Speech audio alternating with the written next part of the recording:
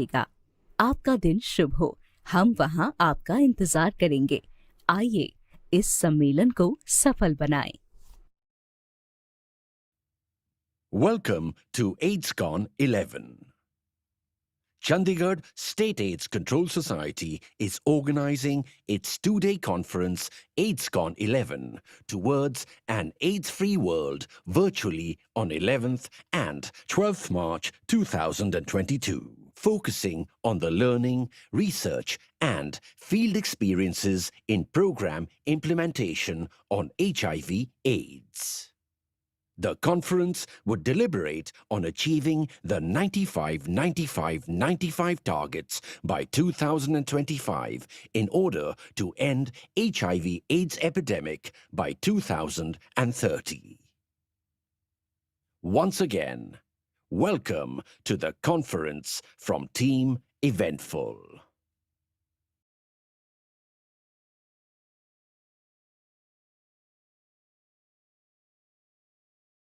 नमस्कार। Chandigarh state AIDS control society HIV/AIDS पर कार्यक्रम कार्यान्वयन में सीखने, अनुसंधान और क्षेत्र के अनुभवों पर ध्यान केंद्रित करते हुए वस्तुतः 11 और 12 मार्च 2022 को 2 दिवसीय सम्मेलन AIDSCON-11 एड्स मुक्त दुनिया की ओर आयोजित कर रहा है। सम्मेलन 2030 तक HIV/AIDS महामारी को समाप्त करने के लिए 2025 तक 95 लक्ष्यों को प्राप्त करने पर विचार विमर्श करेगा। आपका दिन शुभ हो, हम वहाँ आपका इंतजार करेंगे। आइए इस सम्मेलन को सफल बनाएं। Welcome to AIDSCON-11. Chandigarh State AIDS Control Society is organizing its two-day conference AIDSCON-11 towards an AIDS-free world virtually on 11th and 12th March 2022, focusing on the learning, research and field experiences in program implementation on HIV/AIDS. The conference would deliberate on achieving the 95-95-95 targets by 2025 in order to end HIV/AIDS epidemic by 2030. Once again, welcome to the conference from Team Eventful.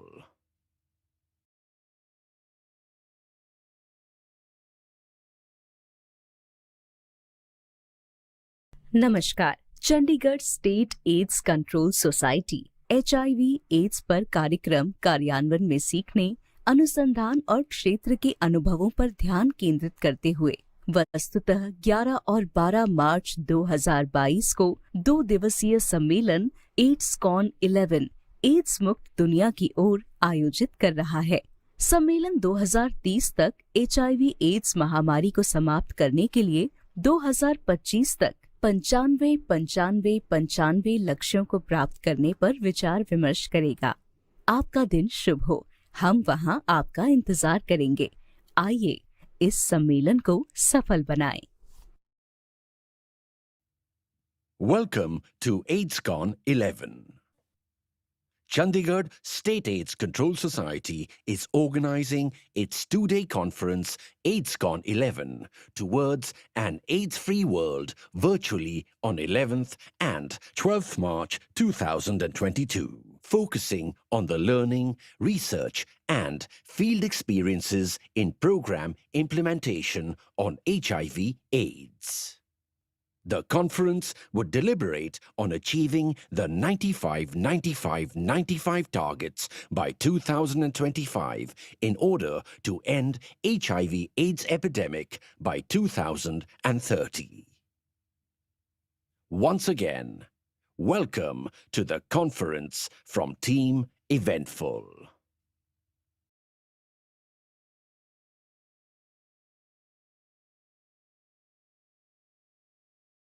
नमस्कार। Chandigarh state AIDS control society HIV/AIDS पर कार्यक्रम कार्यान्वयन में सीखने, अनुसंधान और क्षेत्र के अनुभवों पर ध्यान केंद्रित करते हुए वस्तुतः 11 और 12 मार्च 2022 को 2 दिवसीय सम्मेलन AIDSCON-11 एड्स मुक्त दुनिया की ओर आयोजित कर रहा है।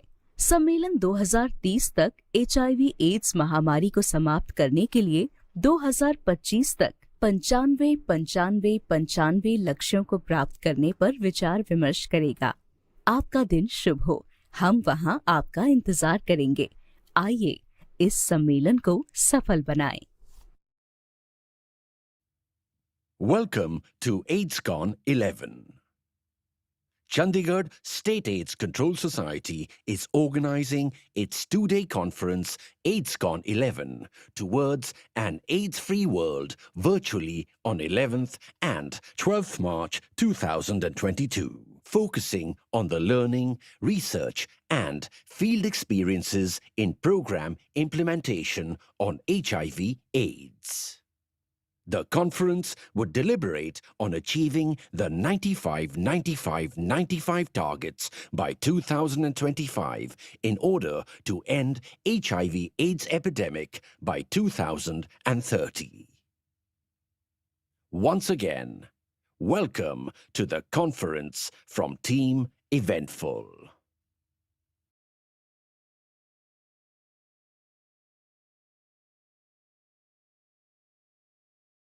नमस्कार। Chandigarh state AIDS control society HIV AIDS पर कार्यक्रम कार्यान्वयन में सीखने, अनुसंधान और क्षेत्र के अनुभवों पर ध्यान केंद्रित करते हुए वस्तुतः 11 और 12 मार्च 2022 को 2 दिवसीय सम्मेलन AIDSCON-11 एड्स मुक्त दुनिया की ओर आयोजित कर रहा है।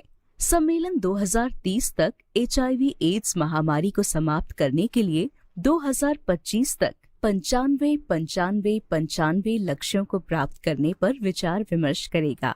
आपका दिन शुभ हो। हम वहां आपका इंतजार करेंगे। आइए इस सम्मेलन को सफल बनाएं। Welcome to AIDSCON-11.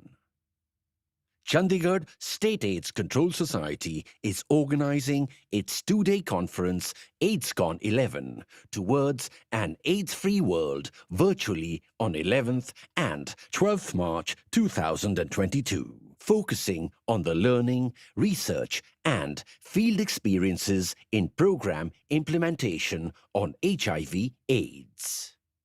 The conference would deliberate on achieving the 95-95-95 targets by 2025 in order to end HIV/AIDS epidemic by 2030.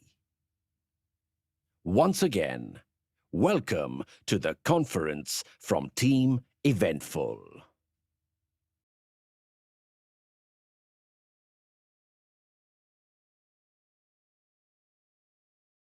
नमस्कार। Chandigarh state AIDS control society HIV AIDS पर कार्यक्रम कार्यान्वयन में सीखने, अनुसंधान और क्षेत्र के अनुभवों पर ध्यान केंद्रित करते हुए वस्तुतः 11 और 12 मार्च 2022 को 2 दिवसीय सम्मेलन AIDSCON-11 एड्स मुक्त दुनिया की ओर आयोजित कर रहा है। सम्मेलन 2030 तक HIV एड्स महामारी को समाप्त करने के लिए 2025 तक 95 लक्ष्यों को प्राप्त करने पर विचार विमर्श करेगा। आपका दिन शुभ हो। हम वहां आपका इंतजार करेंगे। आइए इस सम्मेलन को सफल बनाएं। Welcome to AIDSCON-11. Chandigarh State AIDS Control Society is organizing its two-day conference AIDSCON-11 towards an AIDS-free world virtually on 11th and 12th March 2022, focusing on the learning, research and field experiences in program implementation on HIV/AIDS. The conference would deliberate on achieving the 95-95-95 targets by 2025 in order to end HIV/AIDS epidemic by 2030. Once again, welcome to the conference from Team Eventful.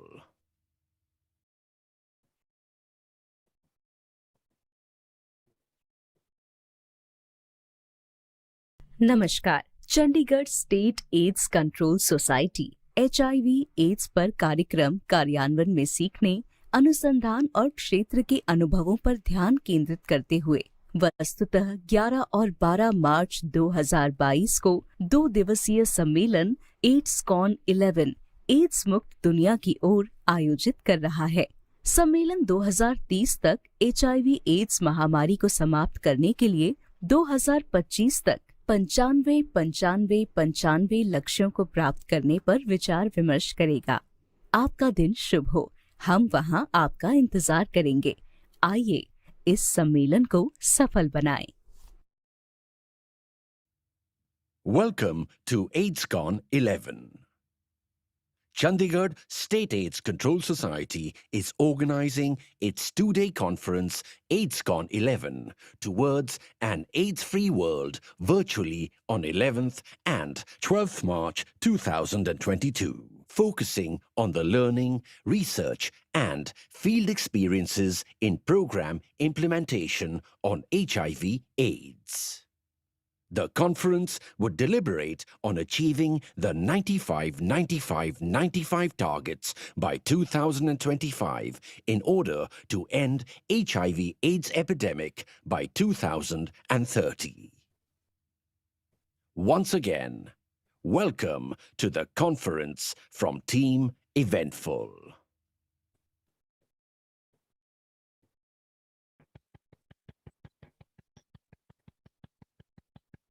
नमस्कार। Chandigarh state AIDS control society HIV AIDS पर कार्यक्रम कार्यान्वयन में सीखने, अनुसंधान और क्षेत्र के अनुभवों पर ध्यान केंद्रित करते हुए वस्तुतः 11 और 12 मार्च 2022 को 2 दिवसीय सम्मेलन AIDSCON-11 एड्स मुक्त दुनिया की ओर आयोजित कर रहा है।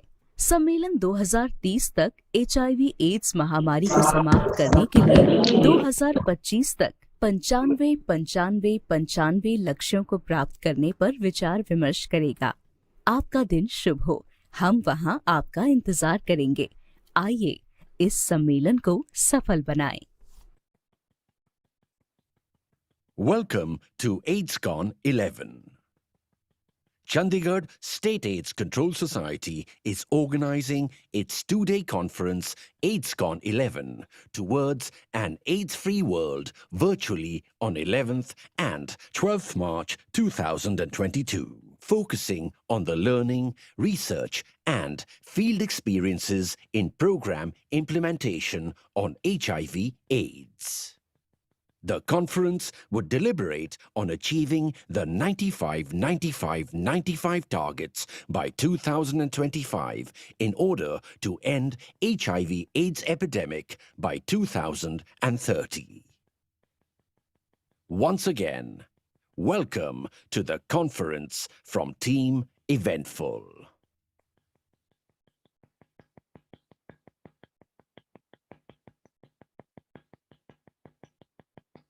नमस्कार। Chandigarh state AIDS control society HIV AIDS पर कार्यक्रम कार्यान्वयन में सीखने, अनुसंधान और क्षेत्र के अनुभवों पर ध्यान केंद्रित करते हुए वस्तुतः 11 और 12 मार्च 2022 को 2 दिवसीय सम्मेलन AIDSCON-11 एड्स मुक्त दुनिया की ओर आयोजित कर रहा है। सम्मेलन 2030 तक HIV एड्स महामारी को समाप्त करने के लिए 2025 तक 95 लक्ष्यों को प्राप्त करने पर विचार विमर्श करेगा। आपका दिन शुभ हो। हम वहां आपका इंतजार करेंगे। आइए इस सम्मेलन को सफल बनाएं। Welcome to AIDSCON-11. Chandigarh State AIDS Control Society is organizing its two-day conference AIDSCON-11 towards an AIDS-free world virtually on 11th and 12th March 2022, focusing on the learning, research and field experiences in program implementation on HIV/AIDS.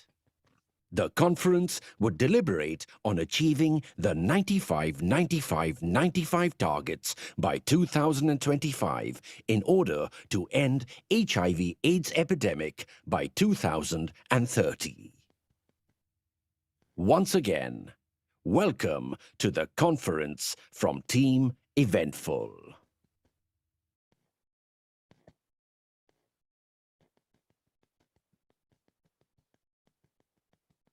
नमस्कार। Chandigarh state AIDS control society HIV AIDS पर कार्यक्रम कार्यान्वयन में सीखने, अनुसंधान और क्षेत्र के अनुभवों पर ध्यान केंद्रित करते हुए वस्तुतः 11 और 12 मार्च 2022 को 2 दिवसीय सम्मेलन AIDSCON-11 एड्स मुक्त दुनिया की ओर आयोजित कर रहा है। सम्मेलन 2030 तक HIV एड्स महामारी को समाप्त करने के लिए 2025 तक 95 लक्ष्यों को प्राप्त करने पर विचार विमर्श करेगा। आपका दिन शुभ हो। हम वहां आपका इंतजार करेंगे। आइए इस सम्मेलन को सफल बनाएं। Welcome to AIDSCON-11. Chandigarh State AIDS Control Society is organizing its two-day conference AIDSCON-11 towards an AIDS-free world virtually on 11th and 12th March 2022, focusing on the learning, research and field experiences in program implementation on HIV/AIDS. The conference would deliberate on achieving the 95-95-95 targets by 2025 in order to end HIV/AIDS epidemic by 2030. Once again, welcome to the conference from Team Eventful. नमस्कार। Chandigarh state AIDS control society HIV AIDS पर कार्यक्रम कार्यान्वयन में सीखने, अनुसंधान और क्षेत्र के अनुभवों पर ध्यान केंद्रित करते हुए वस्तुतः 11 और 12 मार्च 2022 को 2 दिवसीय सम्मेलन AIDSCON-11 एड्स मुक्त दुनिया की ओर आयोजित कर रहा है। सम्मेलन 2030 तक HIV एड्स महामारी को समाप्त करने के लिए 2025 तक 95 लक्ष्यों को प्राप्त करने पर विचार विमर्श करेगा। आपका दिन शुभ हो। हम वहां आपका इंतजार करेंगे। आइए इस सम्मेलन को सफल बनाएं। Welcome to AIDSCON-11. Chandigarh State AIDS Control Society is organizing its two-day conference AIDSCON-11 towards an AIDS-free world virtually on 11th and 12th March 2022, focusing on the learning, research and field experiences in program implementation on HIV/AIDS. The conference would deliberate on achieving the 95-95-95 targets by 2025 in order to end HIV/AIDS epidemic by 2030. Once again, welcome to the conference from Team Eventful.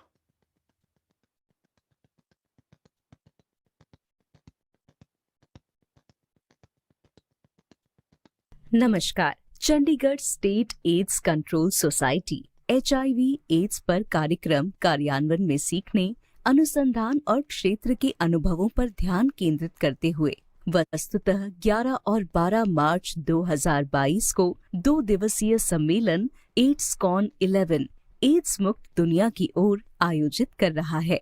सम्मेलन 2030 तक HIV ads महामारी को समाप्त करने के लिए 2025 तक 95 लक्ष्यों को प्राप्त करने पर विचार विमर्श करेगा।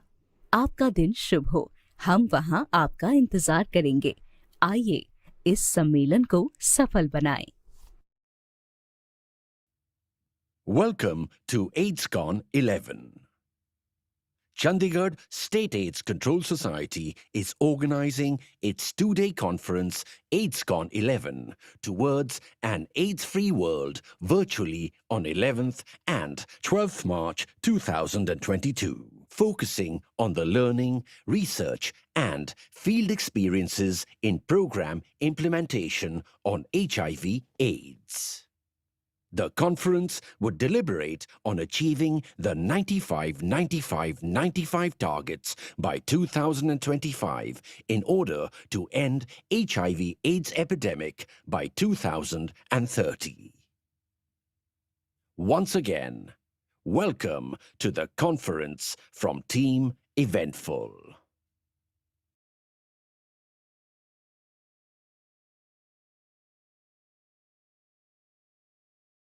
नमस्कार। Chandigarh state AIDS control society HIV AIDS पर कार्यक्रम कार्यान्वयन में सीखने, अनुसंधान और क्षेत्र के अनुभवों पर ध्यान केंद्रित करते हुए वस्तुतः 11 और 12 मार्च 2022 को 2 दिवसीय सम्मेलन AIDSCON-11 एड्स मुक्त दुनिया की ओर आयोजित कर रहा है।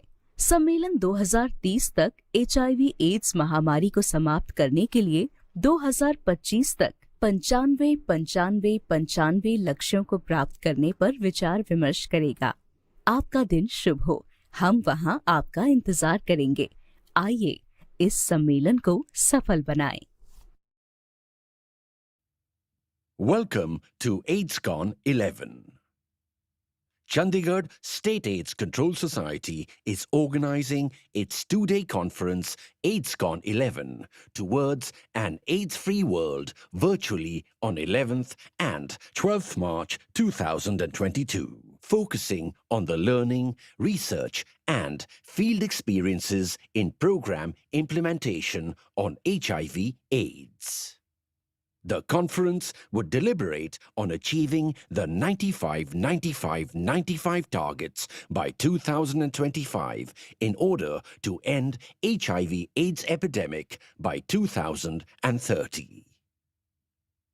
Once again, welcome to the conference from Team Eventful.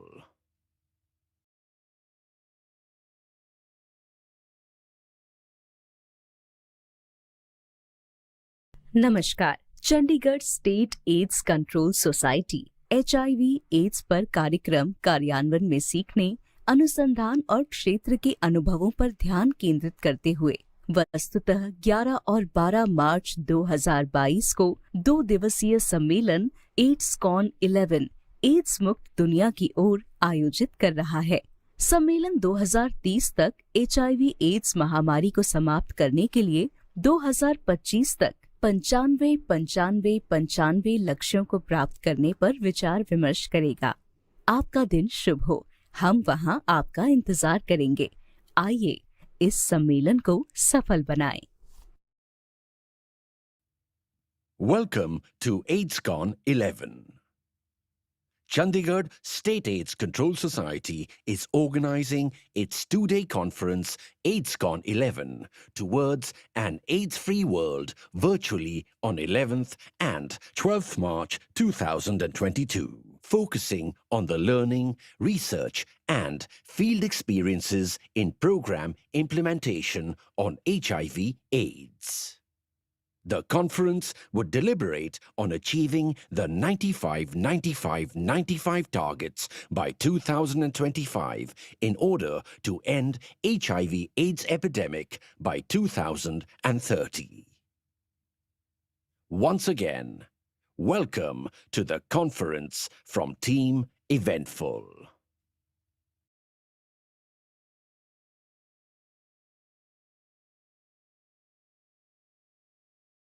नमस्कार। Chandigarh state AIDS control society HIV AIDS पर कार्यक्रम कार्यान्वयन में सीखने, अनुसंधान और क्षेत्र के अनुभवों पर ध्यान केंद्रित करते हुए वस्तुतः 11 और 12 मार्च 2022 को 2 दिवसीय सम्मेलन AIDSCON-11 एड्स मुक्त दुनिया की ओर आयोजित कर रहा है।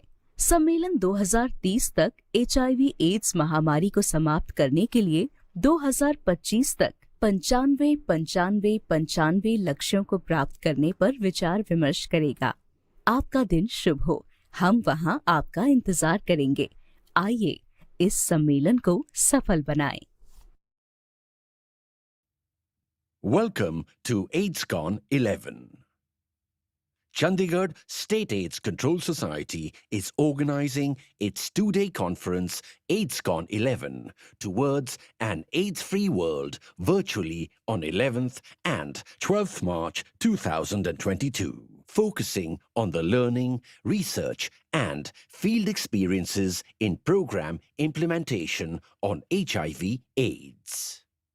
The conference would deliberate on achieving the 95-95-95 targets by 2025 in order to end HIV/AIDS epidemic by 2030. Once again, welcome to the conference from Team Eventful.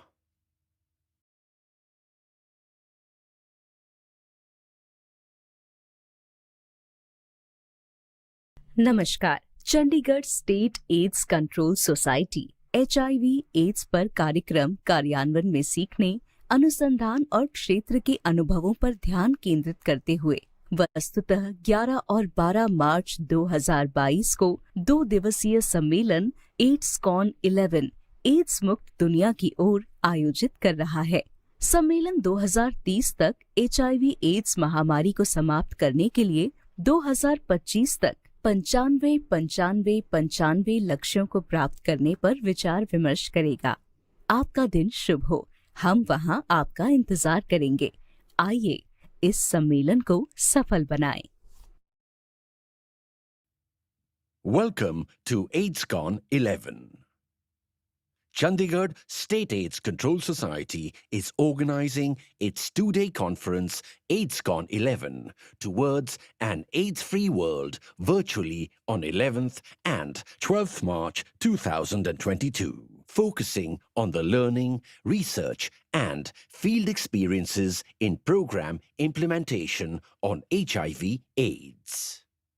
The conference would deliberate on achieving the 95-95-95 targets by 2025 in order to end HIV/AIDS epidemic by 2030. Once again, welcome to the conference from Team Eventful.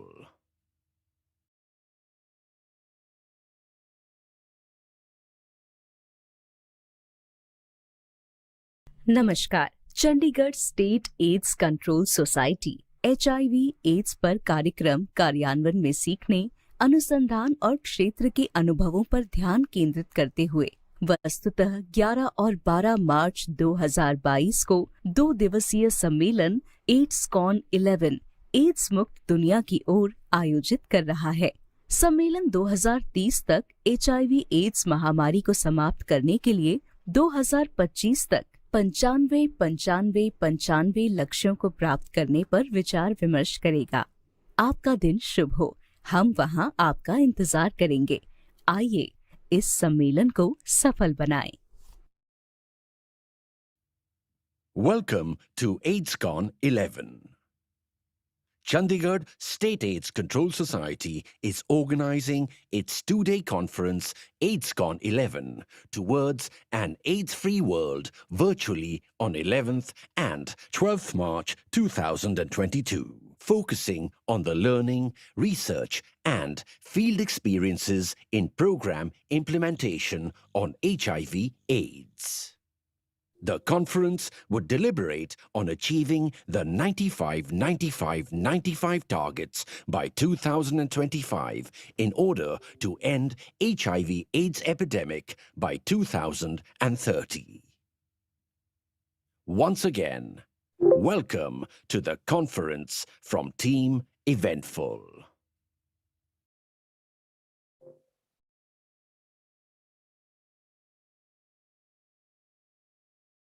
नमस्कार। Chandigarh state AIDS control society HIV/AIDS पर कार्यक्रम कार्यान्वयन में सीखने, अनुसंधान और क्षेत्र के अनुभवों पर ध्यान केंद्रित करते हुए वस्तुतः 11 और 12 मार्च 2022 को 2 दिवसीय सम्मेलन AIDSCON-11 एड्स मुक्त दुनिया की ओर आयोजित कर रहा है। सम्मेलन 2030 तक HIV/AIDS महामारी को समाप्त करने के लिए 2025 तक 95 लक्ष्यों को प्राप्त करने पर विचार विमर्श करेगा। आपका दिन शुभ हो। हम वहां आपका इंतजार करेंगे। आइए इस सम्मेलन को सफल बनाएं। Welcome to AIDSCON-11.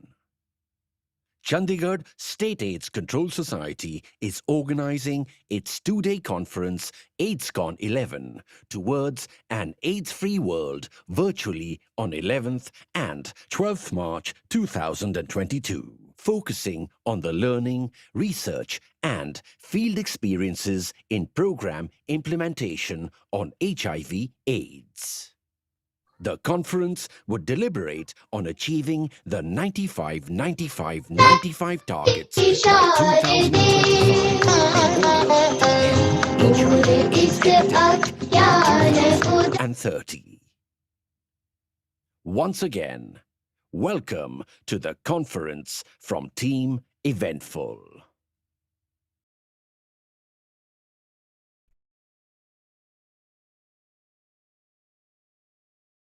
नमस्कार। Chandigarh state AIDS control society HIV/AIDS पर कार्यक्रम कार्यान्वयन में सीखने, अनुसंधान और क्षेत्र के अनुभवों पर ध्यान केंद्रित करते हुए वस्तुतः 11 और 12 मार्च 2022 को 2 दिवसीय सम्मेलन AIDSCON-11 एड्स मुक्त दुनिया की ओर आयोजित कर रहा है। सम्मेलन 2030 तक HIV/AIDS महामारी को समाप्त करने के लिए 2025 तक 95 लक्ष्यों को प्राप्त करने पर विचार विमर्श करेगा। आपका दिन शुभ हो। हम वहां आपका इंतजार करेंगे। आइए इस सम्मेलन को सफल बनाएं। Welcome to AIDSCON-11. Chandigarh State AIDS Control Society is organizing its two-day conference AIDSCON-11 towards an AIDS-free world virtually on 11th and 12th March 2022, focusing on the learning, research and field experiences in program implementation on HIV/AIDS. The conference would deliberate on achieving the 95-95-95 targets by 2025 in order to end HIV/AIDS epidemic by 2030. Once again, welcome to the conference from Team Eventful.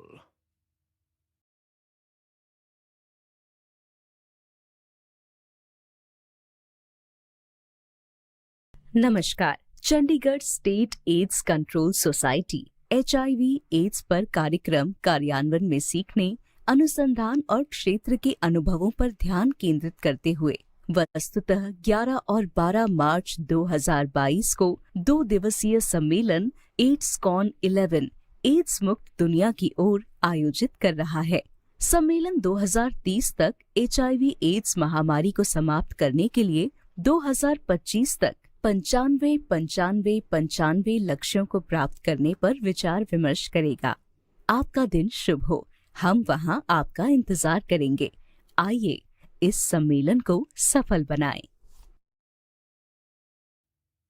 Welcome to AIDSCON-11. Chandigarh State AIDS Control Society is organizing its two-day conference AIDSCON-11 towards an AIDS-free world virtually on 11th and 12th March 2022, focusing on the learning, research and field experiences in program implementation on HIV/AIDS. The conference would deliberate on achieving the 95-95-95 targets by 2025 in order to end HIV/AIDS epidemic by 2030.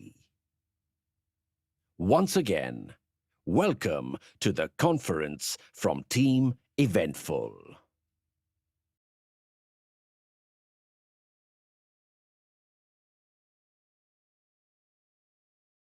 नमस्कार। Chandigarh state AIDS control society HIV/AIDS पर कार्यक्रम कार्यान्वयन में सीखने, अनुसंधान और क्षेत्र के अनुभवों पर ध्यान केंद्रित करते हुए वस्तुतः 11 और 12 मार्च 2022 को 2 दिवसीय सम्मेलन एड्स-कॉन 11 एड्स मुक्त दुनिया की ओर आयोजित कर रहा है। सम्मेलन 2030 तक HIV एड्स महामारी को समाप्त करने के लिए 2025 तक 95 लक्ष्यों को प्राप्त करने पर विचार विमर्श करेगा। आपका दिन शुभ हो। हम वहां आपका इंतजार करेंगे। आइए इस सम्मेलन को सफल बनाएं। Welcome to AIDSCON-11. Chandigarh State AIDS Control Society is organizing its two-day conference AIDSCON-11 towards an AIDS-free world virtually on 11th and 12th March 2022, focusing on the learning, research and field experiences in program implementation on HIV/AIDS. The conference would deliberate on achieving the 95-95-95 targets by 2025 in order to end HIV/AIDS epidemic by 2030. Once again, welcome to the conference from Team Eventful.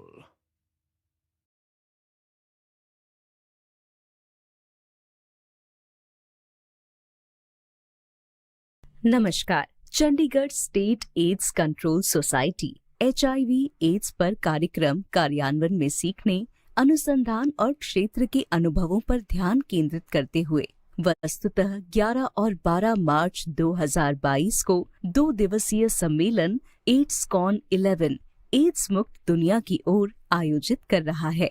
सम्मेलन 2030 तक HIV ads महामारी को समाप्त करने के लिए 2025 तक 95 लक्ष्यों को प्राप्त करने पर विचार विमर्श करेगा।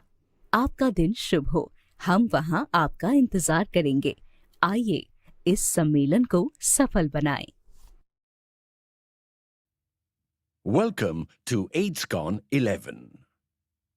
Chandigarh State AIDS Control Society is organizing its two-day conference AIDSCON-11 towards an AIDS-free world virtually on 11th and 12th March 2022, focusing on the learning, research and field experiences in program implementation on HIV/AIDS.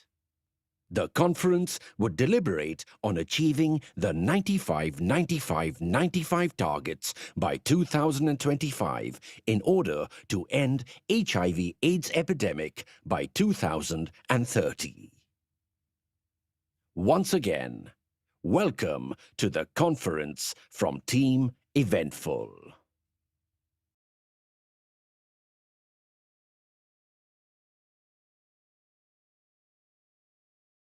नमस्कार। Chandigarh state AIDS control society HIV AIDS पर कार्यक्रम कार्यान्वयन में सीखने, अनुसंधान और क्षेत्र के अनुभवों पर ध्यान केंद्रित करते हुए वस्तुतः 11 और 12 मार्च 2022 को 2 दिवसीय सम्मेलन एड्स-कॉन 11 एड्स मुक्त दुनिया की ओर आयोजित कर रहा है। सम्मेलन 2030 तक HIV एड्स महामारी को समाप्त करने के लिए 2025 तक 95 लक्ष्यों को प्राप्त करने पर विचार विमर्श करेगा। आपका दिन शुभ हो। हम वहां आपका इंतजार करेंगे। आइए इस सम्मेलन को सफल बनाएं। Welcome to AIDSCON-11. Chandigarh State AIDS Control Society is organizing its two-day conference AIDSCON-11 towards an AIDS-free world virtually on 11th and 12th March 2022, focusing on the learning, research and field experiences in program implementation on HIV/AIDS. The conference would deliberate on achieving the 95-95-95 targets by 2025 in order to end HIV/AIDS epidemic by 2030. Once again, welcome to the conference from Team Eventful.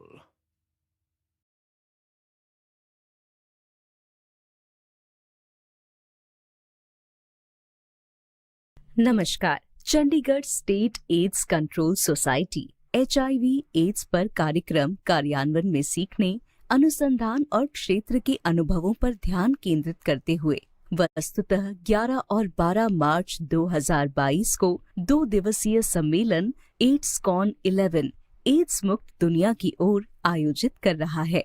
सम्मेलन 2030 तक HIV ads महामारी को समाप्त करने के लिए 2025 तक 95 लक्ष्यों को प्राप्त करने पर विचार विमर्श करेगा। आपका दिन शुभ हो। हम वहां आपका इंतजार करेंगे। आइए इस सम्मेलन को सफल बनाएं। Welcome to AIDSCON-11.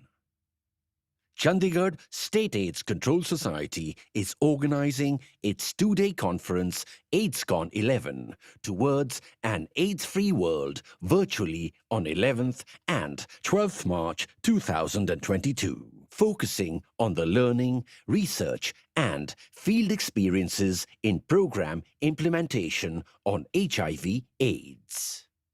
The conference would deliberate on achieving the 95-95-95 targets by 2025 in order to end HIV/AIDS epidemic by 2030.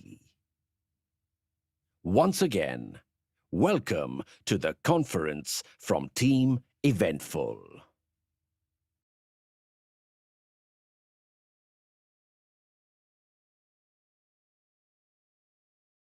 नमस्कार। Chandigarh state AIDS control society HIV AIDS पर कार्यक्रम कार्यान्वयन में सीखने, अनुसंधान और क्षेत्र के अनुभवों पर ध्यान केंद्रित करते हुए वस्तुतः 11 और 12 मार्च 2022 को 2 दिवसीय सम्मेलन एड्सकॉन 11 एड्स मुक्त दुनिया की ओर आयोजित कर रहा है।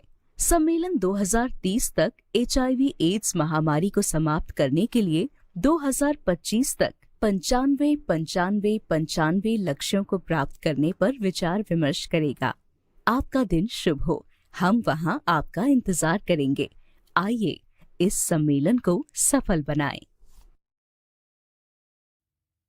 Welcome to AIDSCON-11. Chandigarh State AIDS Control Society is organizing its two-day conference AIDSCON-11 towards an AIDS-free world virtually on 11th and 12th March 2022, focusing on the learning, research and field experiences in program implementation on HIV/AIDS. The conference would deliberate on achieving the 95-95-95 targets by 2025 in order to end HIV/AIDS epidemic by 2030.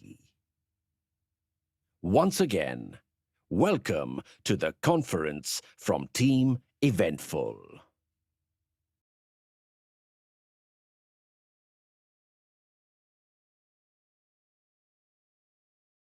नमस्कार। Chandigarh state AIDS control society HIV AIDS पर कार्यक्रम कार्यान्वयन में सीखने, अनुसंधान और क्षेत्र के अनुभवों पर ध्यान केंद्रित करते हुए वस्तुतः 11 और 12 मार्च 2022 को 2 दिवसीय सम्मेलन एड्सकॉन 11 एड्स मुक्त दुनिया की ओर आयोजित कर रहा है। सम्मेलन 2030 तक HIV एड्स महामारी को समाप्त करने के लिए 2025 तक 95 लक्ष्यों को प्राप्त करने पर विचार विमर्श करेगा। आपका दिन शुभ हो। हम वहां आपका इंतजार करेंगे। आइए इस सम्मेलन को सफल बनाएं। Welcome to AIDSCON-11. Chandigarh State AIDS Control Society is organizing its two-day conference AIDSCON-11 towards an AIDS-free world virtually on 11th and 12th March 2022, focusing on the learning, research and field experiences in program implementation on HIV/AIDS. The conference would deliberate on achieving the 95-95-95 targets by 2025 in order to end HIV/AIDS epidemic by 2030.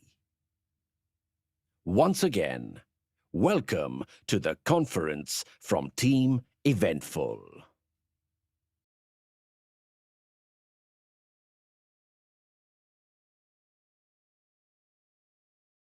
नमस्कार। Chandigarh state AIDS control society HIV AIDS पर कार्यक्रम कार्यान्वयन में सीखने, अनुसंधान और क्षेत्र के अनुभवों पर ध्यान केंद्रित करते हुए वस्तुतः 11 और 12 मार्च 2022 को 2 दिवसीय सम्मेलन AIDSCON-11 एड्स मुक्त दुनिया की ओर आयोजित कर रहा है। सम्मेलन 2030 तक HIV एड्स महामारी को समाप्त करने के लिए 2025 तक 95 लक्ष्यों को प्राप्त करने पर विचार विमर्श करेगा। आपका दिन शुभ हो। हम वहां आपका इंतजार करेंगे। आइए इस सम्मेलन को सफल बनाएं। Welcome to AIDSCON-11. Chandigarh State AIDS Control Society is organizing its two-day conference AIDSCON-11 towards an AIDS-free world virtually on 11th and 12th March 2022, focusing on the learning, research and field experiences in program implementation on HIV/AIDS. The conference would deliberate on achieving the 95-95-95 targets by 2025 in order to end HIV/AIDS epidemic by 2030. Once again, welcome to the conference from Team Eventful.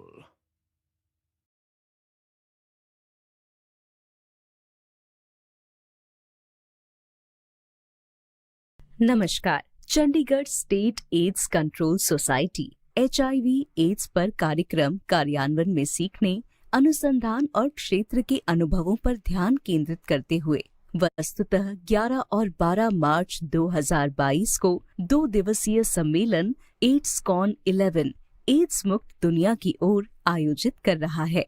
सम्मेलन 2030 तक HIV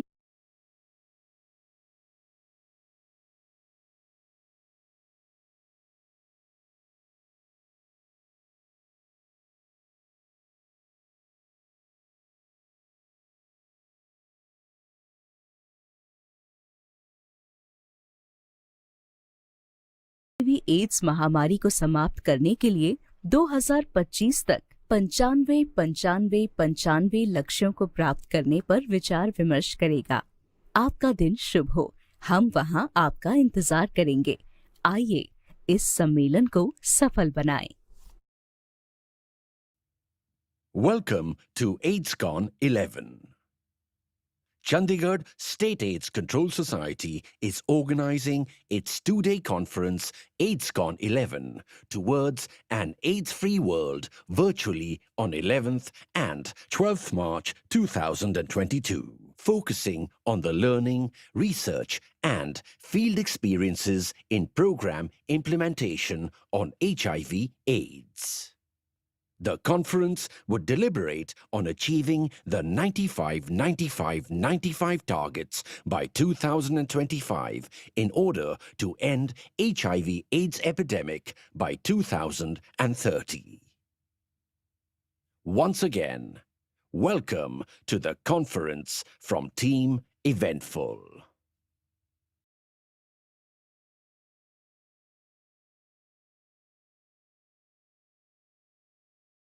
नमस्कार। Chandigarh state AIDS control society HIV AIDS पर कार्यक्रम कार्यान्वयन में सीखने, अनुसंधान और क्षेत्र के अनुभवों पर ध्यान केंद्रित करते हुए वस्तुतः 11 और 12 मार्च 2022 को 2 दिवसीय सम्मेलन AIDSCON-11 एड्स मुक्त दुनिया की ओर आयोजित कर रहा है। सम्मेलन 2030 तक HIV/AIDS महामारी को समाप्त करने के लिए 2025 तक 95 लक्ष्यों को प्राप्त करने पर विचार विमर्श करेगा। आपका दिन शुभ हो। हम वहां आपका इंतजार करेंगे। आइए इस सम्मेलन को सफल बनाएं। Welcome to AIDSCON-11. Chandigarh State AIDS Control Society is organizing its two-day conference AIDSCON-11 towards an AIDS-free world virtually on 11th and 12th March 2022, focusing on the learning, research and field experiences in program implementation on HIV/AIDS. The conference would deliberate on achieving the 95-95-95 targets by 2025 in order to end HIV/AIDS epidemic by 2030. Once again, welcome to the conference from Team Eventful.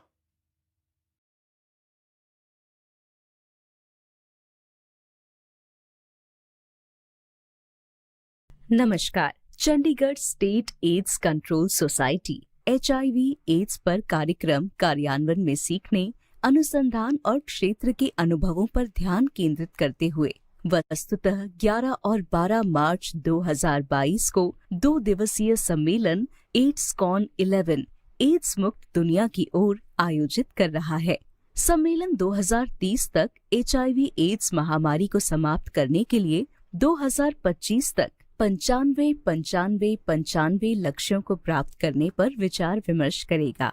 आपका दिन शुभ हो। हम वहां आपका इंतजार करेंगे। आइए इस सम्मेलन को सफल बनाएं। Welcome to AIDSCON-11. Chandigarh State AIDS Control Society is organizing its two-day conference AIDSCON-11 towards an AIDS-free world virtually on 11th and 12th March 2022, focusing on the learning, research and field experiences in program implementation on HIV/AIDS. The conference would deliberate on achieving the 95-95-95 targets by 2025 in order to end HIV/AIDS epidemic by 2030. Once again, welcome to the conference from Team Eventful.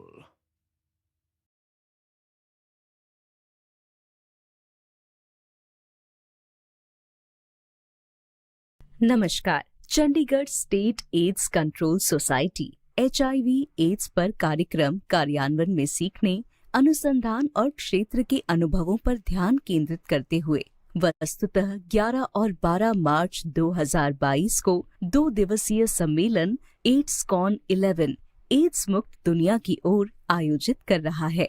सम्मेलन 2030 तक HIV/AIDS महामारी को समाप्त करने के लिए 2025 तक 95 लक्ष्यों को प्राप्त करने पर विचार विमर्श करेगा। आपका दिन शुभ हो। हम वहां आपका इंतजार करेंगे। आइए इस सम्मेलन को सफल बनाएं। Welcome to AIDSCON-11.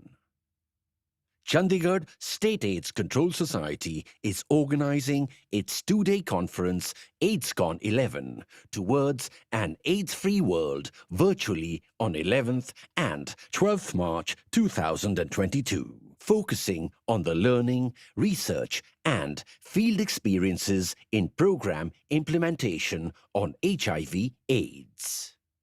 The conference would deliberate on achieving the 95-95-95 targets by 2025 in order to end HIV/AIDS epidemic by 2030. Once again, welcome to the conference from Team Eventful.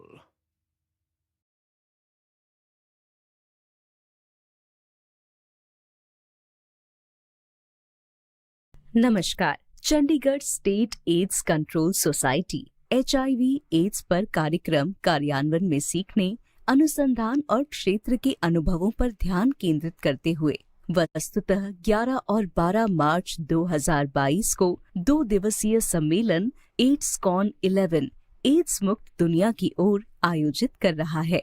सम्मेलन 2030 तक HIV/AIDS महामारी को समाप्त करने के लिए 2025 तक 95 लक्ष्यों को प्राप्त करने पर विचार विमर्श करेगा।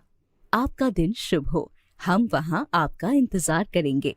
आइए इस सम्मेलन को सफल बनाएं। Welcome to AIDSCON-11. Chandigarh State AIDS Control Society is organizing its two-day conference AIDSCON-11 towards an AIDS-free world virtually on 11th and 12th March 2022, focusing on the learning, research and field experiences in program implementation on HIV/AIDS. The conference would deliberate on achieving the 95-95-95 targets by 2025 in order to end HIV/AIDS epidemic by 2030. Once again, welcome to the conference from Team Eventful.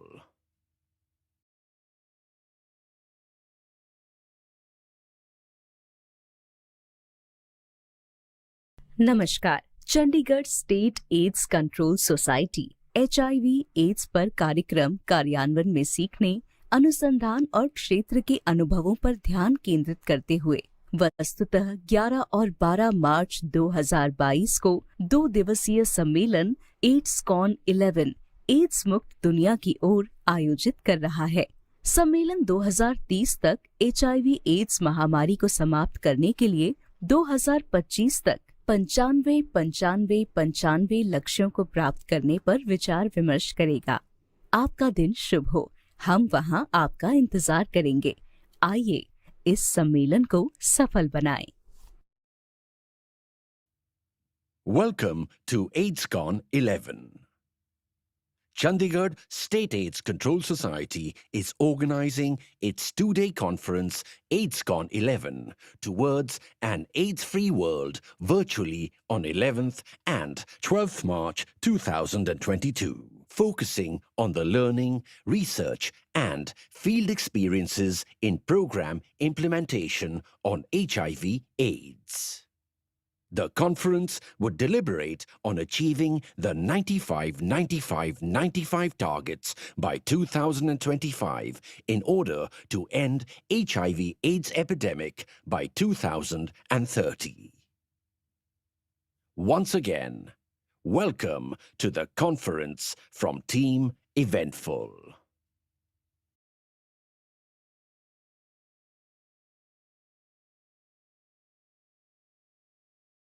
नमस्कार। Chandigarh state AIDS control society HIV/AIDS पर कार्यक्रम कार्यान्वयन में सीखने, अनुसंधान और क्षेत्र के अनुभवों पर ध्यान केंद्रित करते हुए वस्तुतः 11 और 12 मार्च 2022 को 2 दिवसीय सम्मेलन AIDSCON-11 एड्स मुक्त दुनिया की ओर आयोजित कर रहा है।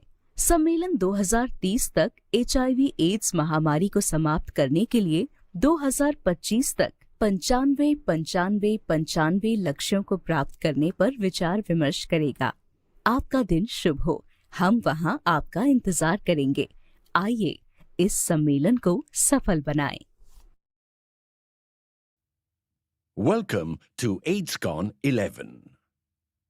Chandigarh State AIDS Control Society is organizing its two-day conference AIDSCON-11 towards an AIDS-free world virtually on 11th and 12th March 2022, focusing on the learning, research and field experiences in program implementation on HIV/AIDS. The conference would deliberate on achieving the 95-95-95 targets by 2025 in order to end HIV/AIDS epidemic by 2030. Once again, welcome to the conference from Team Eventful.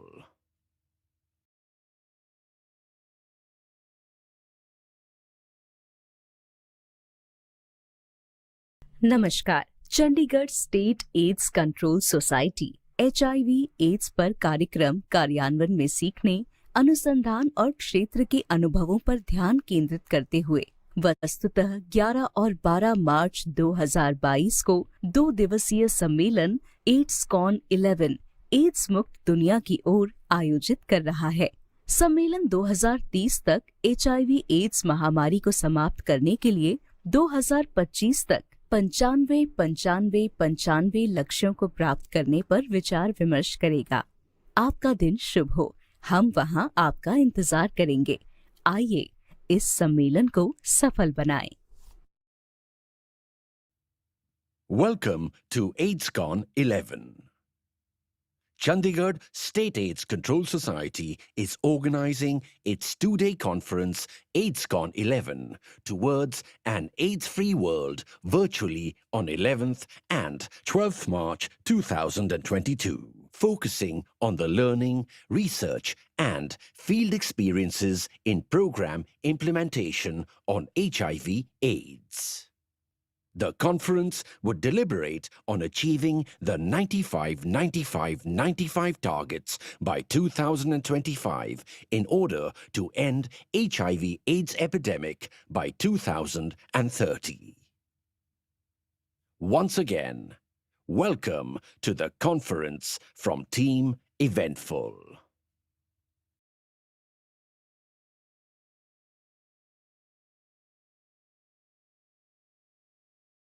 नमस्कार। Chandigarh state AIDS control society HIV AIDS पर कार्यक्रम कार्यान्वयन में सीखने, अनुसंधान और क्षेत्र के अनुभवों पर ध्यान केंद्रित करते हुए वस्तुतः 11 और 12 मार्च 2022 को 2 दिवसीय सम्मेलन एड्स-कॉन 11 एड्स मुक्त दुनिया की ओर आयोजित कर रहा है। सम्मेलन 2030 तक HIV एड्स महामारी को समाप्त करने के लिए 2025 तक 95 लक्ष्यों को प्राप्त करने पर विचार विमर्श करेगा। आपका दिन शुभ हो। हम वहां आपका इंतजार करेंगे। आइए इस सम्मेलन को सफल बनाएं। Welcome to AIDSCON-11. Chandigarh State AIDS Control Society is organizing its two-day conference AIDSCON-11 towards an AIDS-free world virtually on 11th and 12th March 2022, focusing on the learning, research and field experiences in program implementation on HIV/AIDS. The conference would deliberate on achieving the 95-95-95 targets by 2025 in order to end HIV/AIDS epidemic by 2030. Once again, welcome to the conference from Team Eventful.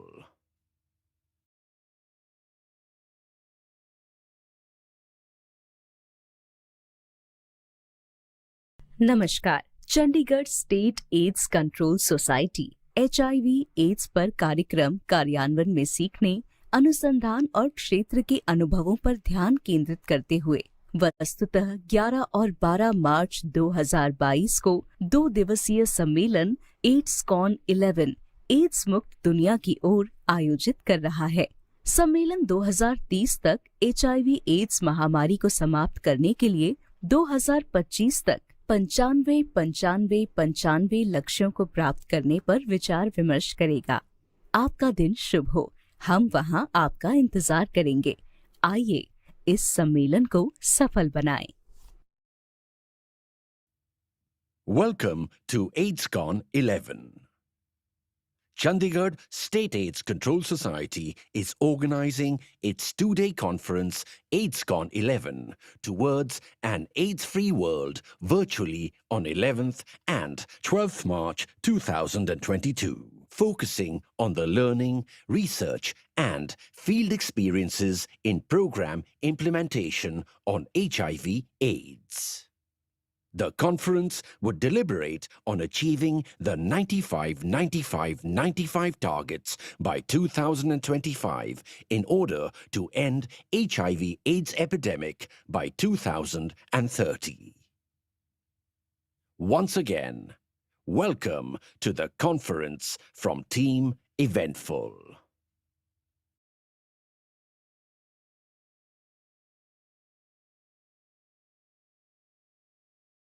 नमस्कार। Chandigarh state AIDS control society HIV AIDS पर कार्यक्रम कार्यान्वयन में सीखने, अनुसंधान और क्षेत्र के अनुभवों पर ध्यान केंद्रित करते हुए वस्तुतः 11 और 12 मार्च 2022 को 2 दिवसीय सम्मेलन AIDSCON-11 एड्स मुक्त दुनिया की ओर आयोजित कर रहा है।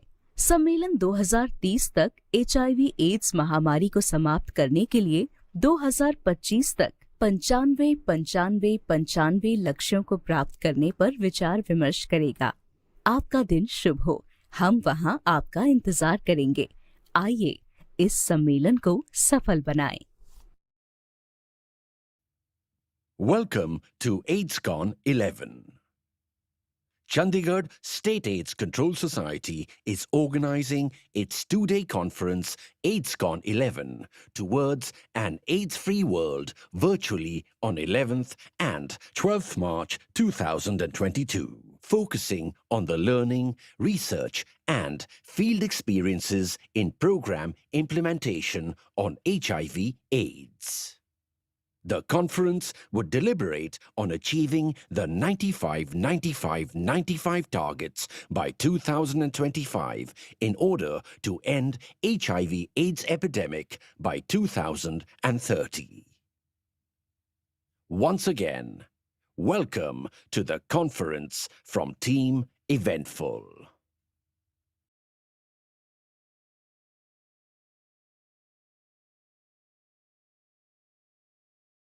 नमस्कार। Chandigarh state AIDS control society HIV AIDS पर कार्यक्रम कार्यान्वयन में सीखने, अनुसंधान और क्षेत्र के अनुभवों पर ध्यान केंद्रित करते हुए वस्तुतः 11 और 12 मार्च 2022 को 2 दिवसीय सम्मेलन AIDSCON-11 एड्स मुक्त दुनिया की ओर आयोजित कर रहा है। सम्मेलन 2030 तक HIV एड्स महामारी को समाप्त करने के लिए 2025 तक 95 लक्ष्यों को प्राप्त करने पर विचार विमर्श करेगा। आपका दिन शुभ हो। हम वहां आपका इंतजार करेंगे। आइए इस सम्मेलन को सफल बनाएं। Welcome to AIDSCON-11.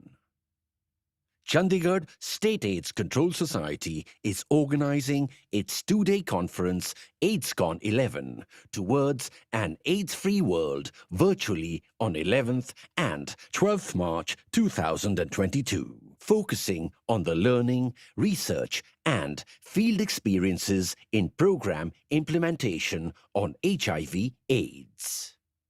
The conference would deliberate on achieving the 95-95-95 targets by 2025 in order to end HIV/AIDS epidemic by 2030. Once again, welcome to the conference from Team Eventful.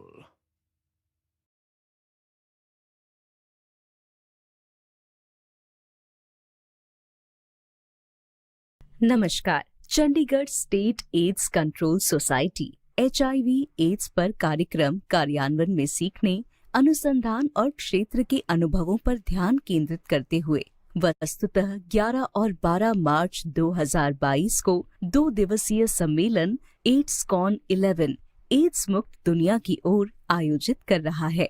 सम्मेलन 2030 तक HIV एड्स महामारी को समाप्त करने के लिए 2025 तक 95 लक्ष्यों को प्राप्त करने पर विचार विमर्श करेगा। आपका दिन शुभ हो। हम वहां आपका इंतजार करेंगे।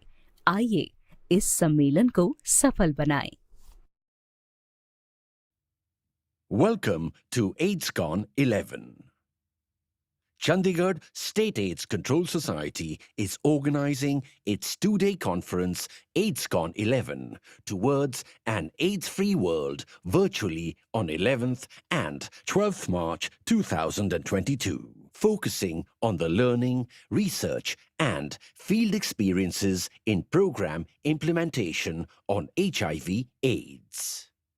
The conference would deliberate on achieving the 95-95-95 targets by 2025 in order to end HIV/AIDS epidemic by 2030.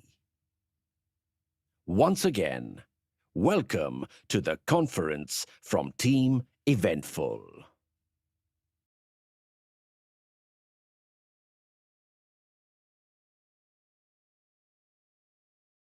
नमस्कार। Chandigarh state AIDS control society HIV AIDS पर कार्यक्रम कार्यान्वयन में सीखने, अनुसंधान और क्षेत्र के अनुभवों पर ध्यान केंद्रित करते हुए वस्तुतः 11 और 12 मार्च 2022 को 2 दिवसीय सम्मेलन AIDSCON-11 एड्स मुक्त दुनिया की ओर आयोजित कर रहा है। सम्मेलन 2030 तक HIV एड्स महामारी को समाप्त करने के लिए 2025 तक 95 लक्ष्यों को प्राप्त करने पर विचार विमर्श करेगा। आपका दिन शुभ हो। हम वहां आपका इंतजार करेंगे। आइए इस सम्मेलन को सफल बनाएं। Welcome to AIDSCON-11. Chandigarh State AIDS Control Society is organizing its two-day conference AIDSCON-11 towards an AIDS-free world virtually on 11th and 12th March 2022, focusing on the learning, research and field experiences in program implementation on HIV/AIDS. The conference would deliberate on achieving the 95-95-95 targets by 2025 in order to end HIV/AIDS epidemic by 2030. Once again, welcome to the conference from Team Eventful.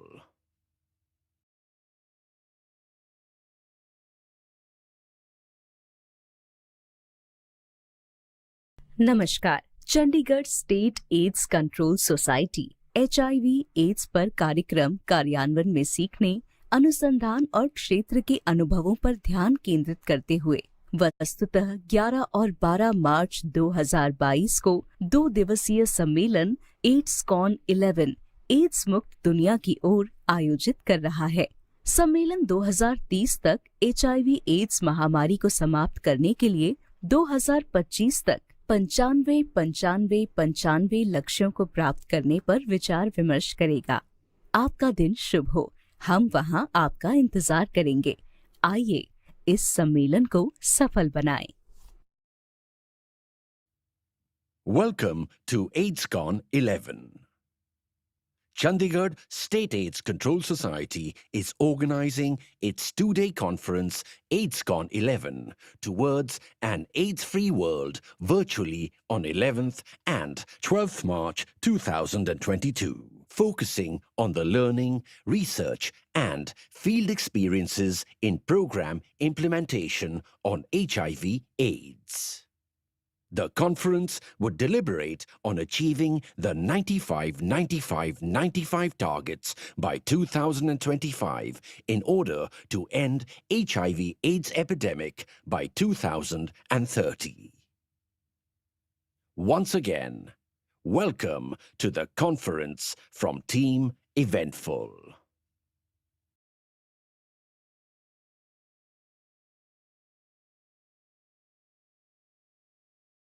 नमस्कार। Chandigarh state AIDS control society HIV AIDS पर कार्यक्रम कार्यान्वयन में सीखने, अनुसंधान और क्षेत्र के अनुभवों पर ध्यान केंद्रित करते हुए वस्तुतः 11 और 12 मार्च 2022 को 2 दिवसीय सम्मेलन AIDSCON-11 एड्स मुक्त दुनिया की ओर आयोजित कर रहा है। सम्मेलन 2030 तक HIV एड्स महामारी को समाप्त करने के लिए 2025 तक 95 लक्ष्यों को प्राप्त करने पर विचार विमर्श करेगा। आपका दिन शुभ हो। हम वहां आपका इंतजार करेंगे। आइए इस सम्मेलन को सफल बनाएं। Welcome to AIDSCON-11. Chandigarh State AIDS Control Society is organizing its two-day conference AIDSCON-11 towards an AIDS-free world virtually on 11th and 12th March 2022, focusing on the learning, research and field experiences in program implementation on HIV/AIDS. The conference would deliberate on achieving the 95-95-95 targets by 2025 in order to end HIV/AIDS epidemic by 2030. Once again, welcome to the conference from Team Eventful.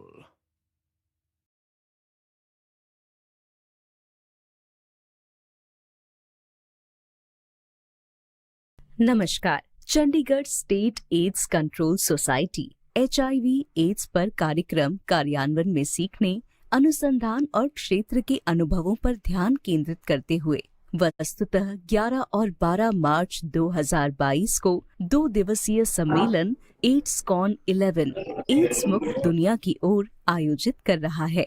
सम्मेलन 2030 तक HIV ads महामारी को समाप्त करने के लिए 2025 तक 95 लक्ष्यों को प्राप्त करने पर विचार विमर्श करेगा। आपका दिन शुभ हो। हम वहां आपका इंतजार करेंगे। आइए इस सम्मेलन को सफल बनाएं। Welcome to AIDSCON-11. Chandigarh State AIDS Control Society is organizing its two-day conference AIDSCON-11 towards an AIDS-free world virtually on 11th and 12th March 2022, focusing on the learning, research and field experiences in program implementation on HIV/AIDS. The conference would deliberate on achieving the 95-95-95 targets by 2025 in order to end HIV/AIDS epidemic by 2030. Once again, welcome to the conference from Team Eventful.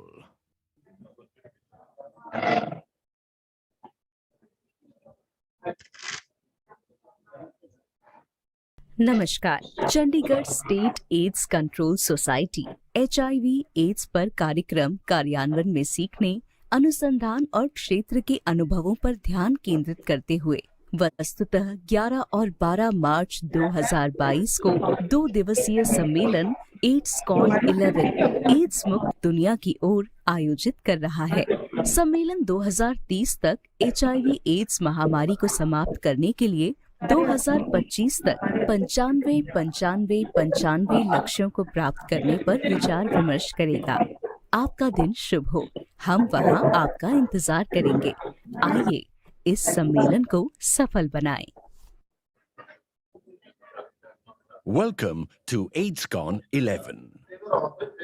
Chandigarh State AIDS Control Society is organizing its two-day conference AIDSCON-11 towards an AIDS-free world virtually on 11th and 12th March 2022, focusing on the learning, research and field experiences in program implementation on HIV/AIDS. The conference would deliberate on achieving the 95-95-95 targets by 2025 in order to end HIV/AIDS epidemic by 2030. Once again, welcome to the conference from Team Eventful.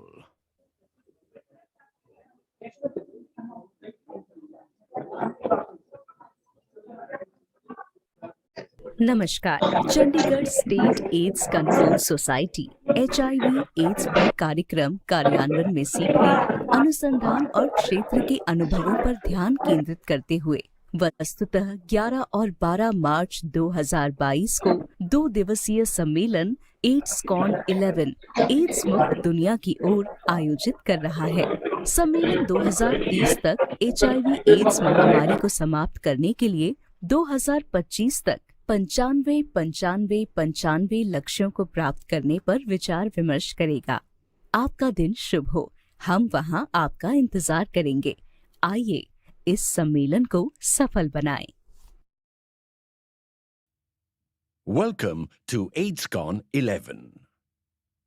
Chandigarh State AIDS Control Society is organizing its two-day conference AIDSCON-11 towards an AIDS-free world virtually on 11th and 12th March 2022, focusing on the learning, research and field experiences in program implementation on HIV/AIDS. The conference would deliberate on achieving the 95-95-95 targets by 2025 in order to end HIV/AIDS epidemic by 2030. Once again, welcome to the conference from Team Eventful.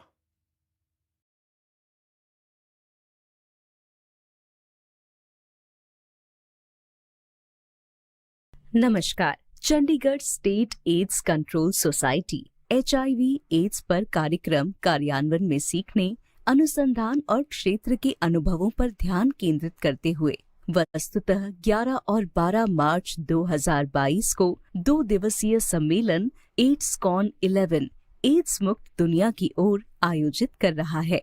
सम्मेलन 2030 तक HIV/AIDS महामारी को समाप्त करने के लिए 2025 तक 95 लक्ष्यों को प्राप्त करने पर विचार विमर्श करेगा।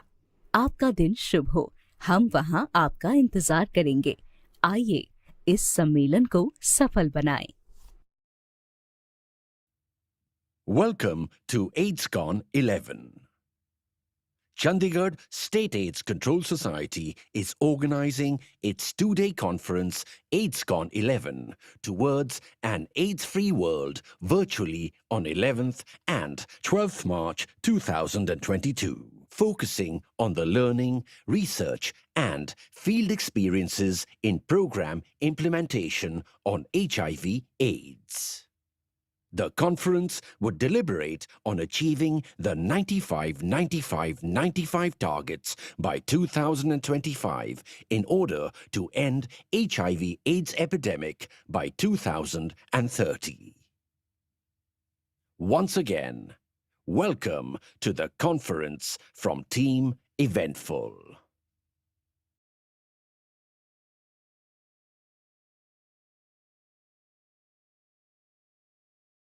नमस्कार। Chandigarh state AIDS control society HIV/AIDS पर कार्यक्रम कार्यान्वयन में सीखने, अनुसंधान और क्षेत्र के अनुभवों पर ध्यान केंद्रित करते हुए वस्तुतः 11 और 12 मार्च 2022 को 2 दिवसीय सम्मेलन AIDSCON-11 एड्स मुक्त दुनिया की ओर आयोजित कर रहा है। सम्मेलन 2030 तक HIV/AIDS महामारी को समाप्त करने के लिए 2025 तक 95 लक्ष्यों को प्राप्त करने पर विचार विमर्श करेगा। आपका दिन शुभ हो। हम वहां आपका इंतजार करेंगे। आइए इस सम्मेलन को सफल बनाएं। Welcome to AIDSCON-11. Chandigarh State AIDS Control Society is organizing its two-day conference AIDSCON-11 towards an AIDS-free world virtually on 11th and 12th March 2022, focusing on the learning, research and field experiences in program implementation on HIV/AIDS. The conference would deliberate on achieving the 95-95-95 targets by 2025 in order to end HIV/AIDS epidemic by 2030. Once again, welcome to the conference from Team Eventful.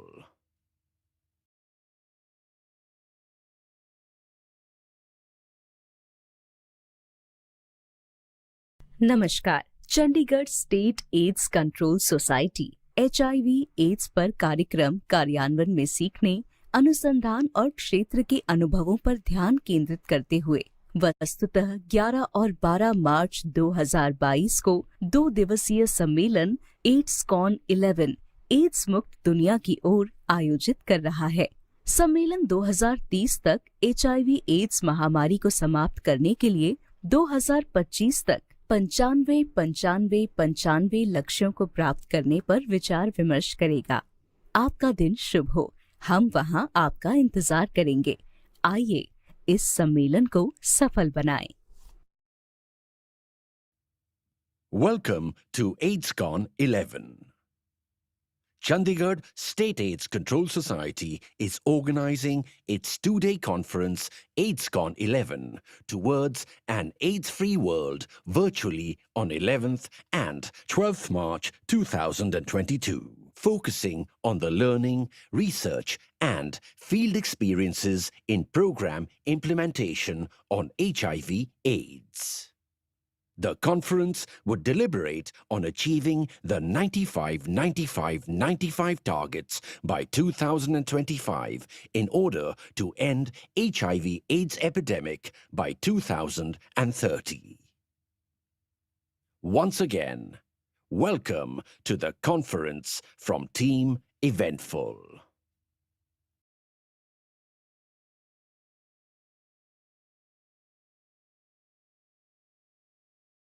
नमस्कार। Chandigarh state AIDS control society HIV/AIDS पर कार्यक्रम कार्यान्वयन में सीखने, अनुसंधान और क्षेत्र के अनुभवों पर ध्यान केंद्रित करते हुए वस्तुतः 11 और 12 मार्च 2022 को 2 दिवसीय सम्मेलन AIDSCON-11 एड्स मुक्त दुनिया की ओर आयोजित कर रहा है। सम्मेलन 2030 तक HIV/AIDS महामारी को समाप्त करने के लिए 2025 तक 95-95-95 लक्ष्यों को प्राप्त करने पर विचार विमर्श करेगा। आपका दिन शुभ हो। हम वहां आपका इंतजार करेंगे। आइए इस सम्मेलन को सफल बनाएं। Welcome to AIDSCON-11. Chandigarh State AIDS Control Society is organizing its two-day conference AIDSCON-11 towards an AIDS-free world virtually on 11th and 12th March 2022, focusing on the learning, research and field experiences in program implementation on HIV/AIDS. The conference would deliberate on achieving the 95-95-95 targets by 2025 in order to end HIV/AIDS epidemic by 2030. Once again, welcome to the conference from Team Eventful.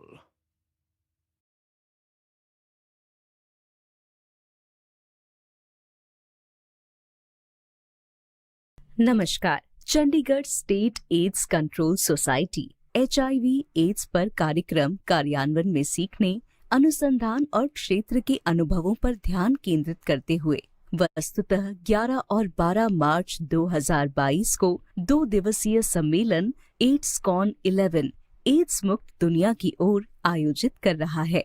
सम्मेलन 2030 तक HIV/AIDS महामारी को समाप्त करने के लिए 2025 तक 95-95-95 लक्ष्यों को प्राप्त करने पर विचार विमर्श करेगा। आपका दिन शुभ हो। हम वहां आपका इंतजार करेंगे। आइए इस सम्मेलन को सफल बनाएं। Welcome to AIDSCON-11. Chandigarh State AIDS Control Society is organizing its two-day conference AIDSCON-11 towards an AIDS-free world virtually on 11th and 12th March 2022, focusing on the learning, research and field experiences in program implementation on HIV/AIDS. The conference would deliberate on achieving the 95-95-95 targets by 2025 in order to end HIV/AIDS epidemic by 2030.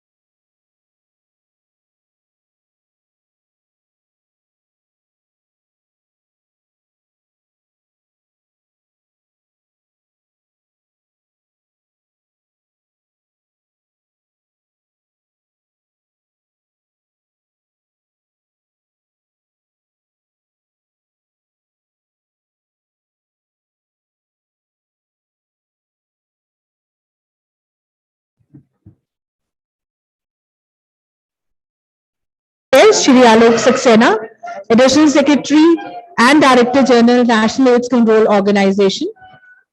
Our guest of honor, Shri Yashpal Garg, IAS, Secretary Health, UT Chandigarh. Please put your hands together for our chief guest and our guest of honor, and our special guest, Dr. Suman, Director Health Services, UT Chandigarh. I would request our project director, Dr. Amandeep Kang, to please give a floral welcome to our chief guest, Shri Alok Saxena, Additional Secretary and Director General, National AIDS Control Organization. We welcome you, sir.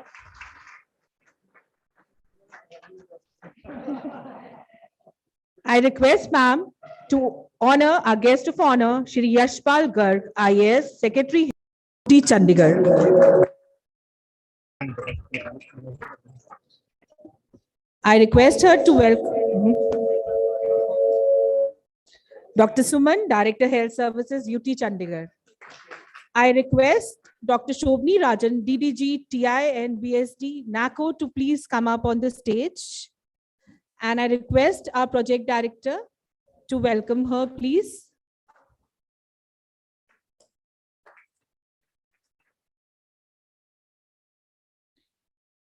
Please be seated.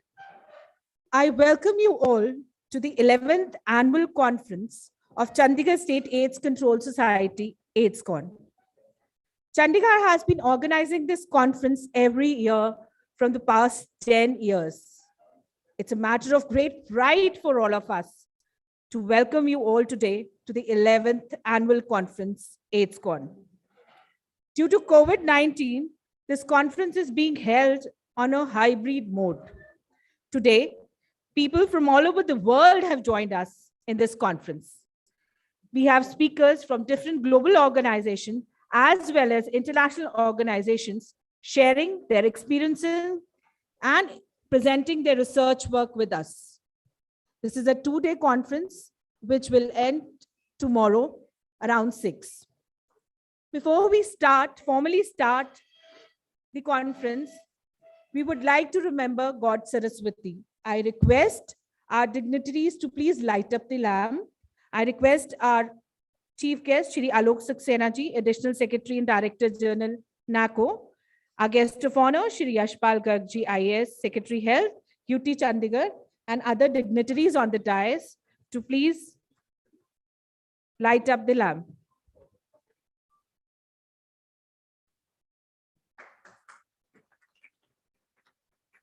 Remembering God Saraswati to shower her blessing on us. As we all know that our relationship with light is as old as our beginnings.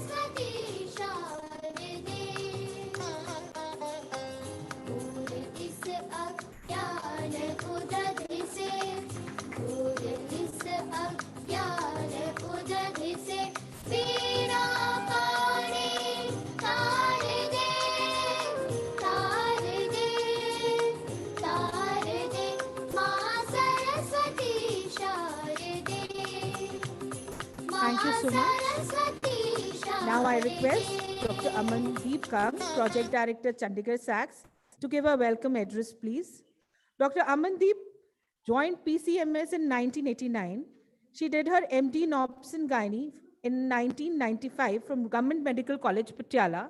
She has served as HOD in Obs and Gynae and Dean in Academics in DNB program in GMSH 16, Chandigarh. She has been awarded twice by His Excellency, the Administrator UT Chandigarh, for her excellent working during COVID-19 pandemic. It's an honor to welcome her.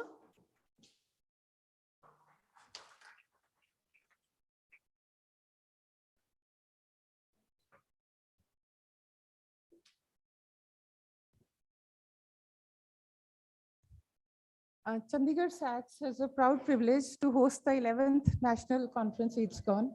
It is an honor to welcome our chief guest, Shri Lakshit Senaji, Additional Secretary and Director General NACO. He has come all the way from New Delhi to guide and encourage us. I'm sure we will all gain from his vast experience. I welcome our guest of honor, Shri Yashpal Garg, Secretary Health UT Chandigarh. We are indebted for his constant support and guidance in achieving our targets and taking time out of his busy schedule to be with us.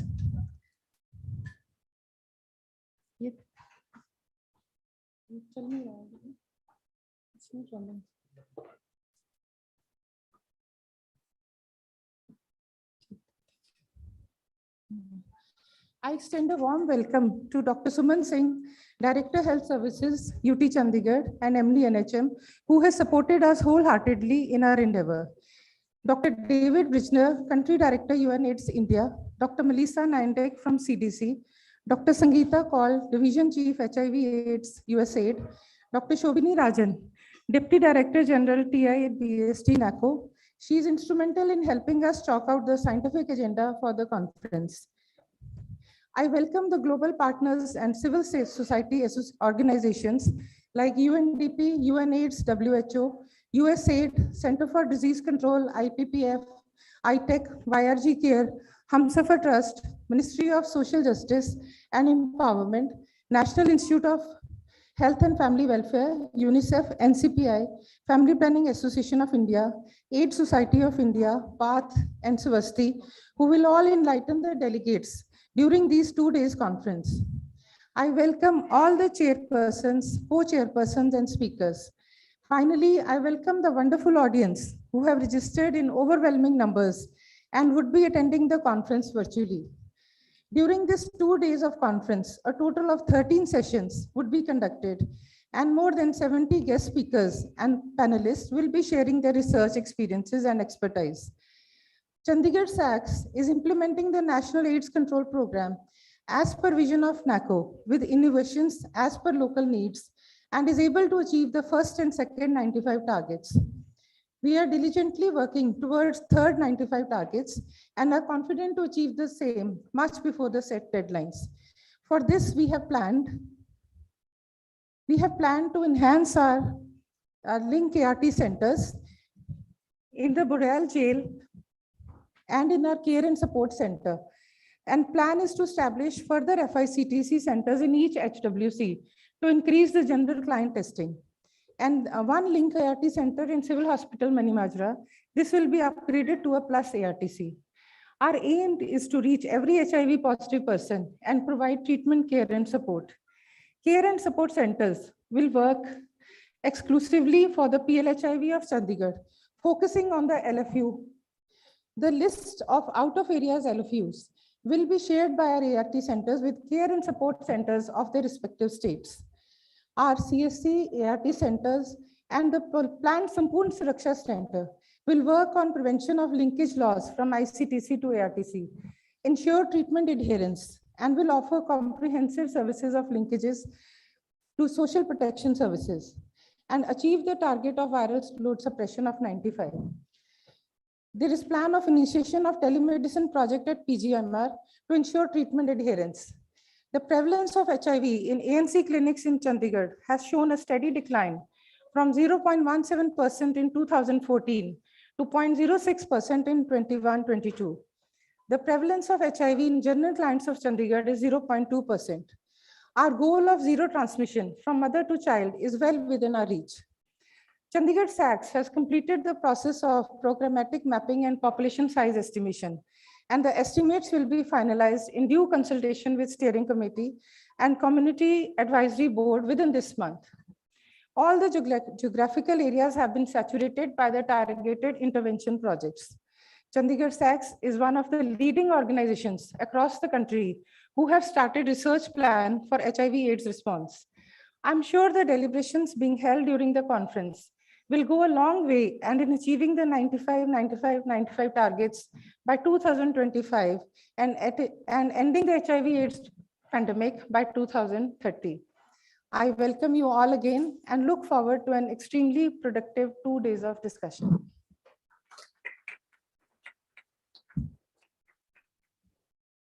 Thank you very much, ma'am, for giving us an overview that what are we going to do in the coming months. Thank you. Now, carrying forward, it's a proud moment to have our global partners with us today. We've always supported AIDS control program. To start with, I would like to invite Dr. Sangeeta Kaul, Divisional Chief, HIV AIDS Division. She is going to join us virtually today. Thank you so much. A very good morning to all. Very good morning to ASDG sir, Mr. Alok Saxena, Secretary Health UT Chandigarh, Mr. Yashpal Garg, Dr. Shobni Rajan, and all the other dignitaries on the dais, as well as all the participants. At the very outset, I would like to congratulate NACO leadership and Chandigarh State AIDS Control Society for organizing this very important conference annually. Having been associated with this AIDSCON for quite some years now, it is always a pleasure to be part of this event. This conference serves the purpose of cross-learning across the states with a focus on new intervention, innovations, and service delivery models. Under PEPFAR India, we always strive to implement new and evidence-based interventions for comprehensive HIV services, as that includes HIV prevention, testing, treatment, care, and support in limited geographies, and based on the learnings of these pilots, support NACO and state governments in scaling up these interventions. USAID is a long-standing partner of Government of India, and we look forward to further strengthening our collaboration at both national and state level. Wishing this conference a grand success. Thank you so much. Thank you, Dr. Sangeeta. Thank you very much. Now, I would like to invite Dr. Melissa from CDC.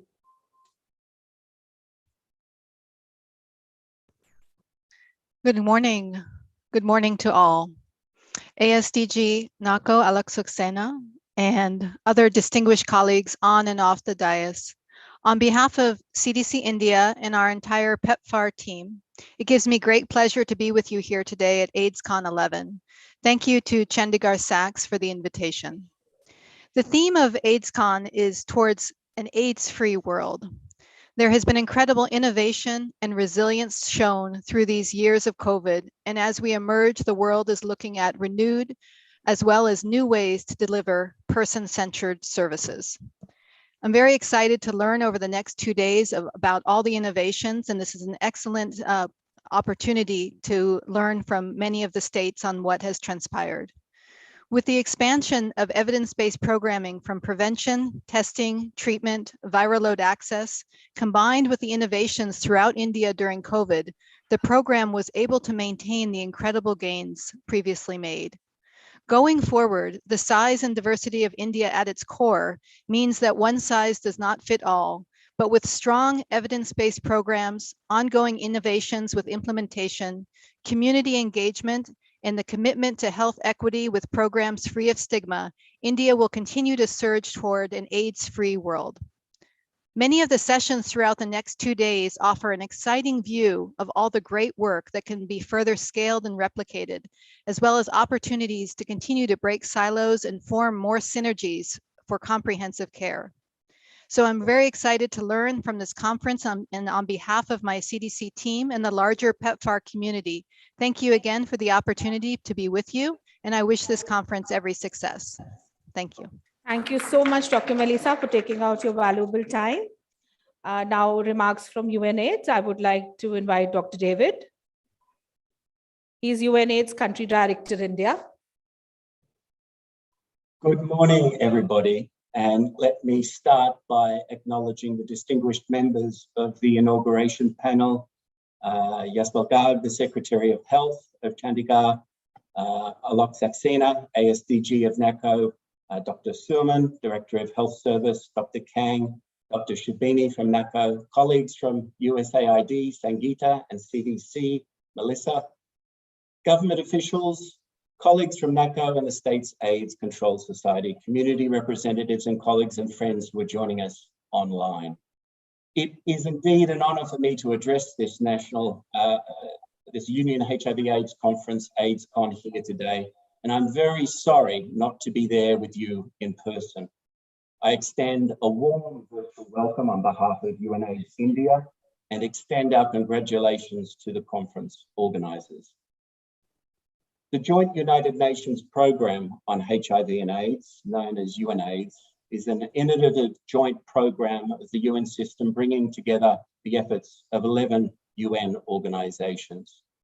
Together, we work closely with global and national partners towards ending AIDS epidemic by 2030 as part of the global sustainable development goals. Friends and colleagues, we gather here today still recovering from both witnessing and living through the collision of the HIV epidemic and COVID-19 in one of the most challenging moments in the history of HIV and public health. We have and still are seeing unprecedented global disruptions that have dented our local, regional, and global efforts to end AIDS by 2030. Conferences like AIDSCON are critical points of convergence where leaders from government, health practitioners, researchers, implementers, and community partners come together to share the latest data, prevention and treatment developments that will support all to regain the required momentum in the HIV response. We applaud and commend these efforts. Last year, the UN General Assembly special session on HIV and AIDS recommitted member states to a new and bold set of targets and goals. These targets are set out in the 2021-26 Global Strategy on HIV/AIDS, and over the last 25 years, UNAIDS has drawn on member states' lived experience to shape the global HIV response. One of the largest contributors of knowledge and lived experience has, of course, been India. I've been coming to India for the past 20 years, often bringing groups from Sri Lanka, Indonesia, and Cambodia, to name a few, to learn and strengthen their national and local responses, lessons based on your shared experience. Friends and colleagues, as we re-emerge into the sunshine, hopefully, we will see the recent COVID challenges recede. We must regather the momentum for the HIV response globally, regionally, nationally, and locally. The next phase of the National AIDS Control Programs here in India will be critical. Your substantial progress in increasing access to prevention, testing, and treatment now leaves the challenge of reaching the last mile. In India's case, this equates roughly to the missing million, the elusive and the hard to reach populations who are not easily defined nor static in terms of risk. The new program mix and priorities required for this next phase have emerged in part because of the shared learning that events like AIDSCON foster and promote. I know the expectations are high, but so too are the stakes. Without India doing a large part of the heavy lifting, it's unlikely that the world will meet the Sustainable Development Goal of ending AIDS as a public health threat by 2030. You have such a solid track record in innovation and delivering global goods. We only have to look at the impact that generic drugs have had in accelerating the number of people into treatment here in India and globally. Millions of lives were saved. Your focus on key populations, social contracting, and putting the community first and equal in the response have had a tremendous impact. Friends and colleagues, on behalf of UNAIDS, I wish all of you a safe but exciting conference. Your efforts and experience not only contribute to the AIDS response in India, but they have had and continue to have global impact. We can end AIDS in India as a public health threat, and if we do that, I'm confident we can end AIDS globally. Again, thank you, and wishing you well with your proceedings over the next 2 days. Thank you. Thank you, Dr. David. Thank you very much. Now, I would like to invite Dr. Suman, Director, Health Services, UT Chandigarh. She has done her MBBS from Government Medical College, Patiala. Dr. Suman is a dedicated medical professional with years of professional experiences covering all spheres of medical health in government sector. These include rural, urban, ESI, and administrative posts. She has achieved major departmental goals and objectives at each and every post she has served. We welcome her.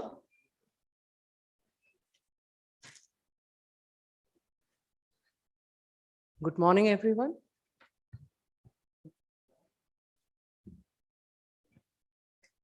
India is committed to achieving its Sustainable Development Goal of ending the AIDS epidemic as a public health threat by 2030, defined as a 95% reduction of annual HIV incidence in 2030 compared to 2010.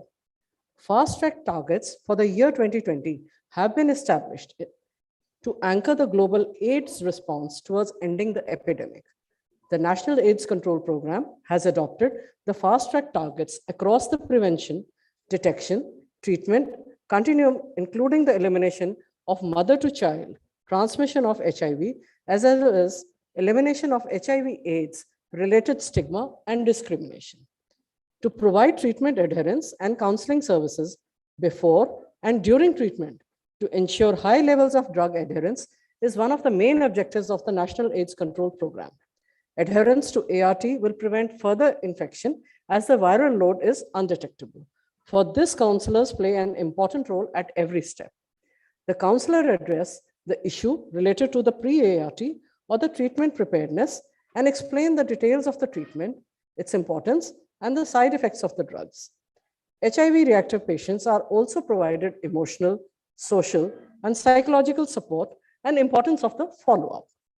The Chandigarh AIDS Society started this innovative activity of organizing this conference in 2011 and has been continuing this regularly every year.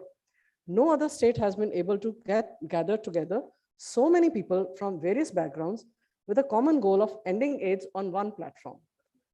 Chandigarh is expanded and is now a tri-city with neighbors like Panchkula and Mohali. The excellent infrastructure and the health facilities draw people from far and wide to avail the services. Though this is a good thing, but still it results in a bigger load and drain on the infrastructure. Also, as the data reveals, higher prevalence is reflected. Over the 2 days, the agenda reveals the topics relevant to the current situation and planning for the future has been discussed. The recommendations from the conference will be shared with the NACO for further incorporation in future areas. I'm thankful to all the officers from NACO and the Ministry of Health and Family Welfare who've come from Delhi to be part of the conference. I'm also thankful to the neighboring state SACs and all the speakers and resource persons who have made the effort to come from all over the country. And this includes the esteemed dignitaries who have made it possible to join us virtually from all over the world. I'm also thankful to global organizations like WHO, UNAIDS, HIV/AIDS Alliance, TSU, ASI, and to LIC and Department of Tourism, UT Chandigarh, for supporting this conference. I'm thankful to the press for covering this event. I wish you a very fruitful conference. Thank you. Thank you, Dr. Suman. Thank you very much. Now it's an honor to invite Dr. Shobni Rajan, DDG, TI and BSc Division, NACO. She does not need any introduction, as ma'am is so humble. Whenever we go to NACO or whenever we call her, she's always ready to help and she's always ready to give you a path to achieve your goals. So it's a privilege to work with her and it's a privilege to welcome her here today.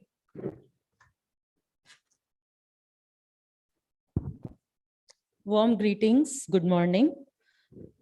Shri Alok Saxena, Additional Secretary and Director General, NACO. Shri Yashpal Garg, IAS Secretary Health, UT of Chandigarh. Dr. Suman Singh, Director Health Services, UT Chandigarh. Dr. Amandeep Kang, Project Director, Chandigarh State AIDS Control Society. David Bridger from UNAIDS, Melissa Niendak from CDC, Dr. Sangeeta Kaul from USAID, all our delegates of DIAS, and all the delegates who have joined us from across different partner agencies and state AIDS control societies and technical support units across the country. It is indeed my privilege to be standing here and representing the NACO, let's say the technical side of NACO, wherein I also represent the director and the other DDGs of NACO here.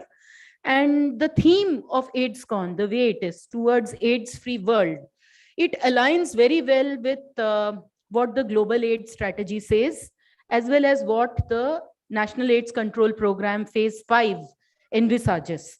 That is a response to end AIDS, HIV epidemic by 2030.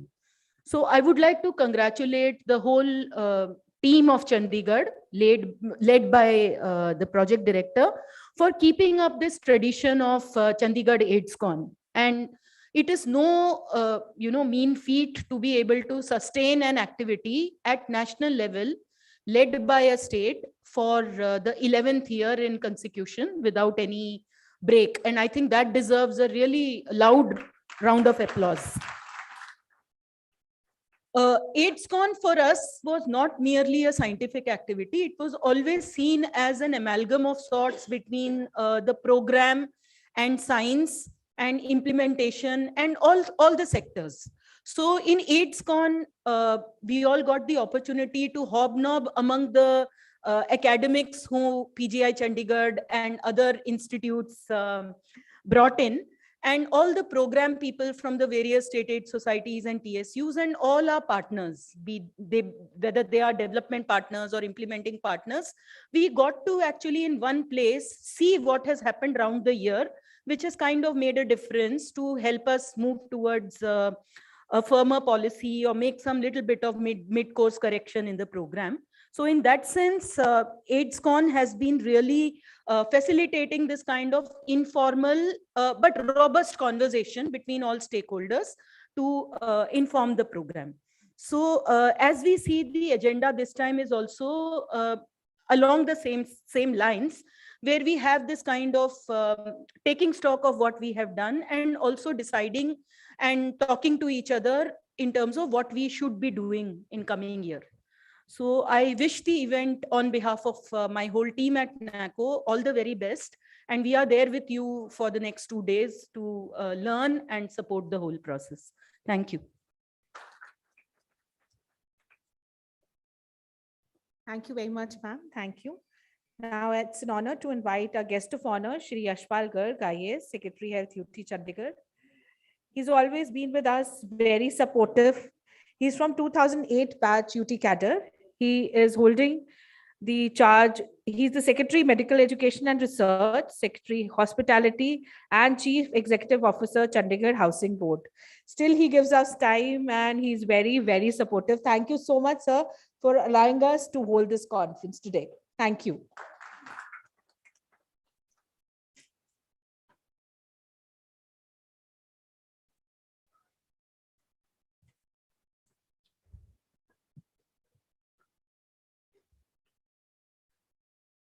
Very good morning. Respected Sri Alok Saxena sir, Additional Secretary and DG NACO, my colleague on dais and sitting before me, all the delegates, all the agencies joining physically or virtually. It is really a proud moment because even the COVID could not stop holding this conference for last 2 years, and third year also we are consecutively doing for last 11 years. And I think because of COVID, for last 2 years, we started it on online mode. And today, the delegates from the different countries, different states have joined us.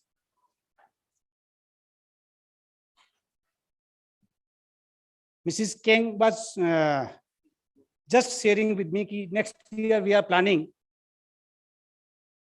to invite the delegates from the other countries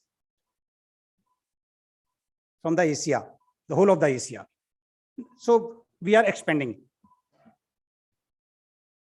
Chandigarh, though very small geographically, 10 by 10 kilometer, around 12 or 15 lakh population, But all the states, UTs looking at us, what Chandigarh is doing in every field. And many times, not many times, every time I feel proud that I'm health secretary here, because not because I am health secretary, because you all are doing such a good work that everybody is appreciating you. But it is very challenging. Getting a position may be easy, but maintaining the position is very, very difficult. So we should not be complacent. We have to make further efforts.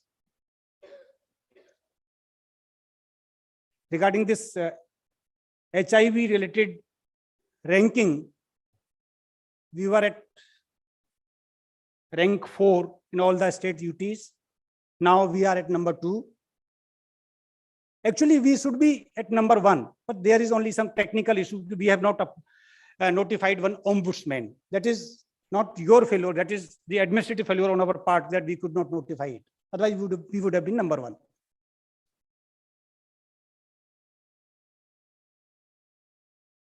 Last year, I was holding the charge of Secretary Social Welfare also during the first wave of COVID. During the second wave, I was holding the nodal officer for the all oxygen management in the Chandigarh. In the third wave, I am holding the charge of Secretary Health. So last 2 years, I am connected with all the issues related to COVID. Honorable Supreme Court, during the first wave, took a cognizance, especially about the plight of sex workers during the COVID. And the one of the reasons was that it should not become that they are not having some resources should not become a reason that they are exploited or it lead to a spread of HIV. But Chandigarh managed it very well. Each of the vulnerable person was contacted. They were provided ration or monetary help. And right now, today I was told that those persons who were hesitant to disclose their identity, now they have come forward. And respectfully, they are getting all available help from the government. I'm not a non-technical person. I can't speak anything about AIDS.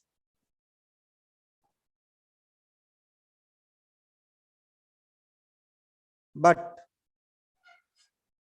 continuing such type of conferences definitely bring all the related issues at one forum,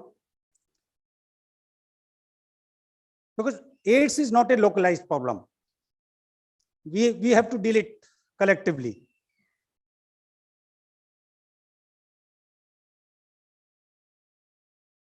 Being officials from government department, we are doing our efforts, but I appreciate the efforts of all the organizations, all the NGOs, all those voluntary persons who are associated with this. Many of the delegates here, after retiring from their official posts, are continuing with serving the society by associating with this work. I congratulate Chandigarh AIDS Control Society for organizing this. I am thankful for all the delegates, all the organizations who have joined either physically or virtually. And I wish all the success to the AIDSCON. Thank you.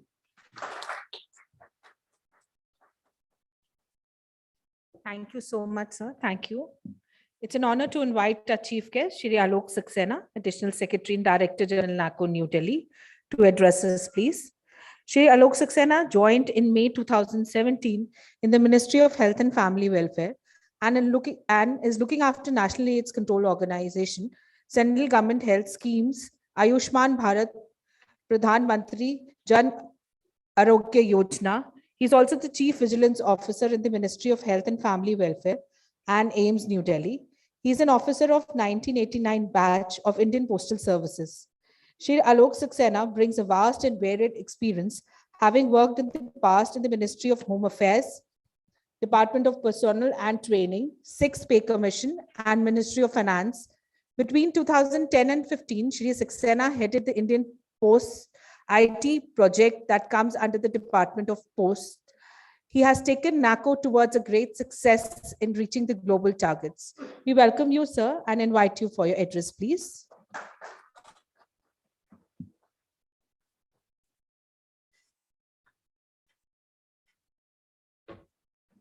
Good morning, friends. Mr. Yashpal Garg, Secretary Health, UT of Chandigarh, Dr. Kang, who's our own PD, Dr. Sangeeta, Dr. Singh, Dr. Suman Singh, DGHS, and MD of National Health Mission, Chandigarh, Dr. Shobni Rajan, all the colleagues and friends and partners on and off the dais and who are joining us virtually. I'm extremely pleased to be here this morning in City Beautiful, a second time in 3 years for this AIDSCON. As speakers before me have stated, AIDSCON has come a long way. It is the 11th version of the conference with such varied participation of delegates. What COVID has taught us is that these are not in this hall, but they're linked with us virtually.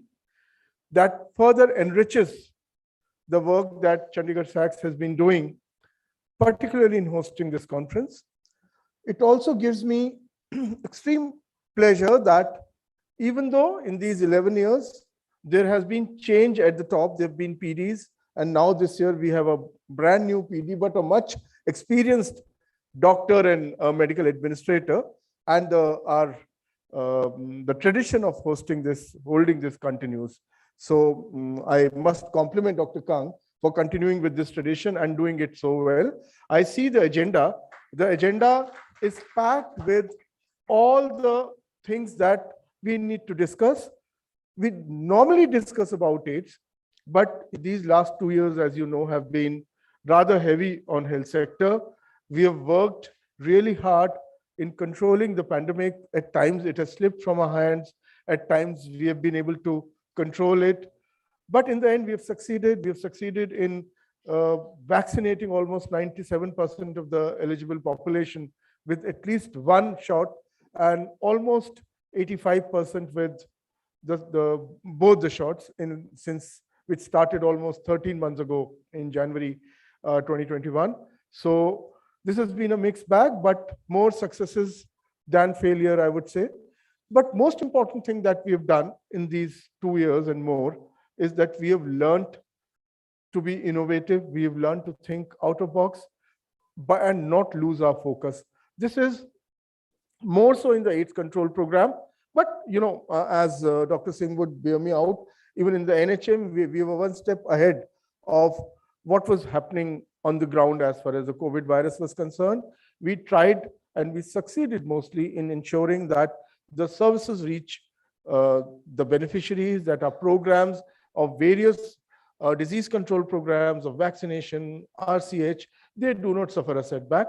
There have been periods where, particularly when the second surge happened, things came to a halt, but I'm told that Chandigarh still, Dr. Kang was telling me yesterday, Chandigarh still continued to function, and being a tri-city, being at the junction, not only of 2 states and a UT, but also being the hinterland, catering to the hinterland up in the hills in Himachal and in Jammu and Kashmir.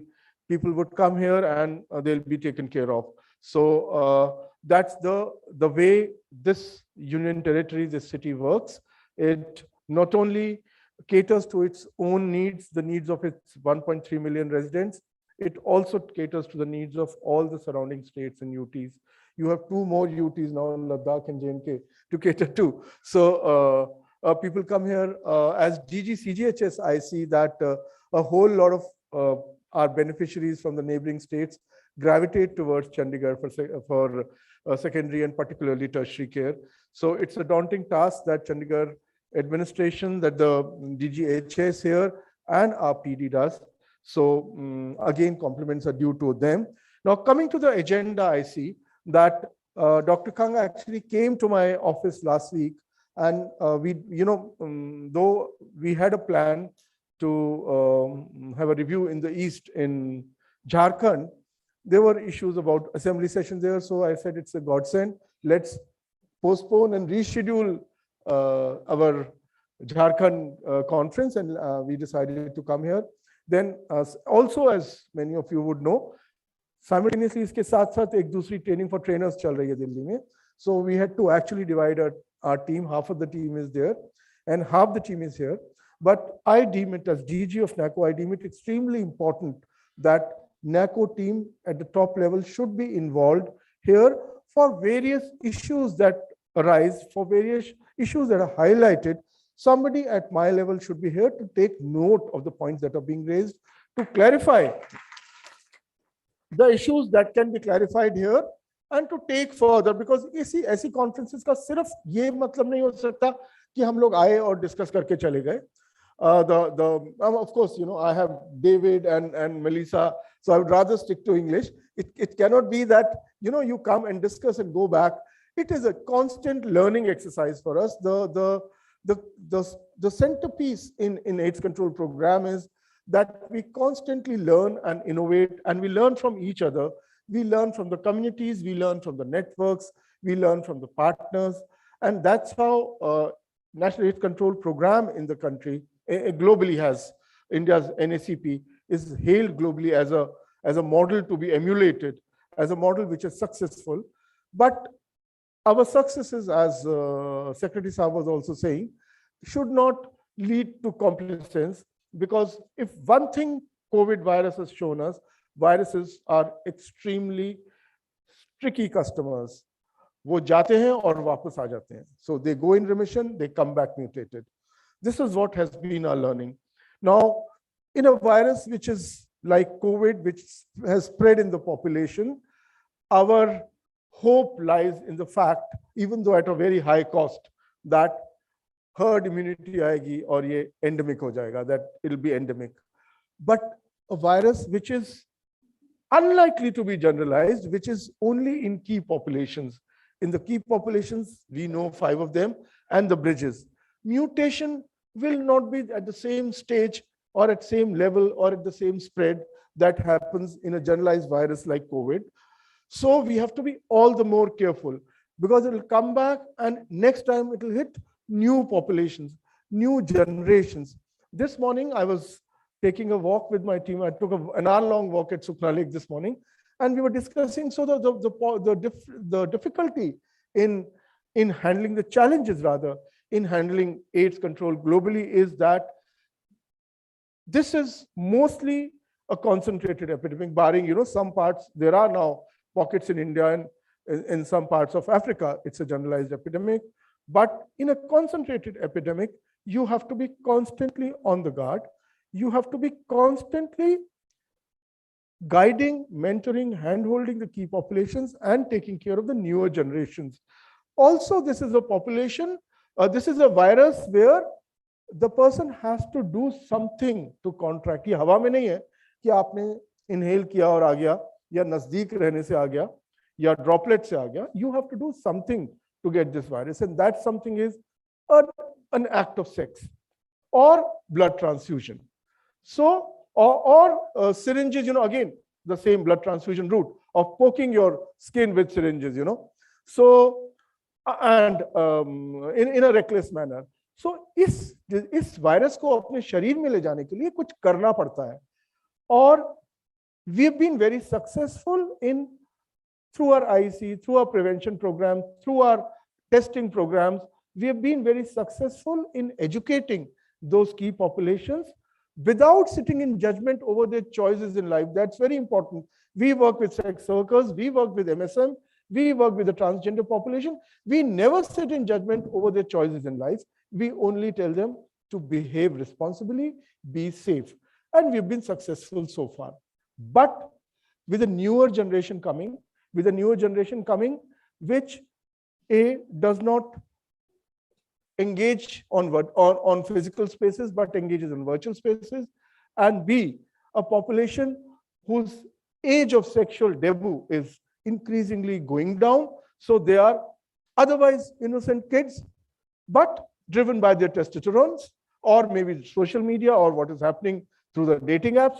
So wo ek dusra, there's a second problem. And the third issue, not a problem, but a challenge.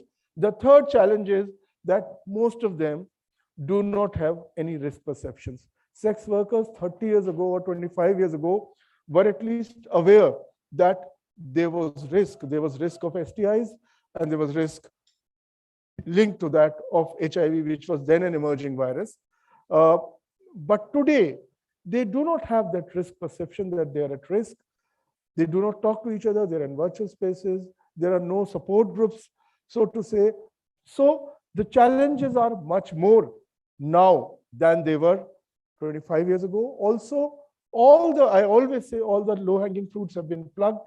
So what remains is the high-hanging fruits, the invisible stuff that we have to, we have to talk to them, we have to engage with them, and we have to reach the SDG goals, which everyone has spoken here, of ending AIDS as a threat to public health by 2030, elimination of mother-to-child infection. We have two doctors sitting on this diet who have worked.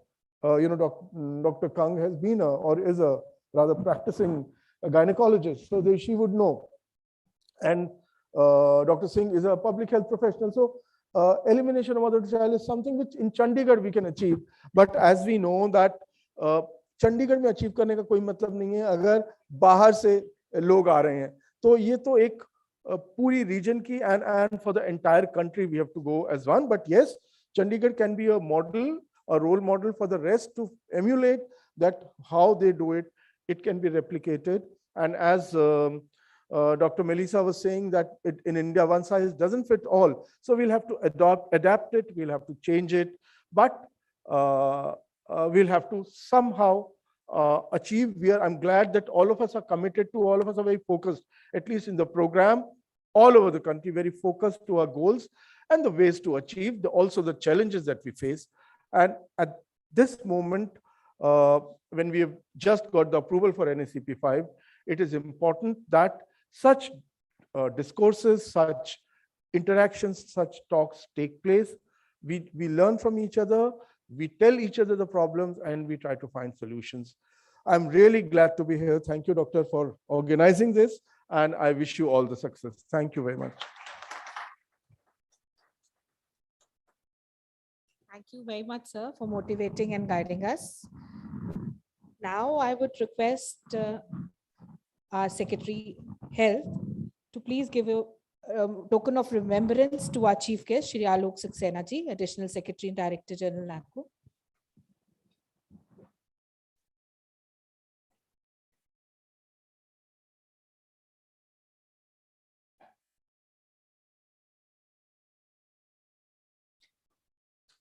Thank you, sir. Please put your hands together.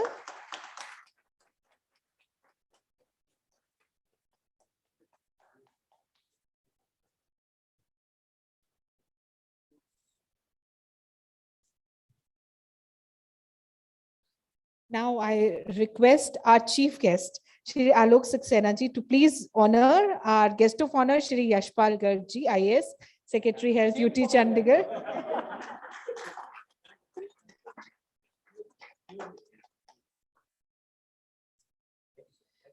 I request, sir मैं अब request करूंगी हमारे chief guest को कि वो honour करें doctor सुमन को. She's our Director Health Services.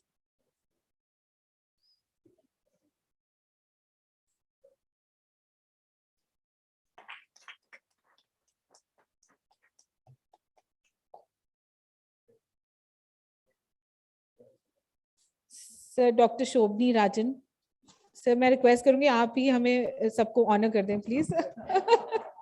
Doctor Shobni Rajan.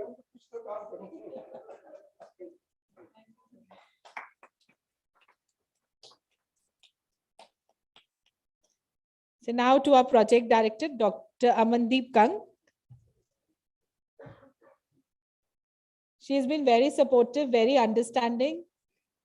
Thank you very, very much, ma'am, for all your support and guidance.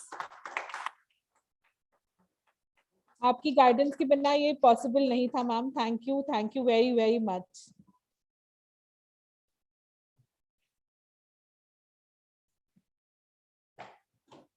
Now I request Mr. Sandeep Mittal, Deputy Director TI Chandigarh SACS, to give a vote of thanks, please.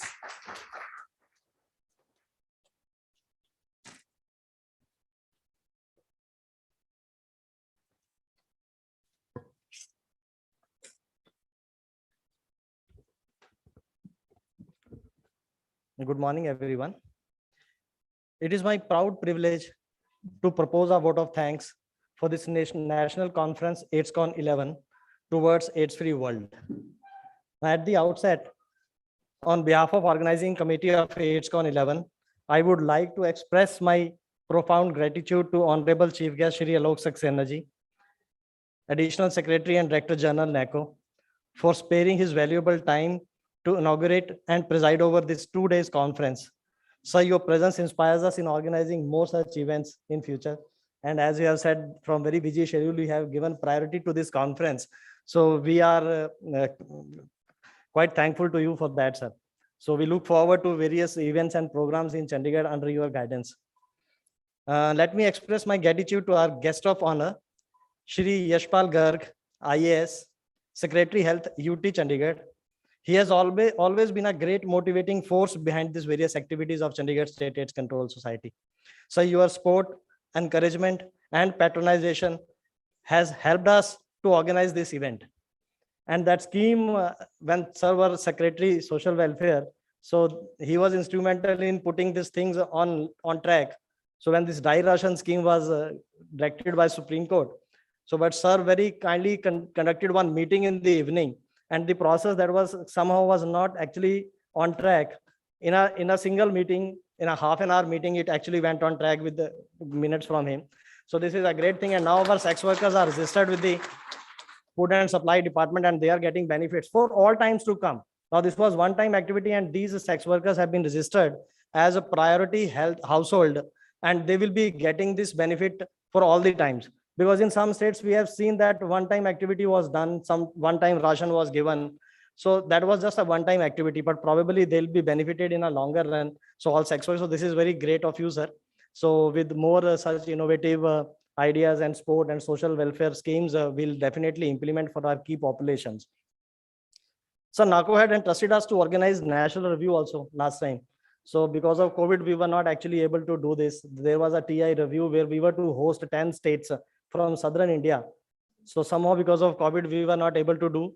And NACO had allocated some fund. I am sure NACO will allocate funds in the next coming financial year also, so that we are able to conduct this event, and we host various SACs from other part of country. So that will be a very good initiative, sir. So we request to allocate funds next financial year, which we couldn't do this year. We will definitely do next year, sir. Yeah. I also would like to thank Dr. Suman Singh, Director Health Services, UT Chandigarh.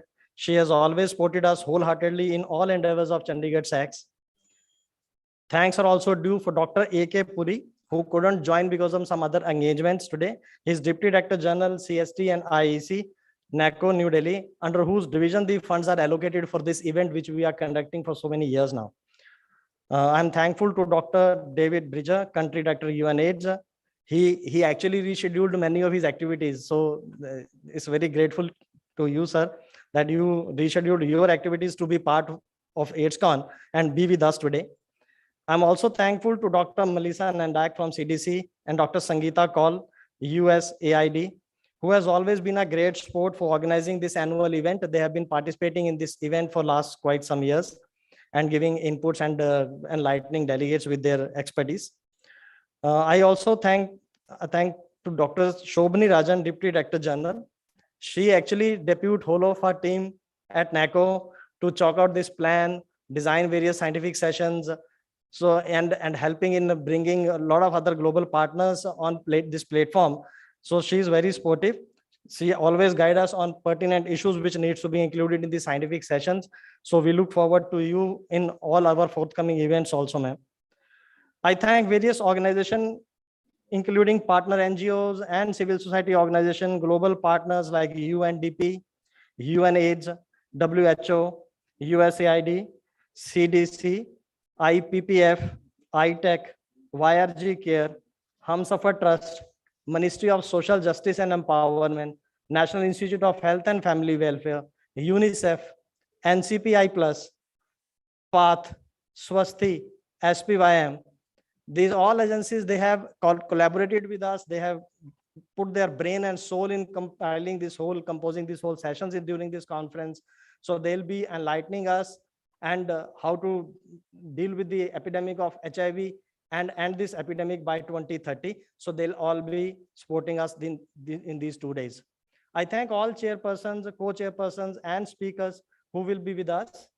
I thank all the members of the organizing committee and my colleagues who have been involved in this particular exercise for several months. Without their cooperation and full support, this conference would not have been possible.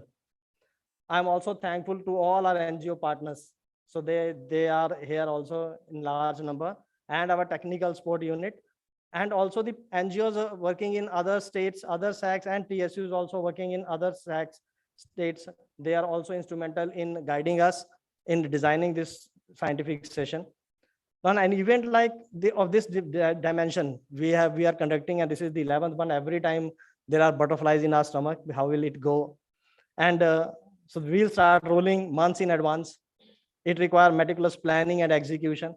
So we have been fortunate enough to be backed by our team leader, Dr. Amandeep Kang, Project Director, Chandigarh State AIDS Control Society, who is organizing secretary for AIDSCON-11. She very meticulously mobilized the team members to extract work as per their capacities and capabilities. So we are grateful to you, ma'am, for holding this team together and bringing up this show today. Finally, I thank the wonderful audience who have registered. Let me tell you that with us, there are 850 delegates who are online virtually. So this is a big number. This is the highest ever. So 850 delegates have joined. They are there with us. They are listening to us. So they are from all walks of life. They are from SACs. They are from technical sport units, colleges, schools. So they are all there. Our Red Ribbon Club partners, different NGOs, global partners, they are all participating in this event. So they have registered in large number. Then this our event organizer, Eventful Co. Tarun Mehta is there. So he has done a wonderful job in putting up this show. And I'm sure that in these 2 days, he'll ensure that it should be glitch free. All these sessions, they are streamed well online. So we are thankful to him. Now, I cannot thank everyone enough for the involvement that they have shown and the willingness that they have expressed to complete the task beyond their comfort zones. Some of them have worked late night, came early, but ultimately it will bear fruit. So thank you all once again, and we look forward to an extremely productive 2 days deliberations here. Thank you. Thank you very much. Now, I request everyone to please stand for the national anthem.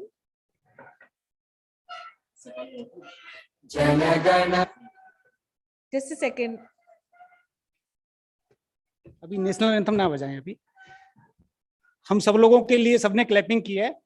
मैं चाहूंगा जो हमारी Chandigarh AIDS control society है, led by doctor Kang and Sandeep Mittal ji, deputy director, we should clap for them for organising this.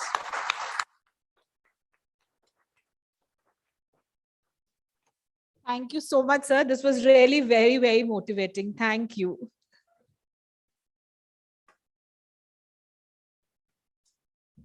Jana Gana मन अधिनायक जय हे भारत भाग्य विधाता, पंजाब सिंध गुजरात मराठा द्राविड उत्कल बंगा विंध्य हिमाचल यमुना गंगा उच्चल जलधि तरंगा तव शुभ नामे जागे तव शुभ आशीष मागे गाहे तव जय गाथा जन गण मंगलदायक जय हे भारत भाग्य विधाता जय हे जय हे जय हे जय जय जय जय हे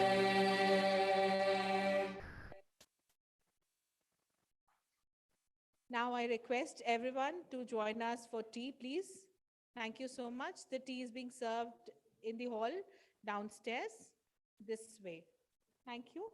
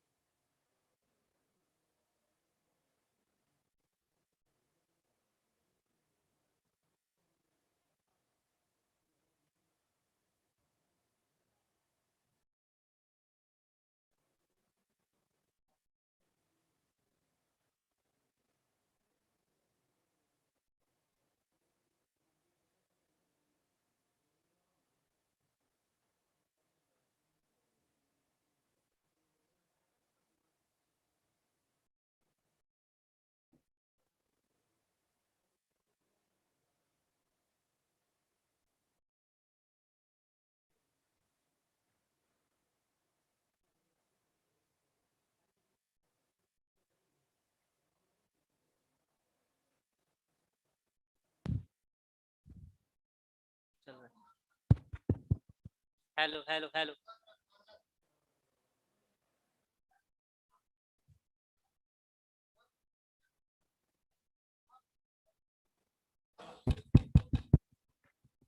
Okay. Well,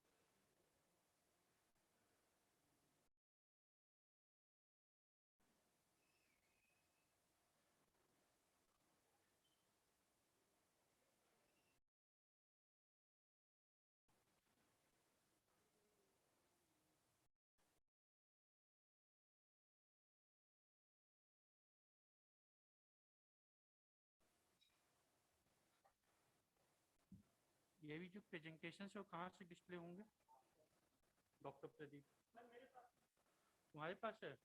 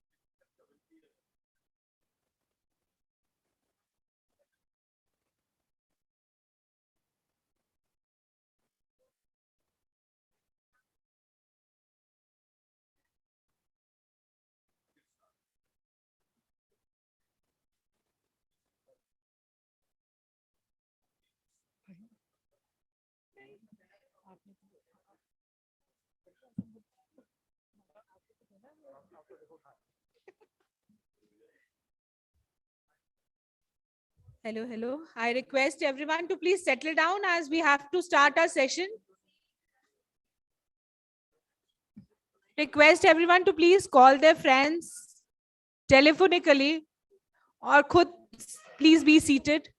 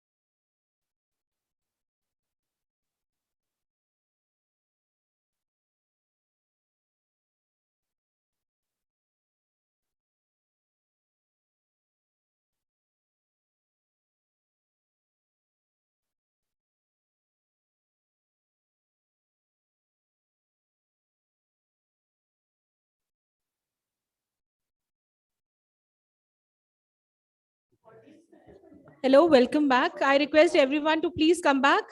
Our virtual audience are waiting, ma'am. So we need to start on time. We have to look at those 850 people who are just waiting for us to start our session. I request the physical participants to please be seated.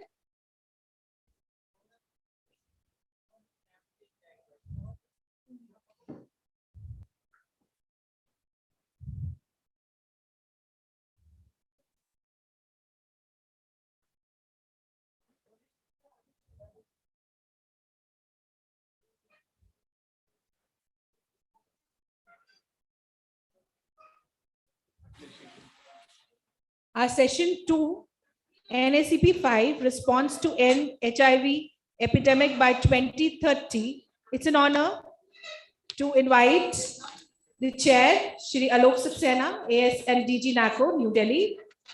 Co-chair, Dr. Shobni Rajan, Deputy Director General TI and BSc NACO. Co-chair, Dr. Amandeep Kang, Project Director, Chandigarh SATS. I welcome the chair and co-chair, and I'm handing over the session to our chair and co-chair, please, for further.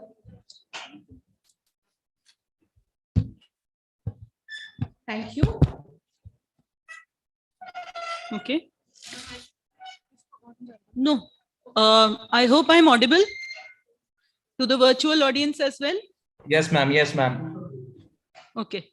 So our session, it's actually written as session 2, but it is the first scientific session in today's AIDSCON agenda. So the session is on NACP 5, response to end HIV epidemic by 2030. The chairperson for this session is Shri Alok Saxena, AS and DG. And I have the pleasure of co-chairing it with Dr. Amandeep Kang and Dr. Bobby Gulati. If someone can call him, I did see him here.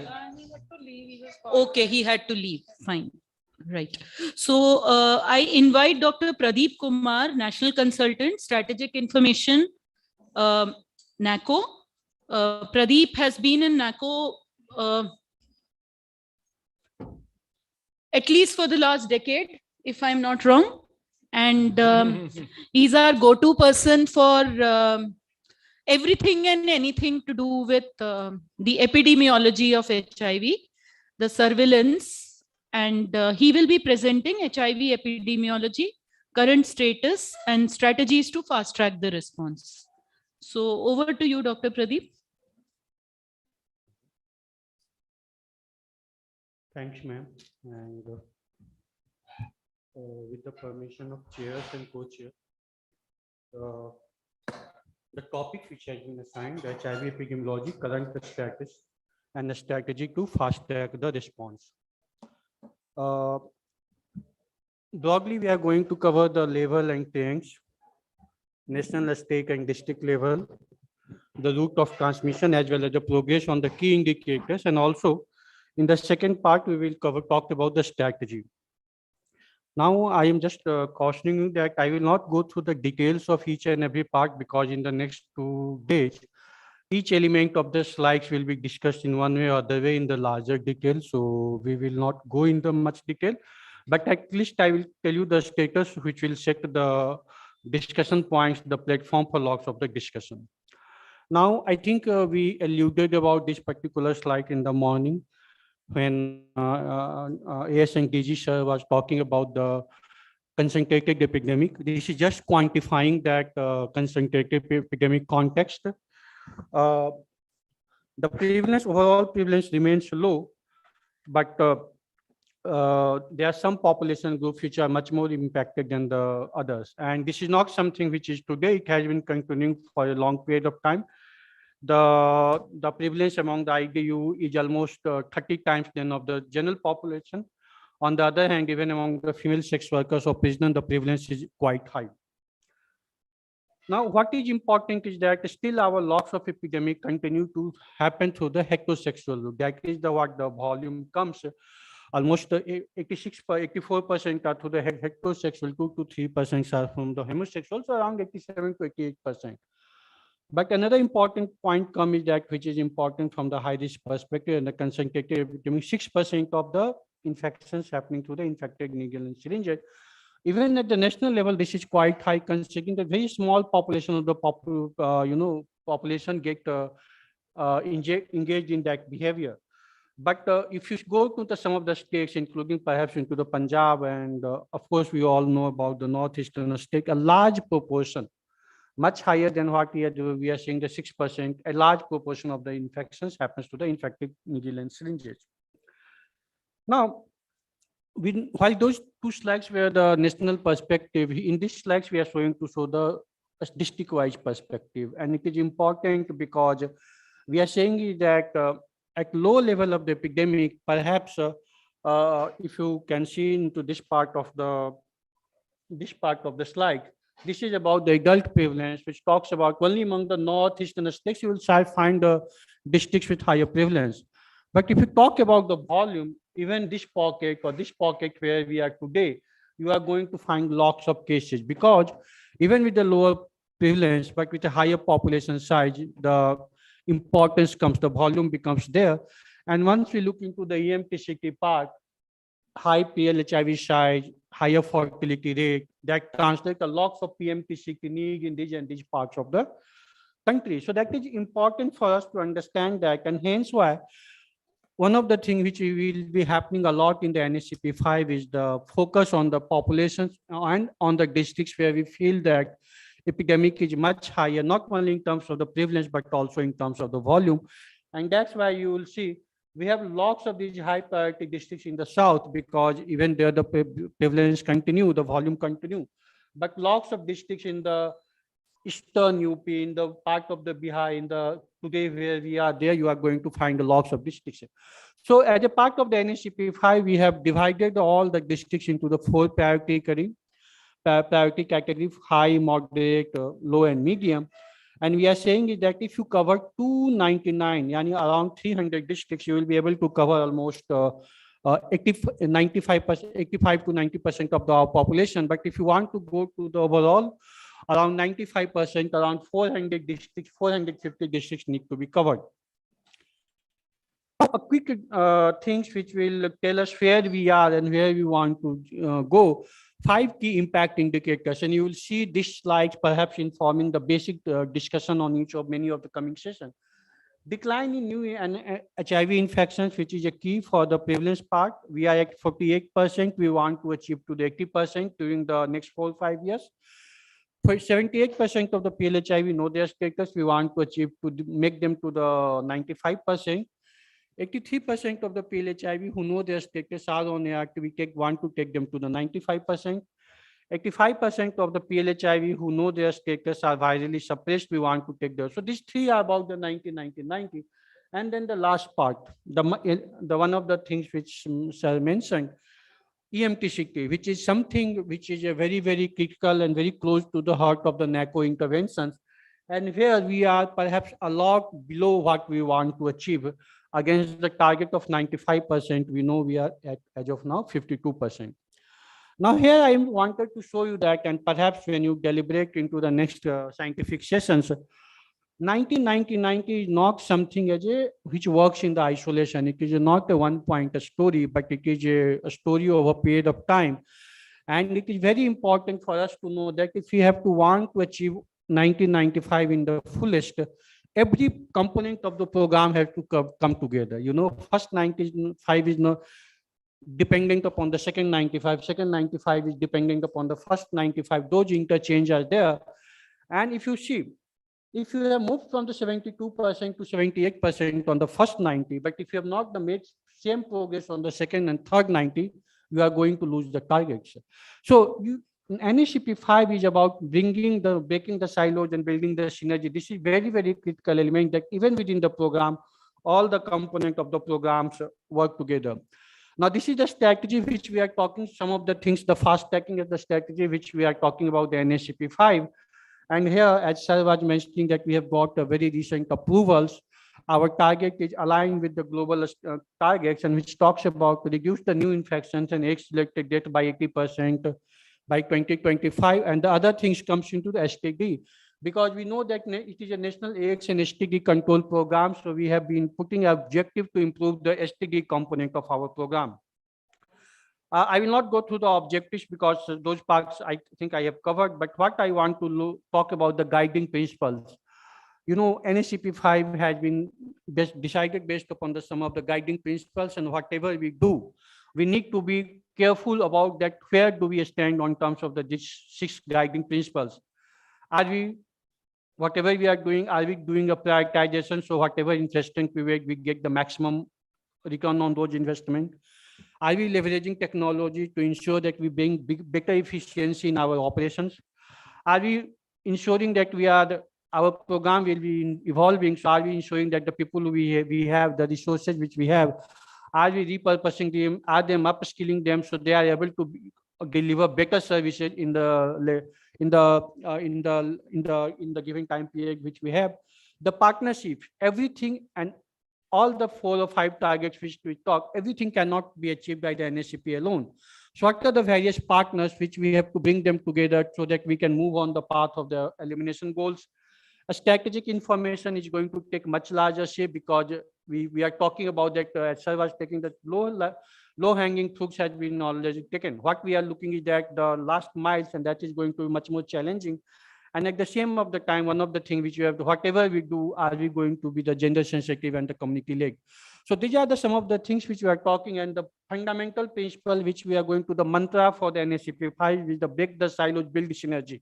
It is not about talking with the stakeholders and the partners, but also within the NSCP program, where we bring our resources together, where we see that everybody which is there do a lots of job and to justify and the optimization which we have talked about that. A strategic framework remains the same. It is the same 6 strategic framework which we are going to do, because it was something which we have done the time tested, the prevention of the new infections, the detection of the people living with HIV, treatment of the PLHIV, viral load suppression, elimination of mother to child transmission of HIV, and the syphilis. In fact, now the syphilis is also integrated, and then the elimination of HIV, X-related stigma, discrimination. That remains the 6 fundamental principles with the critical enablers of the information, IEC communication, lab services, static information, social strengthening. These are the same. They remain the same. But within each strategic framework, there are enhancement. And I think I would like to spend some time on this enhancement, because these will become a part of some of the subsequent generations. Prevention, we are talking that we are going to adopt the new generation communication strategy. We have been doing lots of communication earlier through the IPC, through the media, mass media skills. But now we are going to use the social media and other platforms more. So new generation communication strategy will come. Our interventions will expand beyond the physical location. It will go to the virtual locations. We know about that. A lot of people in the age of internet, and especially India being a technological giant, we are looking that lots of things are happening on the internet space. So virtual space become a natural extension of our interventions in the physical spaces. At risk HIV negative, Sampoon Suraksha. As of now, our preventions is actually very broad in the general population, or very, very specific among the high-risk groups. But we know that if you look into HIV data, we know that there are lots of people who come to our net in the ICTC, which are negatives at that point of time, but they have the behavior. So they're at risk HIV negative. So that's why the strategy of the Sampoon Suraksha, which will be discussed in one of the sessions. And the one-stop centers, where we are saying that 5 person has to go to one OST center to take one services and one intervention to take other services. So can we try to bring all the services together so that they can get all the services? So this is going to happen on the prevention part. On the early diagnosis part, we are going to expand our from the dual test kits. HIV has been quite huge, but we are also going to introduce the syphilis part. So dual test kits is going to play into the part.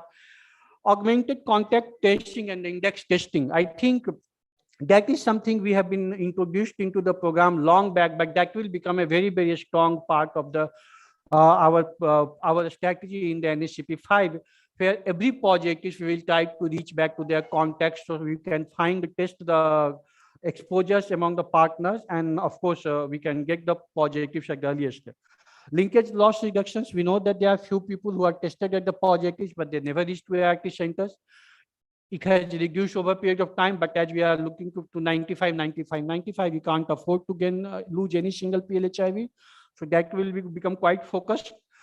And with that, prioritize sexual and reproductive health of the people who are at risk of HIV. That is something SRH services will become a part of that. The details of those will be discussed into some of the sessions, and private sector engagement, which we have talked. Then the third part of the component is about the treat, retain, and suppress. We have talked about the differentiated care model, augmenting adherence. We know multi-month dispensation. We have been talking about that. We have been scaling up community-led dispensation, that we have been talking about that. Advanced disease management, once again, the SRH services for the PLHIV, women living with HIV/AIDS, that will become a part of that. Linkage loss reduction, this is very important. I think I will just spend 1 minute on this particular part.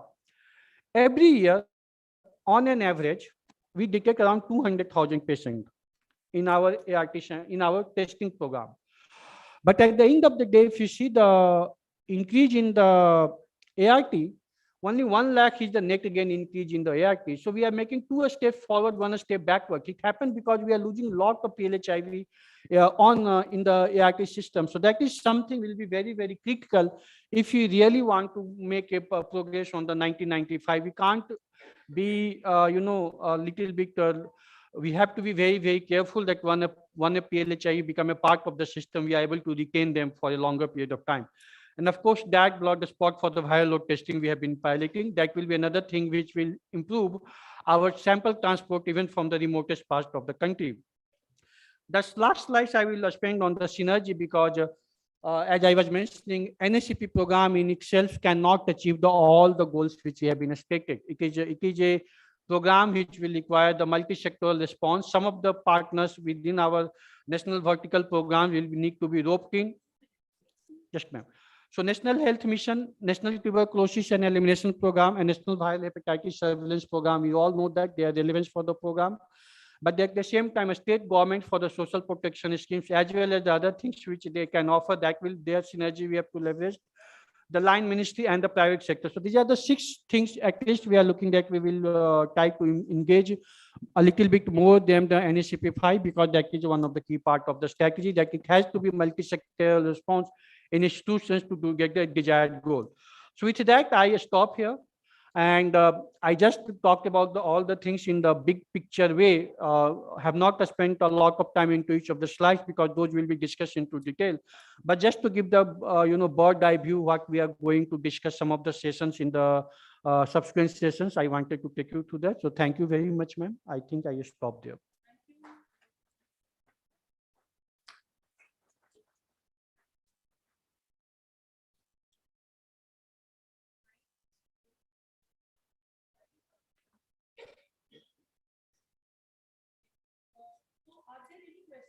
House here?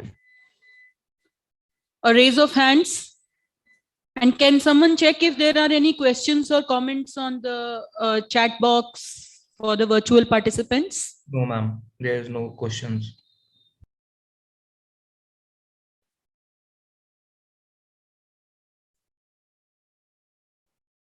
Okay. So, okay. Okay. So thank you, Dr. Pradeep.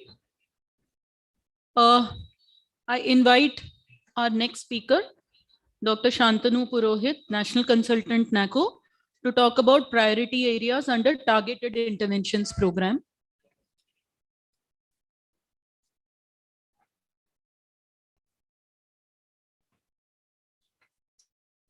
Shantanu, you have 12 minutes. Yeah, ma'am.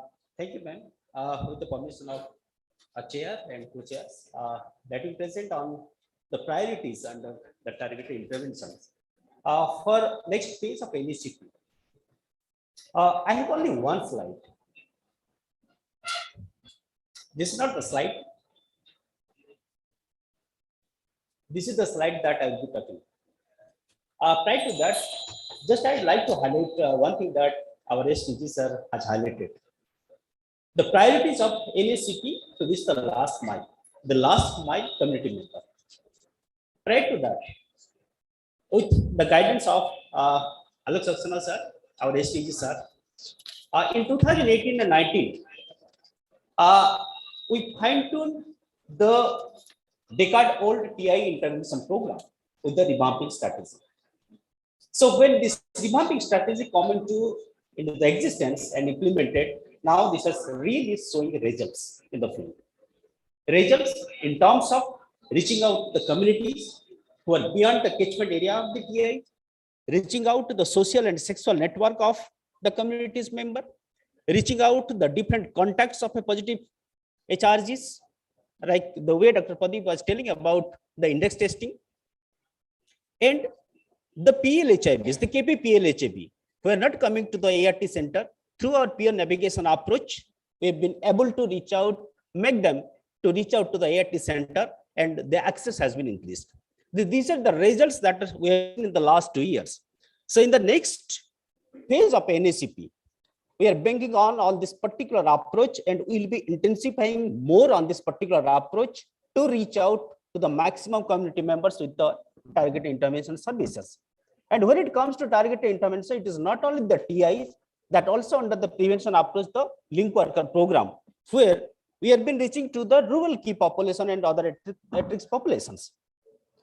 So, and one of the most important thing that also sir highlighted, the virtual interventions is, as sir usually asks us, there are n number of young people, young persons, they're operating virtually, they are not in the hold of the conventional TIs. How do you reach out to them? They are completely in the virtual platform. They are using the dating app. They are at risk. They are into risk practices.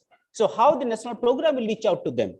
So with that initiative, with that approach, where even the revamping strategy, we tried to reach out to those populations who are operating virtually through our virtual interventions. As you know, we already have the white paper on place under the NACO program, and also through our partners, we will be working on how to reach out to more number of populations who are operating virtually, and will also coming out with the concrete strategy steps how to reach out to this population and bringing them back to the facilities to access the services and provide all the HIV services that is required as deemed necessary for them. So this is one of the key priority areas in the next phase of NECP for NACO, and all our partners and our our community members who are there will be benefited out of it. Next important thing is sir also highlighted about the mapping and population size estimations. The decade-old, I mean, in 2009 and 10, we had this mapping exercise.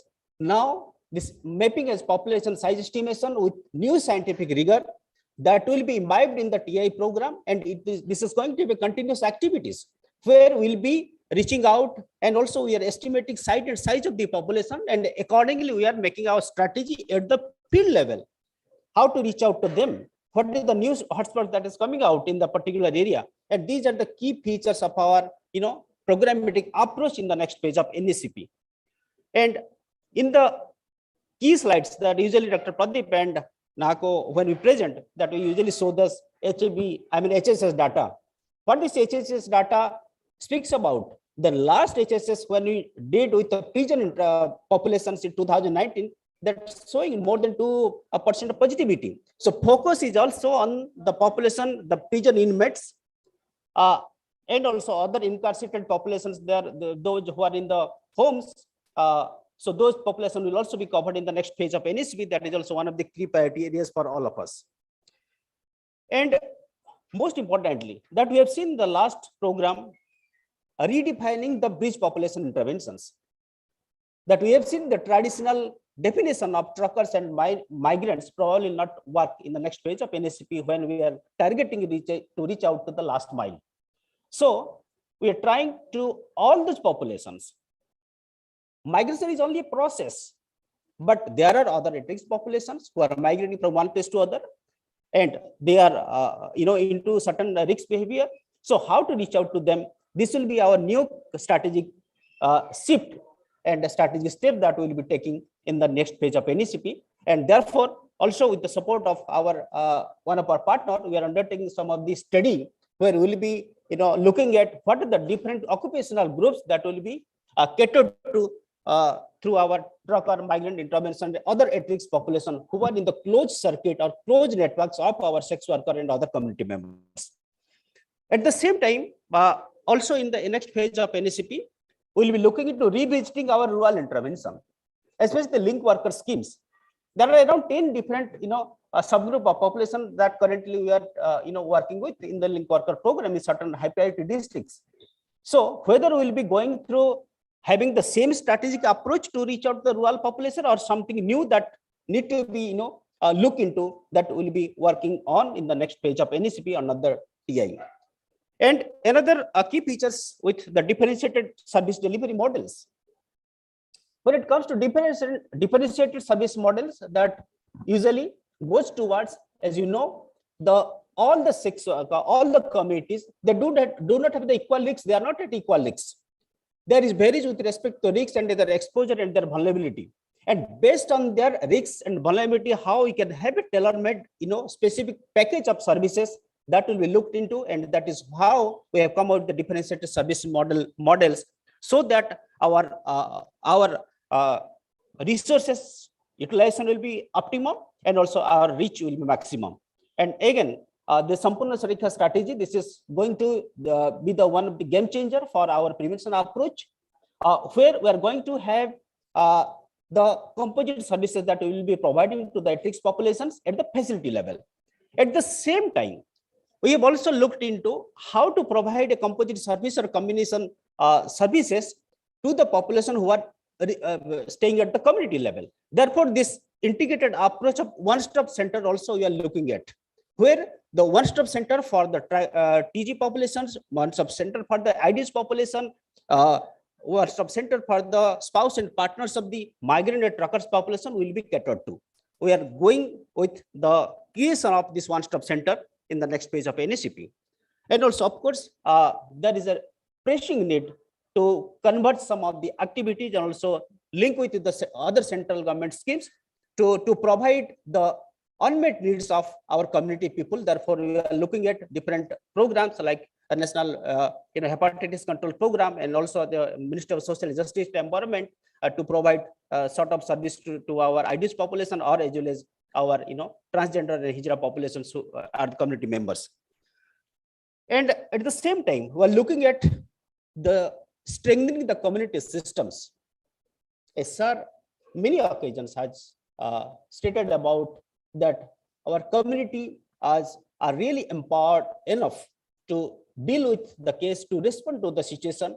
However, where we are going to help, provide the training, build their capacity, where we seek their more support, more contribution to augment our NACP program further. And also at the same time, we are going to have the setting up the gender affirmation care with respect to providing the services to the TG category, to the TG and other sexual minority populations. And the IT enabled information management system that we'll be looking at, like the SOCH, where the quality data that will be coming up from the field, and we'll make the analysis of the data, we'll make best use of the data to strengthen, to prioritize the intervention at different levels.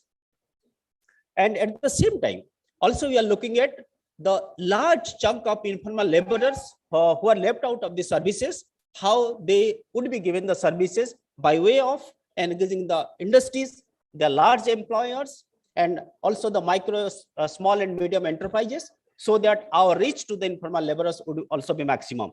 And at the same time, what are we looking at? We are looking at new innovative approaches to strengthen our intervention in next phase of NACP. This is nothing but the concerted effort, probably, and collaborative effort that you can say with the partners, with the communities, with the NACO, SACs, and all. So these are all about the key priorities for target intervention in the next phase of NACP.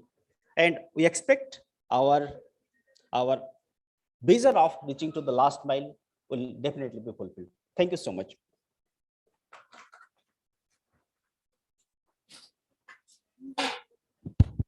Okay, thank you, Shantanu. Open for questions from the house. Raise of hands, if any, or any comments from the dais. And the online. Online, I was given to understand that we will be taking it up towards the end. Okay, so then I'll speak at that stage.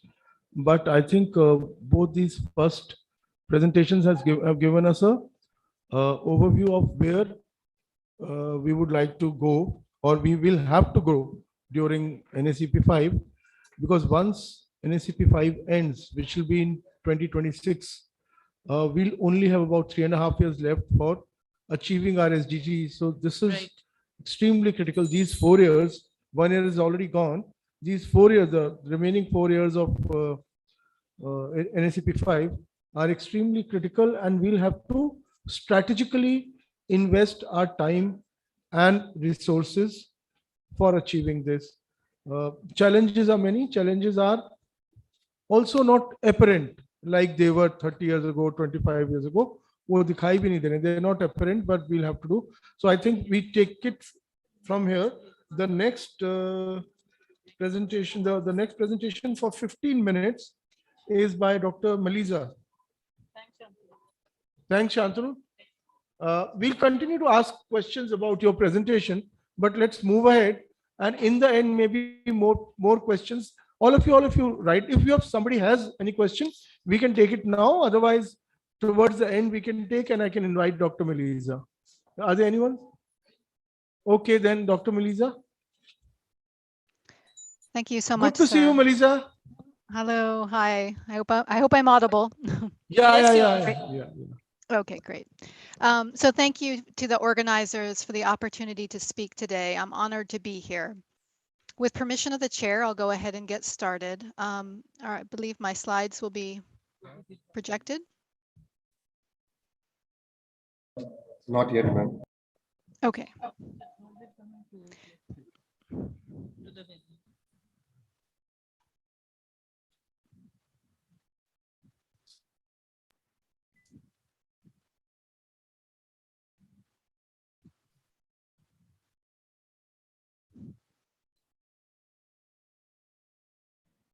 To project your slides, ma'am, please click on share screen option on the lower panel of your Zoom.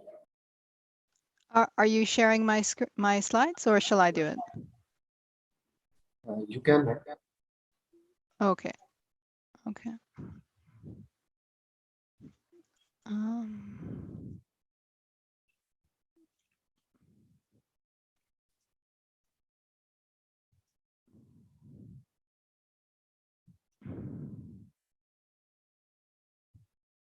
Is it visible?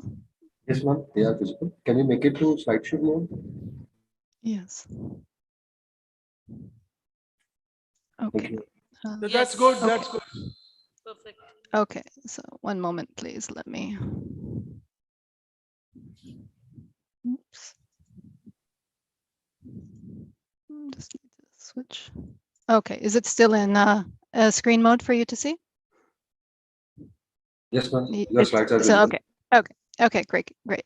So thank you. Sorry, I thought it was being projected from your side. So I was asked to speak on the 95, 95, 95 targets and goals on how to think about these targets as a catalyst.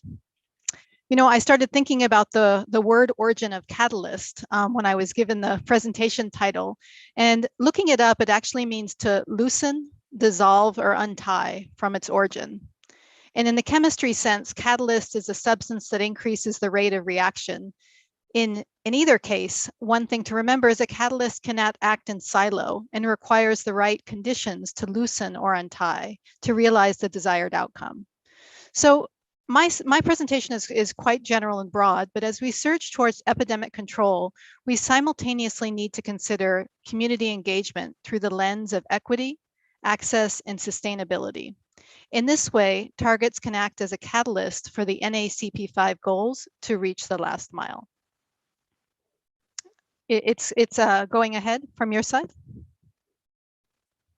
Just making sure. The slides. Are the slides advancing on your side?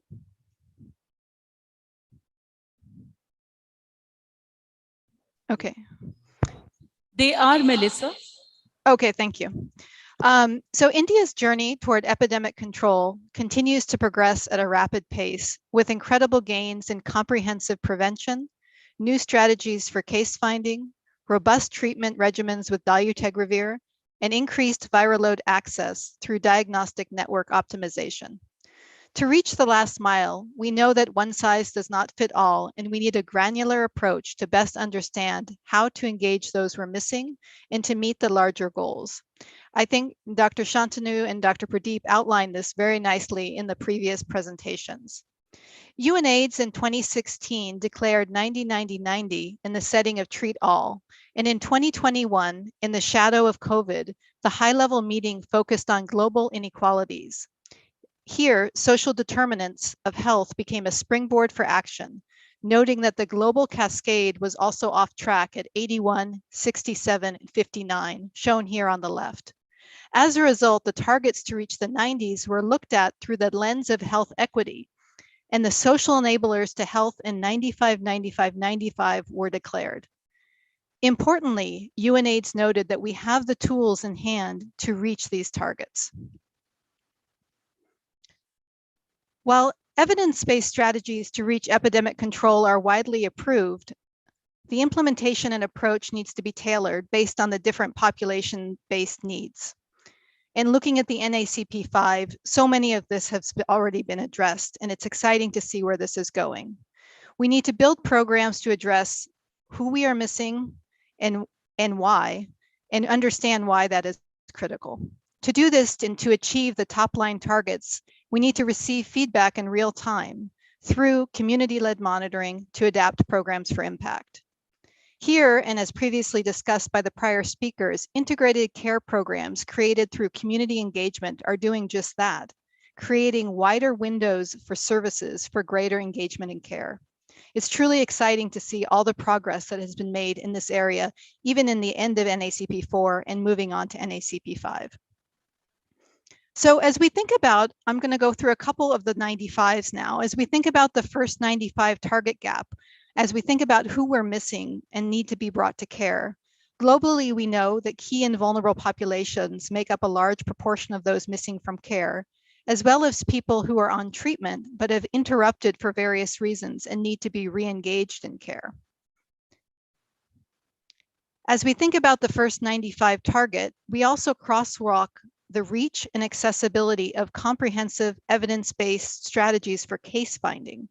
Here, the government of India is truly on war footing, rolling out different strategies, including reaching out to those in the virtual space, expanding the Sampoorna Suraksha centers, which we'll hear more about in this convention later. I highlight here one strategy that is a key evidence-based strategy being rolled out as part of the program, index testing or partner services, which has been part of the program for a long time, but really it's being reinforced, reaching out to bigger networks of clients.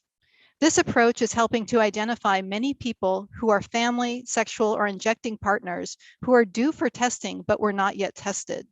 This approach has been incredibly helpful in returning positive yields between 20 and 40% in some areas, and opening up, importantly, a new understanding for clusters and populations at risk. As we surge toward closing the first 95 gap, it requires close monitoring across the strategies utilized. Here, I show an example of an approach to monitor the quality of index testing using indicators such as offered, accepted, number of contacts elicited, those that were positive. And really, the monitoring should include a full cascade of impact to include linkage, ART and viral load suppression, and potentially disaggregated by service location. We've done this in many parts of India under PEPFAR, looking at ICTCs, OST centers, TIs, and ART centers, where some family members or partners who still need testing are yet to be tested. With close monitoring of the first 95 gap through granular indicators and evidence-based case finding strategies, we can rapidly reach our target. With respect to the second 95, granular data for treatment at various levels can be very helpful both in target setting and reaching the target. With the introduction of dolutegravir-based regimens, we find a robust, well-tolerated regimen with expanded access, and we're working for full implementation of treatment as prevention with dolutegravir, realizing the important message of undetectable equals untransmissible. Here in this slide, I'm showing you a waterfall plot on the left side, which shows the beginning of a time period on the far left and the end of the time period on the far right. This could be a quarter or half a year. And then the loss of gain of patients during the interval, either from new patients joining or people lost to follow-up. This particular approach can be incredibly helpful in focusing down to the ART center or up to the district level and sliced by age or gender or other factors to really drill down to understand barriers to care and adjust programs accordingly. Our teams have been using this approach in places where CDC works with the government of India and identified subpopulations with specific barriers, including migrant workers, key populations, women, and adolescents. So again, returning to the larger question of understanding the data and really responding to the data with real-time program implementation changes as and when needed. In the next several slides, I'd like to highlight the incredible work done to date under the National AIDS Control Program, such that many of these person-centric programs, really the glue, are in place now that are on the verge of being further scaled. Pre-COVID, there was a incredible expansion in differentiated service delivery programs, which set the stage during COVID and supported the incredible mitigation efforts, including widespread implementation of multi-month dispensation, community dispensation strategies at TIs, linked ART centers, and in prevention with the expansion of low threshold harm reduction and take-home OST. During COVID, there was an incredible innovation as well, and there's a couple examples on this slide. This is not exhaustive. I know there was many more innovations, but taking the learnings from granular data for real-time program impact toward person-centered care. So during COVID, a couple examples on this slide show technology-focused programs such as the Interactive Voice Response System, or ART Mitra, rolled out by MDAX, expansion of community ART refill groups, the scale up of dolutegravir with the support of telehealth, and innovative strategies in the most remote locations, including Health on Bike in Nagaland and mobile outreach camps in Manipur and Mizoram. With each pandemic wave, with the ensuing ebb and flow, innovations around person-centered care have continued in strength. Many of the original UNAIDS top-line evidence-based approaches to catalyze toward epidemic control are being rolled out now, and it's so exciting to see the direction with NACP5, with a focus on access to services for all populations, a focus on social enablers, and integrated service delivery. I know there'll be a session later on Sampoorn Suraksha, which focuses on expanded services to follow up high-risk negative clients and closing that first 95 gap. Some of the other additional innovative strategies will be discussed in this conference include TG Health, adolescent health, and virtual outreach. In summary and in closing, as I mentioned at the outset, while targets do catalyze, we must pair this catalysis with community engagement, person-centered care, and evidence-based programming. It is truly exciting to see this all coming together now under NACP5. And as Pradeep was talking about the guiding principles with prioritization, leveraging tech, optimizing upskilling, partnership and strategic information, and gender-sensitive community-led programs, it's really an incredible catalyzed time to be part of this program as we fast track toward 95-95-95 to end HIV as a public health threat by 2030.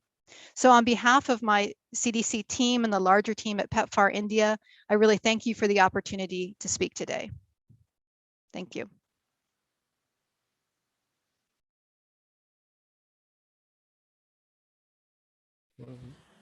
Thanks, Melissa, for a lovely presentation on the goals and targets for NACP5 and how 95-95-95 are going to catalyze the same. We are open for questions from the house, but I don't see a raise of hands here. So we'll perhaps go ahead for the next presentation, Melissa, and we'll take questions towards the end if there are any. I now call upon Ms. Vinita Verma, National Consultant, Strategic Information, National AIDS Control Organization, to present the research priorities under NACP5 to the House.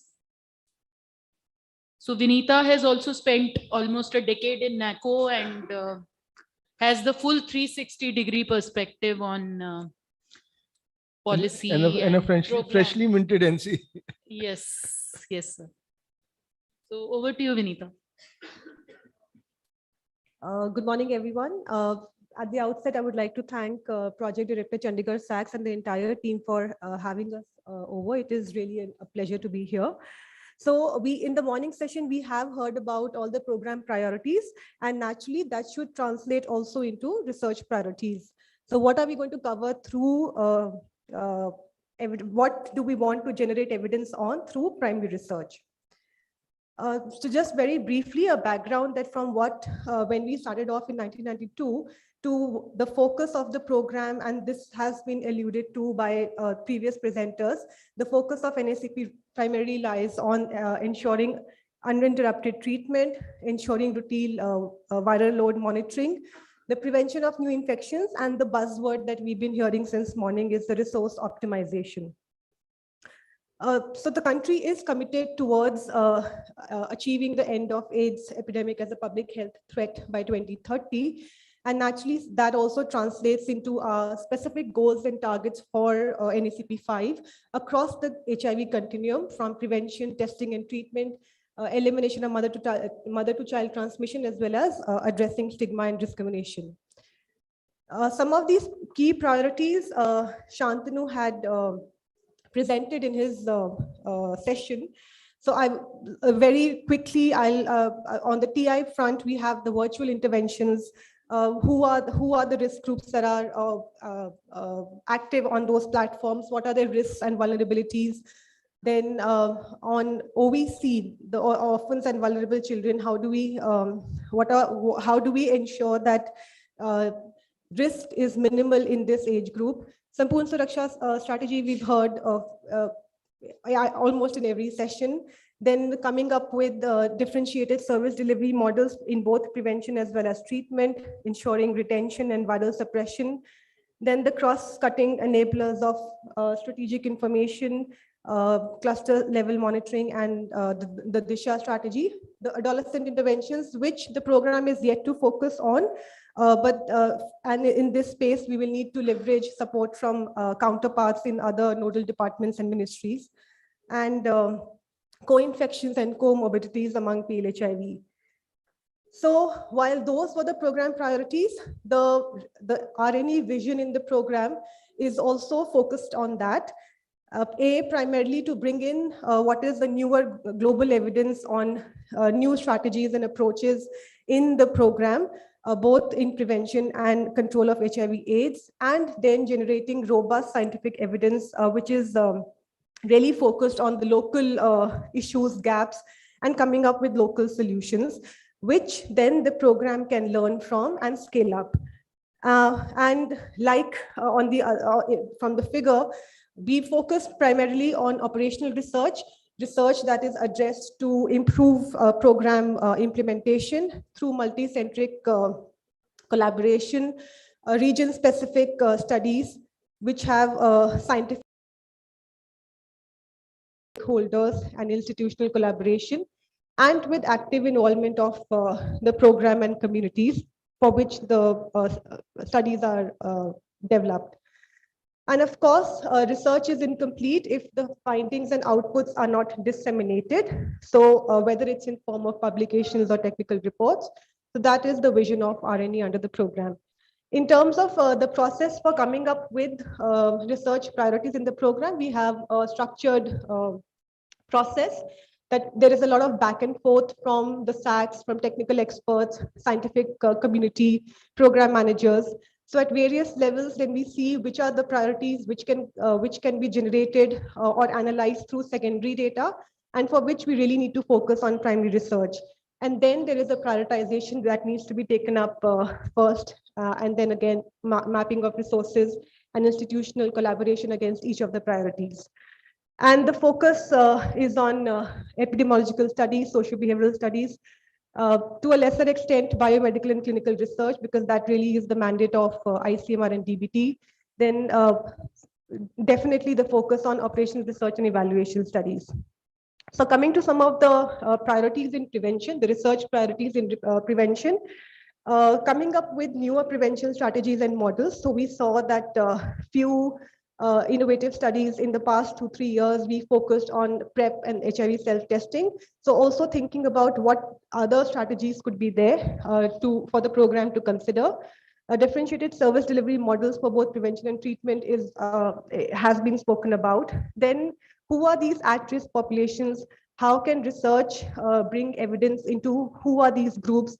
And coming up with an umbrella definition for these at-risk populations. Other priority areas include, we know they are female migrants, but what are those vulnerabilities amongst them? That needs to be studied. And in terms of prevention in ID population, then the adherence and issues related to OST adherence among IDUs. Stigma and discrimination and the strategies to address them remains in focus even today. In terms of testing and treatment, Linkage loss is something which Pradeep had mentioned. So again, how do we come up with strategies to address a linkage loss at various levels, from screening to confirmation, from confirmation to linkage to treatment? Then among PL HIV, we have NCDs among PL HIVs, as well as HIV and comorbidities, as well as mental health needs, because the PL HIVs are on a better and a safe and efficacious regimen. So naturally, the longevity is there. So what are the issues then that come up with lifestyle disorders? In terms of the private sector, we want to understand what is the burden of PL HIV in the private sector.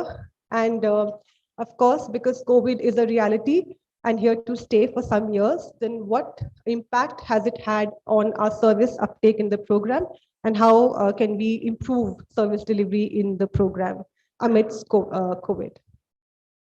In terms of epidemiology, like I said earlier, that characterizing these groups, who are these groups, how do they behave, what is their profile, that needs to be studied in detail.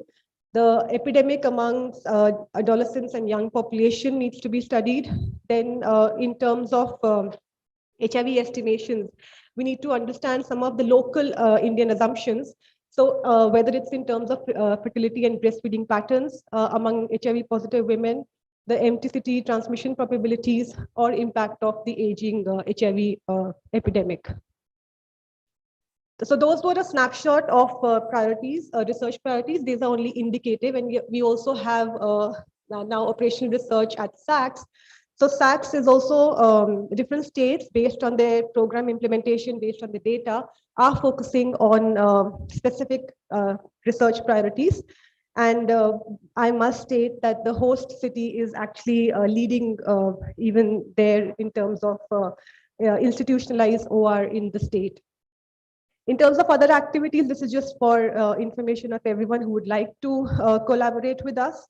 That apart from the commissioning research studies, we're also involved in creating a research ecosystem, whether it is in terms of establishing OR at SACS level, at the grassroots level, or it is through formalized structures of a research review committee, or a technical resource group, or the ethics committee, or our coordination and collaboration with our premier institutions who are working on HIV/AIDS. And for that, the program also conducts capacity building workshops on operational research and ethics from time to time. Dissemination of evidence is very important, and strategic information has always played a role bringing out the outputs, whether it's in terms of publications, reports, through conferences, workshops, or high-level meetings. And that is the purpose of strategic information, to actually have the translation of outputs into action. So this is a snapshot of the research priorities from my side. Thank you.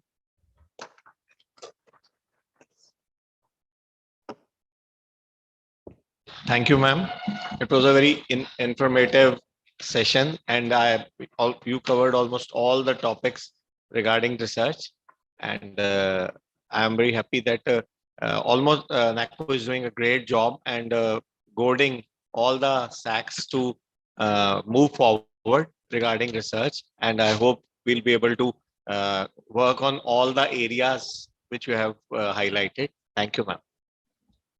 Any question? Yeah, certain questions which have been asked virtually, so I'll take those. So I don't know how relevant they are. One of them has asked, where can I get my HIV test done? I don't know where is the person. From where is it? No, I think you are the best suited to So answer. I request the person to call in 1097 and find out the nearest ICTC center. Yeah, somebody wants to ask something. Can you please provide a cordless mic there? But this is for general. I mean, anyone anyone. So they're all general questions asked. So somebody has asked what help government is providing for HIV positive people. Okay. Mainstreaming se koi hai? Kaun batayega? Somebody from the mainstreaming division can say, I think. Like in Chandigarh, we are providing help, sir. Financial help to people. So in case the person is from Chandigarh and listening to me, can always contact us. Yeah, somebody? Free RT. So for the people who are tested HIV positive, under the program, we have nearly 600 ART centers across the country where they can go and register and avail free antiretroviral treatment lifelong.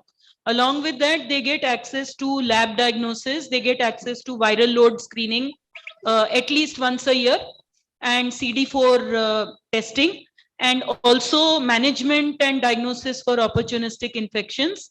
Especially there is a linkage for tuberculosis, wherein if a person is co-infected with HIV and TB, then he gets access to his anti-tubercular treatment also from ART center only.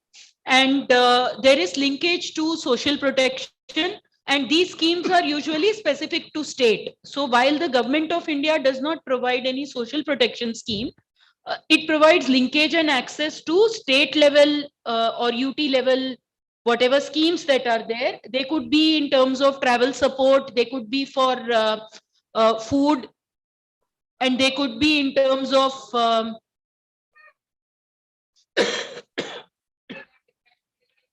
You take a mic. take a mic and speak, Bhavna. The schemes vary from states to states. Mostly it's like travel support to and fro to the ART centers. It's like twice in a month for to and fro. And also the states are implementing some monetary, funds are given to the PLHIV as well to build their nutritional status as well. Some states, depends, the schemes vary actually from state to state. Some states, in fact, they are actually supporting and giving some providing nutrition and all. And also, as mentioned in in the starting of the AIDSCON, it was mentioned that dry ration is being provided free of cost to the female sex. So in addition, the women who are living with HIV, there is provision of this lifelong ART and also support to be able to deliver an HIV negative baby through the EMTCT program, and if they are in the reproductive age, access to SRH, sexual and reproductive health services from the ART center. And there is also an add-on for people who are living with HIV. The HIV positive community networks are also very vibrant, and better than someone living alone and managing his disease.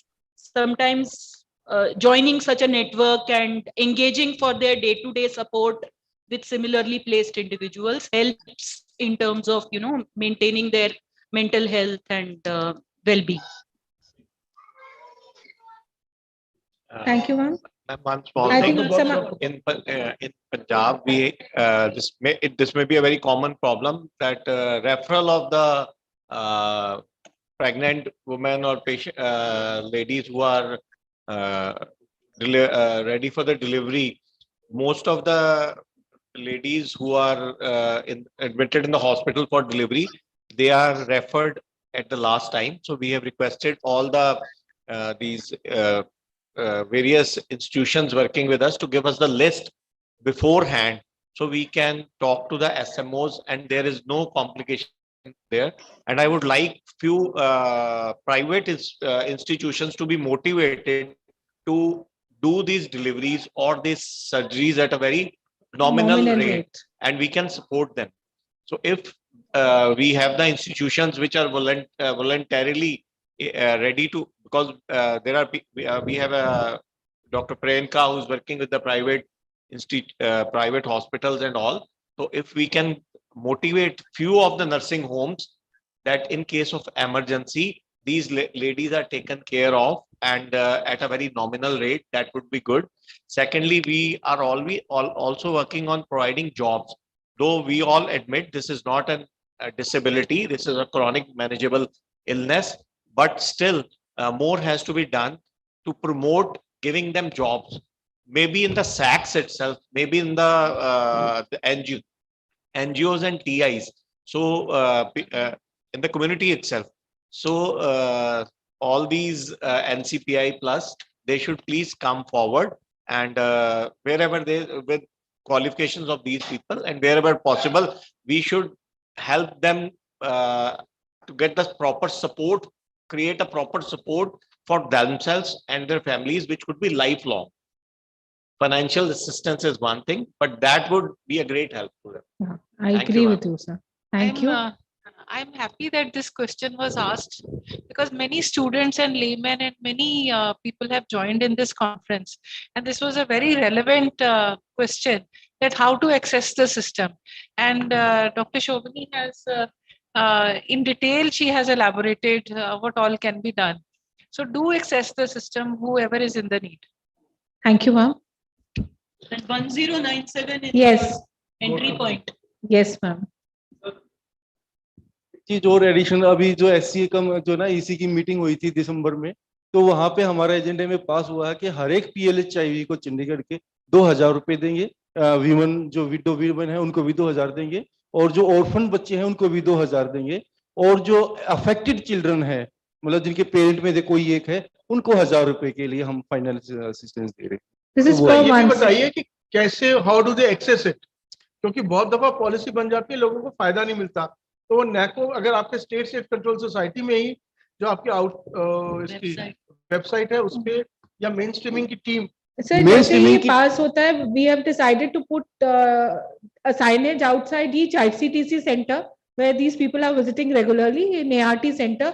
It would be displayed in Hindi and English so that they are aware of the scheme, and they Punjabi also. Sir, Punjabi थोड़े कम आते हैं हमारे पास, but definitely we will put it in Punjabi also.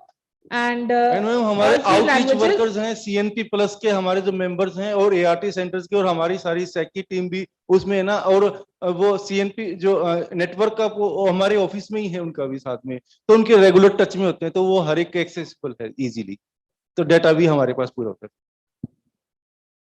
है। Thank you. I think Mr. Munish wants to say something. Good morning. This question is for Shobhini ma'am. Ma'am, what we have witnessed as part of the program is that we have good number of adolescents or those who are in early age of adulthood getting into substance use, particularly injecting drug use.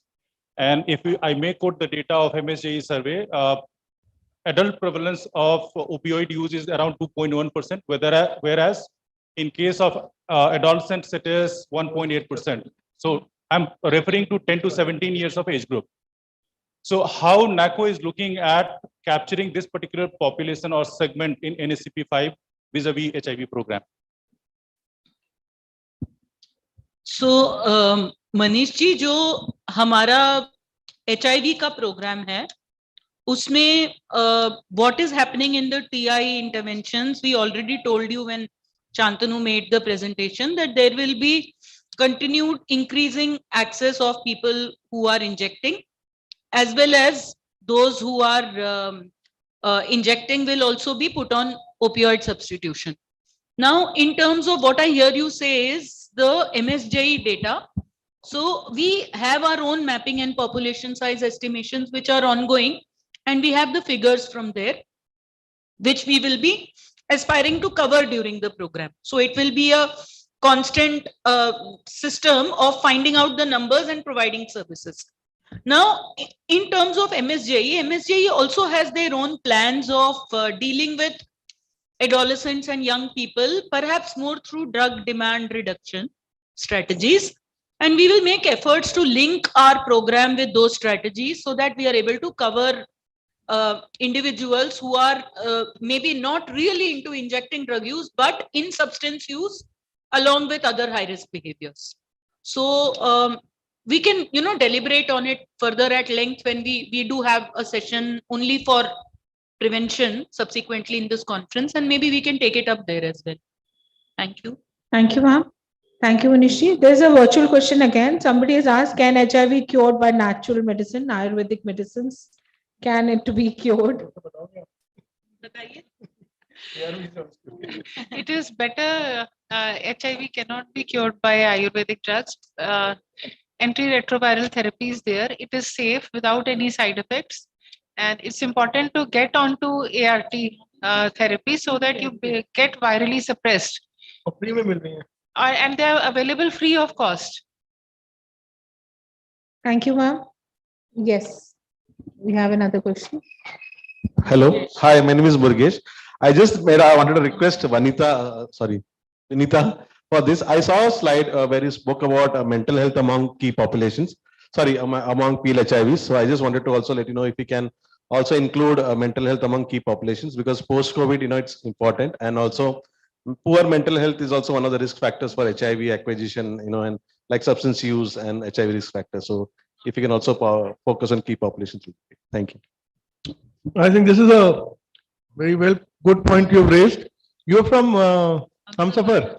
So why don't you make a small model and do a pilot in Mumbai? Yeah. No. I mean, see what we will. Asking for money.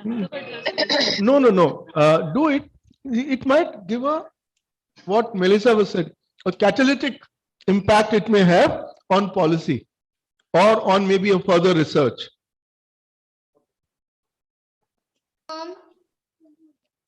Yes.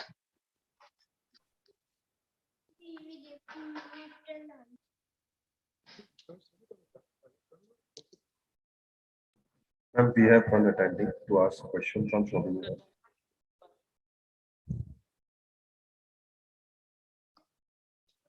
Dr. Kusum, please ask. You come on Hello. the dais, maybe you can come on the dais. Hello. Yeah. I'm Dr. Kusum. We have two questions for Dr. Pradeep. Since we get the HIV estimation report of 2020, sir, in this report, we have a HIV, PLHIV estimation is 2200 something, because we get the maximum cases from Tri-City, Haryana and Punjab, sir. And this is 2200 is basically for middle numbers, sir. And when we get the information from Chandigarh, and we have a total number of 1700 PLHIVs. So we get if we and the lower number is 1700, sir. So if we get 95, more than 95% coverage. But sir, we have a question here: on what basis the denominator is and HIV estimation, sir?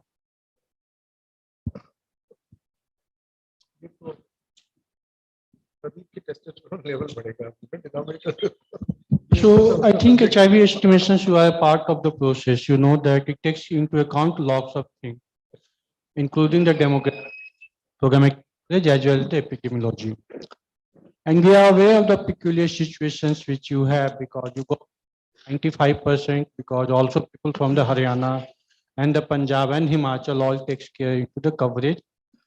So, and we know that we are still developing on that. Perhaps once SOCH becomes stabilized, able to give you a better hang on the actual 95 coverage of the Chandigarh. But I think that's a work in a progress. But overall, estimations takes into account a lot of data, and then it comes out to this is the estimated number. Your 95 is still based upon the monthly progress report, which in case of Chandigarh also serves people from the surrounding area. Okay. Thank you, sir. Thank you. Pura ma'am, ending on to this session, as we are running short of time, I think we can take this question over a cup of tea or during lunch hours. We have one a little bit. Okay, if small. the chair and co-chair permits me. Sir, we have one question related to research and evaluation. Vanita ji, we have one question. Since you have already shown in this PPT that private sector, the priority areas for the private sector. So is there any specific guidelines for the given of the priority areas for the private sector? Because in our research projects, we have allotted 3 research agencies and the priority areas has been given. So is there any specific, if we consider the private sector in the next financial year? So I'll just clarify, there was a difference. That is a priority for evidence to be generated on. Key PLHIV, how many do we have in the private sector? What your question is mostly procedural. Whether you can engage with a private institute in your research process. So mostly we are saying that do it with government medical colleges But our guidelines say that you can also look at private institutes provided they have capacity and they have established past expertise in HIV/AIDS research in the city. So mostly it's government, but if, for example, you have too many institutes which have already been given a lot of projects, then you can look at private, provided they follow our guidelines. Present, we have only 3 institutes in this financial year. So can it be include another also? Can I intervene here? ये थोड़ा सा programmatic question है, तो आप we can take it, you know. Yes, personally, I think on the that- sidelines. आपका जो मतलब देखो प्राइवेट में कोई मना ही नहीं है, there is no bar on that, provided it fits in our overall programmatic guidelines, goals, because after all some resources are going, आपके resources है ना, SACS के resources, right? So they have to come back to you in form of a tangible result, right? And other thing is that you are also bound by HIV/AIDS Act.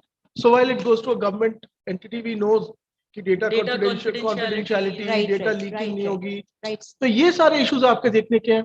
Now in a private, let's say it's a medical college. Right. The principal might not be even interested कि आप क्या कर रहे हो और वो कहीं से leak हो जाए. Right, Those sir. are the things. Fine. वैसे कोई ऐसा overall there is no bar. We Fine. should actually be engaging with them. Right. But the issue was not this. Issue was about the numbers that are being treated in the private sector. Fine, sir. So I just want to ask one question because Tinu is saying time is running short, but I know that in next session there are 2 presentations which probably will have to be rescheduled tomorrow. So we'll have some time there. Wow. So, so taking आपको ये advance information. हाँ जी, अभी है. उसका फायदा उठा रहे हो. I just actually about this TI program, Shantanu had made a very wonderful presentation on the key priority areas that are to be covered under TI program. So what we are looking at, everyone will agree that now the reach in virtual space will have to be increased because we are able to see a lot of key populations cruising in the virtual space. Yeah. But when I look at my TI projects, they are actually designed the other way around. The structure is not like that. Now we keep trying that we ask them to reach out to this virtual space through the traditional outreach workers that we have in TI programs. Recently, we had conducted one study to assess the gaps and opportunities to reach virtually. So conduct virtual outreach, and Humsafar Trust was partner in that, and Dr. Chakrapani also involved in that. So we placed one outreach worker in 3 of our MSM TI projects. So one outreach worker specifically for this purpose, supported by Humsafar Trust and the CSHAR. So in that we have assessed that there will be a lot of issues in that, in reaching out to that. Like उसमें जैसे अगर कौन सा mobile number use होना है, कौन सी community को आउटरीच वर्कर रीच करेगा, तो outreach worker may not like to give their own personal numbers to everyone because they will then call on them. So ऐसा कुछ हमें कुछ कंसल्टेशंस, मेरा एक रिक्वेस्ट है कि हम कुछ कंसल्टेशंस हमें करना चाहिए जिसमें we discuss that how to reach through our existing TI और may be along with our existing TI projects, may be we are able to somehow इसी प्रोजेक्ट्स में हम करें या इंडिपेंडेंटली कोई प्रोजेक्ट्स करें जिसके थ्रू हम अपनी कैपेसिटीज भी हम बिल्ड करें. So I have shared that presentation with NACO, मैंने करी है वो जो हमने जो भी हमारे एक्सपीरियंसेस थे जो हम सब ट्रस्ट के आइडिया वही है. The idea is that we all learn together and continue to improve. There is a budgeting norm for this also. You can budget this activity, and other things are I think more simple. Phone का number कौन सा use करें? वैसे तो जो हमारे पास outreach workers हैं, जो कम्युनिटी के लोग हैं, they are much smarter than us. Aren't you guys smarter than us? इनको मालूम है कि अपने डिफेंस बैरियर्स कैसे लगाने हैं, वो सब करते हैं. और हाँ, जीपीएस हटाते हैं, वीओआईपी पे करते हैं, वो मतलब जो फोन आपका नंबर छुपा देता है उससे करते हैं, सुडोनिम्स बना के करते हैं. वो बरसों से कर रहे हैं, पीआर प्लैनेट रोमियो के टाइम से कर रहे हैं, वो सबको पता है. सो ऐसा कुछ नहीं है कि वो बहुत बड़ी चीज है. आप करो, कंसल्टेशन हम करा देंगे, वो तो लर्न करने की चीज है, that is not an issue. But here there is no show stopper. ये तो मेरा ही एजेंडा है ना कि आप करो, तो हम मना थोड़ी करेंगे, करो. एंड एक रिक्वेस्ट है मैम, क्योंकि हमारे एनजीओ के पार्टनर भी यहाँ पे हैं और सैक्स के लोग भी और सर यहाँ पे हैं, सो सैलरी का issue now it is not related to the conference and this thing. Yeah, not in the conference, we are virtually connected, I think. Yeah, okay. Yeah. Okay, so sideline पे हम बात करेंगे. A lot of people other joined us. I'll tell you, आप सबको बता देना. Yeah, thank you. Now that NACP 5 is approved, suffice to say, it will just take maybe another 1 month, 40 days वो हो जाएगा। ठीक, thank you, sir. सब कुछ तैयारी है। Yeah, thank you, sir. Thank you, But sir. it's a scientific conference. Thank you, sir. We've come to the end of this session. I would like to thank our chair and co-chairs for such a wonderful session. And I request our chair to honor certain people who have come all the way from Delhi to make this conference a big success. So I would like to invite Mr. Pradeep from NACO.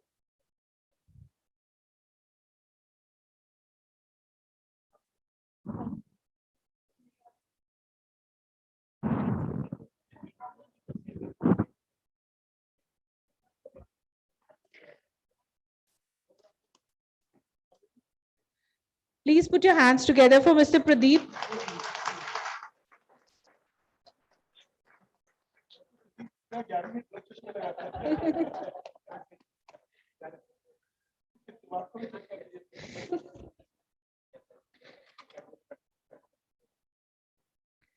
Dr. Shantanu.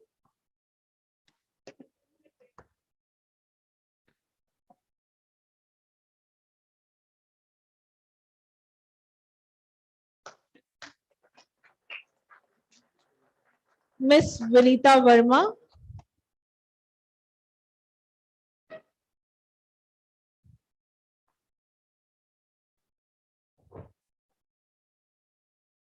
Dr. Bhavna Rao.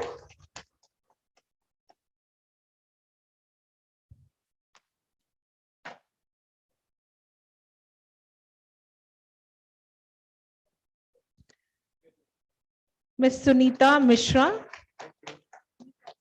Smita, okay, I'm sorry. Miss Smita Mishra.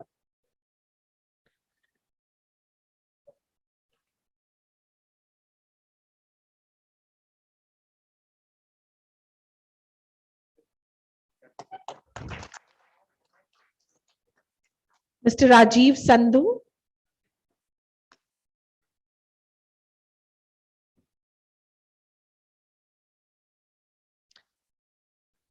Miss Sahu.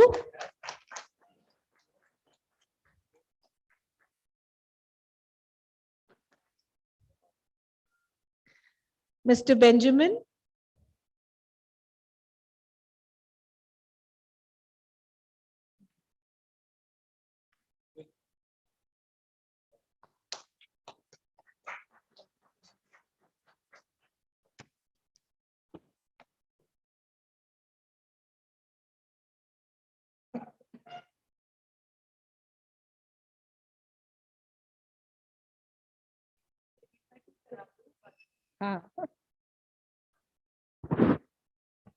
And Mr. Vishal.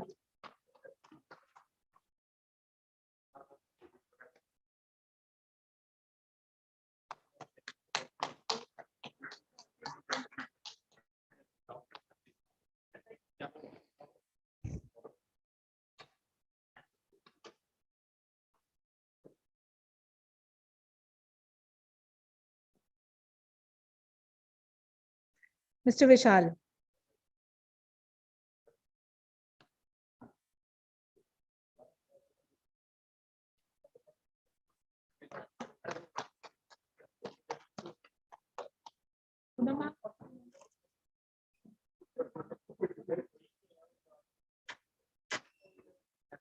I request her to honor Dr. Bobby Gulati, APT from Punjab SACS, please.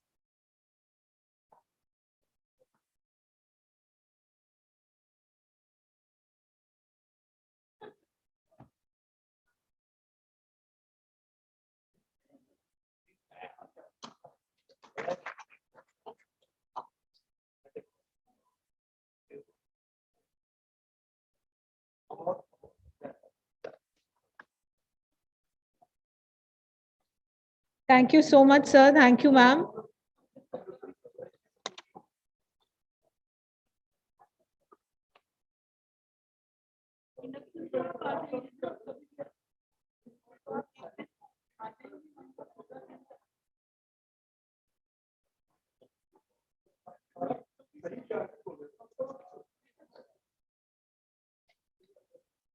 Thank you, sir. Thank you, ma'am. Thank you, ma'am.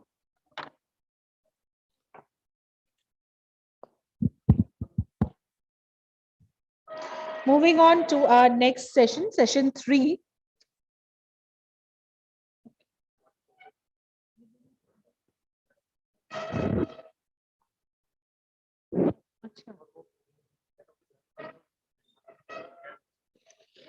Moving on to our next session, session 3, HIV/AIDS Prevention and Control Program. It's an honor to welcome Dr. Bilali Kamara, Senior Medical Epidemiologist. He's joining us from Netherlands. So please put your hands together for him. Netherlands में भी 8 बजे होंगे सुबह के, and he has taken out time. We are thankful and grateful to him. Can you hear me? Dr. Bilali, are you there? Can you just connect him, please?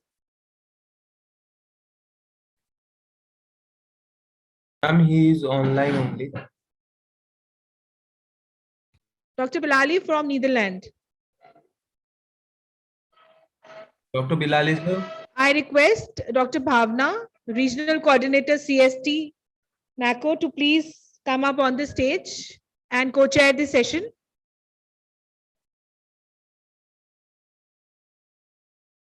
Yes, ma'am. Bilali, sir, is online. Bilali sir, hello. Bilali sir, good morning. Sir, your voice is not coming. My voice is not coming. Okay, we'll just recheck it. Can technical team please help? Hello.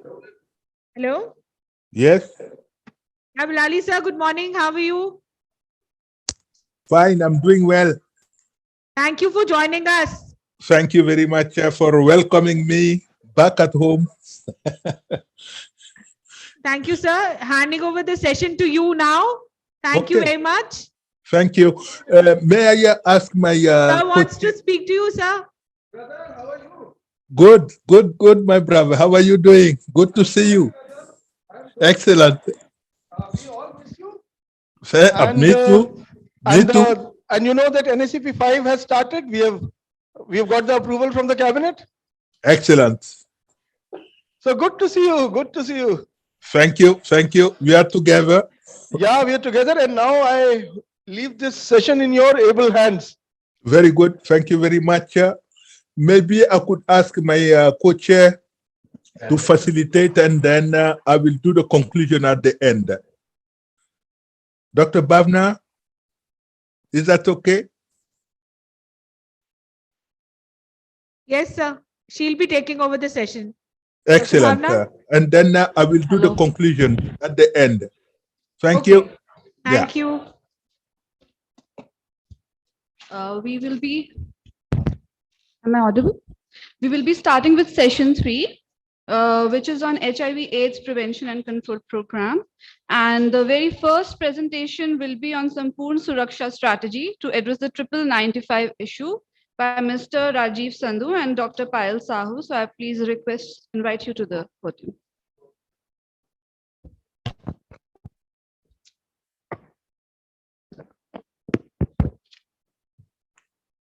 Thank you, Bilali sir. Bilali sir, are you able to hear me?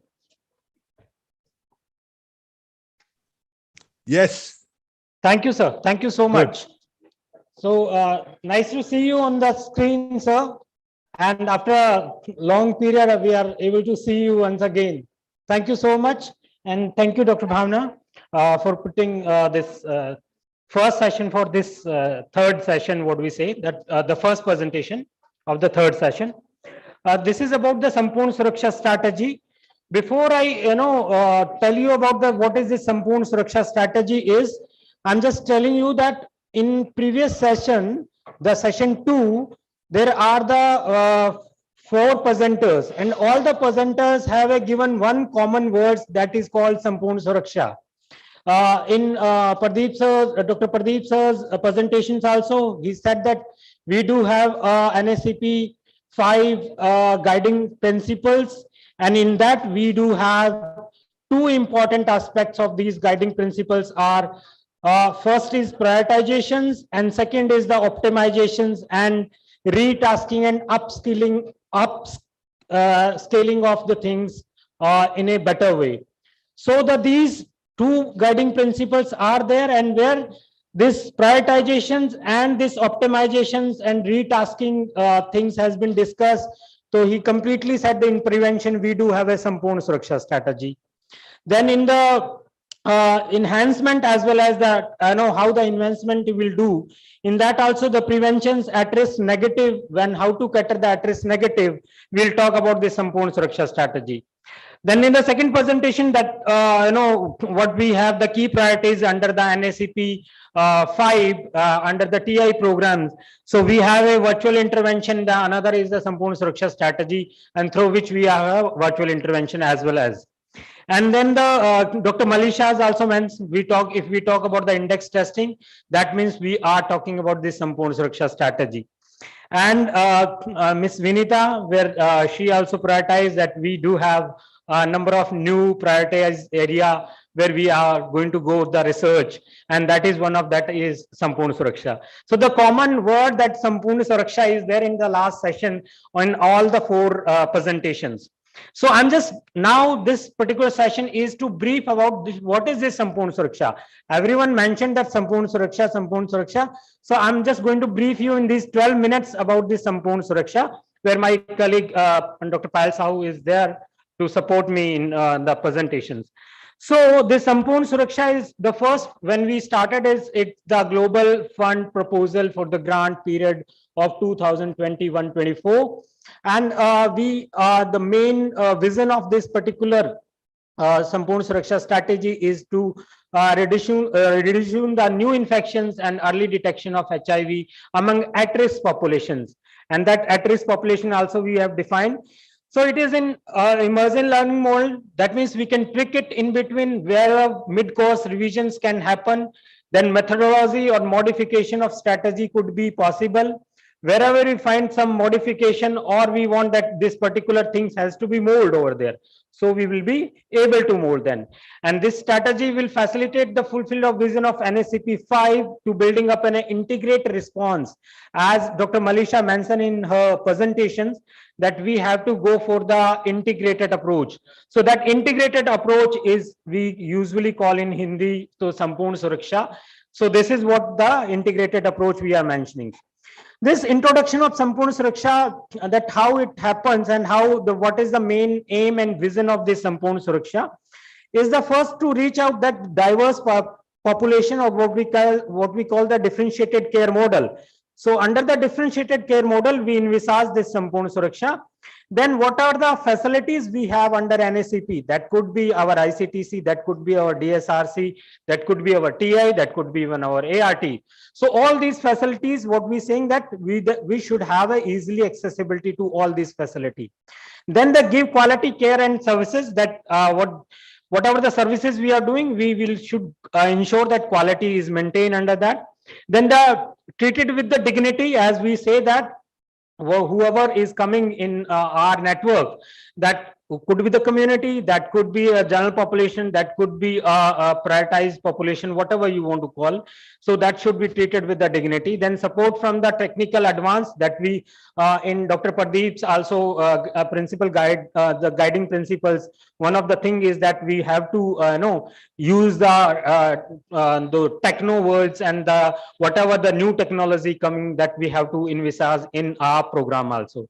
And then live healthy life and safe life. So this is the main vision of this particular Sampurna Suraksha strategy. So this description is there. So I'm not going to read out this description so you may understand.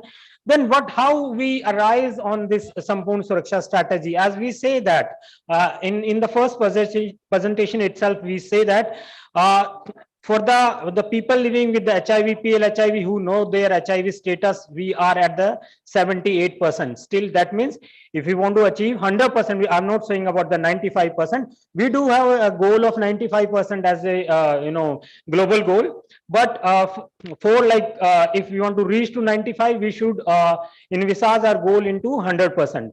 So that means 22% still remaining who don't know their HIV status. And then apart from that, as per the NFHS 4 data, that estimation of 360 lakhs people who are into the risky behavior, and around 1.0 104 lakhs people have been reached out through this target intervention program and our link worker scheme as well as. So we have owed 1500 target intervention and around 150, 122 are functional, 150 link worker schemes are there. And then apart from that, what the remaining population where we want to reach, that where we can apply our Sampurna Suraksha strategy. So this is a description of that, how we right now we are as per the 78%. That means 18 lakh 10,000 are PLHIV who know their status and are registered on the ART. Then what comprising of at-risk population which will be the target for this Sampurna Suraksha strategy. So this at-risk population include all HIV negative self-initiated clients which are coming at the ICTC and DSRC with the risky behavior, and that will be captured through our small tool that we call a risk profiling tool that has been incorporated in our new system, that reporting system, what we say, the SOCH, that comprehensive care that model or software is there, where we are capturing client centric informations, and from there we can build our denominator at least, and then we can start. And then we have a HIV negative but at risk provided initiated even which are coming to the ICTC. Then we have HIV negative but at risk client identified through the population on virtual outreach. Then we have a social and sexual network of the individual mentioned, that whatever the groups we have mentioned in all three first category, their social and sexual network. Then the youth and adolescent of all the genders who are at the risk, and then we are saying the HIV negative, the youth and adolescent, as we heard from the our chief guest today, that there is a population which is very techno and techno friendly, and they know much better than us than how to use those technology. So they are going into the adulthood much more earlier, and they're not able to perceive their risk also. So that in this particular population, we also include that who are not able to perceive their risk, but they are at risk. So this youth and adolescent population. Then we talk about that HIV negative spouse partners for HIV positive clients. Then population on virtual platform, as we all discussed that in all the past 4 presentation, we know that newer strategy are there, and Sandeep is Dr. Sandeep who is taking care TI into the Chandigarh SACS. So he also saying today that how to do this virtual interventions. So this is what again I'm repeating only that what we have known risk who are some are into the program, some are able to reach out, but there are the client who are not under NSA, who are not able to reach, so hard to reach or unreached. So and the another is the unknown risk, that that adolescent youth population, social and sexual network of all the at-risk client, and the client co-locating virtually and their unreached population. That and these are the some what make them to that risk profiling of that client, and the need-based provision of the services we are going to provide under this Sampurna Suraksha strategy. Then we have a need-based referral to the other health facility which is available within that periphery or nearby to the Sampurna Suraksha Kendra. These are some services we have envisaged that these some services we do have existing under the NACP, we are going to provide under this Sampurna Suraksha strategy. So we named that as essential services or services which we can provide in the phase 1. And then apart from then there are some add-on what we say that facility that is comprehensive and general health system. And the activity so far done regarding the Sampurna Suraksha, I'll ask Dr. Payal to take up very fast. Thank you, Raji. Thank you, Raji. Okay, so continuing the presentation, so Rajiv have briefed what are the services we are covering under Sampurna Suraksha. So just to take you through what all activities we have done till date, the planning have already started in 2021. So we had done a national consultation in August 2021, where we have disclosed about the draft of the strategy, what we are planning under the experts and bilateral partners and all the development partners, and even the community members joined us, and they gave us a lot of input to design this strategy. Then we also formed a working group, which is a group of people, those who are supporting us in designing this strategy and helping the states to develop their proposals. So this we have done again in August under the chairpersonship of Dr. Naresh Goyal. Then we have rolled out finally officially this strategy in December 14-15, and where we have shared the draft guidance note about the strategy, where we have invited all the identified states to come forward to submit their proposals. This rollout was done under the chairpersonship of ASNDG NACO. Then this strategy, we are basically, as per the guidance of the working group, we are doing in a phase manner. So in first phase, we will be rolling out into 75 districts, which we have identified. And from that 75 districts, we are doing piloting with the 10 states. So for this, from 10 districts, 3 states, which is Punjab, Gujarat, and Telangana, we have identified the districts, and we are in receipt of the proposals from these states for the 10 sites, and we'll be very soon rolling out the activity. And we are having a plan of doing a workshop with another 65 districts of first phase to roll out. So in 2023, basically, we will be having 75 districts, 75 Sampoorna Suraksha Kendra, where we'll be rolling out this program. So how we are going to establish Sampoorna Suraksha Kendras and implement the Sampoorna Suraksha strategy through these Kendras. Basically, these centers, these Kendras are identified under ICTCs or DSRC. So these are the facilities which are already there. We will be revamping identified facility and doing it. So how we will be doing? We are doing micro planning. We are doing facility assessment. So I'll take through the next slide what facility assessment means here. Then setting up the identified SSKs, converting them, revamping them. We will be having staff of Sampoorna Suraksha Kendra dedicatedly for Sampoorna Suraksha. So we'll have the Sampoorna Suraksha manager, Sampoorna Suraksha counselor, and Sampoorna Suraksha outreach workers.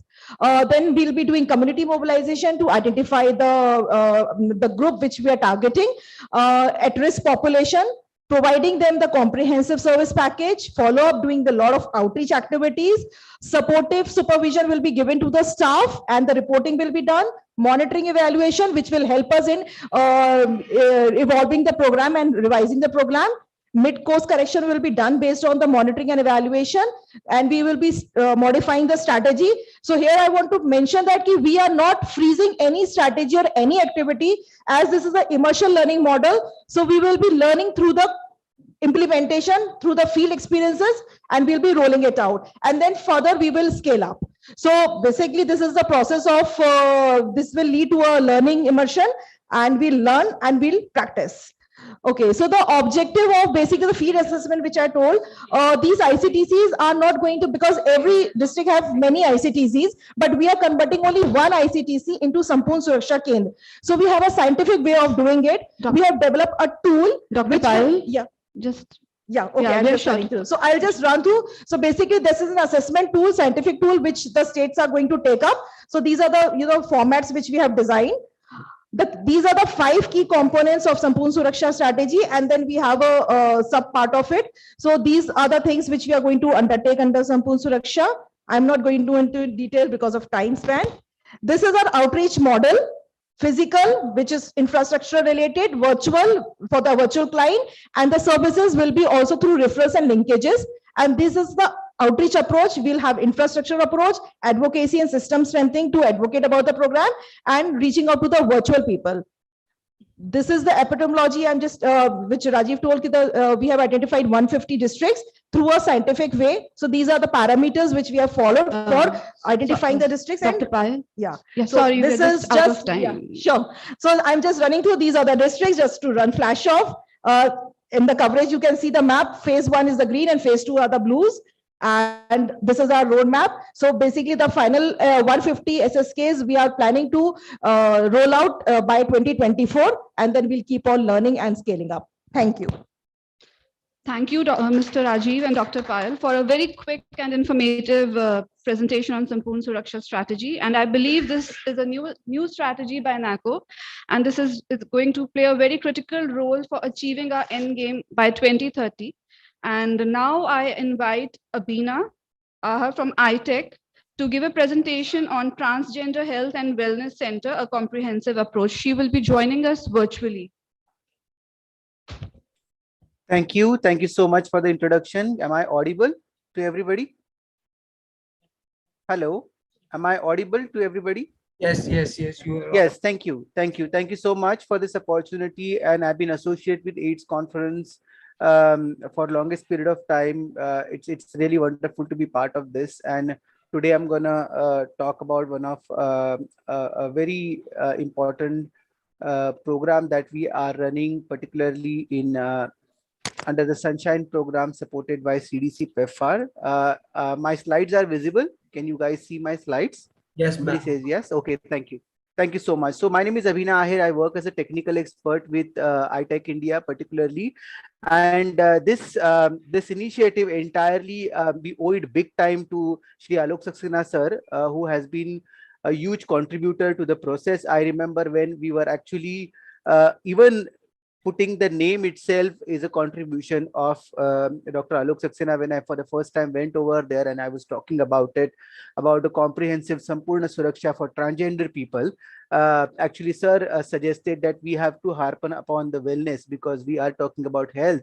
And when we talk about any key population, the health has to be the entry point of the work. Over the period of time, this program has been running for over 6 months now, and this has been a game changer. The reason why a game changer is that because within the 7 to 8 months itself, this entire initiative, which was initiated as a pilot, has been converted as a full-fledged FICTC by Manipur State AIDS Control Society. So I would like to really thank Manipur State AIDS Control Society at this point of time, and also all the people from NACO, Dr. Shobhini, Dr. Bhavani, from the prevention side, and my colleagues at the iTech India, who has been extremely supportive in this regard.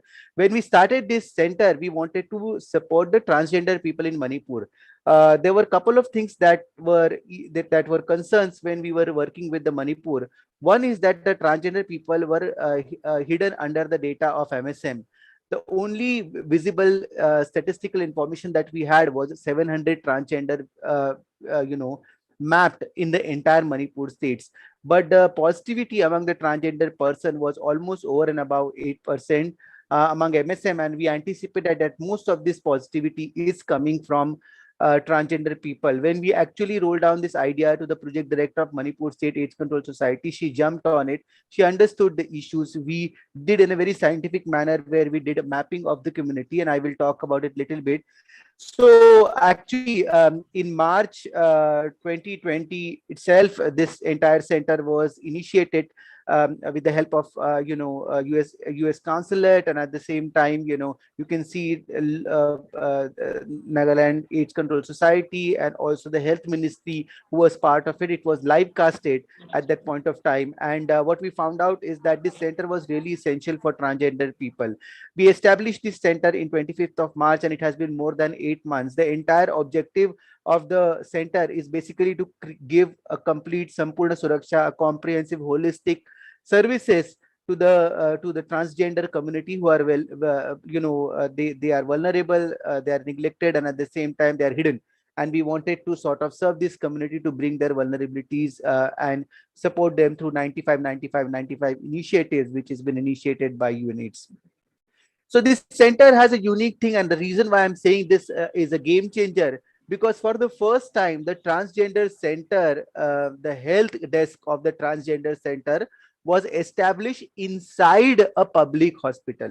So Jawaharlal Nehru Institute of Management Research, the Jenims Hospital in Manipur, which is the biggest hospital in Manipur, actually agreed with us because due to the constant advocacy by the transgender leaders over there, to have a separate room for transgender people where transgender officials can sit, transgender nurse, qualified nurse, along with the transgender advocacy officer, and one PLHIV transgender counselor can sit inside the help desk. The help desk was basically a space where transgender people can come together in a hospital. They don't have to roam around in the entire hospital.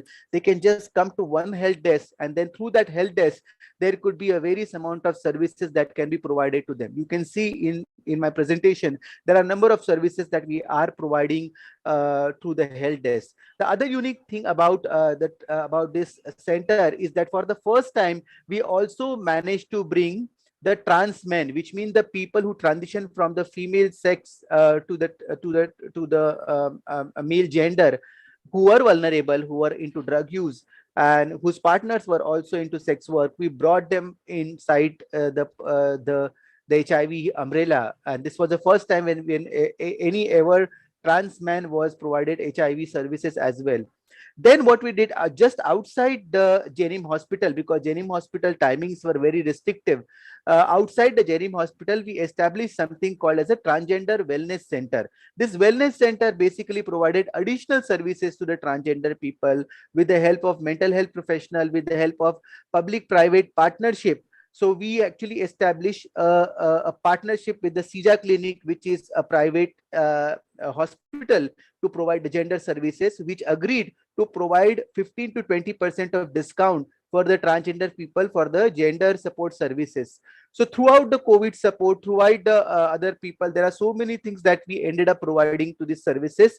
And we also partnered with the Share India, which is our lab partners, who was a link between wellness center, health desk, and also a lab. And this lab is situated inside the wellness center. So this wellness center does talk about health beyond. So it talks about social well-being, it talks about skill building, it talks about prep, it talks about self-testing and various other things. So this was a complete Sampurna Suraksha process that we did for the transgender people in Manipur, Imphal West. And we went through a very systematic approach when we actually established it. This was not just that, okay, we want to do this and that's why we did it. But we went through a desk review. There was a mapping of the community. There was a scientific data analysis, a desk review, which was conducted, consultations with NACO official, SACS officials, community consultations, CBO engagement, because we wanted this approach to be a CBO led and not as an ITAC led. So Marupulai Foundation, which is a CBO, which is implementing this program, was brought into the program, and there was a lot of discussions. We then developed in consensus with the SACS and CBO monitoring and evaluation metrics that will help us to gather some important data. These are some early, I mean, there's a lot to talk about this center, and I can go on, but because of the paucity of time, I'm going to be very limited to my interventions. So as you know, that the entire state had the mapping of 700 as per our data, and within the 6 months itself, we have provided health services, social well-being services to more than 877 transgender people till February. And you can see we have already surpassed the mapping of the transgender people, and we are providing much more services into that. There are more than 40% of the transgender people who came forward and who were never ever tested for the HIV testing. We are finding the HIV positivity around 7% at this point of time. In fact, we have also brought down some loss to follow-up client because there were additional services which was provided within this space of transgender center that we created. There were a lot of people who were coming directly to the health desk of Jenim, and there were certain people who were coming to a wellness center as well. The basic important prime pillar that we have constituted upon is that we emphasize a lot on a mental health support. So there's a professional mental health expert who sits 24/7 inside the wellness centers and who provide lot of counseling on suicide prevention, gender-based violence, HIV, living with HIV status, and disclosure, and various other aspects. And we are getting some early responses towards that. During the COVID time particularly, we used the very innovative methods of Zoom calls, WhatsApp calls, and various other opportunities to keep providing the services.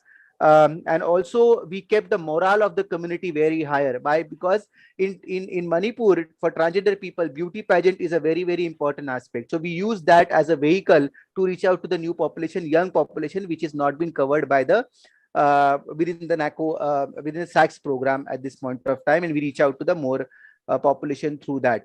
We have also found some evidence around drug use, but that drug use is mostly about alcohol. There's a huge amount of alcohol consumptions, and unlike any other state, the problem over here is that the transgender people who are having sexual contacts with the partners are not traceable later. So right now we are actually developing a very cohesive method about dealing with the index testing, how to deal with the index testing when it comes to the transgender people, and we are working on that kind of model as well. And in January 2020, thanks to Manipur State AIDS Control Society, the Transgender Health and Wellness Center, under the guidance of Shri Alok Saxena, we have managed to get the status of FICTC, and there will be a transition. There's a huge support that was provided by Transgender Health and Wellness Center during the COVID time, which was established around ARV medications at the doorstep of the transgender people, because Manipur area is a very hilly area and many times transgender people are spread across. We have used innovative motorbike outreach and other related vehicles to reach out to these people. At the same time, we have provided dry ration, social entitlements, and also gender-based violence support, particularly. And there's a lot of work that we are doing on reduction of stigma and discrimination towards the transgender people in Manipur. This model that we have created, there's a long discussions around sustainability of this model, and right from the day one, right from the time of conception of this model, it was very clear that even tomorrow Sunshine program will go away, ITAC will go away. This work has to be delivered to SAGS, and SAGS should be able to take it up this work, because NCP program is the sustainable program that we really want to harp upon with. So we actually work on three principles: innovate, incubate, and integrate. That was the key principle that we really harp upon. And as you can see, within the 6 months itself, we are getting a very good results for Manipur State AIDS Control Society. And in fact, over the period of time, we want to completely transition this program to community-based organization. And right now, as per the priority, within 6 months, we intend to do that. So there has been a lot of work that we have done in a unique way. Like, for example, first time tribal transgender camps were introduced. There has been a lot of mental health support, police sensitization, COVID support, and lot of hybrid model about virtual and physical outreach, virtual and physical event generation, community mobilization that was established through this center. So I'll stop here because there's a lot to talk about it, but within the given time of paucity of time, I just wanted to respect other speakers also, and I want to thank you for this opportunity. The work that we have started with Transgender Health and Wellness Center will continue. Right now we are focusing on index testing, we are focusing around sustainability and conversion of the program to SAGS, and we are also trying to reach out to unreached population. The best part about that, the Transgender Health and Wellness Center now spreading their work to other key populations also. So there are partners of transgender people. There are MSMs who doesn't want to identify themselves as MSM are coming to the center, and they are also accessing the services. So we are the center, which was initially established for transgender people, slowly opening their gates to actually reach out to the other key vulnerable population also. And we are trying to incorporate our data within SIMS and SAGS as well. So SAGS is a custodian of the program. SAGS is reviewing the program on a daily basis, and we are getting technical inputs from our other partners like Share India, PEPFAR, PATH, and various other supporters and stakeholders to implement this program. Thank you so much for this opportunity, and I would like to give mic back to the organizer. Thank you so much. Thanks a lot, Abhina, for a very energetic presentation. And I believe this is going to be a great initiative, as we will have the center in a public sector setting, with having trans men also involved in this particular initiative. And I believe this particular initiative will also increase the morale of the community. That is what I feel. And now I think the floor is open for questions.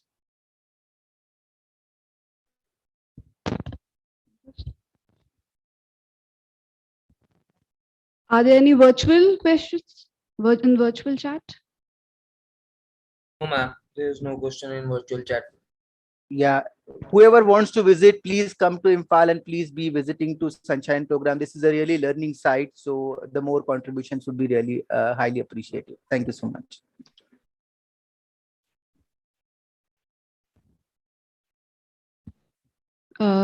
Dr. Bilali, would you like to comment?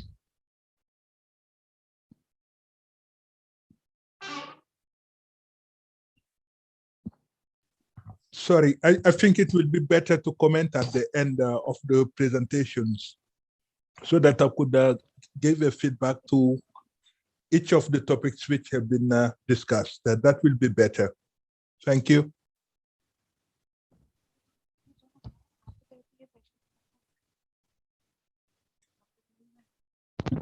Let us go to the next speaker. Now I would invite Dr. Meenu, Joint Director from Punjab SACS, for giving the presentation on need of decentralized services for PWIDs.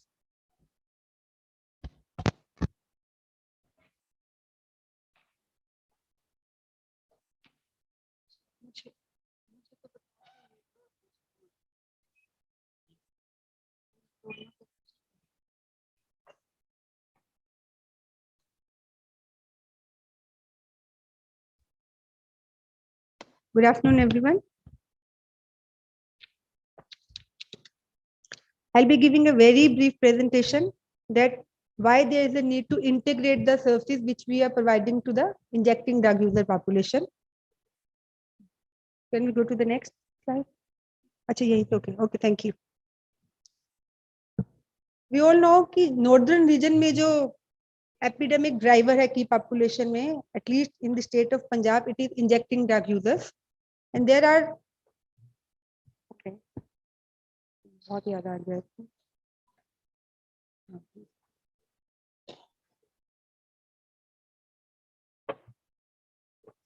और यदि हम इनसे related various issues को देखें, the diverse issues like predominantly they are single, और यदि हम पंजाब की बात करें या नेबरिंग स्टेट्स की भी बात करें, JK, Haryana, Himachal, the predominant heroin को ही सारे यूज कर रहे हैं.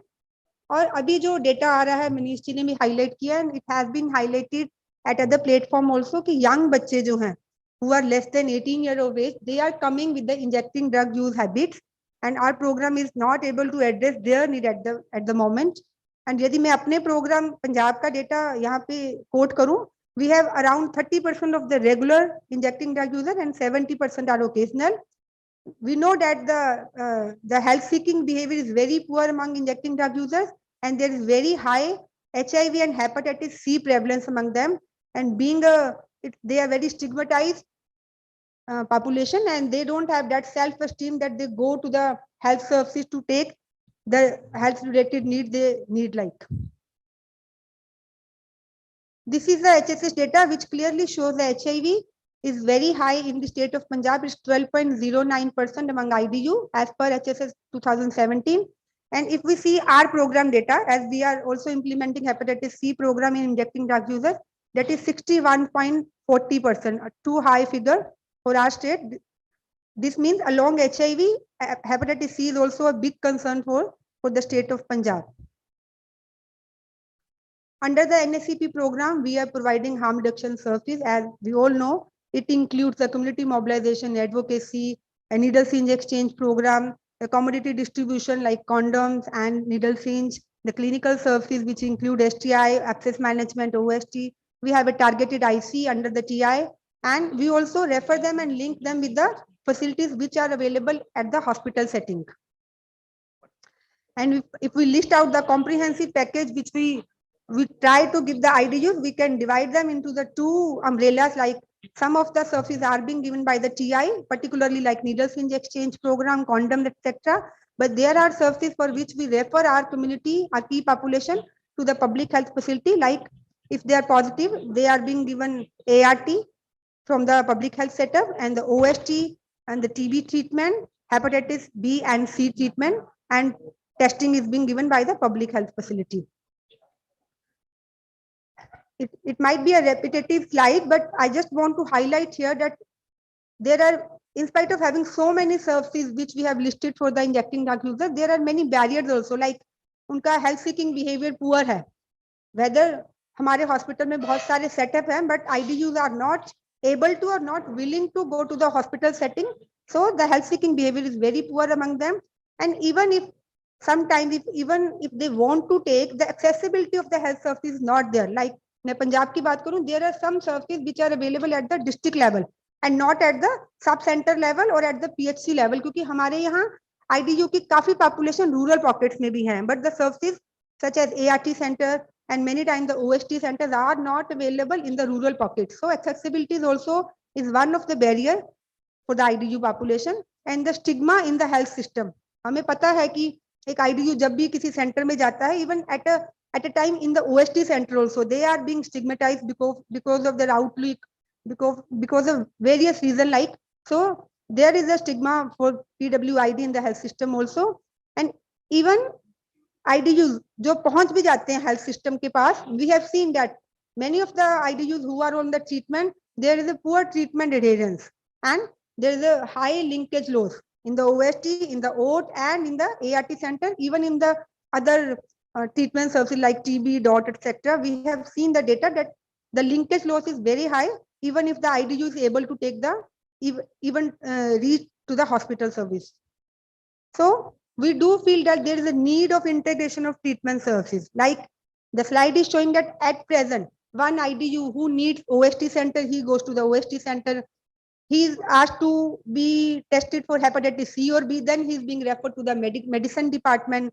If he is found to be TB positive, then he is being referred to the DOT center. And if he is HIV positive, he is being referred to the ART center. So a person, IDU is being referred to 4 or 5 centers to take a service in a one health setup center, but in a different locations. So what we feel that, and what we are trying in the state of Punjab, integration. We have started that integration process of the services which we are trying to provide IDUs, like the OST center and IDU TIs. Some of them have already started, and some for others the process is in the pipeline. The screening of HIV, STI, hepatitis B, CB, C, and TB. It will be done, to be very specific, because it is in a very initial stage at the moment. It will be tried to be done at the OST center and at the TI level, where IDUs are very much comfortable and they have a very good rapport with the staff also. And if the patient is found to be reactive in hepatitis C, that CBT test, which we'll do with the whole blood test kit, he'll be sent for the viral load test. And the MO of the OST center, if the patient is found to be put on the treatment, the MO of the OST center, after doing the baseline test, will be giving treatment to the hepatitis C reactive patient. And we have seen in the data that more than 80 to 85% of the PWIDs who are HCV reactive, they are non-cirrhosis, and their treatment can be done by a MBBS trained doctor. And some of the patient, like 10 to 15%, if they are cirrhosis, they only need a very medical specialist treatment, and they can be referred if they found to be cirrhosis. So the treatment of OST, STI, hepatitis B and C need to be integrated at the MO of the OST center. If we want that the services जो कि NACO ने अपने harm reduction package में दी हैं, if we feel that ये services IDUs को optimal level पे मिले, so we need to integrate all these services into a one roof. Like Dr. Pradeep ने भी अपनी एक presentation में starting में बोला था, one stop center. So this is the progress which Punjab SEC has made so far. In the 18 OST center, we have already designated them as a link ART center, and 950 PLHIV, PWD, ID जो है हमारे already उनको medicine already जो medical officer है हमारे OST centers के, they are giving. They need not to go to the ART center to take the medicine. It's the OST center which is providing OST and ART if they need. And हमारे जो 14 OST centers हैं, their medical officers have already been trained on hepatitis C, and they are providing treatment to 413 IDUs who have been found HCV reactive, and the data is till January 22. If I if we see the data of screening of hepatitis C, which is being done at the OST center itself, it is 3,982 who were screened, and out of which 1,729 found to be positive for hepatitis C treatment, as their viral load was found to be high. Now we just had a meeting with the program officer, national viral hepatitis person. The screening of hepatitis B and C is going to be initiated in all the OST centers. Presently, it is at the 14 centers only. We have 42 OST centers, so we are going to scale up the program in all the OST centers and the IDU TIs. We have 26 IDU TIs, so we are going to scale this program in all the TIs, IDU TIs, and the OST centers in financial year 22-23. And the treatment of hepatitis B and C will also be initiated in these OST centers and the IDU TIs after providing them a proper technical training by the resource persons. So that's all from my side. Thank you.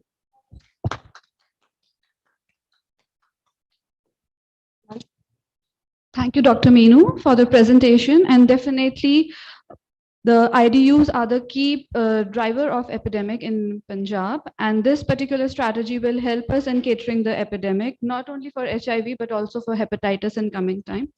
So the floor is now open for discussion. There are two more presentations, but I have been informed they have been scheduled for tomorrow. So are there any questions?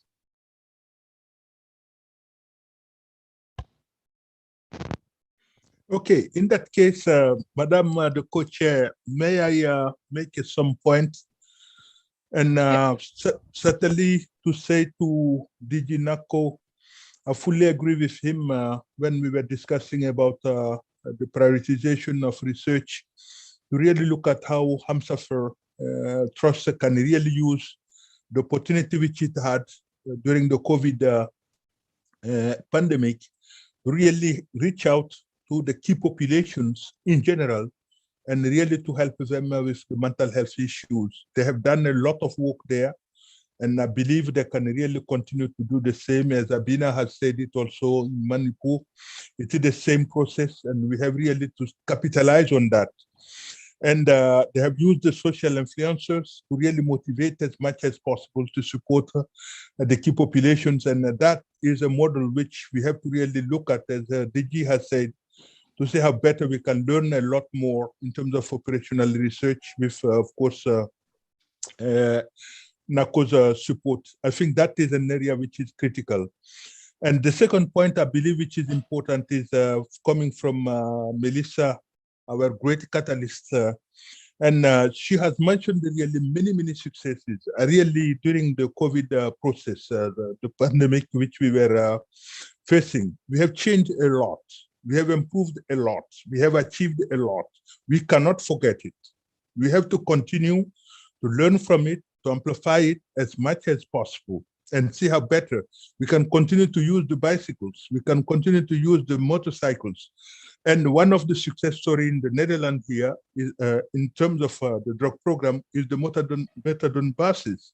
We were using I was driving a bus in 1989 when I was studying here to deliver methadone to people who are using drug. And you have seen the case of Punjab, where clearly there is a poor health-seeking behavior. We have to help them to get up and really come back and run. We have transformed injecting drug use into oral drug use in many instances. A good lesson which we have learned from the COVID process. We have to continue to push for it as much as possible.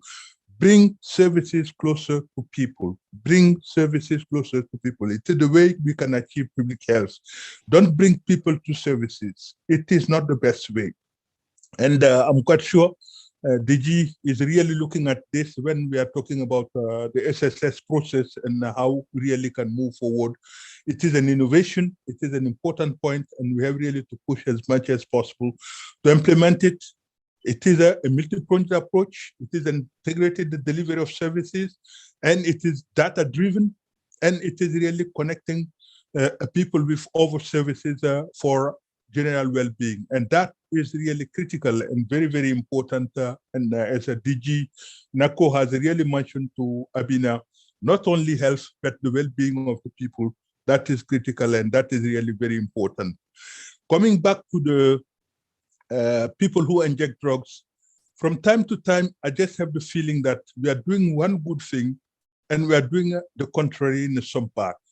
That's why I would like us to look at to the Ministry of Social Justice and Empowerment, to look at to the Ministry of Women and Child Development, and to look at to the Ministry of Home Affairs, to really work with them closely, to see how better we can get a comprehensive a program for people who inject drugs. As you have seen it, and at national level, the HIV prevalence is the most affected, if not the left behind key population, which we have really to focus on as much as possible. And it is possible, because what is critical into this is the harsh methods which the Minister of Home Affairs has We know the case in Mizoram, for example, that almost 30 to 50% of all the people in jail are really drug users.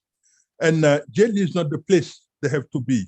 They have to be in the rehabilitation centers, they have to be in care centers, they have to be in the support centers, etc., etc. So therefore, I would like us really to rethink carefully about this whole process, to diminish really the punishment component and really to look at to the rehabilitation and the social support component, which from my perspective, it is possible and it can be done. And one of the success story which the Netherlands had achieved in the early, I will say, 90s in terms of fighting against HIV, it was really in that area. And it is possible, it can be done. And some of the examples are coming from Punjab. We can replicate them as much as possible to see how better we can really push much more for the rehabilitation component, for the social reinsertion component, for the support component, which will be really necessary. And I would like again to congratulate NACO, congratulate all the NACO Academy, all of you, for really very, very good and comprehensive presentations. And those are lessons which we have to continue pushing for them, continue learning from them, and continuing really to see how better we can achieve the last miles. They are challenging, but we are on the best way. Thank you very much again.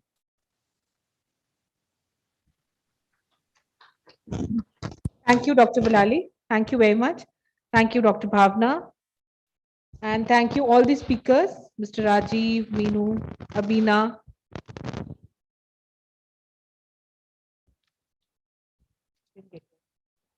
Dr. Payal. Thank you very, very much. We'll break for lunch now. We'll be back after half an hour. Thank you.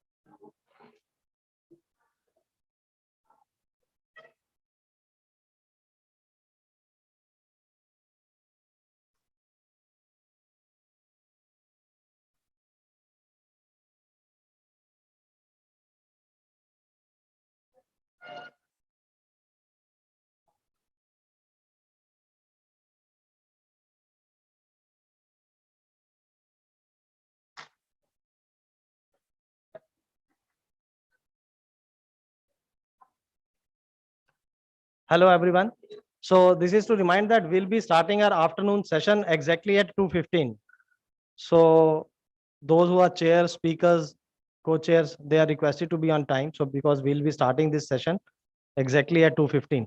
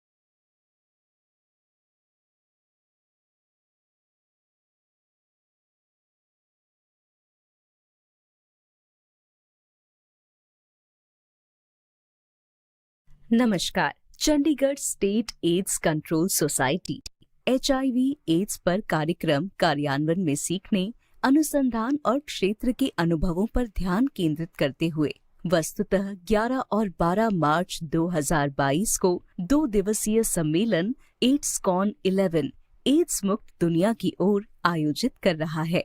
सम्मेलन 2030 तक HIV ads महामारी को समाप्त करने के लिए 2025 तक 95 लक्ष्यों को प्राप्त करने पर विचार विमर्श करेगा। आपका दिन शुभ हो। हम वहां आपका इंतजार करेंगे। आइए इस सम्मेलन को सफल बनाएं। Welcome to AIDSCON-11. Chandigarh State AIDS Control Society is organizing its two-day conference AIDSCON-11 towards an AIDS-free world virtually on 11th and 12th March 2022, focusing on the learning, research and field experiences in program implementation on HIV/AIDS. The conference would deliberate on achieving the 95-95-95 targets by 2025 in order to end HIV/AIDS epidemic by 2030. Once again, welcome to the conference from Team Eventful.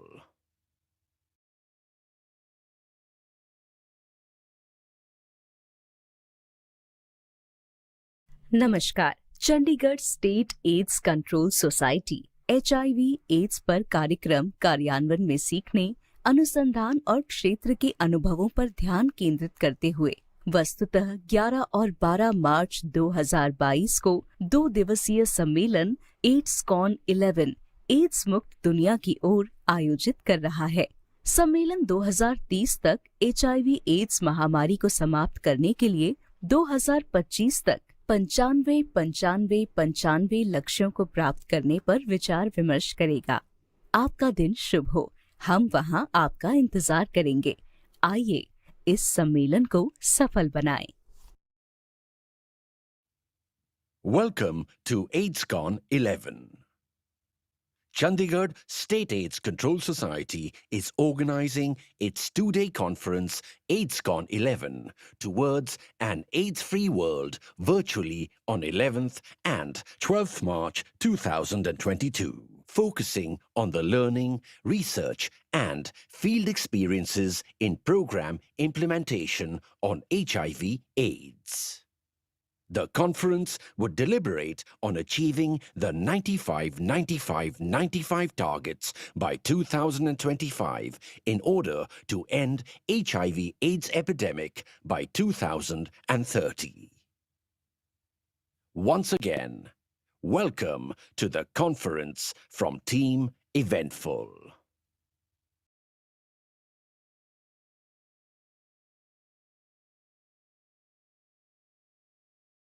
नमस्कार। Chandigarh state AIDS control society HIV AIDS पर कार्यक्रम कार्यान्वयन में सीखने, अनुसंधान और क्षेत्र के अनुभवों पर ध्यान केंद्रित करते हुए वस्तुतः 11 और 12 मार्च 2022 को 2 दिवसीय सम्मेलन AIDSCON-11 एड्स मुक्त दुनिया की ओर आयोजित कर रहा है। सम्मेलन 2030 तक HIV एड्स महामारी को समाप्त करने के लिए 2025 तक 95 लक्ष्यों को प्राप्त करने पर विचार विमर्श करेगा। आपका दिन शुभ हो। हम वहां आपका इंतजार करेंगे। आइए इस सम्मेलन को सफल बनाएं। Welcome to AIDSCON-11. Chandigarh State AIDS Control Society is organizing its two-day conference AIDSCON-11 towards an AIDS-free world virtually on 11th and 12th March 2022, focusing on the learning, research and field experiences in program implementation on HIV/AIDS. The conference would deliberate on achieving the 95-95-95 targets by 2025 in order to end HIV/AIDS epidemic by 2030. Once again, welcome to the conference from Team Eventful.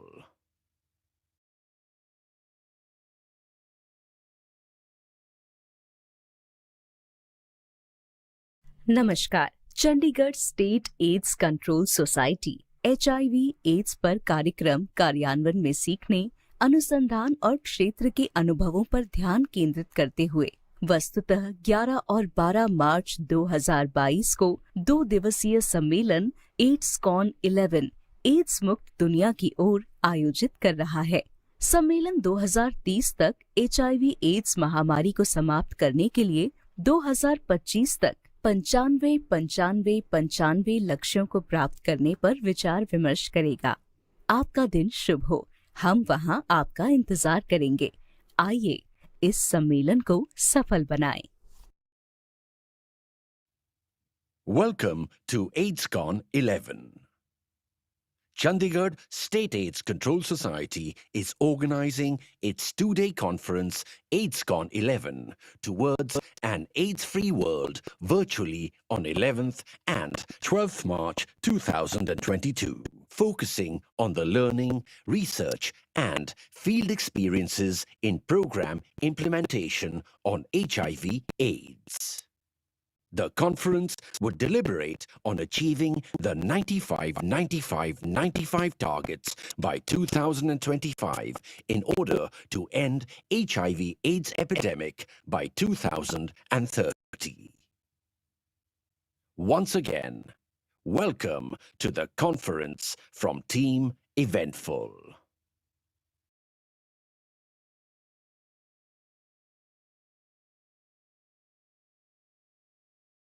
नमस्कार, Chandigarh state AIDS control society HIV AIDS पर कार्यक्रम कार्यान्वयन में सीखने, अनुसंधान और क्षेत्र के अनुभवों पर ध्यान केंद्रित करते हुए वस्तुतः 11 और 12 मार्च 2022 को 2 दिवसीय सम्मेलन AIDSCON-11 एड्स मुक्त दुनिया की ओर आयोजित कर रहा है। सम्मेलन 2030 तक HIV एड्स महामारी को समाप्त करने के लिए 2025 तक 95 लक्ष्यों को प्राप्त करने पर विचार विमर्श करेगा। आपका दिन शुभ हो। हम वहां आपका इंतजार करेंगे। आइए इस सम्मेलन को सफल बनाएं। Welcome to AIDSCON-11. Chandigarh State AIDS Control Society is organizing its two-day conference AIDSCON-11 towards an AIDS-free world virtually on 11th and 12th March 2022, focusing on the learning, research and field experiences in program implementation on HIV/AIDS. The conference would deliberate on achieving the 95-95-95 targets by 2025 in order to end HIV/AIDS epidemic by 2030.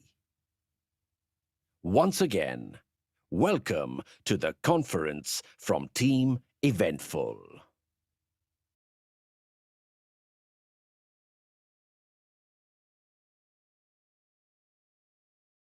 नमस्कार, Chandigarh state AIDS control society HIV AIDS पर कार्यक्रम कार्यान्वयन में सीखने, अनुसंधान और क्षेत्र के अनुभवों पर ध्यान केंद्रित करते हुए वस्तुतः 11 और 12 मार्च 2022 को 2 दिवसीय सम्मेलन AIDSCON-11 एड्स मुक्त दुनिया की ओर आयोजित कर रहा है।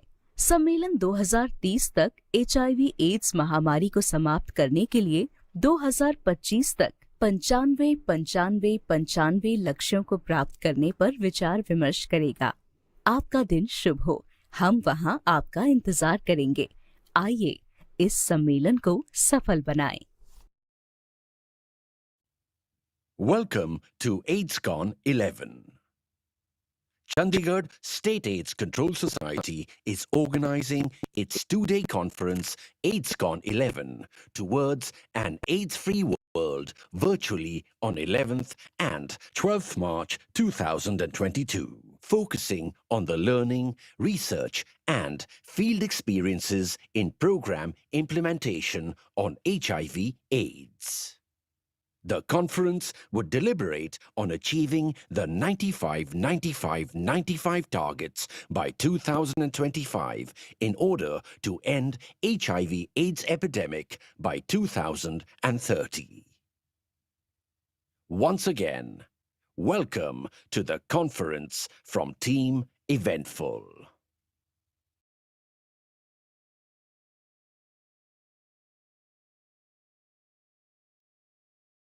नमस्कार। Chandigarh state AIDS control society HIV/AIDS पर कार्यक्रम कार्यान्वयन में सीखने, अनुसंधान और क्षेत्र के अनुभवों पर ध्यान केंद्रित करते हुए वस्तुतः 11 और 12 मार्च 2022 को 2 दिवसीय सम्मेलन AIDSCON-11 एड्स मुक्त दुनिया की ओर आयोजित कर रहा है। सम्मेलन 2030 तक HIV/AIDS महामारी को समाप्त करने के लिए 2025 तक 95 लक्ष्यों को प्राप्त करने पर विचार विमर्श करेगा। आपका दिन शुभ हो। हम वहां आपका इंतजार करेंगे। आइए इस सम्मेलन को सफल बनाएं। Welcome to AIDSCON-11. Chandigarh State AIDS Control Society is organizing its two-day conference AIDSCON-11 towards an AIDS-free world virtually on 11th and 12th March 2022, focusing on the learning, research and field experiences in program implementation on HIV/AIDS. The conference would deliberate on achieving the 95-95-95 targets by 2025 in order to end HIV/AIDS epidemic by 2030. Once again, welcome to the conference from Team Eventful.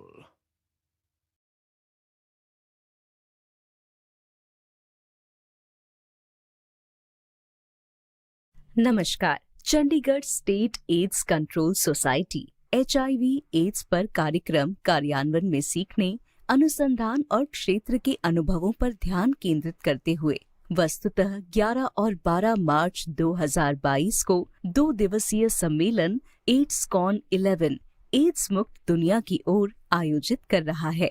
सम्मेलन 2030 तक HIV/AIDS महामारी को समाप्त करने के लिए 2025 तक 95 लक्ष्यों को प्राप्त करने पर विचार विमर्श करेगा। आपका दिन शुभ हो। हम वहां आपका इंतजार करेंगे। आइए इस सम्मेलन को सफल बनाएं। Welcome to AIDSCON-11. Chandigarh State AIDS Control Society is organizing its two-day conference AIDSCON-11 towards an AIDS-free world virtually on 11th and 12th March 2022, focusing on the learning, research and field experiences in program implementation on HIV/AIDS. The conference would deliberate on achieving the 95-95-95 targets by 2025 in order to end HIV/AIDS epidemic by 2030. Once again, welcome to the conference from Team Eventful.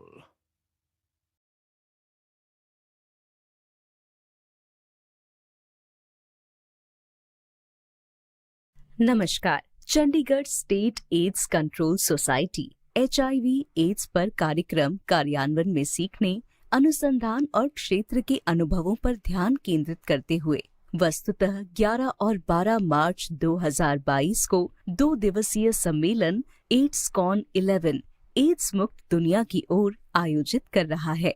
सम्मेलन 2030 तक HIV/AIDS महामारी को समाप्त करने के लिए 2025 तक 95 लक्ष्यों को प्राप्त करने पर विचार विमर्श करेगा। आपका दिन शुभ हो। हम वहां आपका इंतजार करेंगे। आइए इस सम्मेलन को सफल बनाएं। Welcome to AIDSCON-11. Chandigarh State AIDS Control Society is organizing its two-day conference AIDSCON-11 towards an AIDS-free world virtually on 11th and 12th March 2022, focusing on the learning, research and field experiences in program implementation on HIV/AIDS. The conference would deliberate on achieving the 95-95-95 targets by 2025 in order to end HIV/AIDS epidemic by 2030. Once again, welcome to the conference from Team Eventful.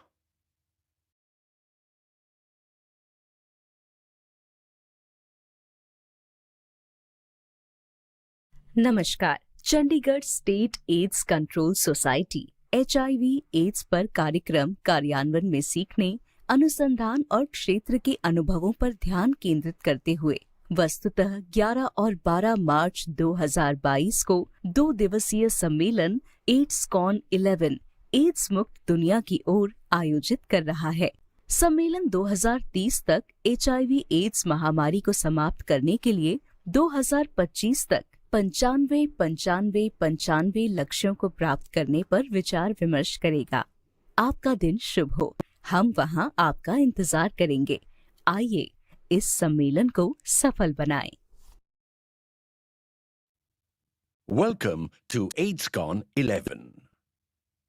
Chandigarh State AIDS Control Society is organizing its two-day conference AIDSCON-11 towards an AIDS-free world virtually on 11th and 12th March 2022, focusing on the learning, research and field experiences in program implementation on HIV/AIDS.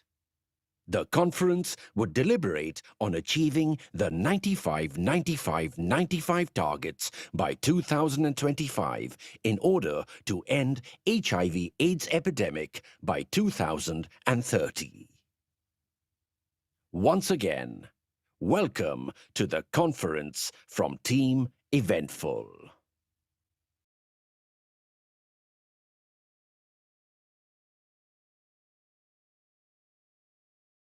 नमस्कार। Chandigarh state AIDS control society HIV/AIDS पर कार्यक्रम कार्यान्वयन में सीखने, अनुसंधान और क्षेत्र के अनुभवों पर ध्यान केंद्रित करते हुए वस्तुतः 11 और 12 मार्च 2022 को 2 दिवसीय सम्मेलन AIDSCON-11 एड्स मुक्त दुनिया की ओर आयोजित कर रहा है।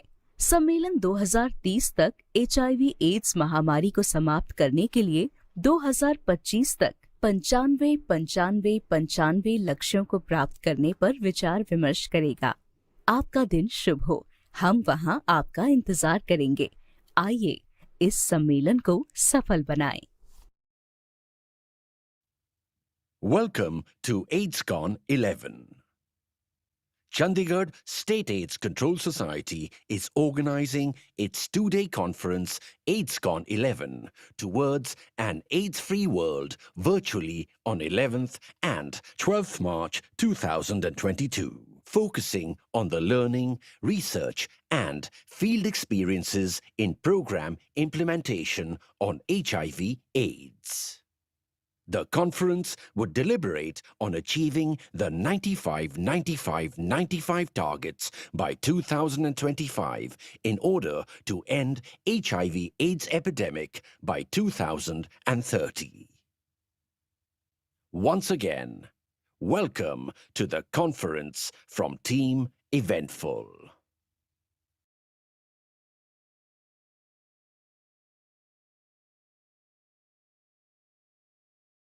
नमस्कार। Chandigarh state AIDS control society HIV/AIDS पर कार्यक्रम कार्यान्वयन में सीखने, अनुसंधान और क्षेत्र के अनुभवों पर ध्यान केंद्रित करते हुए वस्तुतः 11 और 12 मार्च 2022 को 2 दिवसीय सम्मेलन AIDSCON-11 एड्स मुक्त दुनिया की ओर आयोजित कर रहा है।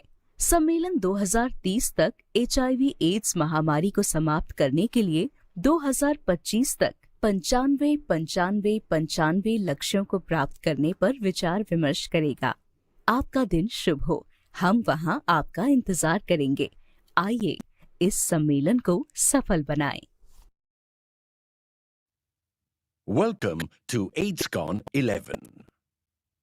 Chandigarh State AIDS Control Society is organizing its two-day conference AIDSCON-11 towards an AIDS-free world virtually on 11th and 12th March 2022, focusing on the learning, research and field experiences in program implementation on HIV/AIDS. The conference would deliberate on achieving the 95-95-95 targets by 2025 in order to end HIV/AIDS epidemic by 2030. Once again, welcome to the conference from Team Eventful.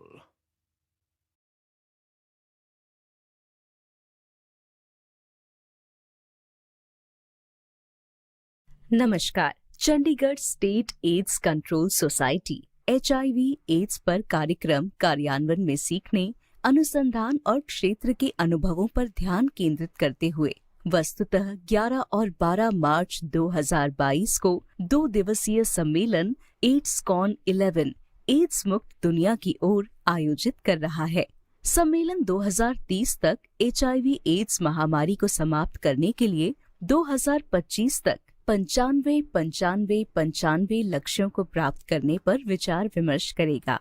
आपका दिन शुभ हो। हम वहां आपका इंतजार करेंगे। आइए इस सम्मेलन को सफल बनाएं। Welcome to AIDSCON-11. Chandigarh State AIDS Control Society is organizing its two-day conference AIDSCON-11 towards an AIDS-free world virtually on 11th and 12th March 2022, focusing on the learning, research and field experiences in program implementation on HIV/AIDS. The conference would deliberate on achieving the 95-95-95 targets by 2025 in order to end HIV/AIDS epidemic by 2030. Once again, welcome to the conference from Team Eventful.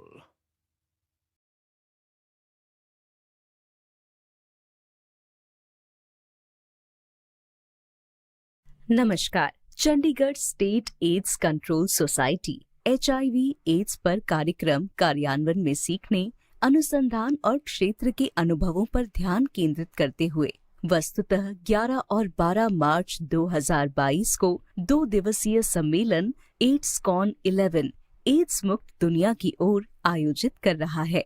सम्मेलन 2030 तक HIV/AIDS महामारी को समाप्त करने के लिए 2025 तक 95 लक्ष्यों को प्राप्त करने पर विचार विमर्श करेगा। आपका दिन शुभ हो। हम वहां आपका इंतजार करेंगे। आइए इस सम्मेलन को सफल बनाएं। Welcome to AIDSCON-11. Chandigarh State AIDS Control Society is organizing its two-day conference AIDSCON-11 towards an AIDS-free world virtually on 11th and 12th March 2022, focusing on the learning, research and field experiences in program implementation on HIV/AIDS. The conference would deliberate on achieving the 95-95-95 targets by 2025 in order to end HIV/AIDS epidemic by 2030. Once again, welcome to the conference from Team Eventful.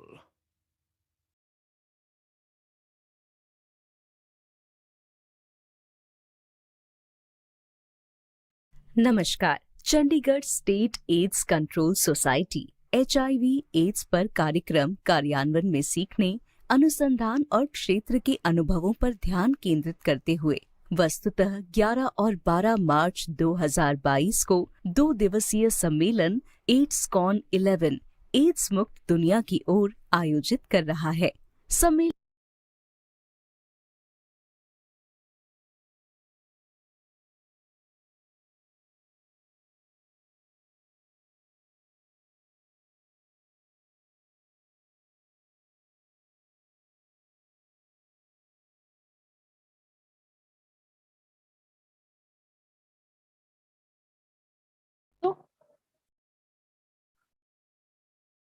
Welcome back.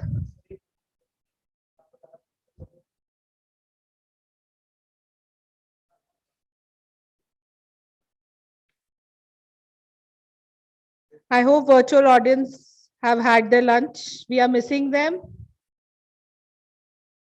Hope to see everyone physically next time.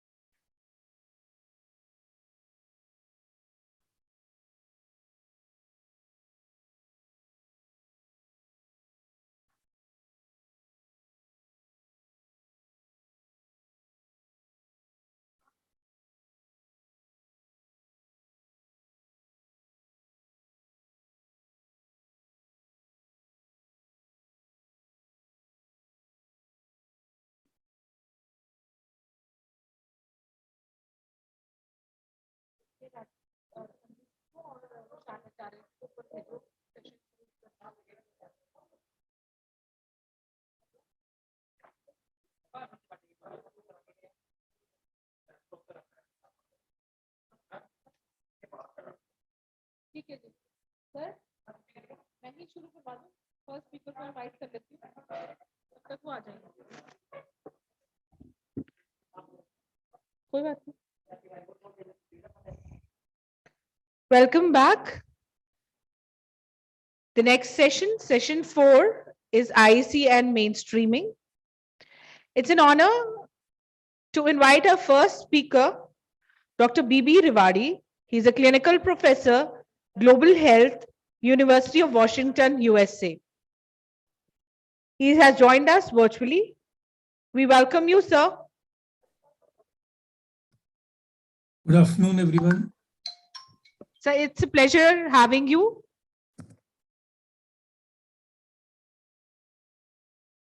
So shall I start sharing my screen? Hello, sir. Good afternoon. Welcome. Can you hear me?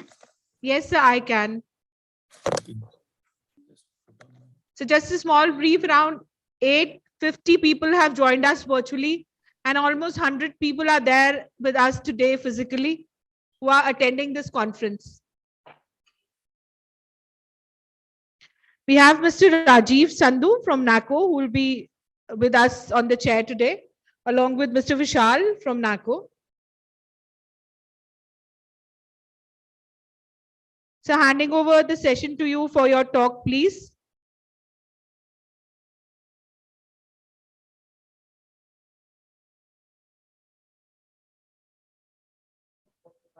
Dr. Rewari, am I audible to you? Sir, मेरी आवाज आ रही है जी आपको? Yes, I can hear you. I think I was waiting for chairpersons to start. That is why I was not putting up. Okay, sir. Thank you so much, sir, for being there with virtually with us. Sir, over to you, sir, for the session. Okay. So at the outset, I would like to congratulate the Chandigarh AIDS Society for taking this initiative every year, and despite the COVID challenges, this has been continued in a hybrid mode today. It's a matter of pleasure that many dignitaries could join the morning session. I joined for a little while, but I had my own technical resource group meeting. So thank you and for giving me this opportunity to present a topic, antiretroviral treatment, road ahead or way to ending the AIDS pandemic. So what are we discussing today? What do we really mean by ending AIDS pandemic? We are always saying end it by 2030. So we'll see what do we mean by ending AIDS, how the ART has evolved over the years, what are the latest guidelines, and how can ART help us in reaching our goal. whether we need only ART or we need something else to reach our goal of ending AIDS. That is a point that we'll be discussing. So if we see HIV epidemic milestones from 1980 to 2020, there have been actually different decades from 1980 to 1990. There was no treatment. We had 100,000 PLHIV, no treatment, which increased to 1 million PLHIV. And by 1990, we had millions of PLHIV, but treatment was not available. But in 1995, still the treatment just became available, but it was not accessible, and less than 1% of people were receiving treatment. It was in 2005 that WHO launched 3x5 initiative that we had 1.3 million, just 4% of total PLHIV on treatment. But there has been significant advances after that. And now out of estimated 38 million people, we have more than 80% receiving treatment globally. So what do we mean by ending AIDS? There are two definitions. One is political, which we are using in our strategy, ending AIDS as a public health problem, and that is what is given in SDG goal 3.3 and WHO global health sector strategies. But when we say epidemiologically, ending AIDS means reduction of HIV incidence to below 1 AIDS case per 1,000 population. And also achieving 90-90-90 and now 95-95-95 targets, which is the theme of this conference. These are milestones on way to ending AIDS. And the global plan calls for elimination of mother-to-child transmission of less than 5% in breastfeeding population for HIV as well as syphilis and now hepatitis B also. So let us see what has been evolution of ART briefly. In 80s, HIV was virtual death sentence. In 1985, first drug became available, but associated with a lot of side effects and issues related to resistance. It was in 1996, which was watershed year for ART, that highly active antiretroviral treatment, which is three-drug treatment, became available when protease inhibitors were introduced. And they showed a more effective response in terms of long-term suppression of the virus. But the problem with this regimen was large number of tablets to be used. When I started my ART in RML hospital, the person had to take 32 capsules at that time. The cost was 30,000 rupees per month. But over the years, things changed. In 2000, discovery of nevirapine simplified the therapy. Newer drugs had lesser side effects. An Indian pharmaceutical came in, announced to make ARV at $1 a day, which was actually a game changer, followed by WHO 3x5 program. But we know as of now, even ART has changed outlook from a virtual death sentence to a chronic manageable disease, but still eradication is not possible because there are potential reservoirs of HIV where HIV survives. That include T cells, macrophages, and tissue compartments like gut, brain that contain these cells. So in spite of having a plasma viral load below level of detection, which now the guideline is 50 copies per ml, there is still evidence of genetic evolution in the reservoirs, and the moment antiretroviral therapy is stopped, the virus rebounds. So what are the goals? We all know that goals are basically to reduce the viral load, which is sustained so that there is an immune reconstitution. But for this, we need to have a rational sequencing of drugs so that we can have the best acting drugs in the first line so that we maintain clinical, biological, immunological targets for a long time. And of course, with reduction of viral load, there is effective suppression of viral load and has a prevention benefit as well. Now, this is an old slide. ART is to be provided for everyone, irrespective of clinical stage, age, population, or CD4 count, or viral load. So the things have evolved over the time, and there has been randomized control trial to support all these changes. We know that ARVs act at different sites in the virus cycle and block the replication of virus. So these, as long as these drugs are available, the replication is suppressed. But the moment these drugs are withdrawn, replication starts again. We know these are different groups. I'm not going into details of these groups, but we definitely know in 2016, till 2016, we had a combination of tenofovir, emtricitabine, lamivudine with efavirenz 3-drug combination, either emtricitabine or lamivudine.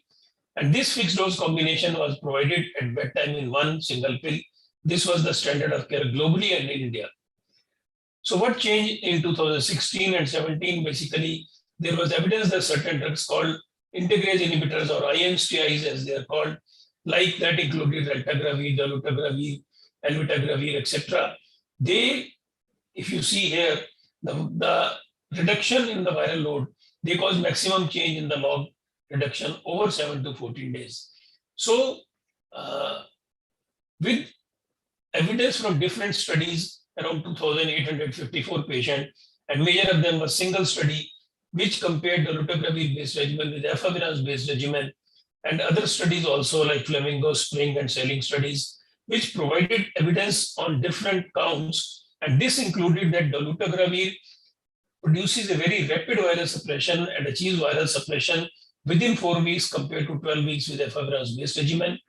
They have fewer toxicities, less than 2% discontinuation compared to 10% with efavirenz, very few rashes, and very few CNI side effects. Like efavirenz used to have suicidal tendencies, vivid dreams, which were not seen with dolutegravir, except lack of sleep insomnia, which was reported in some of the studies. There was no known drug treatment emergence with dolutegravir, and there were minimal drug interaction. What was important that this drug had a high genetic barrier and was effective against HIV-1 as well as HIV-2. So based on these studies, 2019 WHO brought in a guideline that preferred regimen should be a combination of tenofovir lamivudine with dolutegravir. If somehow dolutegravir cannot be used, then use tenofovir lamivudine with efavirenz in 400 milligram, because bioequivalence studies showed that 600 milligram and 400 milligram have got equal viral suppression and equal outcomes. So these were the guidelines, and again, efficacy of dolutegravir was documented in second line where efavirenz was used in the first line therapy. Similarly, for post-exposure prophylaxis, it was brought in that person should get tenofovir lamivudine dolutegravir. In case dolutegravir was not available at that time, alternate regimen was to use lopinavir ritonavir, but this was old study. So accordingly, NACO did a commendable job in bringing out these guidelines. And now we know that fixed dose combination of tenofovir lamivudine dolutegravir is preferred first line regimen for initiation of ART in all ART naive PLHIV, including women of childbearing age with a informed consent or information about the immense benefits of dolutegravir. Persons who are failing on efavirenz-based regimen would be switched to dolutegravir-based regimen. Dolutegravir along with darunavir is the third line regimen, and also for PEP-TLD. So NACO has adopted all these guidelines, and these drugs are now available in the field at ART centers. Now we have ART. So why we are talking that still people are dying? Still we have a mortality of 9 to 15% among people, and most of the people die within the first 6 months. So what is needed? So we need to see that patients don't present late to care. We still see patients coming with CD4 count less than 200, less than 100. So we need to have more HIV testing, which is a focused approach to prevent late detection. So people should be detected early for reaping the full benefit of ART. And we need to focus on advanced disease, which is a very important part to basically prevent mortality and reduce mortality. This I'm saying because most studies show that more than 33% of patients starting with advanced disease, they have got CD4 less than 200, and they are called those presenting with advanced disease. Of course, the definition includes other criteria also, and this may be as high as 70% in some of the countries. NACO's own data shows that 35% of patients are presenting with CD4 less than 200. So all adults, adolescents, and children older than 5 years who have CD4 less than 200 or stage 3 or 4 event, or children younger than 5 years are classified as advanced disease. That is why CD4 cell count still remains essential, and we need to do a baseline CD4 count to classify patients who are having advanced disease and who required additional interventions, though CD4 is not required for initiation of ART. So what is the package of care for persons with advanced disease? Screen all persons with advanced disease for opportunistic infections like TB, cryptococcal meningitis, use cryptococcal antigen lateral flow assay, use urine for LAM urine test, for TB detecting, and give preventive therapy. Give TB preventive therapy, cotrimoxazole to prevent bacterial infection, and fluconazole to prevent development of cryptococcal meningitis if the person has got cryptococcal antigen. And also, all such patient ART should be started as soon as possible, if possible, acceptable on the same day.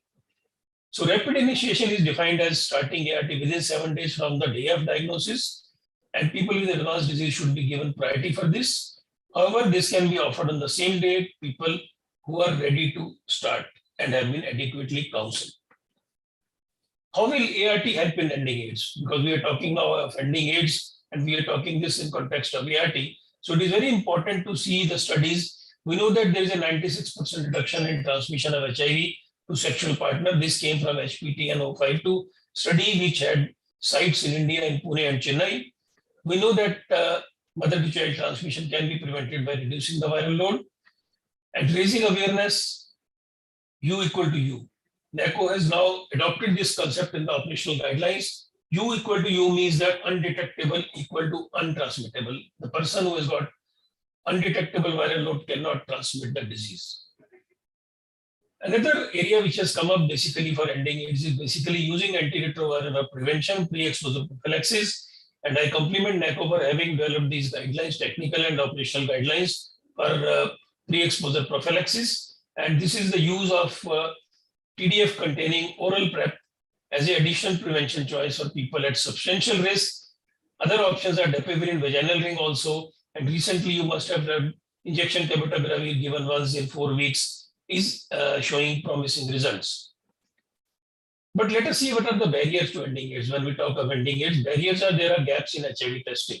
If you see even NACO data, the first 90 is around 70 to 72%. People know their status, which should be now 90% by 2020 and 95% by 2025. Also, there is an inadequate linkage to care. Even if at global level, you see out of 81% who are there aware of their status, 67% are on treatment.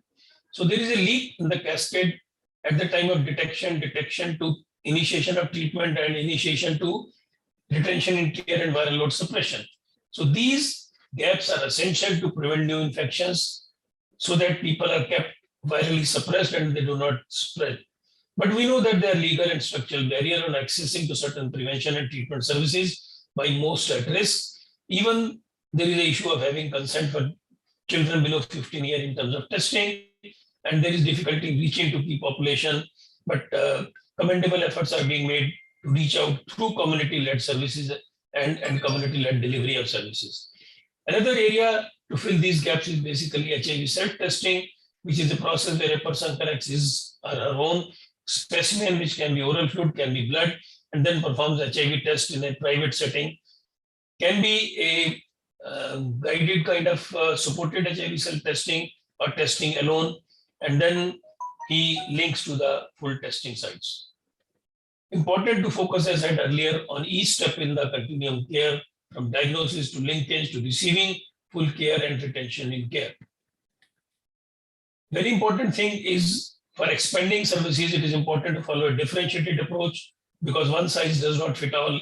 And this allows basically to classify patient into early, advanced, stable, and unstable so that different people receive different adherence support as such. Lastly, my question is, will ART be enough for ending AIDS?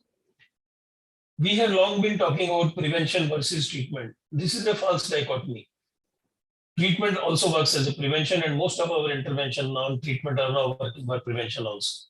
So reaching 95 targets, it will be important that we focus on, in addition to conventional prevention, where we focus on key population, their partners, bring up PrEP, bring up self-testing, and also reach out to key population in virtual space. So what is in future? A peep into the future. There are dual therapies now which are emerging and are in development to reduce the burden of the drugs. There are studies available for dolutegravir, lamivudine, but these are still not into the guidelines. They are long-acting formulations, cabotegravir, rilpivirine, given once in 1 month, and now some studies are once in 3 months. Implants, which will be very useful in basically increasing the adherence. HIV broadly neutralizing antibodies are also being actually tested so that there is very infrequent dosing of the drugs and there is no cross resistance with antiretroviral drugs. What is in future? In terms of HIV cure, there are evidence now, basically evidence in HIV cure from Timothy Brown, and you must have read about a recent person in London, the second person to be cured of HIV. So there are now strategies basically for two types of HIV cure, which can be a functional cure or which can be a sterilizing cure, and different immune-based therapies, gene therapies are being put into experiment. Just lastly, for your information, you must have read about this London patient who have been second patient to be cured after Timothy Brown, who was the Berlin patient. The Berlin patient was cured of HIV after basically a treatment for acute myeloid leukemia, chemotherapy, and total body irradiation. He survived for almost 12 years after his being declared HIV cure and did not reoccur. This London patient offered even more hope because he had a different kind of malignancy. He underwent only single chemotherapy, no irradiation was done, and 30 months later, he is still not showing any evidence of HIV in the body. So to conclude, we know that ART will be a key factor in ending AIDS, but we will need to focus on all 6 big components. Increase awareness among public and healthcare providers, expand testing for early diagnosis, provide treatment to all for rapid and sustained viral suppression. Combination prevention strategy at risk individuals must be scaled up. We need to engage community involvement, bring back and renew the commitment that program had with the community, and respond at political level to bring HIV back into focus. We know that the focus was lost in between, but it's coming back. And lastly, as I say, the global health sector strategy for HIV, hepatitis, and STI are now being basically brought in an integrated manner for bringing in cost efficiency and providing people-centered care rather than a disease-specific care. So that will be again a very big milestone as we move towards the integrated hepatitis, HIV, and STI response. Thank you very much for your attention.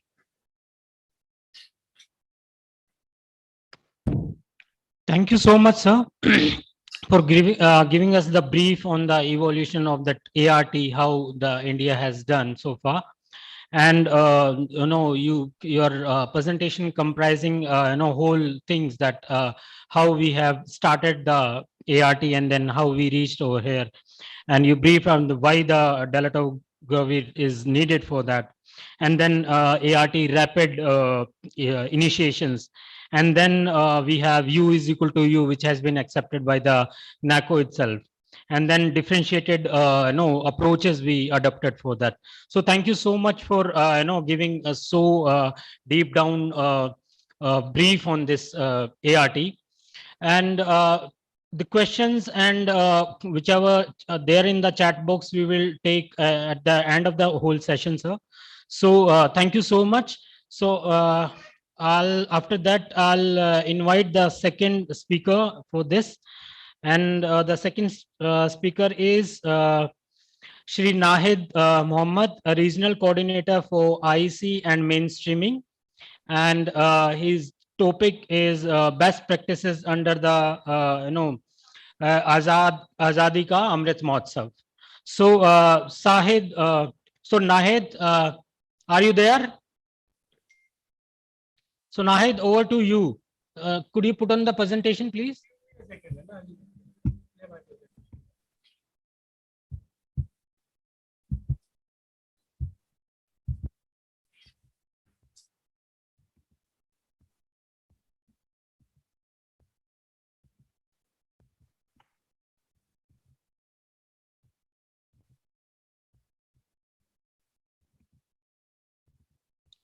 Nahid sir, just press enter of your laptop or PC.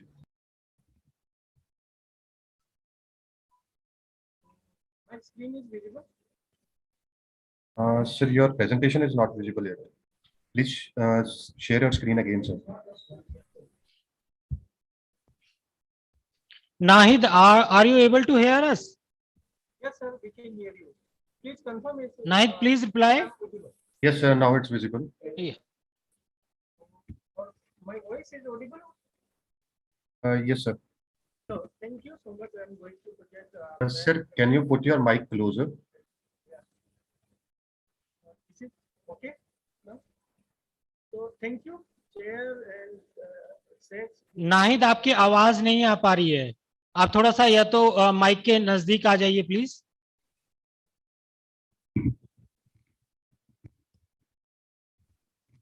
अच्छा आप ही बताइए sir, आवाज clear है? Hello Sir, I would request you to keep the mic closer to your mouth. Voice is very low. Can you try speaking a bit louder?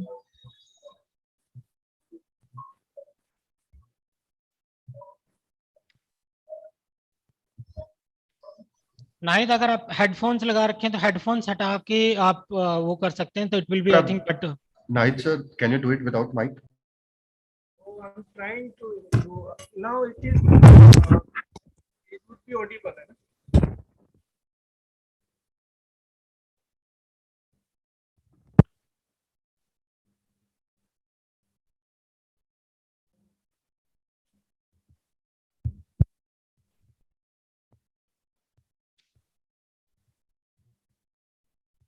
You are not audible, Nahid sir. Give me a second. Can I leave? These?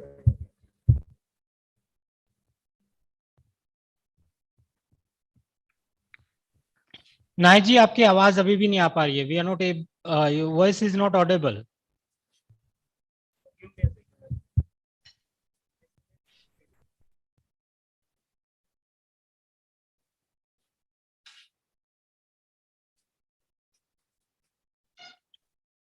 You can log out and rejoin, then in that case, if it solve the problem.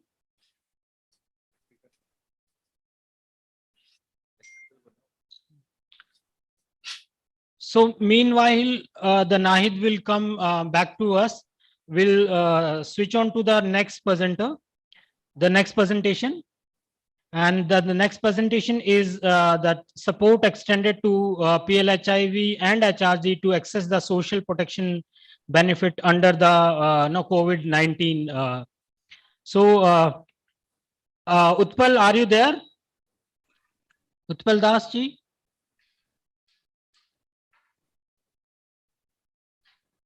Sir, they are using the same PC actually. Utpal and Nahid? Yeah. So what we can do, we can just go to Dr. Ajay. Ajay sir is ready. Okay. So Nahid sir, what I will suggest that you need to have a better microphone with you, or otherwise just remove the external mic that you're using as of now, please. So in that case, we'll invite Sri Ajay Singh, the regional coordinator for IEC and mainstreaming. Ajay, over to you, sir. Good afternoon, Dias and my virtual friends. Are you here? Yes, My we can voice? hear you loud and Yes, clear. your voice is very clear. Okay, great. I just share my screen.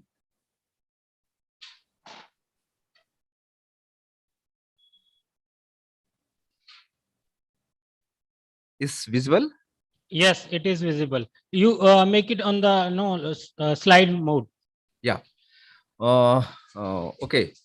After the giving of the national directives, we are receiving the national directives during the national lockdown, for especially for two objectives like support for PLHIVs and HRGs to avail social protection benefits, and uninterrupted supply of ART medicines to all PLHIVs.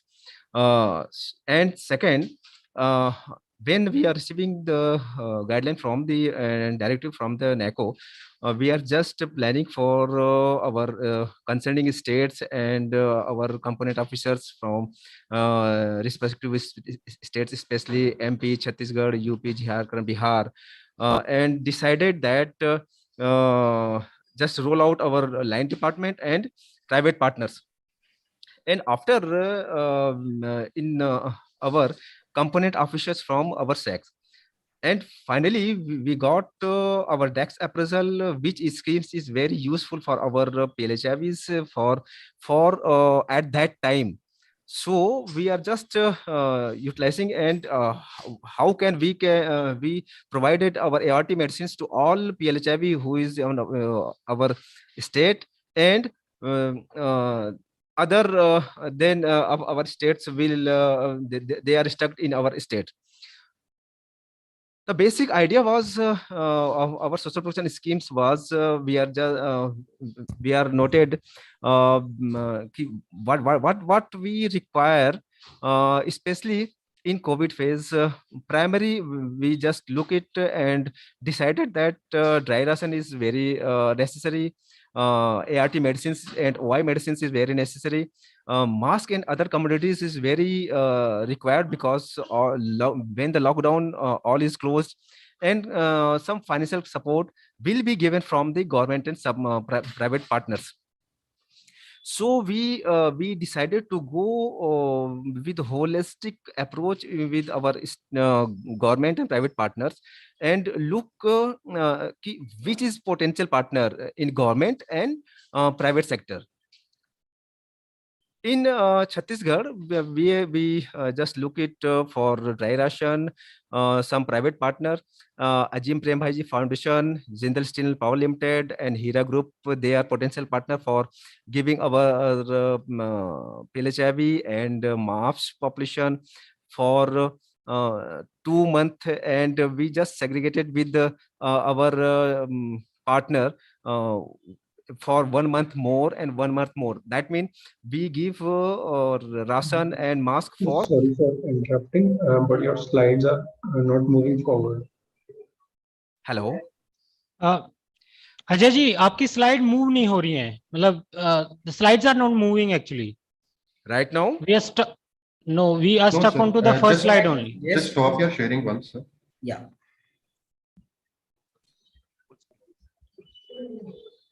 And go for the full screen actually. Okay, please. Sir, please unshare once, then share it again, sir. This is my first slide. So this is actually 10th slide. Sir, unshare your screen once, Ajay sir. It is. Are you seeing my first slide? No, not yet, sir. That's why we are saying to unshare. Only the first slide we are able to see. Please share now, sir. So we'll share from our side. Is it? Is Yeah, it why not? Possible to share from our side? Yeah, why not? You can. Hello. Yes, Ajay, please. Please try to share now. Yes, sir. Please put it on slideshow mode. Go for the full screen, please.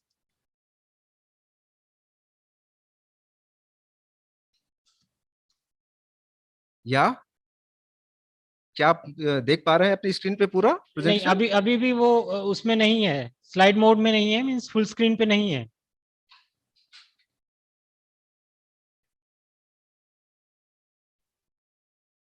Okay. Can you please allow us to share the presentation of Mr. Rajesh, so we can share it from our side. We don't have. हमारे पास PPT नहीं है. No, we have. I have with me. I can share. So can you try starting the slide share, screen sharing again? You would see a green button in the bottom. Are you, sir? Are you seen my slide? No, sir. Actually, you have to start the screen sharing from the Zoom itself. Okay.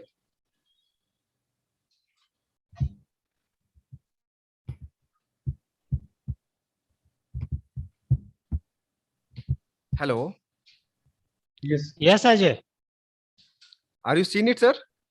No. Yes, Yes. sir, no. Yes. Right now we can see that. So can you try with the moving the slides हाँ. forward? Ajay, Mr. Ajay, we will play your slide from our side.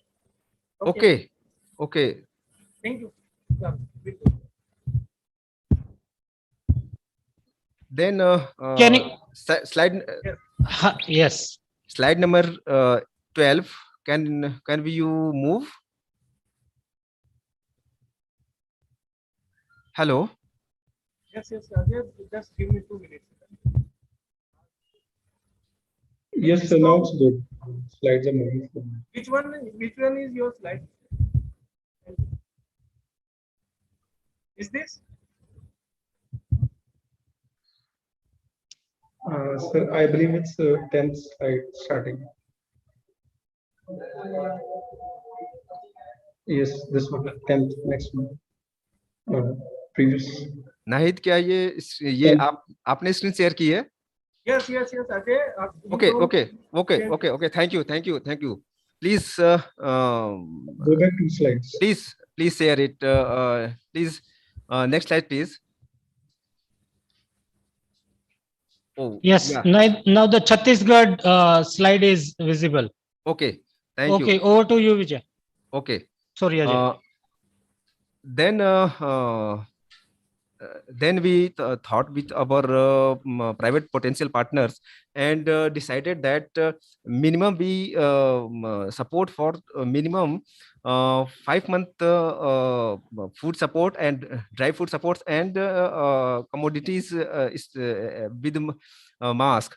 And Azim Premji Bhai Foundation, Jindal Steel and Power Limited, Hira Groups are supported us so many food packets for every for 16,000, more than 60,000 FSW and more than 15,000 PLHIVs for 2 months.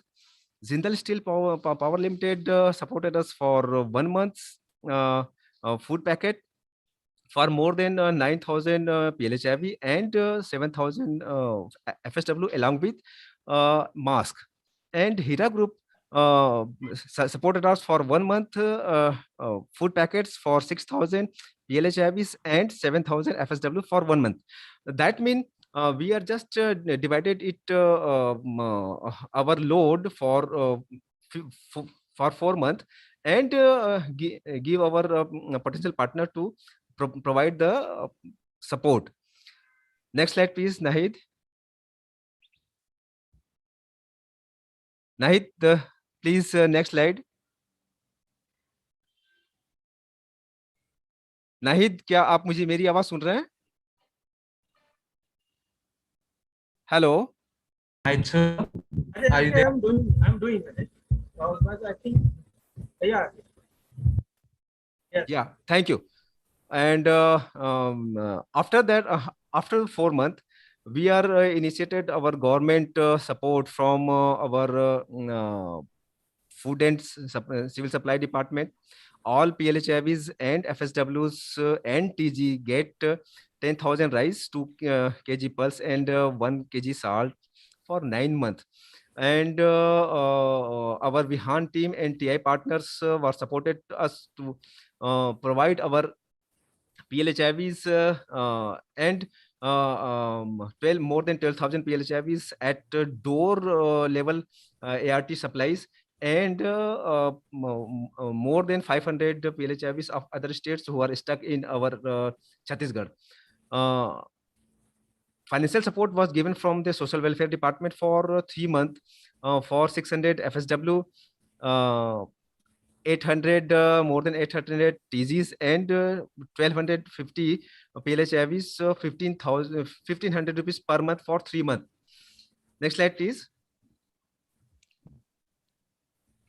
In Uttar Pradesh, we are supported for so many socio-psycho support to all PLHIVs who are adhering ART adhering counseling, and after during the COVID, more than 96,000. And after this counseling, 90,000 PLHIV are getting their ART with their nearest location. Nearest location we are supported as our link ART, even our PSCs, where there is our health worker.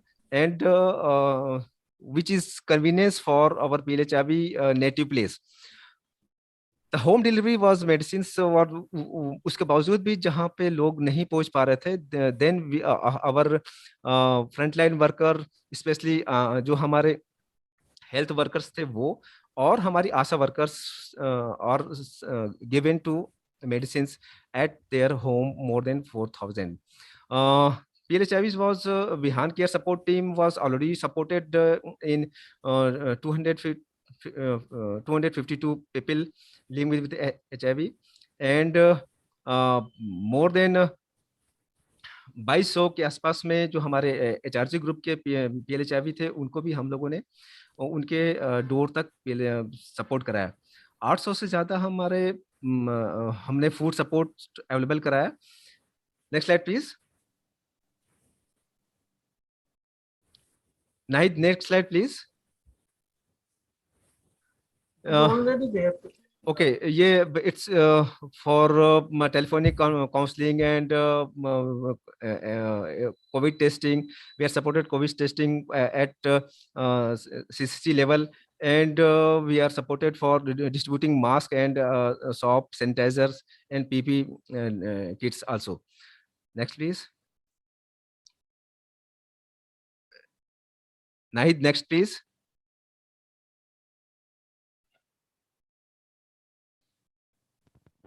Nahid, next, please. In Jharkhand, more than 2,000 clients were received ART medicine through home delivery by Vihan team, and approx 166 or support what second COVID phase was supported by our Vihan team, and more than 2,000 food support given by food department, and 1,800 PLHIV was getting food support from Vihan team. Financial support was given is very promptly by social welfare department. More than 3,000 beneficiaries was receiving Rajya Suraksha pension scheme with e-transfer by bank with social person 1,000 rupees per month, and 28 sale was given as 28 communities community member, and more than in second phase, more than 364 beneficiaries are avail widow pension scheme 1,000 rupees per month with social person and social welfare department, and 541 mask sanitizer distributed by our partners. Next slide, please. Bihar, so many private partners are supported us for giving our PLHIV and community members to several schemes benefited, and home medicine was supported as home. Next slide, please.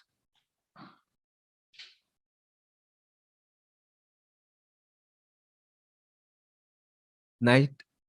In Madhya Pradesh, more than 950 high-risk population was taken ART medicines who are HRG group was taken ART medicines for at home, and 500 more than 500 ID users was receiving OST medicines at their home. The best part was the MP was all approx 18,000 PLHIVs were receiving Ayushman card for special is that at in that phase, COVID phase, for receiving any type of casualties medical help, they can support from government and private hospitals also. Food supplies was food and civil supplies was provided by government, and more than 3,000 PLHIVs was receiving kacha and sukha ration from MP, and near about 6,000 receiving sanitizer, and 21,000, near about 20,000 receiving mask. In second phase, approx 7,000 individuals are receiving mask and sanitizer. Next, please. Some glimpses of for distributing the plan. Next, please. This is our communication with private partners. Next, please. Next, please. Next, please. Thank you. Thank you, Ajay. Thank you so much. And now we can switch on to the second speaker, and as per the accordance is Nahid Mohammed. So right now, Nahid,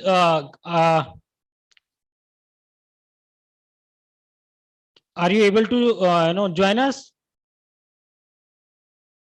Nahid. Yes. So Yes, Nahid, please. Over to you. Can you hear me? So I would like to invite Mr. Utpal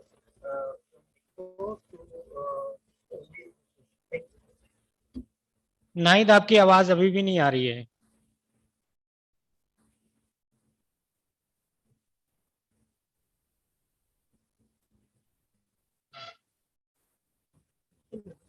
अभी आ रहा है? हाँ, अभी आया. नाहिद, अभी आया. हाँ, बस so I think कि वो duration between mic and we would create this situation. So I'll do this presentation.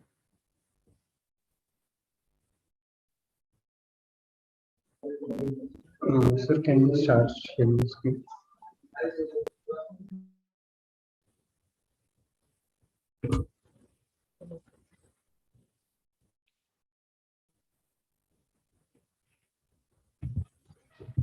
So good afternoon, everyone.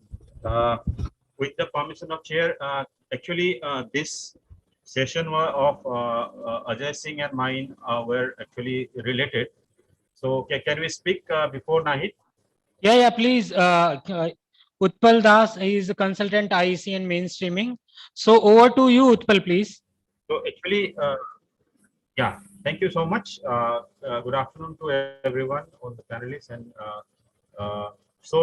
actually, our session was together. So I actually wanted to explain the processes and the outcomes.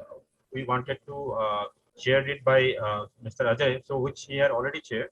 So I'll quickly take only 5 minutes because already most of the things have been spoken. So I'll quickly go through my slides. So I'll just give you the big background. So India, as we all know, we have around 2.3 million PLHIV as per the India HIV estimations of 2020, and we are covering around 1 million high-risk population that belonging to the FSW, MSM, IDU, and Hijra community.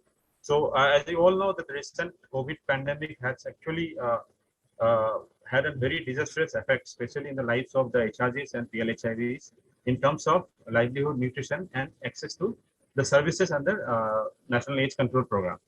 So it was important for NACO to actually respond to this pandemic situation and ensure social protection benefits that for the vulnerable population as well as PLHIVs to mitigate the impact of COVID-19.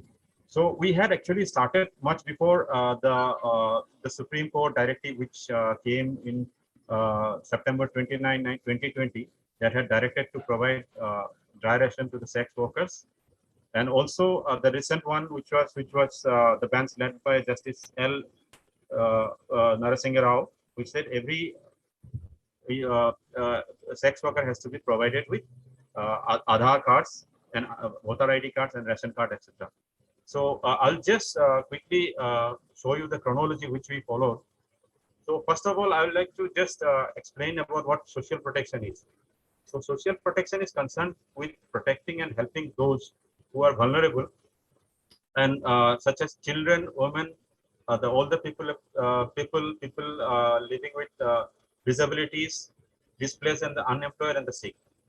So social protection in context of HIV may be understood as a set of policies and entitlement legislation which helps the HIV infected and affected family and the high-risk population to mitigate their impact of HIV, reduce further vulnerabilities, and mechanism to lead the life with dignity.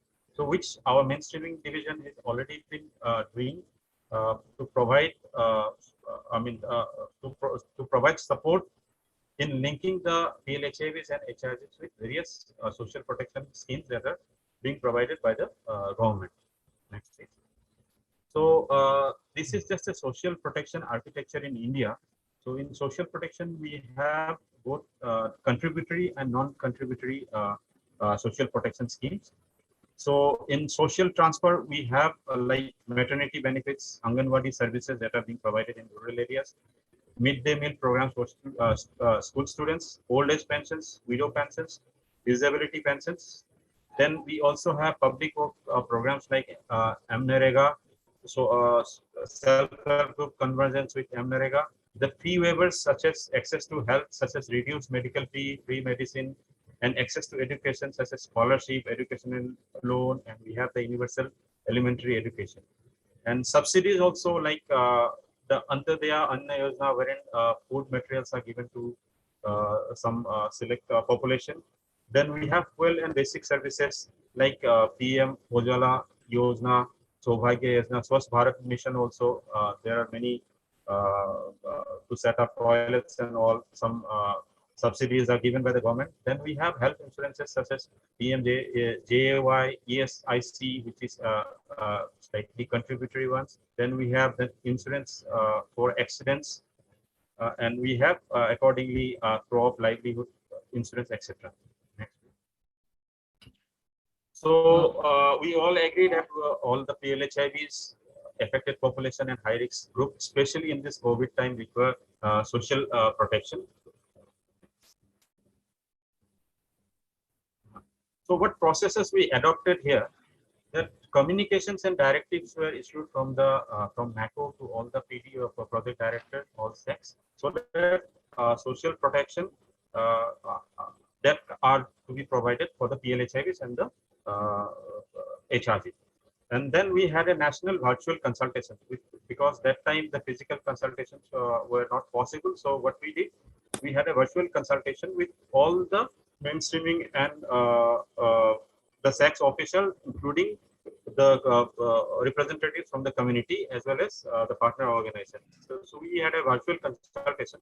So we discussed how to go about, like what we should do, like in this particular situation.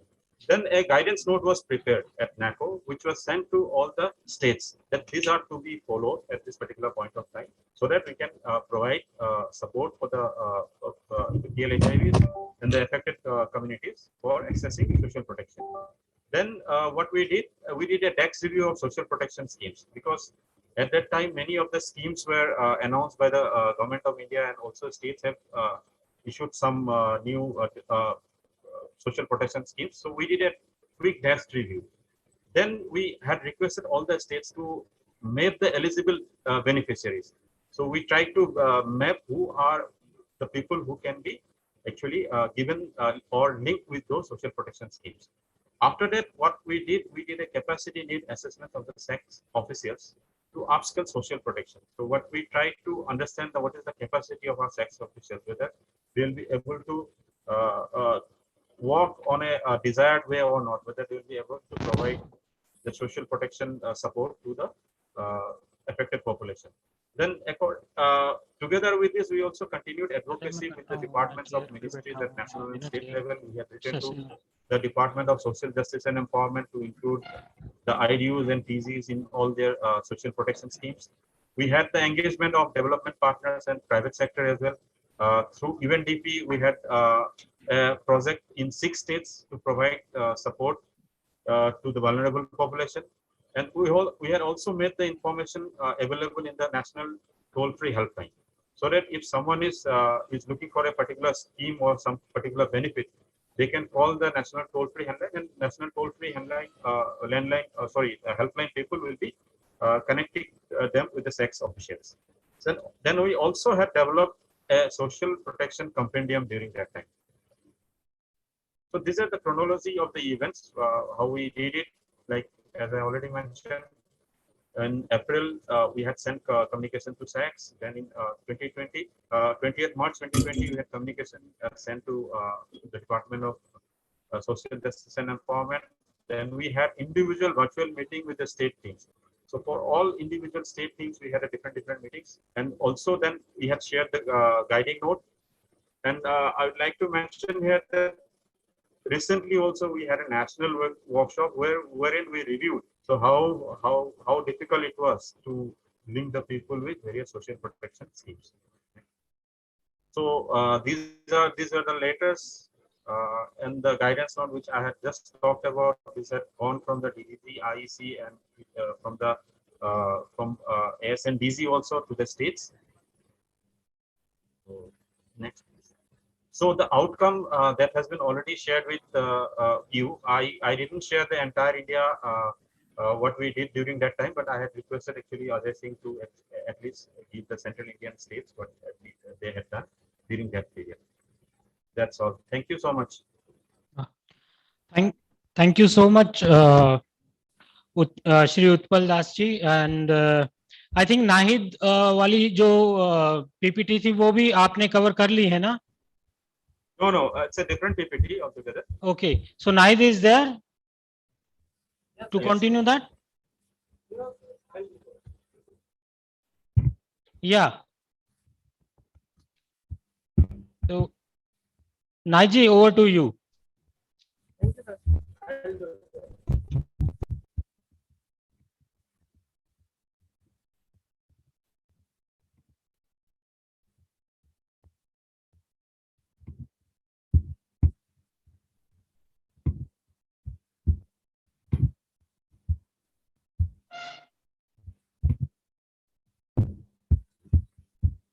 So please confirm me if it's visible and why my voice is audible. हम आपको सुन पा रहे हैं, थोड़ा सा loud बोलोगे आप, और आपकी पीपीटी विजिबल है. हाँ, अभी आ रही है, बिल्कुल आ रहा है. So I'm going to present some best practices done under the Azadi Ka Amrit Mahotsav campaign.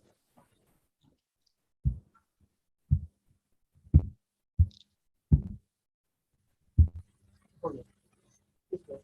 So as our country will commemorate 75 years of India's independence, the government of India desired to build the concept of New India 75 with efficient and transparent accountable governance. So under the Azadi Ka Amrit Mahotsav, NECO has planned one campaign to generate HIV and TB and blood donation awareness among the youth and adolescent population. So following are the objectives of the campaign to generate HIV awareness among students and youth engaged in RRC program, yani Red Ribbon Club program, and under the adolescent education program. So we have targeted our Red Ribbon clubs engaged with the states and schools where we are implementing our adolescent education program. So these are the objectives for generating awareness among students and youth. So we have selected high priority districts in this case where we can reach out to our target population with information, and we have selected some red ribbon clubs in high priority districts and schools where we are implementing adolescent education program. Steps we have taken to implement this Azadi Ka Amrit Mahotsav. So we have planned one. Implementation plan to execute this campaign. So we have constituted a committee at the national level, state level, and the district level. After that, we have communicated. We have given some communication to through our secretary and project director desk to Department of Health, Education, Higher Education, and Youth Affairs for the collaboration or mobilize the maximum youth for the benefit of this information. Planning and implementation meeting also done at the district level, and we have asked our district administration, especially DTOs and involve our DEPCOs for planning and implementation of the Azadi Ka Amrit Mahotsav at the field level. Orientation meeting we have also done with the RRC colleges, nodal officer, and AUP nodal or teachers to implement or engage the maximum student for Azadi Ka Amrit Mahotsav campaign. And the activities to be conducted, communicated with the colleges and schools engaged in RRC and AUP program. So yes, this is the scenario of launch of the 3 phases of program.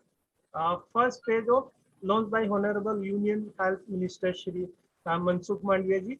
Second and third phase launched by Dr. Bharti Praveen Pawar, State Health Minister, Government of India. These are the activities conducted by our RRCs, which we have selected, and adolescent AAP schools, which we have selected in high priority districts. And here I would like to share some great initiative done by our states with the engagement of students and at the field district level. So in Jharkhand, we have the state was able to mobilize 15,887 adolescents, and the activities conducted with these youth and adolescents.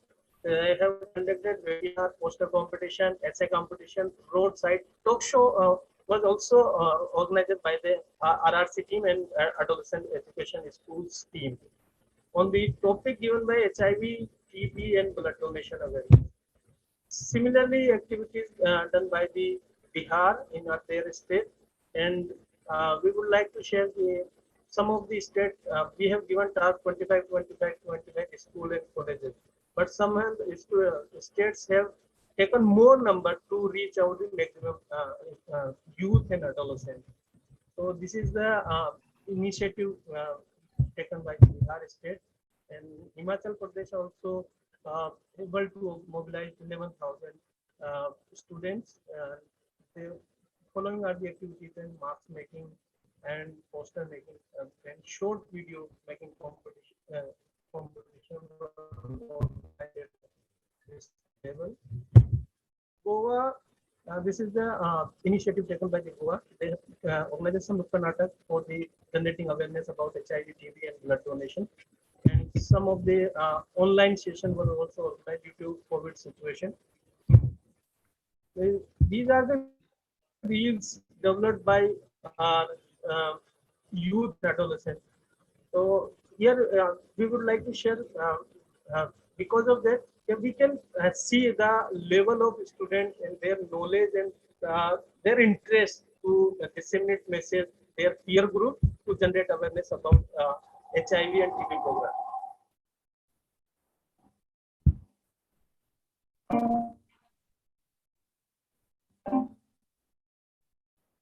Is it audible, sir?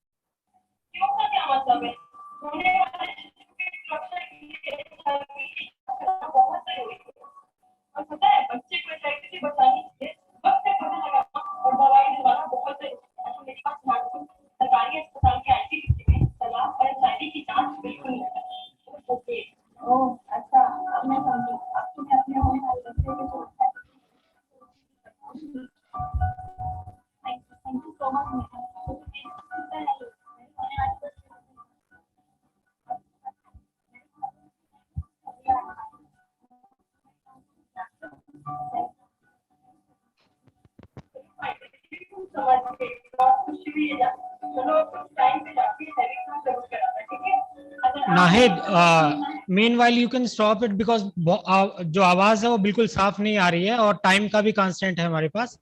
तो आप please अपनी presentation को थोड़ा complete करिए क्योंकि एक और important presentation बाकी है इसी सेशन की। तो Nahid please over to you. हाँ अभी आवाज आ रहा है? यस। सो सर ऐसा बहुत सारे स्टेट्स में इस तरीके की एक्टिविटी बच्चों ने की है जिसमें बहुत खूबसूरती के साथ में बच्चों ने HIV और TB और ब्लड डोनेशन प्रमोशन के लिए और उसकी अवेयरनेस के लिए बहुत सारी एक्टिविटीज की जिसमें हम लोग जहाँ पे देख रहे हैं हर बार लिस्ट रिपीट होगा। जैसे पोस्टर मेकिंग कंपटीशन है, ड्राइंग है, फेस पेंटिंग, फेस पे पेंटिंग करना है। तो और दूसरा वो जो मैसेज है वो बच्चों की सोच का स्तर अगर हम लोग देख सकते हैं कि किस लेवल पे जाके बच्चे प्रोग्राम के अंदर उनका अंडरस्टैंडिंग बनाए प्लस वो उसको अपने पीयर ग्रुप में शेयर करें। तो ये आसाम का यहाँ पे हम लोग देख रहे हैं, महाराष्ट्र में भी इसी तरीके का महाराष्ट्र में ब्लड डोनेशन कैंप भी ऑर्गेनाइज किए गए हैं। नागालैंड की हम लोग बात करें तो नागालैंड के अंदर रोड पे रिलीज करके बहुत सारे लोगों तक मैसेज दिया गया है। क्लासरूम में अंदर उन लोगों ने सेशन ऑर्गेनाइज किए हैं। जैसे हम लोग राजस्थान की बात करें, they have taken very beautiful decision by the Mohanlal Sukhaliya university. They have established one RRC resource center in their college so that the student can go and see and access the material regarding generating awareness for TB and also seasonal disease. So the material is available at this resource center, and some of the modern art also displayed in resource center, so the message can spread more and more people. Uttarakhand has done similar activities. This is the first painting done by the Uttar Pradesh, Goa, and Mumbai also. And other states also organize similar activity to generate awareness in youth and adolescent. These are the another states. They have conducted so many activities for under the Azadi Ka Amrit Mahotsav. And the outcome we would like to share in the first phase of Azadi Ka Amrit Mahotsav. We have been able to mobilize 9,910 schools and 855 colleges. And on the launch of the first and second third phase, we have cumulative reach and 1,23,000 students, youth, and partners. On the social media approach, we have got 10 lakh impression on our social media post. And in the table, you can see the first phase, second phase, and third phase reach to our youth and adolescent. And the way forward, what we are thinking, the students, they're equipped with the knowledge of HIV, TB, and seasonal disease also. So, and generating awareness about the voluntary blood donation. So we would like to engage these students as a brand ambassador to spread the awareness to maximum youth and adolescents. So thank you, and thank you given the opportunity. And I would like to invite next speaker. Thank you so much. Thank you, Nahid. Thank you so much. And now over to, no wasting of the time, over to Nidhi Rawat ma'am. She's national consultant to IC and mainstreaming. Ma'am, over to you. थोड़ा सा request है कि थोड़ा जल्दी कर दोगे तो session हम बहुत डिलेड हो रहे हैं।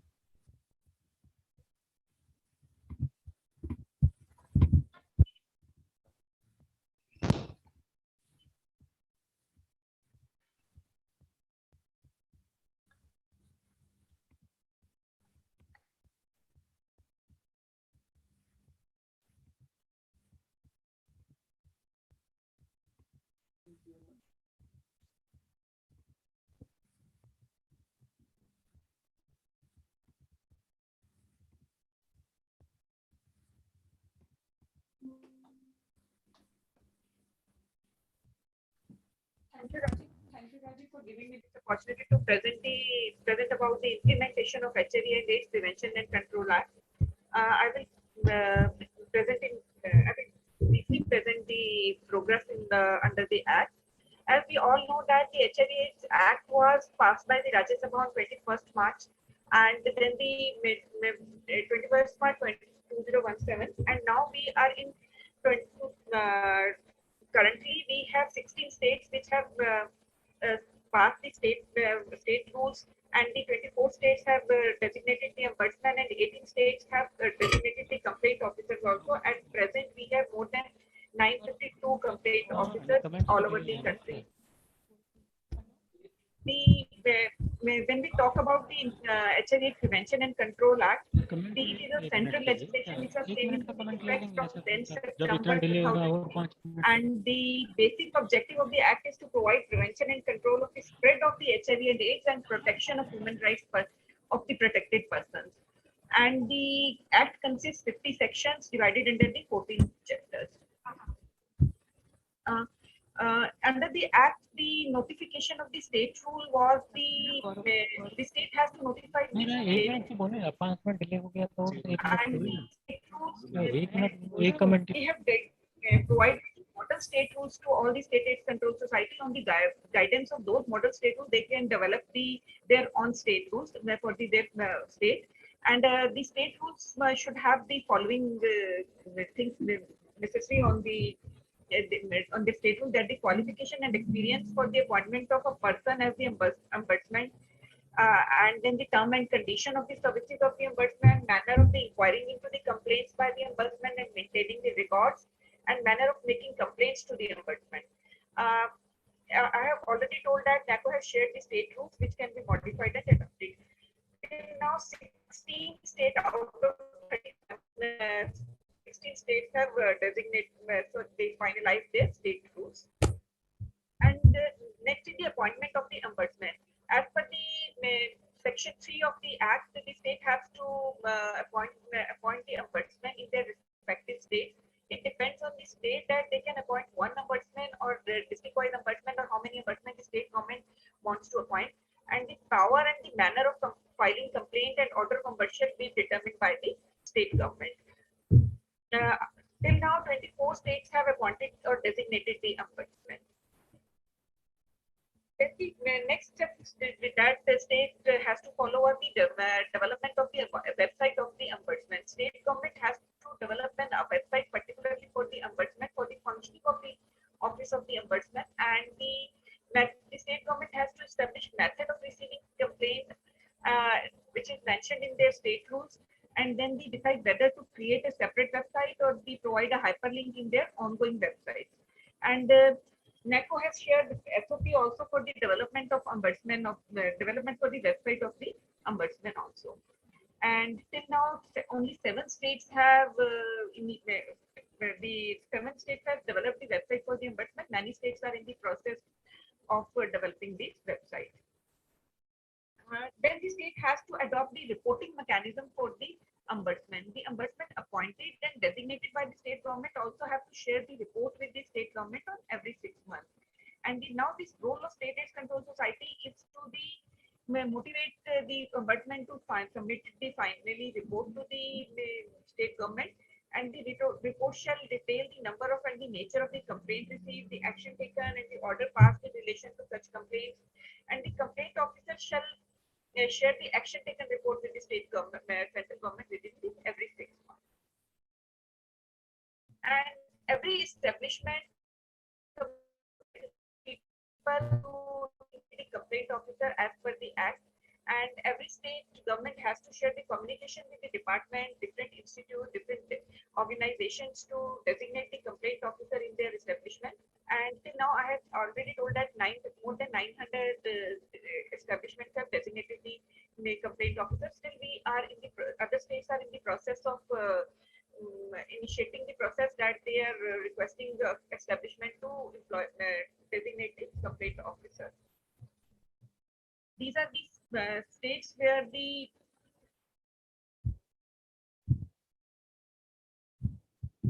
will take the example of Pondicherry. Like the Pondicherry have more in the very short period of time. Pondicherry has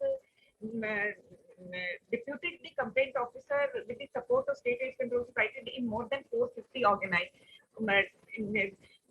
More than 450 organizations. They have followed particular process. They have issued letter to different departments like the health department, education department, labor department, and the direction was issued to the labor welfare officer, district magistrates, and director of school education to ensure that the the complaint officer is designated in the different organizations. And now they are receiving the nominations directly from the organizations. We are expecting from the same process to be followed by each state AIDS control society. There are certain expectations from this act for the implementation of this act, that for all the states that to notify state rules and appoint the ombudsman, and to ensure that the website of ombudsman is developed, and then to ensure that the designation of the complaint officer and the report, timely submission of report by complaint officer and ombudsman, and IC divisions of each state AIDS control society to publicize the act as much as possible so that the grievance redressal mechanism can be strengthened. For the promotion of these act or the promotion of this act, we have developed certain videos on different provision of the act which are available on the YouTube, and we have shared the link with the State AIDS Control Society. I will request State AIDS Control Society to publicize those films and through their different platforms, and shared with the different organization establishment for the proper implementation of the act and the strengthening the grievance redressal mechanism through this act. Thank you so much.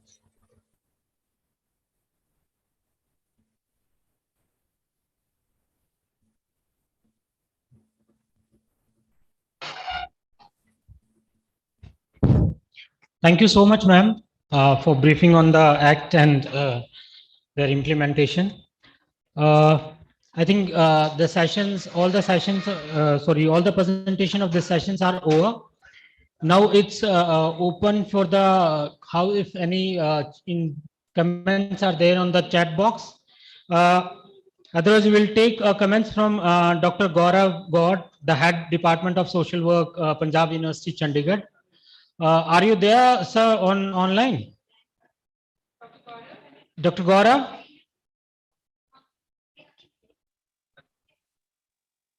Yeah. Yes, hello, Dr. Rajiv. Yes, hello. I'm there only. And I just want to place my heartfelt gratitude. They have very papers, although there were a lot of technical glitches in between, but we all have faced during the COVID period while taking online classes. So really grateful to starting from the reverse order. Ms. Nidhi Rawat and Ajay ji, Nahid ji, and Dr. Rewadi, of course. So I hope that I personally admit this, that it was, an eye-opener session for me as such, because whenever we have to, take down notes for our own students to discuss all such kind of things in the class. So with these kind of presentations, we also draw certain kind of inputs that what exactly has happened. So once again, I congratulate all the presenters and really, really grateful and thankful for enlightening all of us with their, kind of efforts they had made, especially during the COVID-19 pandemic. And all the best to all the organizers, and thank you for giving me the opportunity to co-chair this session. So thank you very much. Thank you so much, Dr. Gaurav. Thank you. Dr. Vishal, do you have anything to say? Fine. Okay. So thank you so much, all the presenters and the chair, Dr. Gaurav.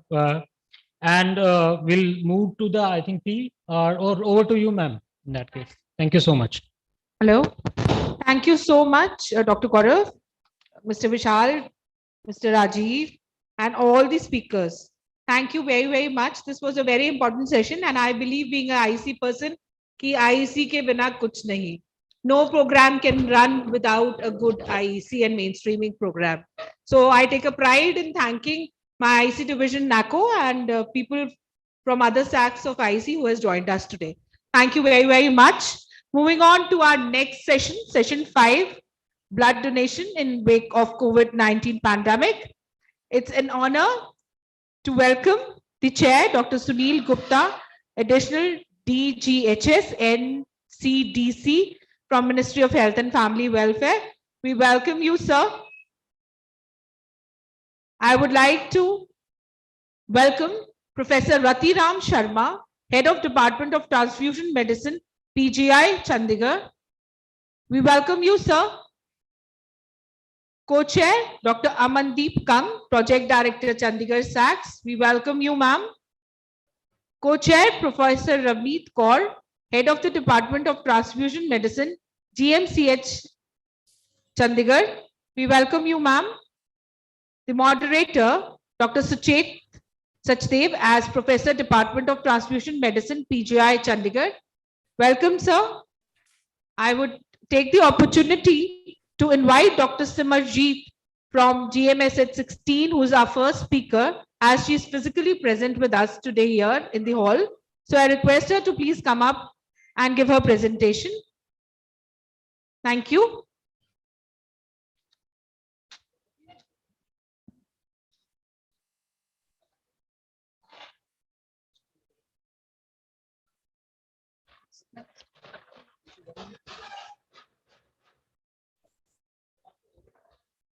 Good afternoon, everyone. Thank you for giving me this opportunity.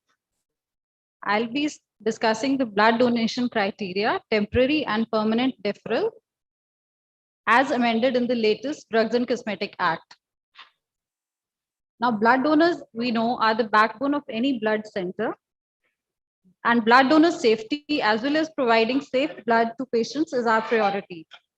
Amendments have been made in the Drugs and Cosmetic Act, wide notification in March 2020, aiming to enhance safety protocols. As we all know, blood has to be drawn from a person who's in good health, mentally alert, and physically fit, and fully understands the donation process and be able to give a valid consent. Now, the age limits are between 18 and 65. First-time donors shall not be over 60 years. For apheresis donors, the age limits are 18 to 60. And the weight of the donor should be at least 45 kg for a 350 ml bag and should be more than 55 for 450 ml bag. For apheresis donors, the weight should be at least 50 kgs. Now, intervals are once in 3 months for males and once in 4 months for females. General physical examination. In this, the blood pressure should be within normal limits, that is 101/40 systolic and 60 to 90 diastolic, with or without medications.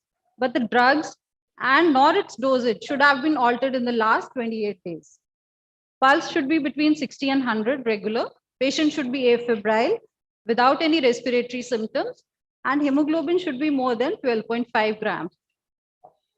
Now, for the women, during pregnancy or after delivery, at least 12 months should be the deferral period. For abortion, it's 6 months. During breastfeeding, we have to defer for the whole total period of lactation. During the menstruation, also, we do not take blood. Now, there are many non-specific illnesses, minor symptoms. The donor may complain of minor pains, headache, or any other mild symptoms like cold and flu. So we should not take the donor as long as he has those symptoms. For chronic sinusitis, we can accept only if he's not on antibiotics. Now, if there's any history of asthmatic attack or asthmatics on steroid, then we have to permanently defer. For surgical procedures, for any major surgery, the deferral period is 12 months after recovery. But in this case also, if open heart surgery has been done or cancer surgery, then we have to permanently defer. For minor surgery, the deferral period is 6 months after recovery. Even for tooth extraction, defer for 6 months. But dental surgery under anesthesia, we have to defer 6 months after recovery. Now, for all the cardiovascular diseases, sometimes the donor has some active symptom like chest pain, shortness of breath, swelling of feet. Then also we cannot take. Myocardial infarction, cardiac medications, hypertensive heart disease, coronary artery disease, angina, rheumatic heart disease. In all these conditions, we have to permanently defer them. Central nervous system and psychiatric disease.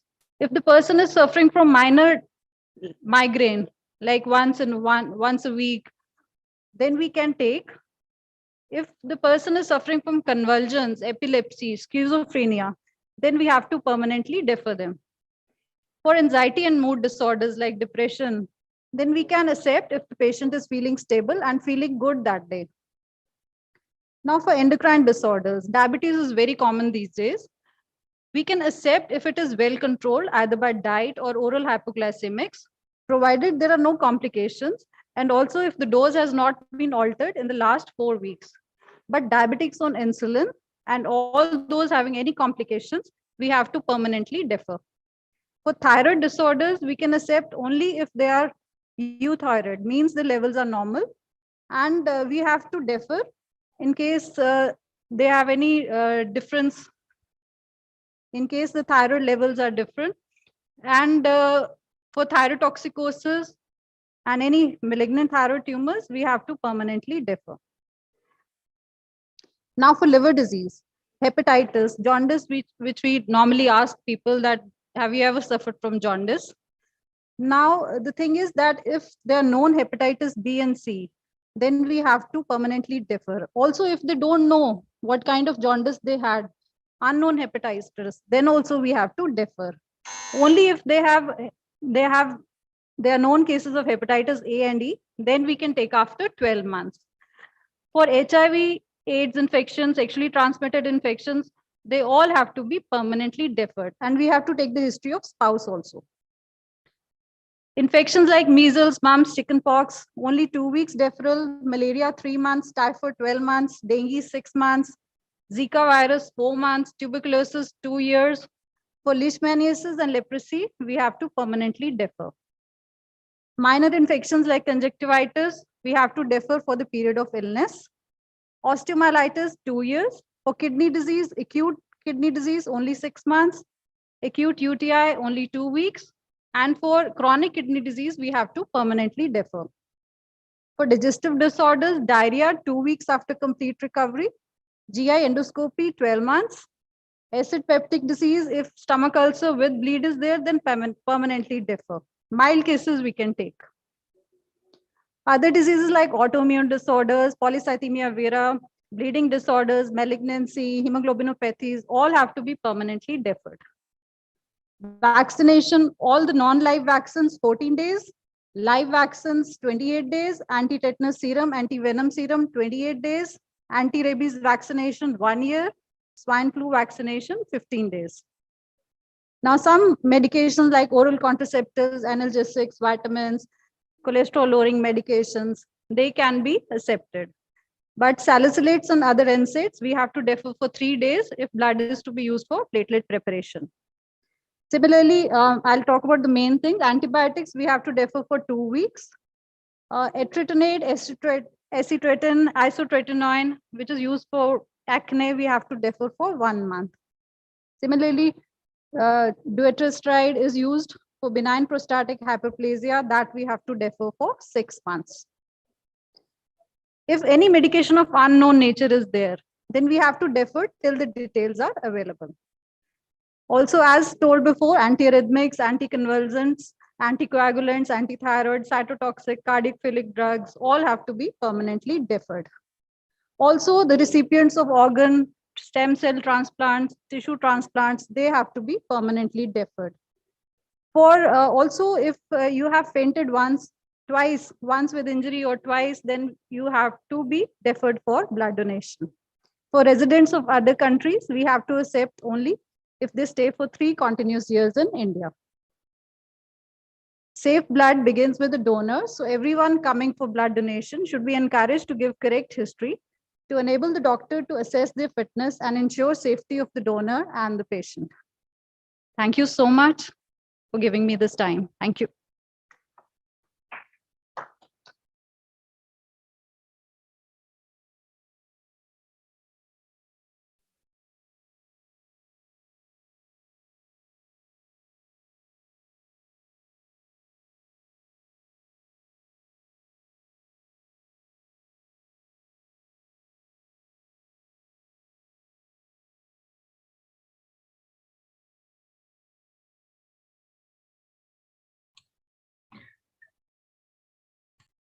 you, Dr. Simar. I request our chair, co-chair, and the moderator to please give their comments. I think we can discuss in the end what Dr. Sharma sir. Yeah, I think that's right. We let the other All speakers also. speakers. Yeah, let the others also take up their talks, and then I think in the end we can, in nutshell, we can give our comments in all that. Yeah. So I request the chair and the co-chairs to please invite the next speaker. I just invited the first speaker because she was here physically. So, okay. So you can, I request Dr. Sharma to invite Dr. Dipjot. Yeah, I think Ravneet, you should do this Okay. honor because Okay, he's my colleague, so you can Okay. do this honor, please. Thank you, sir. Thank you. Thank you. So I invite Dr. Divjot Singh Lamba, who is Associate Professor in Department of Transfusion Medicine at PGI-MER Chandigarh. And he'll be talking about referral instituted for blood safety in view of COVID-19 pandemic. Dr. Divjot, over to you. Thank you, ma'am, for the nice introduction, and thanks to the organizers for giving me the opportunity to present on this forum. So I'll start my discussion. So I'll be talking about the deferral instituted for blood safety in view of COVID-19 pandemic. So coming to just a discussion regarding COVID-19 transmission via blood. So COVID-19, as we all know, is a respiratory virus, and usually respiratory virus have never been reported to be transmitted through blood or blood components. Potential risk of transmission by transmission of blood collected from asymptomatic individuals is also theoretical, and any actions taken to mitigate risks are therefore precautionary. Options would include donor education, self-deferral, deferral of at-risk donors, quarantine of the blood components, retrieval of in-date products based on report of post-donation illness in the donor, screening of donations using laboratory tests, and pathogen reduction. So this is an update impact of 2019 novel coronavirus on the blood supplies, and this is from the AABB. So they issued information regarding that transmission. So there continue to be no reports for TTI transmission of this virus. So then there is a WHO guidance on maintaining a safe and adequate blood supply during pandemic outbreak of coronavirus, released on 20th March 2020. So they mentioned that any transmission from a donor is far more likely to occur through the respiratory route than through the parenteral routes, that is phlebotomy during blood donation. It is possible that an infective donor who is asymptomatic, pre-symptomatic, or has very mild symptoms may affect other donors and staff. Strategies taken to mitigate this risk should be proportionate and evidence-based. Blood donor centers are not acute care medical facilities. So public health measures appropriate for general public rather than clinics and hospitals should be applied. Another technology that was used earlier for MERS-CoV virus and SARS-CoV virus earlier is the pathogen reduction technology, which can be used for plasma and platelets, and it requires significant logistic and financial investment. So for whole blood, it is less widely available. Studies of inactivation of coronavirus were also not available. So introduction of PRT would not be a cost-effective measure to be recommended. So there were international and national guidance for COVID-19 to maintain safe blood supply. So there was, as I discussed, guidance from the WHO, then guidance from American Association of Blood Banking, then Joint United Kingdom Blood Transfusion and Tissue Transplantation Services JPAC guideline. Then from India, there was a guideline from National Blood Transfusion Council under the Ministry of Health and Family Welfare, Government of India. First guideline was released in the month of March 2020, and then a second interim guidance was released 25th June 2020. So according to the national guideline, I'll discuss the comparison of other guidelines later on. So travel history, exclusion of at-risk donors to maintain safety based on history of exposure of blood donor to the coronavirus. The following criteria were applied. Individuals should be deferred from donating blood for 28 days after the date of departure from a country with COVID-19 transmission. in the community or areas as notified by Ministry of Health and Family Welfare from time to time. Contact history individual should be deferred from donating for 28 days with the last possible close contact exposure to a person who is confirmed suspected case of COVID-19 under quarantine. Confirmed case individual should be deferred from donating blood for 28 days. So the deferral period was 28 days. There is after complete recovery of disease. So this in the second interim guideline, this was later expanded to include confirmed cases, as a confirmed case is a person with laboratory confirmation of SARS-CoV infection by RT-PCR, irrespective of the clinical signs and symptoms. Mild, very mild, pre-symptomatic, moderate, and severe cases, they must be deferred for 28 days after the discharge from treating facility or 28 days after end of isolation. So isolation period was also changing. Initially, it was 17 days. Then in May 2021, it came down to 10 days. And now in January 22, it has been decreased to 7 days. Contact history as earlier, 28 days deferral, and travel history, 28 days deferral. So this is in general a comparison of the AABB guidelines versus the joint United Kingdom transfusion guidelines and the Indian guidelines. So according to the AABB guidelines, diagnosed with COVID-19 or who suspected of having COVID-19, 10 days after complete resolution of the symptoms, a donor can donate. Whereas in the United Kingdom or the WHO guideline, it was 7 days and 14 days after complete resolution of symptoms. In India, we were using 28 days after complete resolution of symptoms or initial quarantine, which changed from 17 days to now at present 7 days. Individuals who had a positive diagnostic test for SARS-CoV but never developed symptoms. So it was 10 days after date of positive test. So in UK and according to WHO, it was 10 days and 14 days. And in India, it was 28 days after complete resolution or after the positive test. Individuals who are tested and found positive for SARS-CoV antibodies but who did not have any prior diagnostic testing, never developed any symptoms, they can donate without a waiting period according to the AABB guidelines without performing a diagnostic test. In UK, for this particular case, they were using 14 days after complete resolution of symptoms. And in India, it was still 28 days post the quarantine period. This was a COVID donor screening questionnaire, which was introduced into a donor screening questionnaire. So it also includes self-referral questions. So the declaration, we were getting it filled from the donors. If they had any cough, cold, sneezing, difficulty in breathing, fever, sore throat, fatigue, headache, myalgia, loss of smell or taste. Did you attend any social gathering, get together in the last 4 weeks? Have you traveled to outside country in the last 4 weeks? Have you traveled inside India to other cities in the last 4 weeks during the corona pandemic? Exposure to confirmed COVID-19 or suspicious patient in the last 4 weeks. So donor was also to give a statement that he understood that it was mandatory to inform that on the contact numbers on the thank you card, that if he develops any fever, sore throat, cough, he should report within 28 days. Within 28 days of the blood donation, he should report back to the blood bank. So if donor gave any positive history or had symptoms suggestive of COVID-19, donor was deferred, advised to follow proper social distancing protocols, stay home, and seek medical advice if required. Voluntary blood donor organizations were also informed to promote self-deferral of donors with fever and symptoms of cough, cold, close contact with anyone with these symptoms of history, or travel outside India within last 28 days. And persons who donate should inform blood center immediately if they had developed any respiratory illness within 28 days. So these were the donor appointment letters which were issued to the donors so that a free movement is allowed to the donors during the lockdown. And these were issued based on the guidelines of the National Blood Transfusion Council, letter date 17 April 2020. And those who donated, they issued thank you cards to them so they don't have any problem going back home.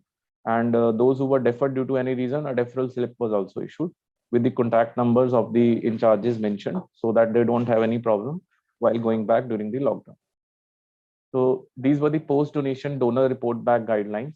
So if a donor, blood donor should be encouraged to report back to the blood center or the camp organizer within 28 days of donating blood if the donor was experiencing post-donation illness suspicious of COVID-19, being confirmed positive of COVID-19, or a close contact having confirmed positive for COVID-19.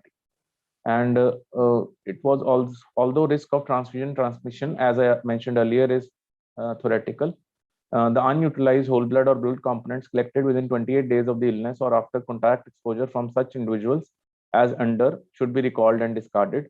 And if any of the components has been transfused to the recipient prior to such disclosure by the donor, then the treating clinician or other concerned hospital administrators must be informed. Then the COVID vaccine was introduced, and it was formally started in January 2021. So there was a guidelines from international and the national community. So according to the AABB guidelines, the deferral period after vaccination of the particular person was, so individuals who were receiving non-replicating inactivated messenger RNA-based vaccines, no deferral period was there. And individuals who received a live attenuated vaccine, there was a 14-day deferral according to the AABB guidelines or the US FDA. And if there was uncertainty on which vaccine was taken, 14 days deferral was there. In India, the initial deferral started was 28 days, and by this letter from Dr. Sunil, Honorable Dr. Sunil from the NBTC. So this deferral, because of various speculations with other experts in the country, the deferral period was reduced to 14 days for the Covishield or the Covaxin, which was being administered in India. So this is a comparison with the different guidelines. As I earlier mentioned, India, the deferral was 28 days, then changed to 14 days. ABB guidelines, messenger RNA vaccine like the Pfizer, there was no waiting period after the vaccine administration. Individuals who received live attenuated vaccine, 14-day deferral period was there, and uncertainty, 14 days. In UK, also, if messenger RNA vaccine was introduced, so donation without a waiting period. Recipients of COVID-19 vaccine as a part of the UK vaccination program, 7 days after last dose. Later, it was changed to 48 hours. And recipients of any other COVID-19 vaccine outside the UK, 4 weeks after the last dose was being followed. So this is regarding the deferral for the blood safety during the COVID-19 pandemic. Thank you. Thank you, Dr. Divjot, for very nicely summing up all the guidelines which came time to time for in view of the COVID pandemic. I think we'll discuss all this a little later. So I pass on to Dr. Sharma for inviting the next speaker. Thank you, Ravneet. Yeah, I think the next speaker we have Dr. Tanvi Sood.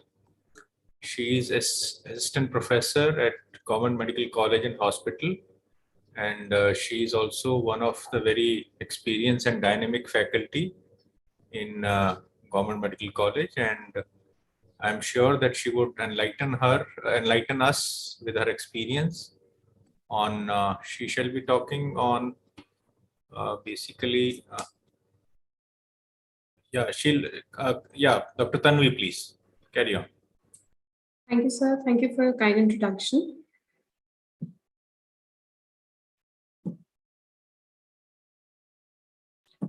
So I'll be discussing on the various measures which were taken by the blood transfusion services for ensuring safety of the blood donors as well as the staff during the COVID-19 pandemic.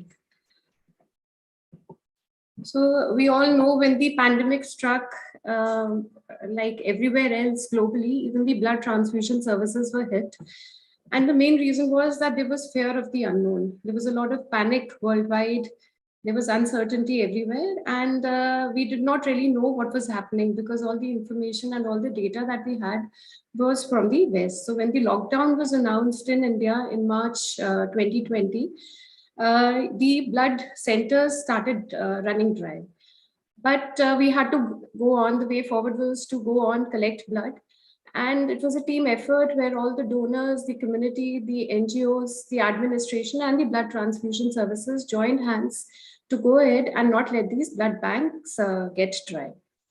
So the prelim and the very important thing to achieve this was that we should have safety of just not the donors, but also of the staff who were involved in the collection of blood. So for ensuring the safety of the blood donors, because most of the blood donation camps, the outdoor blood donation camps were cancelled, we had to make sure that these blood donors could be brought to the hospitals, to the various blood centers where blood could be collected. So the administration was taken into loop and various the permission was taken because there was a lockdown, there were travel restrictions, permissions had to be taken from the administration so that these donors could be brought to the blood centers.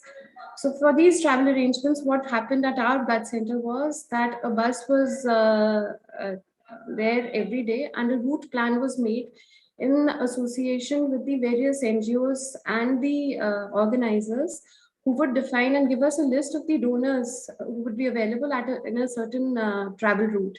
So we had the numbers, we had the names of the donors, and a specific route plan was made every single day for these donors to come and donate blood at the blood centers. In addition, whenever these donors would get into the bus, the designated staff would ensure that the temperature recording was taken. It was ensured that they were properly masked and proper hand sanitization of these donors was done. Even within the bus, a specified seating arrangement was made, which ensured that there was social distancing as well as proper disinfection of these seats was done.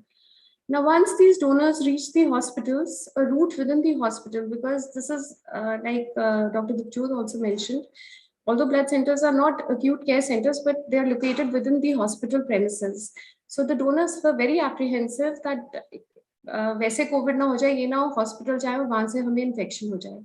So they were very apprehensive of coming to the hospital, and so we had to ensure that the route within the hospital was such that they did not really have to cross the areas where the patients were kept. So specific route plan within the hospital was also decided.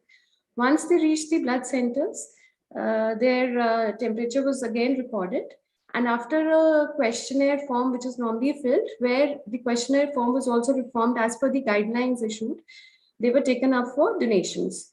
What the changes that we made here again were that there was proper sanitization of the various couches. They were cleaned properly with the proper sanitizers, or disposable spreadsheets were used, which were just a single time use spreadsheets. And after the donation was over, they were discarded as per the policy. In addition, what we did was that the refreshments that were initially given were served openly, but now what we did was the refreshments were also packed in separate disposable pouches so that these the donors could sit in the refreshment area with proper social distancing, and they could take the refreshments on their own and discard them accordingly. So these were the various things that were undertook so that the safety of the blood donors was ensured. In addition, our staff, they were also of paramount importance, and their safety was our concern. And what was more important was that they were the frontline workers, and we do not want the system to collapse. So to ensure the safety of the staff, we ensured that there was proper social distancing. The couches were also placed separately. In addition, the entire staff was given protective clothing. This was in the form of the caps, gowns, proper N95 masks, gloves. All these were ensured that they were available for the staff at that particular point of time. In addition, ample sanitizers, hand sanitizations, and the facility for hand washing was also made available for the staff. This was what we did initially, but we realized that the pandemic was with us, was to stay here with us, and we had to go ahead and hold the blood donation camps outside also, outside the premises also. And we realized that social distancing does not mean we have to be socially disengaged. We had to go forward, and we realized that this COVID-19 pandemic was a very major reason for great shortages of blood supply globally. So ensuring that all safety measures were in place, like physical distancing, social distancing, and complete hygiene, we went forward and we started having all these blood donation camps outside. The changes that we made were that apart from social distancing and the hygiene, what we recommended and what the NGOs and the organizers helped us with was that they ensured that a certain group of donors are called at a particular point of time. So they made batches. If they had 50 donors, and the blood donation camp was spread over, say, 4-5 hours, they ensured that the donors came at designated timings. So about 6 to 8 donors spread over a period of 1 hour. As a result, this ensured that there was no overcrowding in the camps. So this is how most of our blood donation camps are being organized. We ensure that there is proper social distancing. We ensure that proper masks are worn both by the staff as well as the donors. So this ensures not just the safety of our staff, but also of the donors, because we are frontline workers, and anybody who's infected may also infect the donors, and even donors have to be protected. In addition, we make sure that ample sanitizers are available.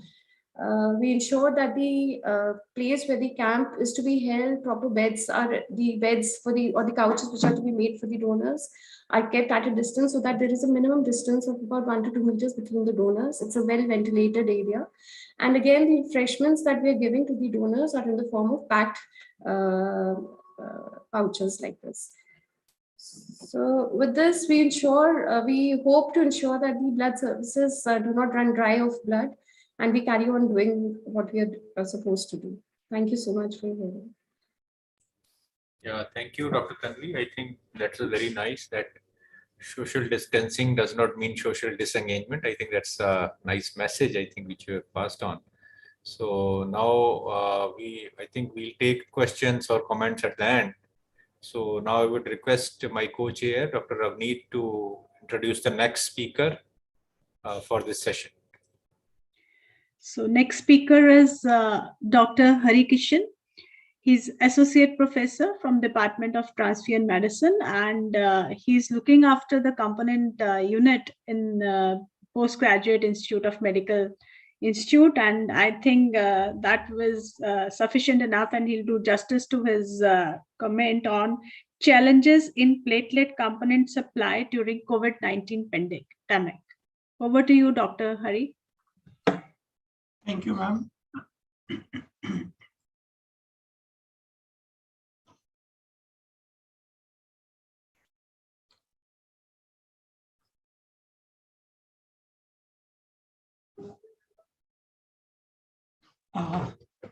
Good afternoon, everyone. So I'll be discussing today challenges in the platelet component supply during COVID-19 pandemic. So I'll be sharing our experience at PJ Chandigarh. So how we handle this platelet crunch during this time. So before starting, I just want to show that what is the percentage platelet utilization at our center. So we are a tertiary care center, and we have a pediatric and adult hemato-oncology. So around 60% of the platelets we are using for the hemato-oncology patients, and for the sick patients in ICUs, DIC, sepsis, dengue, they constitute around 18%.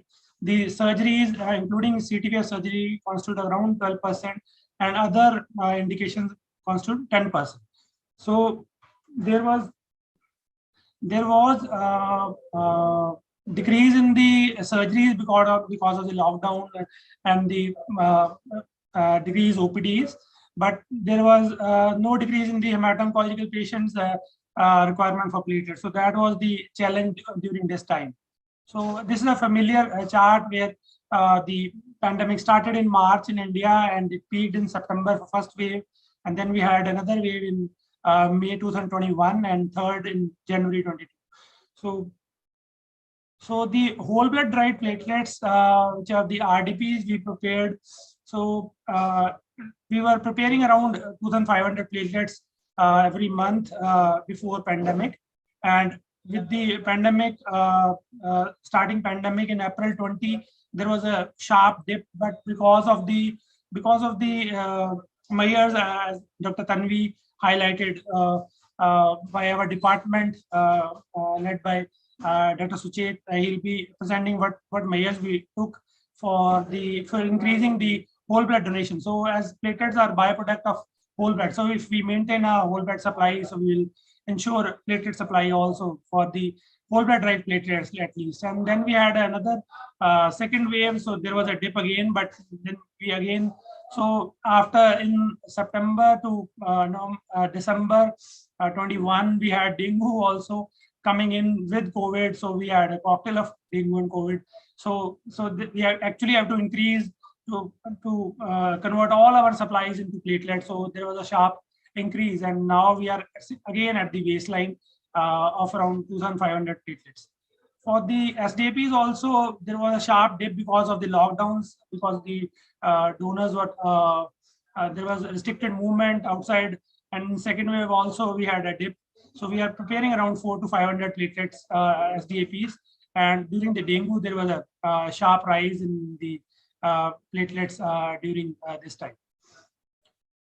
And we took some special precautions, like as highlighted by Dr. Tanvi. We similar to that, we did all the precautions in the FRSS section, staggering the donors and proper sanitization and fogging after the end of the day. So all these measures were taken. Another thing is that we increased our voluntary donor registry, and we used our voluntary donor registry. We have around 500 to 600 donors on our panel for FRSS, and we use that, and so that we can provide to FRSS platelets to our hematoma patients during this time. Another initiative we took is in 2020 we had a good thing that we had amendment of DCA where the preparation of pool platelet from the whole blood was allowed. So we used this opportunity and we standardized this. So Buffy-coat pool platelet is where we pool the Buffy coats and suspend them in plasma or platelet additive solution. So this is a pool Buffy coat. Then we centrifuge it, give a soft centrifugation, then filter it, and we finally have a platelet product which is looks like FRSS, and it is actually have an efficacy also equivalent to FRSS. So we did a study on this, and we found that the corrected count increment and the percentage platelet recoveries were similar in a randomized control trial in Buffy-coat pool platelet versus SDAP. So this was standardized, and we actually started providing these Buffy-coat pool platelets. So this also augmented our platelets production for the hematoma patients. So the key points from the talk is that uninterrupted platelet component supply is vital for tertiary care hospital, especially who are serving hemato-oncology patients, and RDPs as a byproduct. So ensuring adequate whole blood donation will ensure the supply of components. So during this pandemic year, we actually collected around 40, with all the efforts, we collected around 45,000 units of blood during this time. So another striking point is that it is easier to manage inventory of whole blood derived platelets when the majority of the collection is in-house rather than the outdoor camp. So we had more of the collections in-house during this. We had small camps in the blood donation center only. We extended the hours of blood donation center. So during the COVID, so we actually can decide what type of bags we have to use. So the whole blood derived platelets inventory was even easier to manage during this. But for the FRSS platelet, we must have a voluntary donor registry. We have to. So this was a wake up call for us that we should have a strong voluntary donor registry for FRSS donors, so that they can be useful in the crisis time. And last is that Buffy-coat pool platelet is a good complement product to SDAP during and emergency hours also, and in routine also in resource constraint setting, it is a very good product. Thank you. Thank you, Dr. Harikishan. I think maintaining platelet inventory is always a biggest challenge because of the short shelf life of the platelets. It is in normal routine without COVID pandemic is also difficult, but in COVID pandemic times, as Dr. Hari pointed out, that because of little low demand, as well as because of collection in the center, blood center, we were able to separate all the units collected into component and provide platelets to the patients. So I hand over the mic to Dr. R.R. Sharma to invite the next speaker. Thank you, Ravneet. Yeah. So again, we have Dr. Tanvi. Now, she has already been introduced, and she shall be talking on challenges faced during notification, counseling, and referral during the COVID-19. Because this is one of the very important exercises which transfusion services have to do to inform the donor who have been tested positive for various TTIs. So, Dr. Tanvi, please.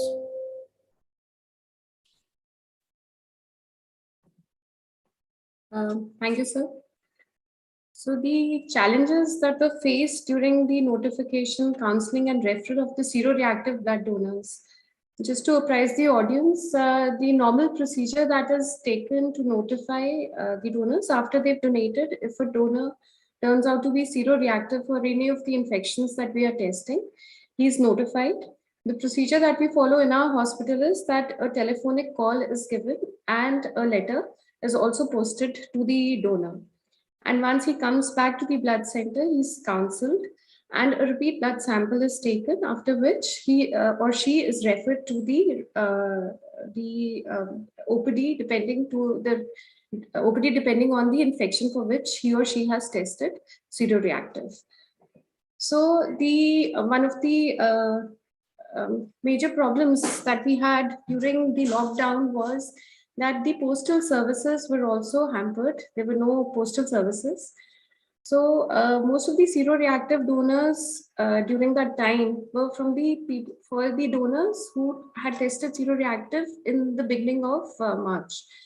Post the lockdown, since we had most of our donors were regular repeat donors, the seroreactivity per se was less. So at that point of time, people who had donated early in the beginning of end Feb and beginning of March were the people. And since the postal services were also hampered during the lockdown, they were given telephonic calls. Now, because of the lockdown and the various travel restrictions that were there, these donors could not come to our blood center for post-donation counseling. So as a result, what happened was, and they were very scared of visiting the hospitals again because of the fear of acquiring the infection within the hospital. So in addition, once the lockdown opened, the travel restrictions still continued because most of the bus services did not resume. So all these were challenges where, although they were notified that there was some problem in the blood that they had donated, but we could not tell it to them over the telephone, and they could not really visit the blood center and come forward to know what was the condition. However, we still encourage them to visit whatever centers once the lockdown opened and they could travel to their nearby centers, whatever were available. We still encourage them to visit there and make us speak to whoever the medical officer over there was in charge.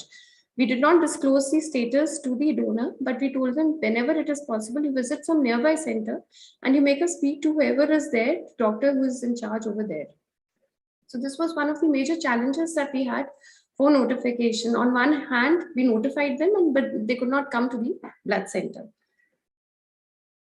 Once the bus services resumed, the lockdowns opened up, the donors started coming to our blood center. The counseling was done as per the COVID appropriate protocol. But what we ensured now was that a proper space is available, and the space that we ensured was well ventilated. We ensured again that proper physical distancing was there, social distancing was there, masks were on. And we took the detailed history as per how we do the counseling. All this was there, but in addition, proper COVID appropriate behavior was followed. A repeat sample was taken. Now, another challenge that we faced once the donor came to us for their post-donation counseling was, once the repeat sample also turned out to be seroreactive, the problem was where to refer such donors. The main hindrance over here was that most of the OPDs were closed. Most of the hospitals were taking care of the emergency services, and routine OPDs were closed, although teleconsultation was going on.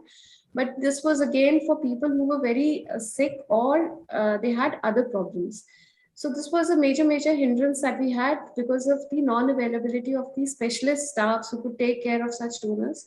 We really did not know where to refer them, and we would tell them to go and visit whatever nearby centers. Otherwise, the policy in our hospital is to refer them either to the medicine OPD or to the skin OPD, depending on, or to the ICTC centers, depending on what seroreactivity is there on testing.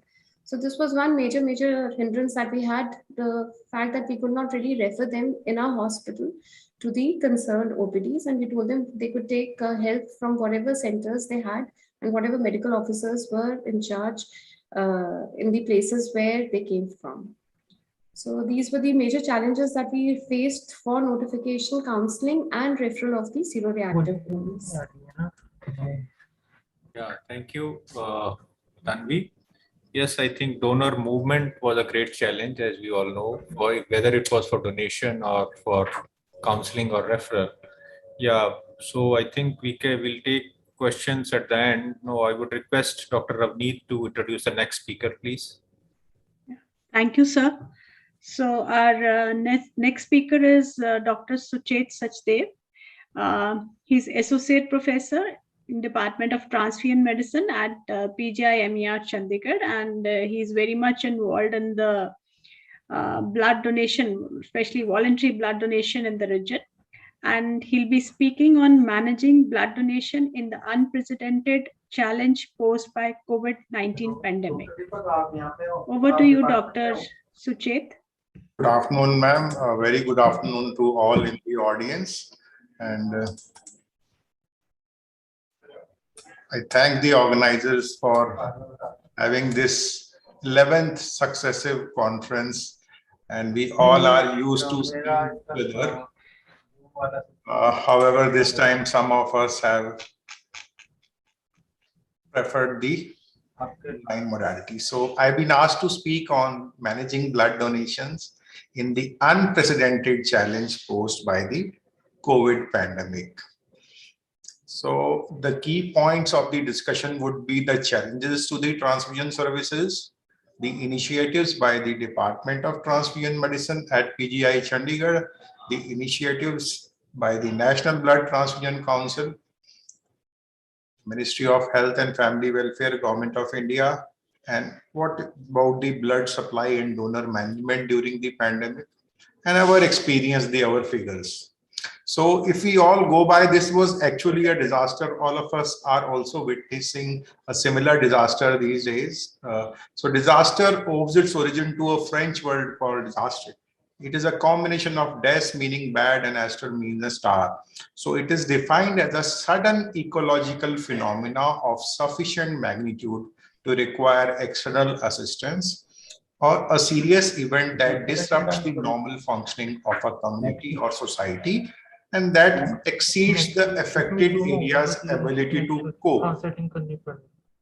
So there is a much larger amount of blood than usual that may be required in disasters, or as in COVID, the pandemic or disaster may temporarily restrict or eliminate a blood collector's ability to collect, test, process, and distribute blood, or temporarily restrict or prevent the local population from donating blood.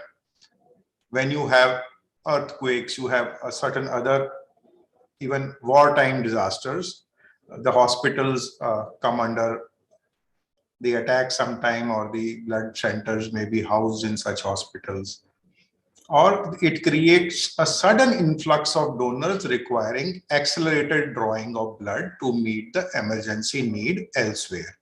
So the pandemic, the role is basically of blood transfusions on the type of pandemic, the potential of its community spread, and the risk of transmission of pathogen via a blood transfusion. So it was very aptly described earlier in the talk that there is no risk of blood transfusion from a respiratory origin pathogen, which has been clearly dealt with by the earlier person who took a talk, Dr. Divjot Singh Lamba. And this pandemic was of potential to spread through aerosol route. And this was what was happening. We were all in the midst of a chaos, and there was media outcry that there will be shortages, and it was expected that about to the tune of 50% decline in blood collections may occur. And there were good guidelines, and the earlier ones from the AABB, where they said Americans are urged to donate blood to maintain as early as the 4th of March in 2020. Similarly, from other organizations, and these were the basic challenges that were of safety and adequacy of blood, a safe donation environment for the staff and donors. It was dealt by the earlier speaker. Staff training, very important. Staff was all in midst of a chaos. They had duties, extra duties at their home. No one knew how to tackle things. to how the disinfection protocols would be instituted.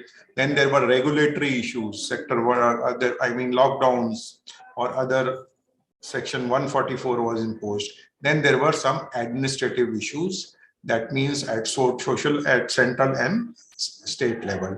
There was a general scare among the public. There were orders of lockdown. People thought they would become ineligible for blood donation due to illness.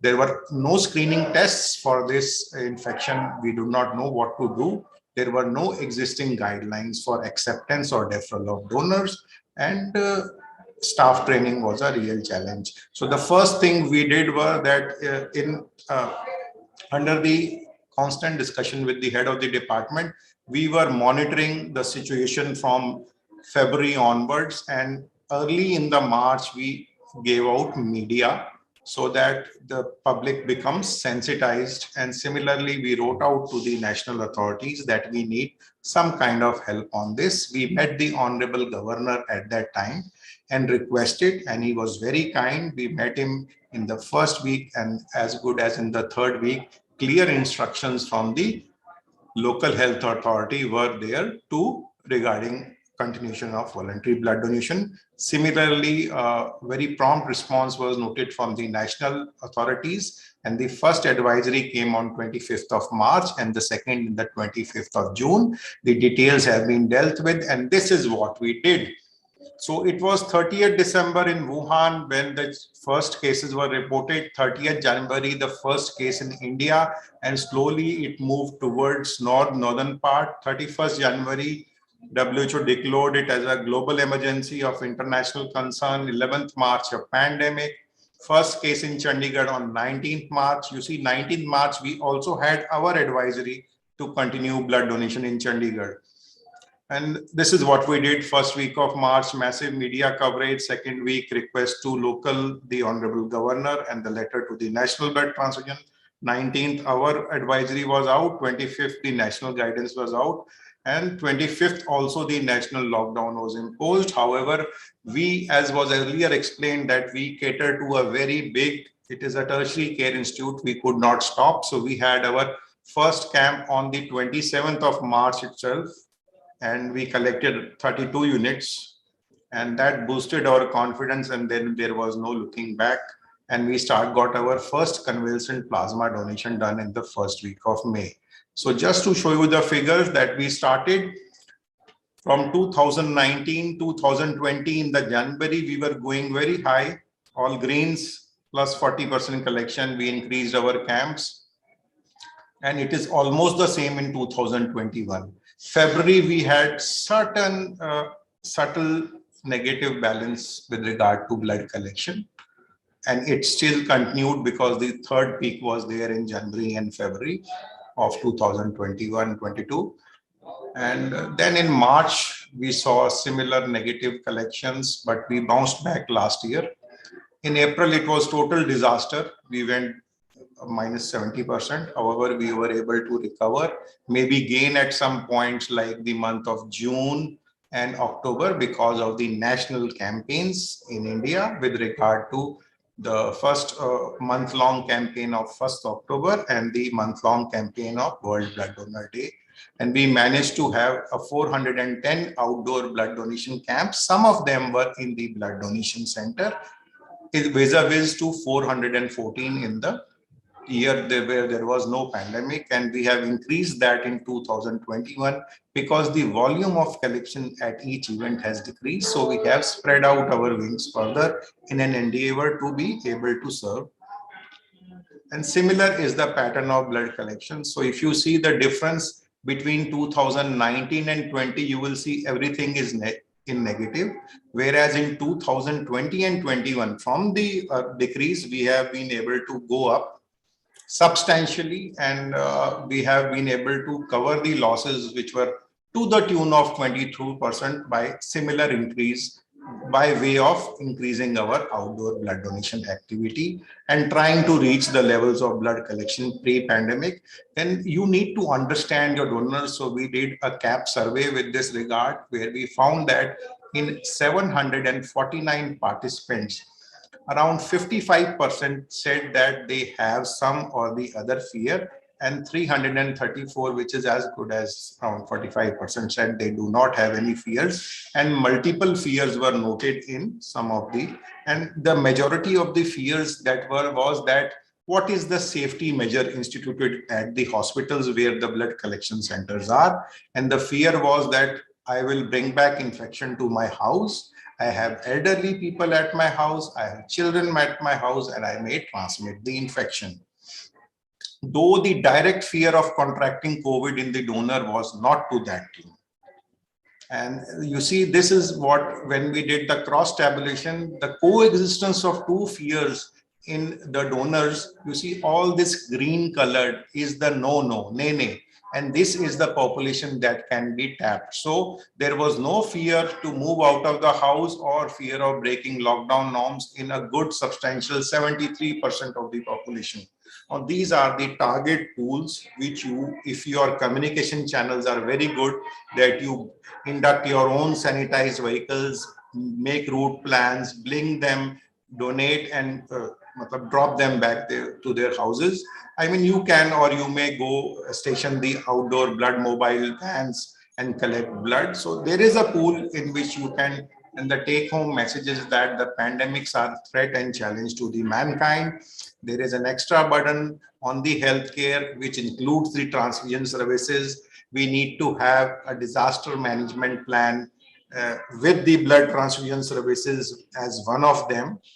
And you need to have a high index of suspicion. What would be the impact like? You need to follow and act swiftly. There has to be a proactive approach, and you need to take preemptive actions.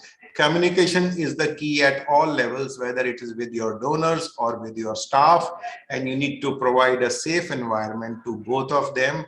Donor satisfaction is, or enriching donor experience goes a long way, and you have to build the trust of your organizers, the donors, as well as the staff, in order to perform or run your department smoothly in the pandemic. And this I found was a wonderful, they call it 10 C's: clarity, communication, competence, confidence, credibility, cooperation, collaboration, coordination, command, and control.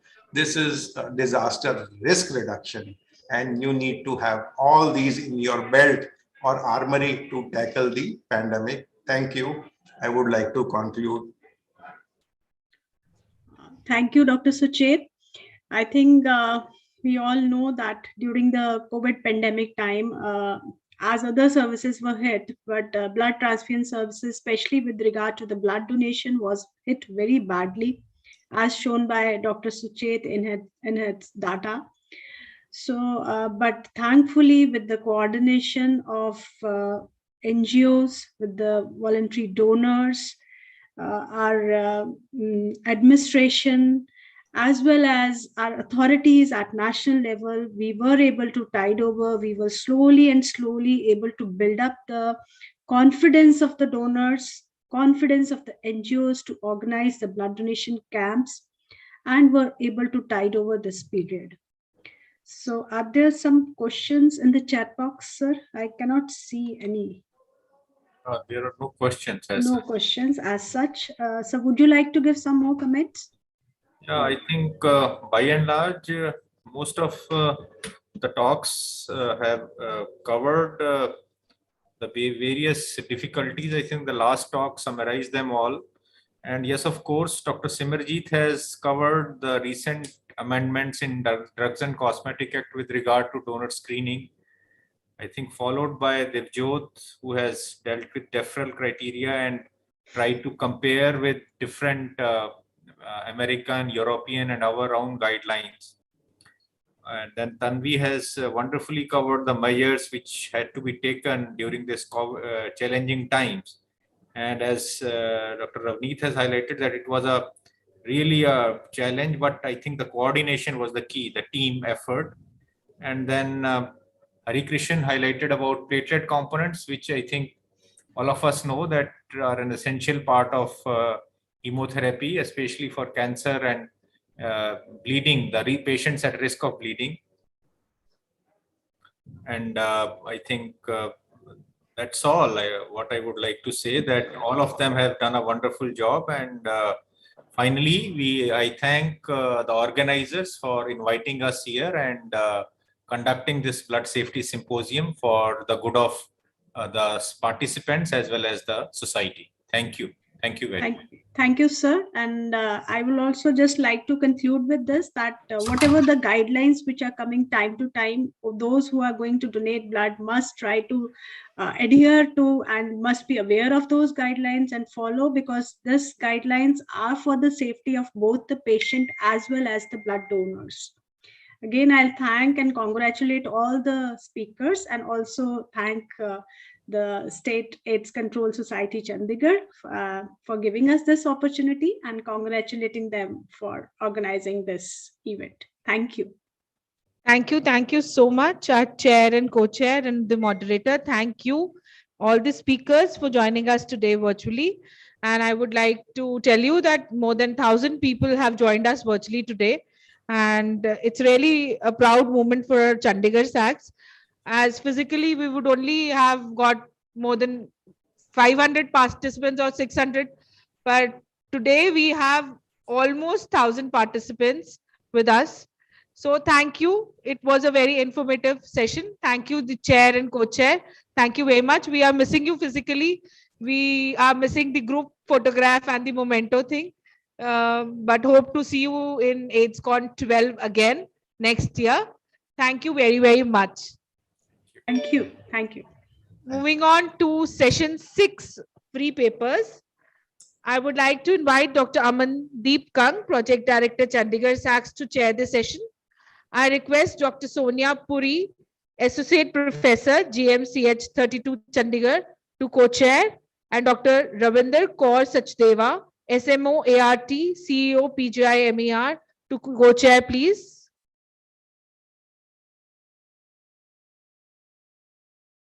Welcome, ma'am.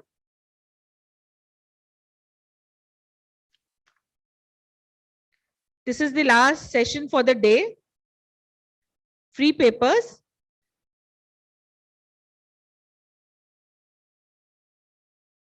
Handing over the session to our chair. Thank you so much.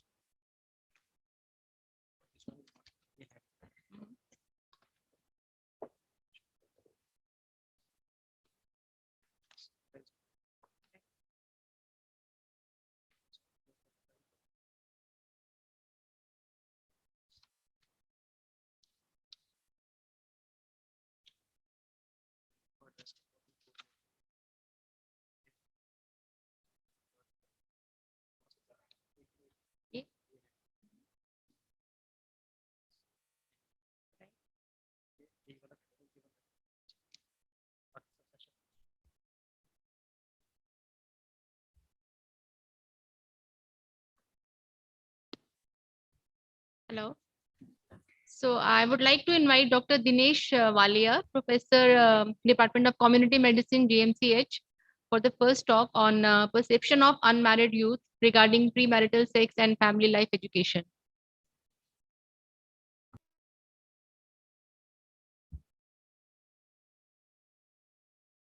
So Dr. Walia, are you there?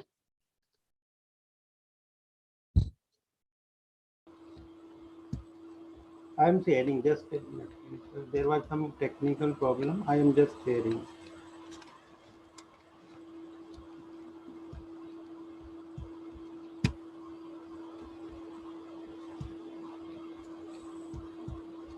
Am I visible? Yes. I am audible? Yes, very much, Dr. Walia. Thank you so much. Good afternoon.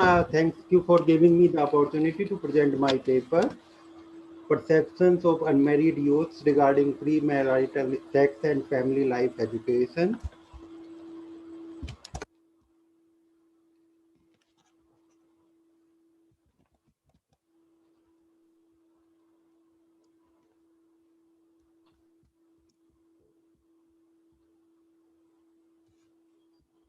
Sir, please go for the slideshow.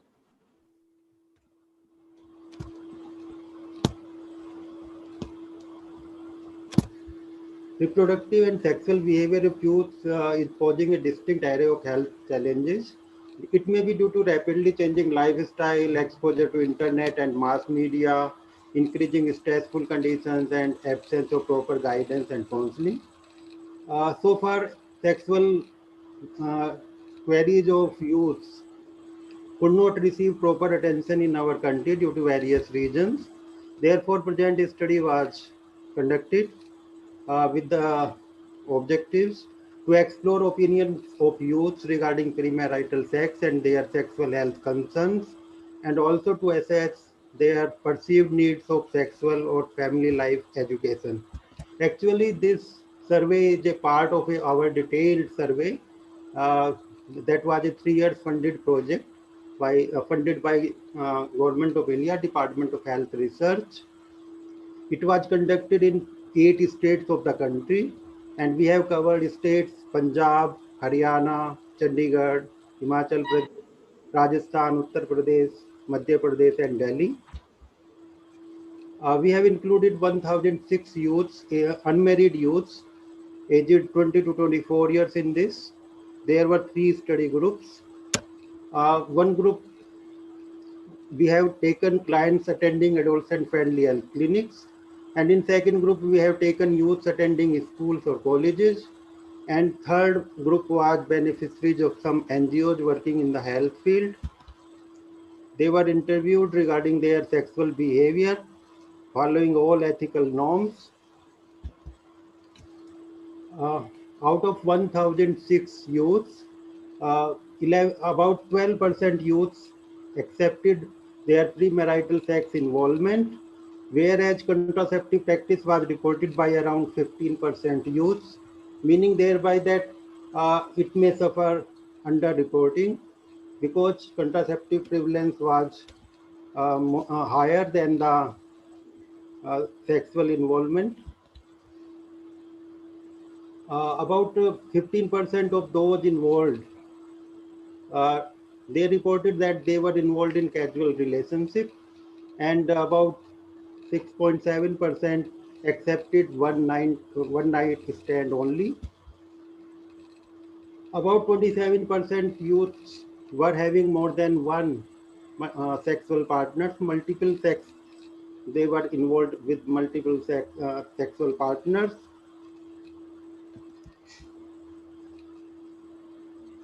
About 29% were not using contraceptive regularly.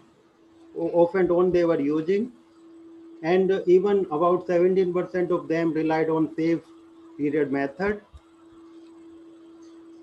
Even 25% have not used contraceptive at the time of their first encounter. As far as their whether they were concerned about AIDS or STI, about 48% were of the opinion that they are least concerned about this.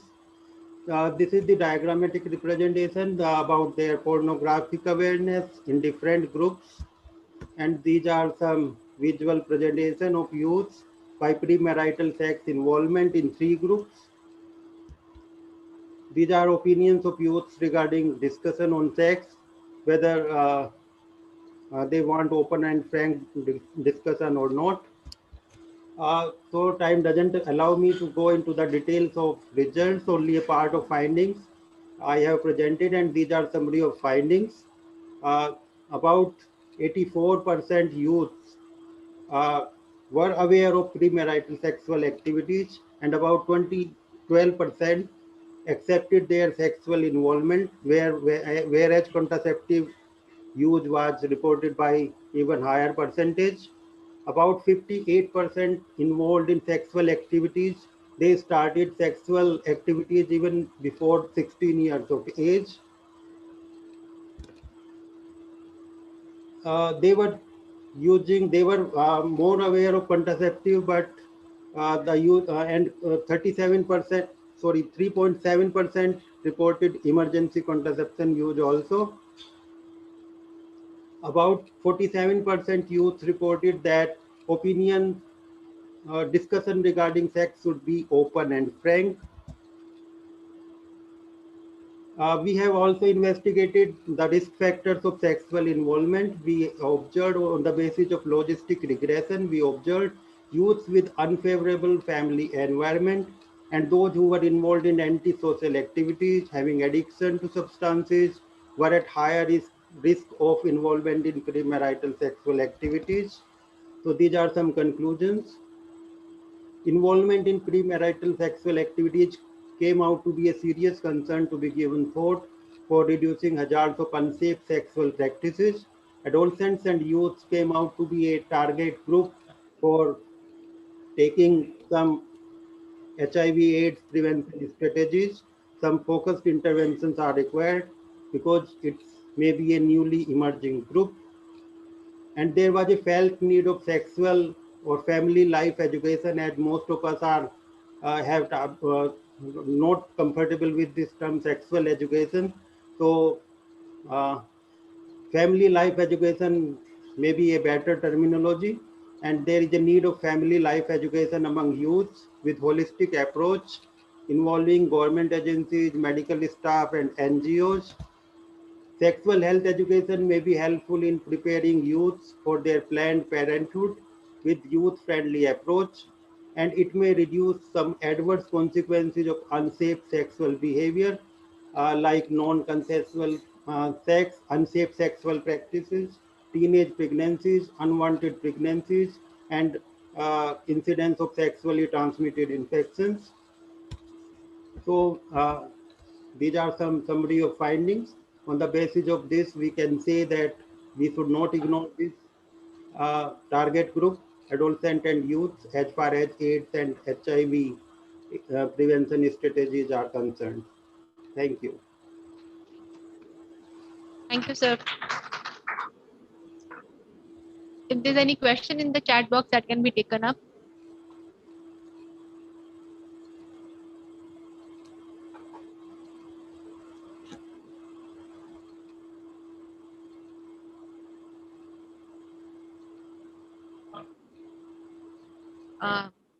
If there's none, I would like to invite the next speaker, Ms. Trupati Mishra from UNICEF and Orissa Tax for her presentation on ART initiation of HIV positive pregnant women at ICTC platform during COVID-19.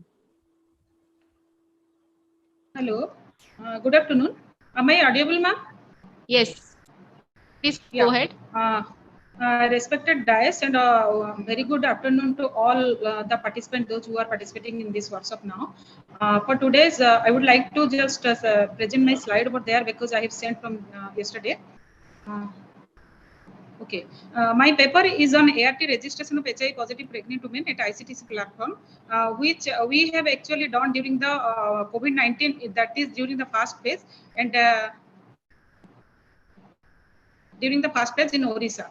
And for this paper, why we are interested in a group from our APD madam and also from UNICEF health specialist, we have just sat down to just go and review this data and documentation, because one thing came into our mind that during the COVID-19, it is all over the India, all the states have tried to just supply the ART drops at the doorstep for the already identified cases.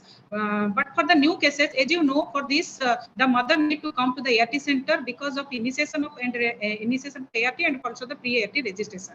But due to lockdown, it is very difficult. So we have framed the research question like this: the COVID pandemic has an adverse impact on ART initiation of the HIV positive pregnant women due to the transportation issues. So as the background is, as you know, WHO recommends for test and treat approach in HIV/AIDS in 2016, which means that all that maybe general client or pregnant women, those who have been identified as HIV positive, they need to be linked to the ART immediately, irrespective of CD4 count and viral load test. The purpose is to just minimize the gap of identification and thereafter the initiation of ART drugs.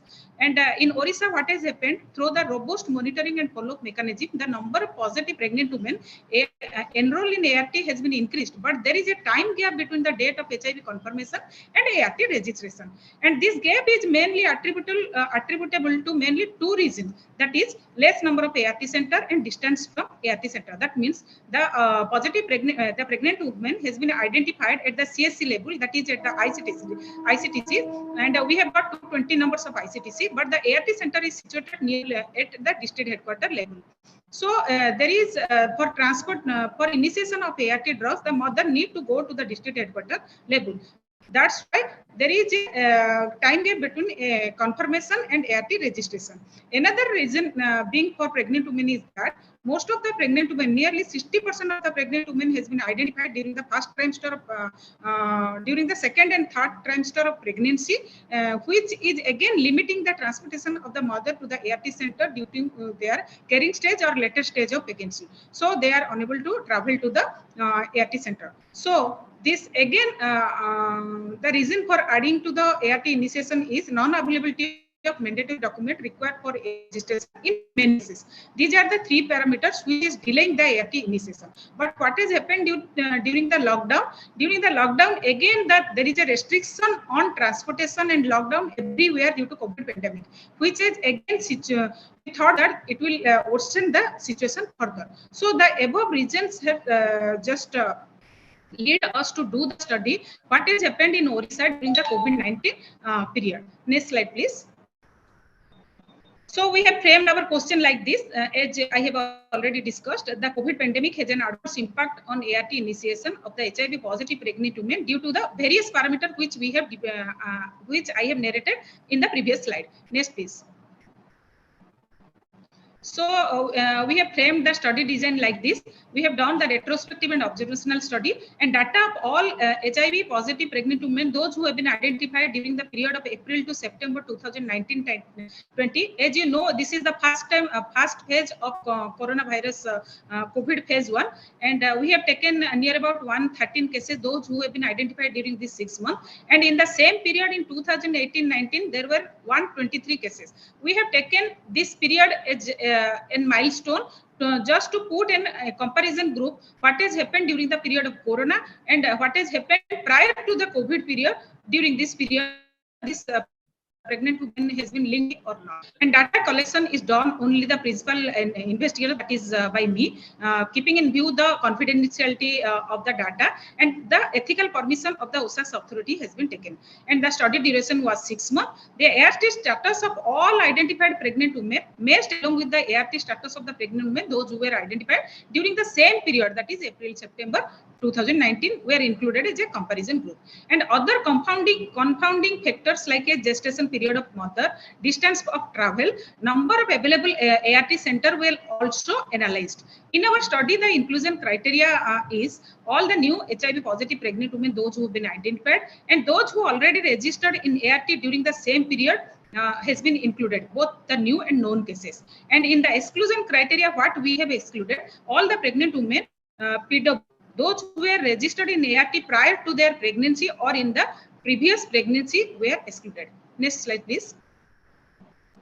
Then what is our results from this 2 years, 6 month data? The results showed that the initiation of ART of the positive pregnant women during the COVID period in the comparison to the same period last year against the diagnosed HIV positive pregnant women is mostly same. That means COVID has not hampered the ART initiation of HIV positive pregnant women. And moreover, the date of initiation of ART to the date of detect HIV positive again has been minimized. You can see the data in the 2018 and 19. There are in 6 months there are 123 cases. In 2019-20 there are 113 cases. So the achievement of ART registration in 2018-19 during the same period is 196%, whereas during the corona period the achievement is 98%. And if I am going to compare the ART initiation within the 7 days, it is again 90%, and in 2019-20 it is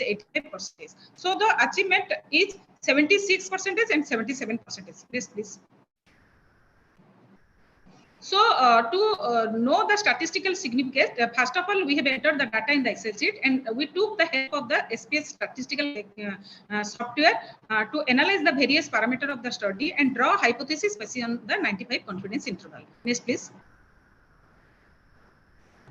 So coming to the discussion, why there is no difference between the corona period and the non-corona period, whereas we have expected that due to the lockdown there may be a various issue like initiation of ART initiation, because practically the mother is not approaching to the ART center. Actually, during the period, what has happened, our ICTC counselors and ART and all the BSD division has taken a very good step. Although that was not a policy decision from the project director level, but from the coordination from the part of the counselor, ART counselor, ICTC counselor, PPTCT wing, what we have done, we have just communicated to the in our WhatsApp group that if at all we are providing one bottle of ART drops at the delivery points level, why cannot we give one bottle of ART center ART drops at the ICTC level? So we have started accordingly. We have kept one bottle of ART drops at the ICTC level at the corona period of time, and those who have been identified during the particular period of time, if at all that mother is found as HIV positive, immediately we are issuing one bottle of ART drops to the mother, and thereafter we have started the documentation on the same day. We have sent all the HIV positive report and all the Aadhaar card, everything over WhatsApp and email to our ART center to just give one pre-ART registration number, so that it will reflect that on the same day that mother has been started on ART. So once the ART center received all the document, that is the green book and the white book, those which are generated at the ICTC level, then that pre-ART registration number has been generated, and the ICTCs are issuing the delivery points bottle which was available to them, and thereafter in the IMS software ART registration has been done, and in the same process we have started the ART initiation. And by following this mechanism, what has happened, you can see from the bar that in comparison to the previous year during the 6 months, our ART registration of the mother at the ICTC platform has been increased to 98%.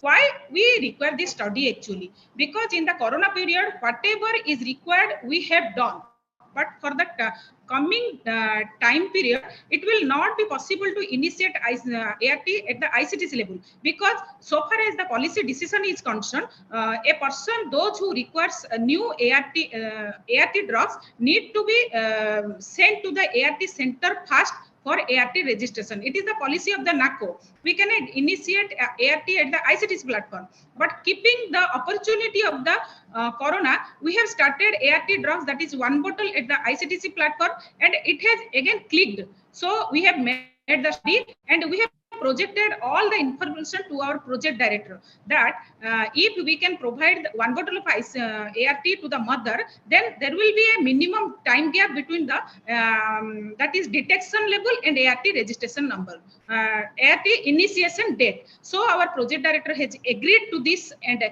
accordingly one policy decision has been made that in all ICTC platform, one to two bottle of ART drug will be made available to meet the requirement of the new cases, that is especially for the pregnant women.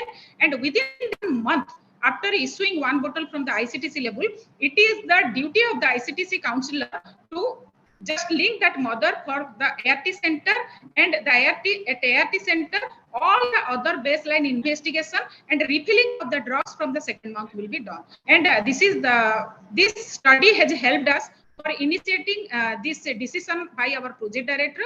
And in Orissa, now ART drugs is not only available at the ART center, Link ART center, we have made available at least one bottle of ART drugs at the ICT platform, keeping in view the EMT city program, so that mother will be on the same date initiated on the ART.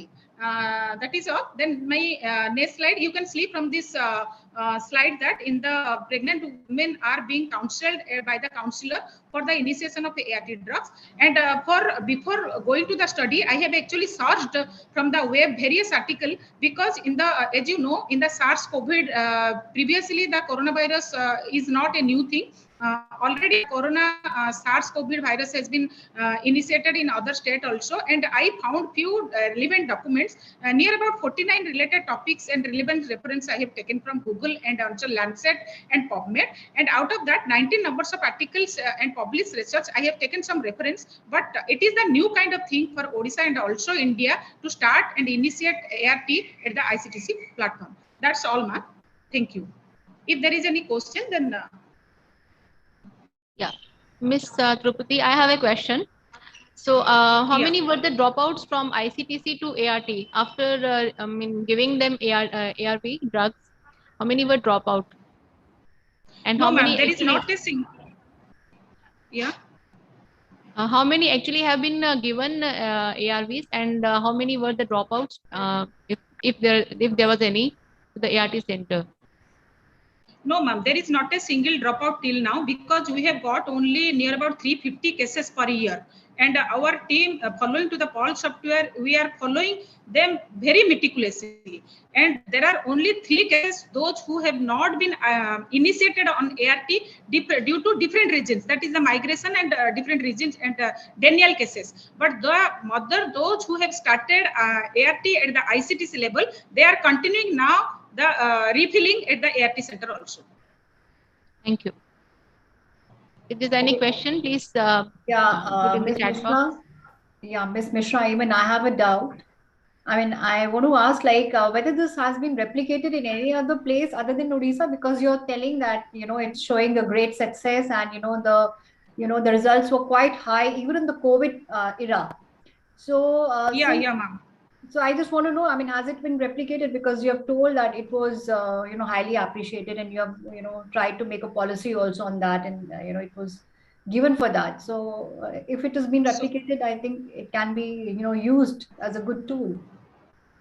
Yeah, ma'am. Actually, so far my information is concerned, I don't have any knowledge for other state, because in the last review meeting, when after the corona, we have presented our practices, I have shown it also, and NACOHEL has acknowledged it, but I don't know that other state has started, because it's so far as this CST division is concerned, for initiation of ART, the mother need to be just come to the ART center. But in our state, what we have done in last 5 years, we have just kept 1 bottle of ART drugs in all functional delivery points. We have got 626 numbers of functional delivery points. It is again state specific, madam. So when we have supplied 1 bottle of 1 bottle to each labor room, that is the things which have motivated us. If the labor room staff nurse can give one bottle, issue 1 bottle of ART drugs to the onboard cases, then why not our counselor? Because counselors have the skill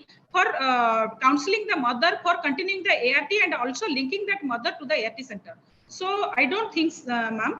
Actually, we need to ask again in any review of NACO that if any other state is replicating that. Okay, but there is no reported kind of thing over that. Okay, fine. Yeah.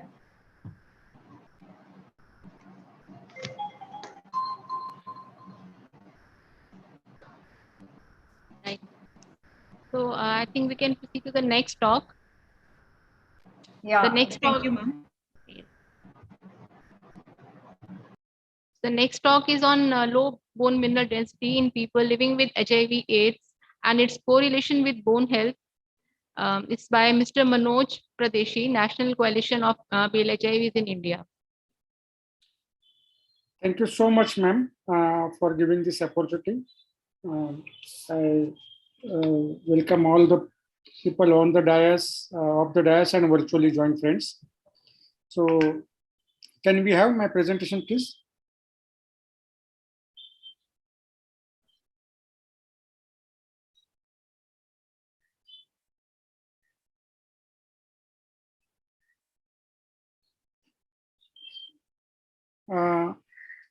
Do I have to share, or you will present from that side? You need to share your screen with the participant. Okay. Just give me.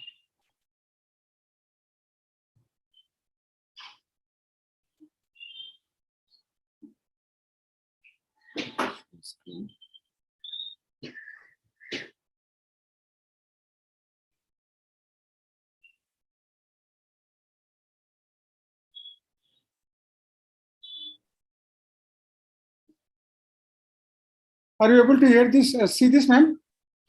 We cannot see, but we can hear your voice clearly. Okay. So you have to It's a start the share screen sharing panel. from the Zoom itself. Your share screen option.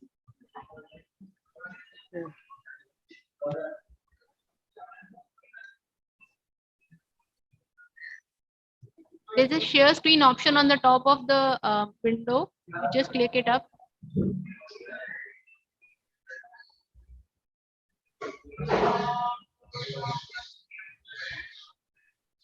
So there's a green color button, share screen. They're on the lower panel at the center. Please come to Zoom first. I can see from here, but I'm not. You are not able to see this, right? Manoj sir, please come to Zoom first. Sorry. Please come to Zoom first. Uh-huh. Then on the lower panel, in between, in the center, there is a green button. Okay. Please click on that. I'm clicking the same. Sir, now select your PPT from the coming menu.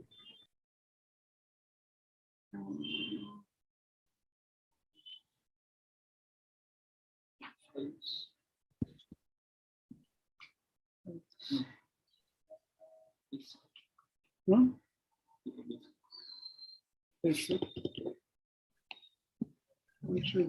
have you clicked on the share screen option?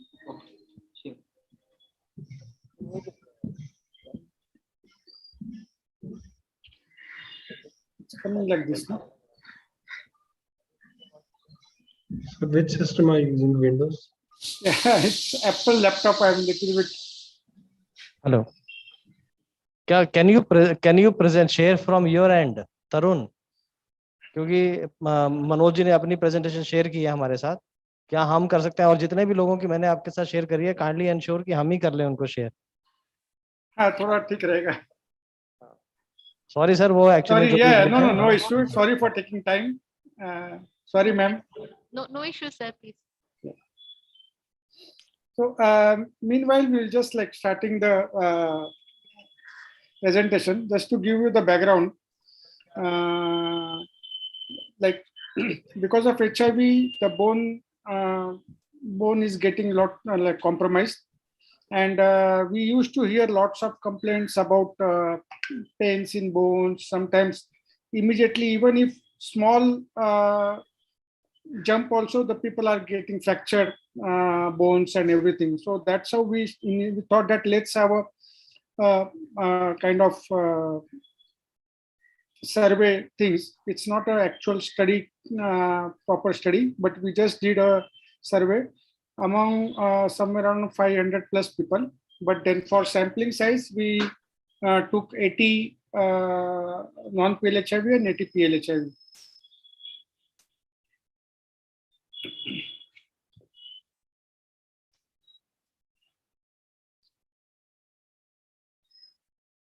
You want to resend you?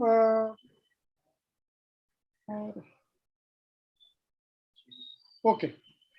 Thank you so much. Yeah. So, ma'am, this we have a community-based pharmacy. Especially this pharmacy runs on two model. One is catering to people, those who are accessing services from private at highly subsidized cost. And then we have a link AIT center, a public model, which is linked to the BJMC Medical College. And we are catering to almost 20% of caseload of BJMC Medical College through our TAL plus link AIT center. Next slide, please.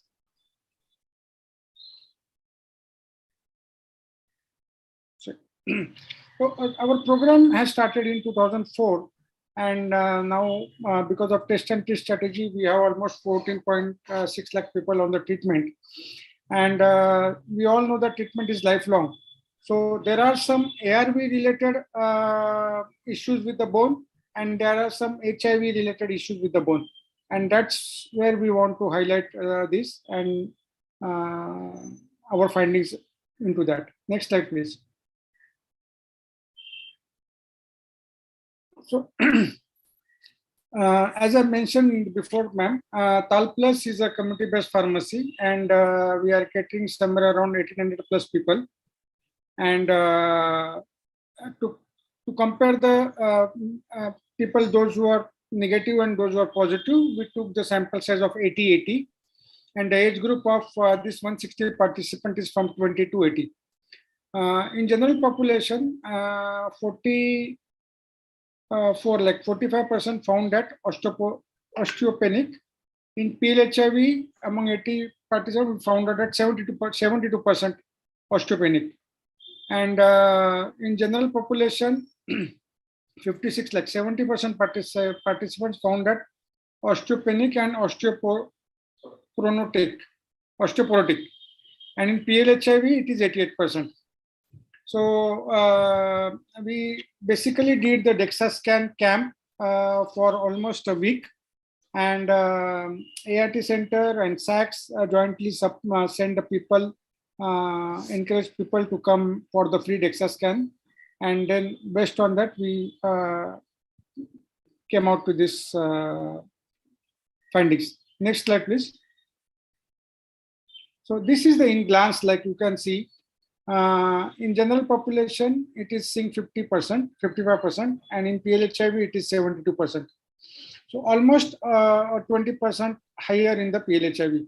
Same thing here, and in the age group of 20 to 40, it's little bit like 7 to 8% higher than the general population. Most of the part, like in all the HIV program, must have noticed it. Among CLHIV also, there is a stunning growth because the growth is shrinking, and somewhere the HIV is a factor of compromising bones and this. So what we, next slide please, what we are suggesting mainly that our program has to, like especially our entire program is having one common drug, that is tenofovir. And tenofovir, we all know that is causing the calcium deficiency along with the renal deficiency. So there are two things which we want to suggest here into the program. One is giving calcium and vitamin D3 supplement to avoid from osteopenia to osteoporosis, and having a normal one. That should be the like guideline into our policy, treatment guideline. The second thing is that especially people, those who have turned to osteoporosis, can we have a like use of TAF instead of TDF, so that we can further minimize the loss of bones and further complications of osteoporosis. So thank you so much. We are here to answer your questions. Yeah, Mr. Manoj, I just want to ask, like, how you've taken the sample? I mean, was it a convenient sampling or what? I mean, on what basis you just took 160 and then 80-80 you divided? And another thing was that, like, the general population, you haven't mentioned about the age group. Only in one of the like figures you have told it is 20 to 40. So I couldn't get what is your, I mean, what is the age group of the population that you're taking, and how it was taken just 160 people you've covered in, you know, maybe the sample you've taken was compensated or something like that. So I just want to know, I mean, how it was done. Dr. Rohan is here. I will ask him to answer your question. And yeah. So actually, ma'am, we had almost 600 plus DEXA scans, and along with that, general population were also there. So we, when we tried to do the analysis, it was like we couldn't get certain finding because the sample size was different. So we matched with the age and gender of the clients of general client with the PLHV, and then came up with this analysis. So that's how 160 came with the 80. same, yeah. 80 we did. Yeah. So I think that should have been mentioned. And the general population, I mean, where the study was done, I mean, it was not so clear. The methodology part is not so clear. I mean, actually, ma'am, we have been asked to present everything in 5 minutes. So that is why we've made it very, very short. But we will share the entire. Yeah, it is okay. Yeah. I'm just telling. I mean, in the brief also, you should No, I have agree, completely mentioned. agree. So that would have Yeah. We'll share the entire findings.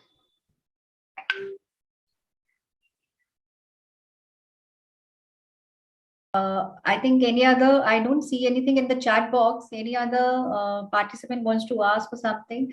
And Mr. Manoj, I just wanted to, I mean, I haven't heard about the STAL. So can you just brief in a minute? I mean, because we are running short of time. So what is STAL exactly? I mean, yeah. Okay. So, ma'am, basically, TAL is started when ART program was just initiated, and it was in the phased manner. So people, those who are accessing services from private, that time used to spend huge cost. So the cost of medicine was monthly somewhere around 6,800. And that time we used to supply ARV somewhere around 800 rupees to 900 rupees per month. So this model is basically a highly subsidized model to supply ARV for the people those who are accessing services in private. And step by step, we kept adding the services as per the need of the client. And now with the help of Accelerate program, we converted into the integrated health center along with the community pharmacy. It's a one-stop shop where all diagnostics are there at highly subsidized. ARV is there at highly subsidized. Doctor consultation, everything is there. So this is the model. Right. Okay. Thank you, Mr. Manoj. So, ma'am, we'll just call the next participant. Yeah, sure. Yeah. So the next participant is Ms. Ashna Mehta. She would be presenting on understanding the socio-psychological implications of HIV/AIDS in India. Ms. Ashna, yeah. Yes, ma'am.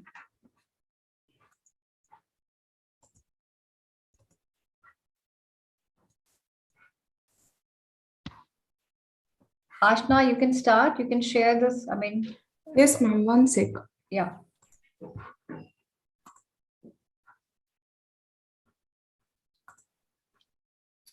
Good evening, everyone. First of all, I would like to thank all the chairpersons and organizers who gave me this platform to present my work in front of you all. Thank you so much. My topic for today is understanding the socio-psychological implications of HIV/AIDS in India. HIV is an acronym for Human Immunodeficiency Virus. It is a life-threatening disease. It is a life-threatening disease which has the capacity to put the life of the patient in peril. There are 3 stages of HIV which are as follows. First stage is acute HIV, in which flu-like symptoms occur in a person.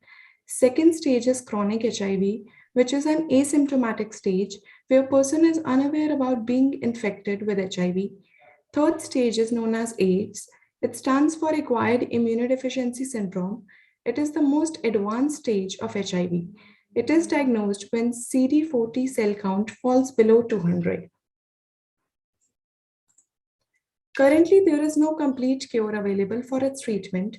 More than being a virus, in Indian society, it has become a syndrome, which has become a source of multiple social stigmas and myths. It not just affects physiologically, but also socio-psychologically. The infected patients lack social support, which can lead to psychological traumas and other problems.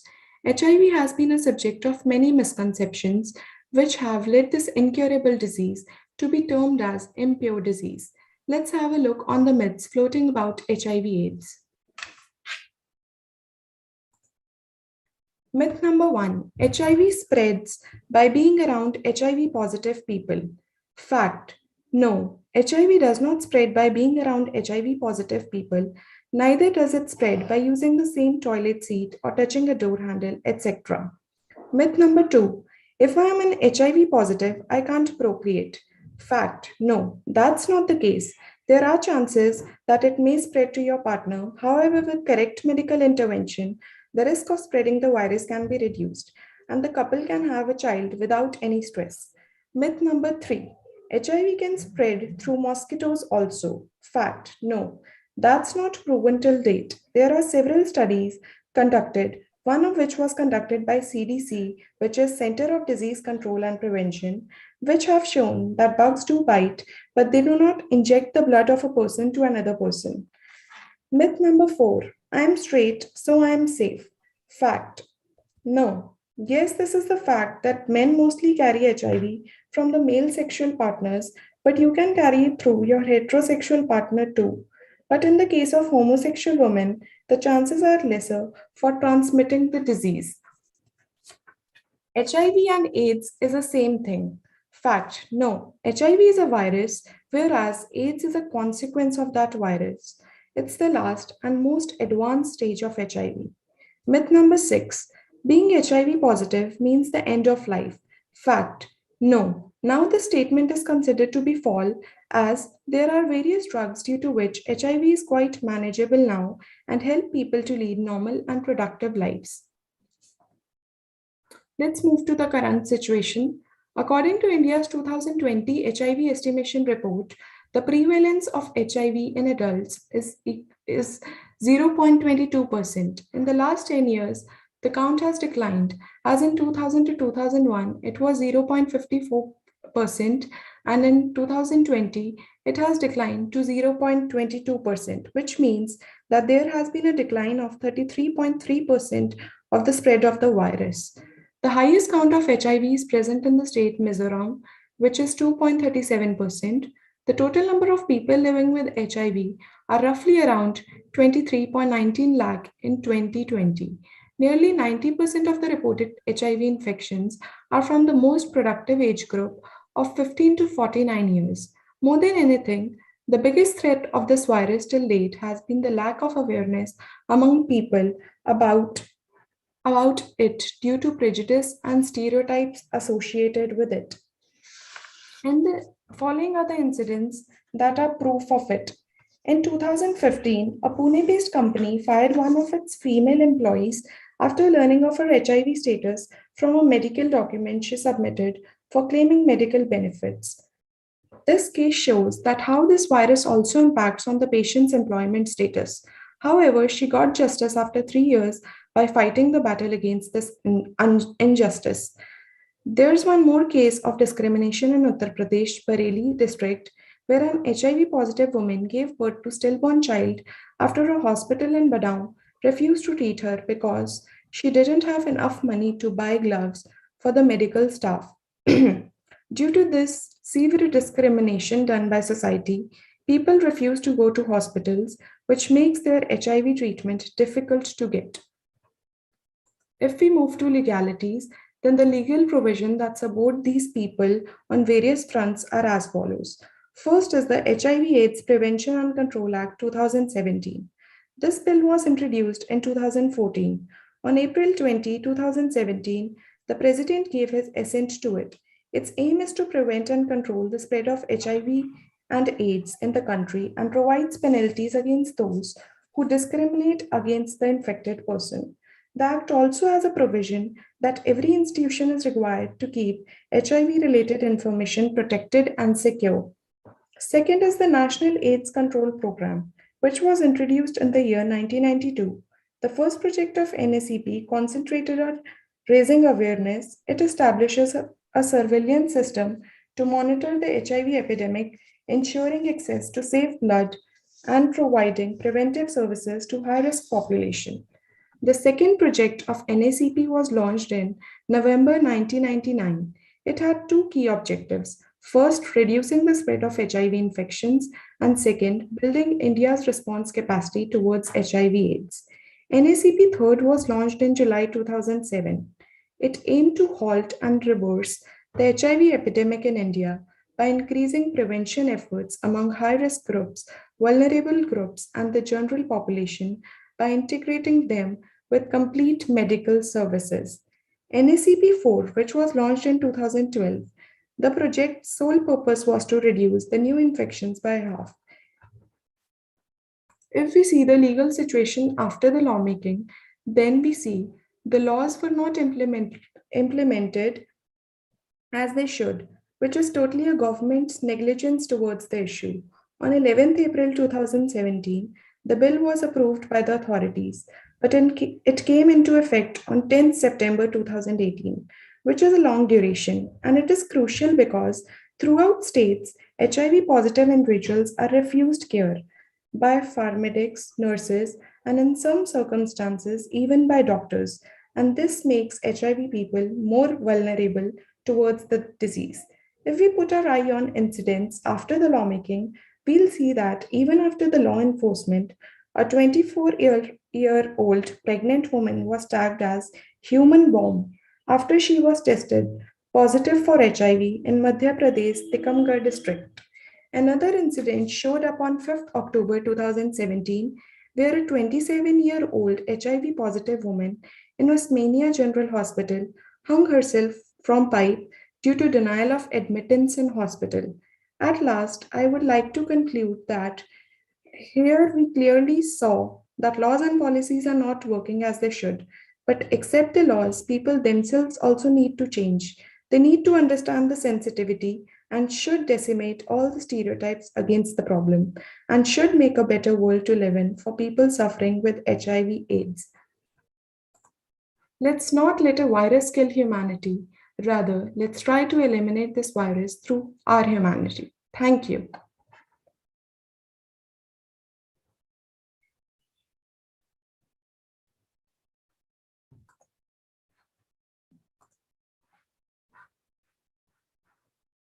Yeah, thank you, Bhavna. Yeah, any of the participants wants to ask something? If there are no questions, ma'am, should we go with the next participant?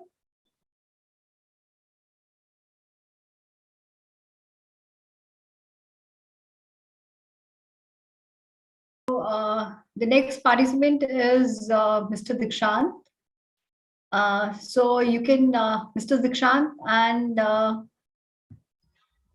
There is one hand raised. hello. Yeah, good evening, ma'am. Am I audible? Yeah, you're audible, Dikshant. So I think you can just carry on with your presentation now, right? Yeah. Okay.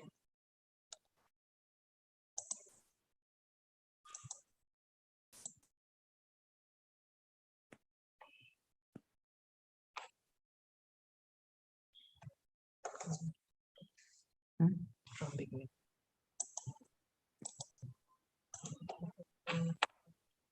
Good evening, ma'am. Am I audible? Yeah, you're audible. Yeah. Hi, sorry for the interruption, ma'am. Good evening to everyone. Sorry, Dikshant, for the interruption. Actually, ma'am, I am Prachi.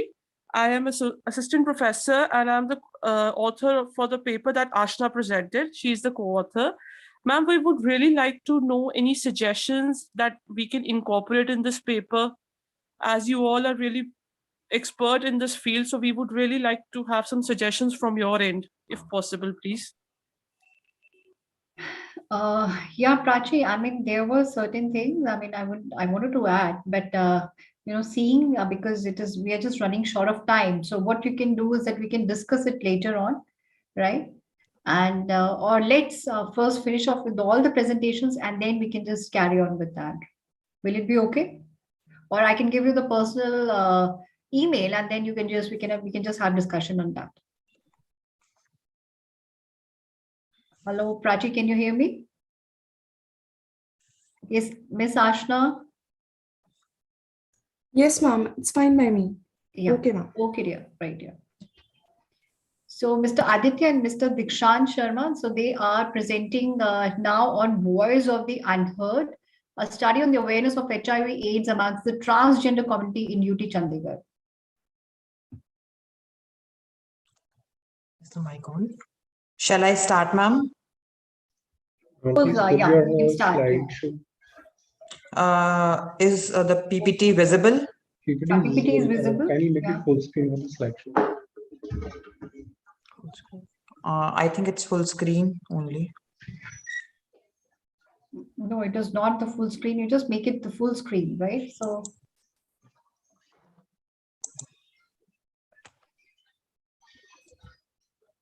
Is it done now? Is it done now? Not as yet. Can you stop the sharing and reshare it? Because actually we are not able to see the full screen. Okay, do it again. Share your whole screen instead of one slide.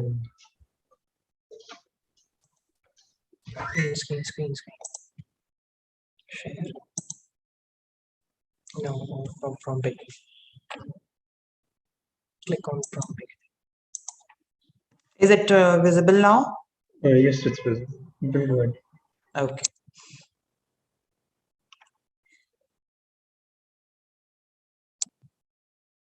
Progress is impossible without change. Progress is impossible without change, and those who cannot change their minds cannot change anything.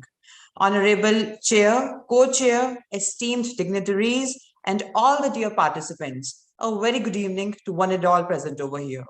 Today, I, Dikshant Sharma, from Department of Social Science and Humanities, GGDSD College, Chandigarh, is going to present a research paper on a very interesting topic, that is the voice of the unheard, a study on the awareness on HIV/AIDS amongst the transgender community in UT Chandigarh. So starting with the introduction, our whole research is based on primary data. And if we talk about the definition, according to Protection of Rights Act for transgender persons, it defines a transgender as a person whose gender does not match the gender assigned at birth and includes people with intersex variations. Talking historically, transgenders in India have been a group of various sects, gharanas like Shiv Shaktis, Jugappas, and many more basically. And they are highly revered figures in dharmic literature also. And in today's contemporary context, the transgender people are considered the most vulnerable group to contact HIV/AIDS, since many people from the community are engaged in sex work or prostitution. Moving further, if I go on the objectives are very clear and very fine. The first and the foremost is that to observe the level of consciousness about HIV/AIDS amongst the transgender community. Our second objective is to understand their views on the gender reassignment surgery. And the last but not the least, that is to create awareness about the importance of getting tested and use of contraceptives. Now coming on the methodology, as we know, methodology is very important in our research. So we have two important methodologies which we took in our research. The first survey, transgenders were explained about the scope and purpose of the project. The questionnaires consisted of both open-ended and close-ended questions, and they were contacted individually to attain first-hand information about their lifestyles and perception of sexual health. Then moving further, we also worked on case studies. Two transgenders named Mona and Vijayata were the key information sources who were also setting great examples for the community by working tea sellers near Ilante Mall. So this was what we covered in methodology. So I'll end up over here. Nextly, I'll request Mr. Aditya to move and to go further with the analysis part. Mr. Aditya, please. Thank you so much. Now we'll be starting with the data analysis part. So in order to extract more and more information regarding this sensitive topic, we kept the questions very simple, like, do you know about HIV/AIDS? And most of the people knew what it was. But when the questions changed, that have you got yourself ever tested? We got to know that a majority, close to 94% of people never got themselves tested. And this was the reason most of them did not know whether they themselves or their loved ones had HIV or not. When we come to the next section of prostitution and the use of contraceptives amongst this community, we get to know that 80% of people agreed that at least one of the transgender person they know was engaged in sex work. The use of contraceptive is not very encouraging in this community. Moving to the next section, which is of gender reassignment surgery. We covered this because this has a direct bearing on the socio-economic conditions of this community. Most of them know what is gender reassignment surgery, and surprisingly, most of them want to get one done, but there are certain constraints which are coming in their way. And the most cited one was that of economic constraints, which is stopping them from getting one done. Since our research is based on primary data, case studies are very important. The case study of Mona, a transgender tea seller who sells tea outside a mall in Chandigarh. She earns her livelihood by selling tea, and she's very proud of it. She says that people should abstain from sex work and take care of their health. Moving further, we have the case study of another inspirational figure of Vijita, who is a stall owner. And she says that one's own personal hygiene and health should be of greatest priority. She had a message for her community that everyone should inculcate sanitation and good hygiene.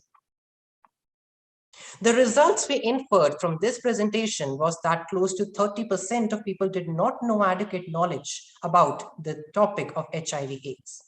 80% of people said that they knew someone who had worked at some point of their lives in prostitution. 97% of the people said that they want to get a surgery done. Moving to the inference or the conclusion of this, there is a cycle going on over here. The transgender people are facing a societal stigma. So in order to assimilate into the society, they want a gender reassignment surgery. But this surgery needs money. These people do not have good economic prospects. No one is willing to give employment to them. And so they have to resort to other activities like prostitution, which leads to a great amount of HIV/AIDS being spread in this community particularly. Safe sex is still not something which is very common when it comes to this community because of their lack of knowledge and lack of economic power. The solutions, the suggested set of solutions for this problem is policy enhancement. We have seen that whenever the government comes up with new initiatives, most of them, although they are framing the laws and they're doing everything, most of them do not reach the grassroots level. The people for whom the laws are made do not know anything about them. So the main thing is that laws should not remain solely on paper, but also come in real life. Another thing is the establishment of transgender specific healthcare centers.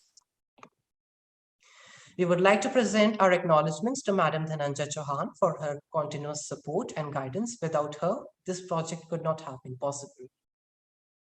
The list of references which helped us in creating this presentation are government website and government official e-content. We thank you for your patience. Namaskar.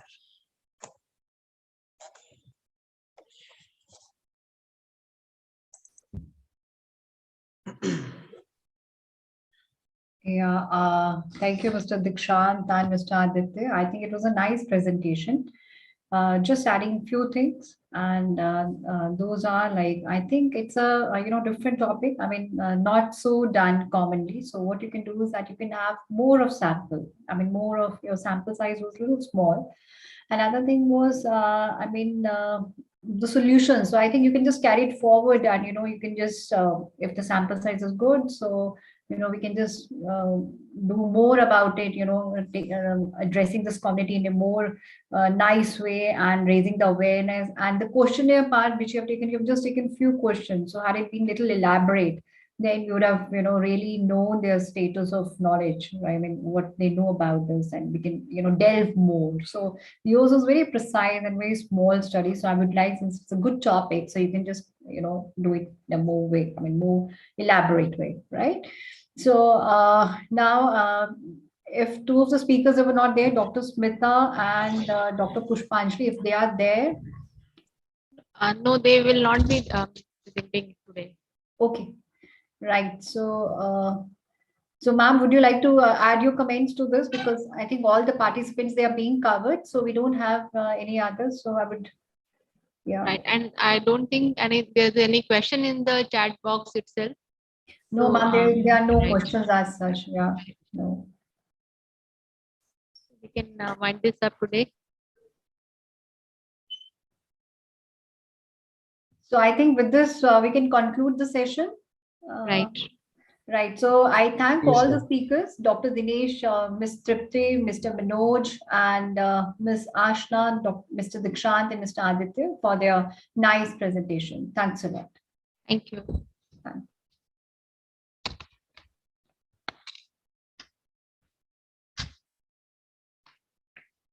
Thank you very much, our chair and co-chair, and all our speakers. Thank you very much. With this, we come to the end of day 1. Thank you for joining us. I hope to see you tomorrow morning at 9:30 again. Thank you, dear. Thanks. I request you to log in at 9. We are going to start a session at 9:30. As per the schedule, you have already got the agenda. Thank you so much. See you tomorrow morning. Thank you. Thanks a lot.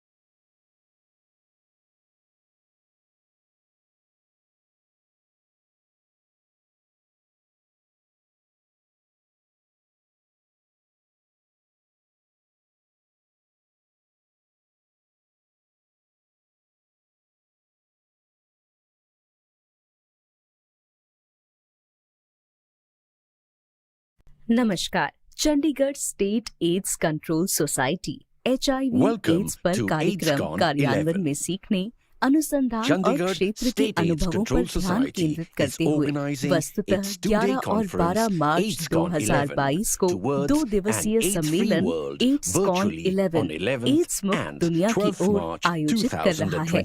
सम्मेलन 2030 तक HIV ads महामारी को समाप्त करने के लिए 2025 तक 95 लक्ष्यों को प्राप्त करने पर विचार विमर्श करेगा। आपका दिन शुभ हो। हम वहाँ आपका इंतजार करेंगे। आइए इस सम्मेलन को सफल बनाएं। To end HIV/AIDS epidemic by 2030. Once again, welcome to the conference from Team Eventful.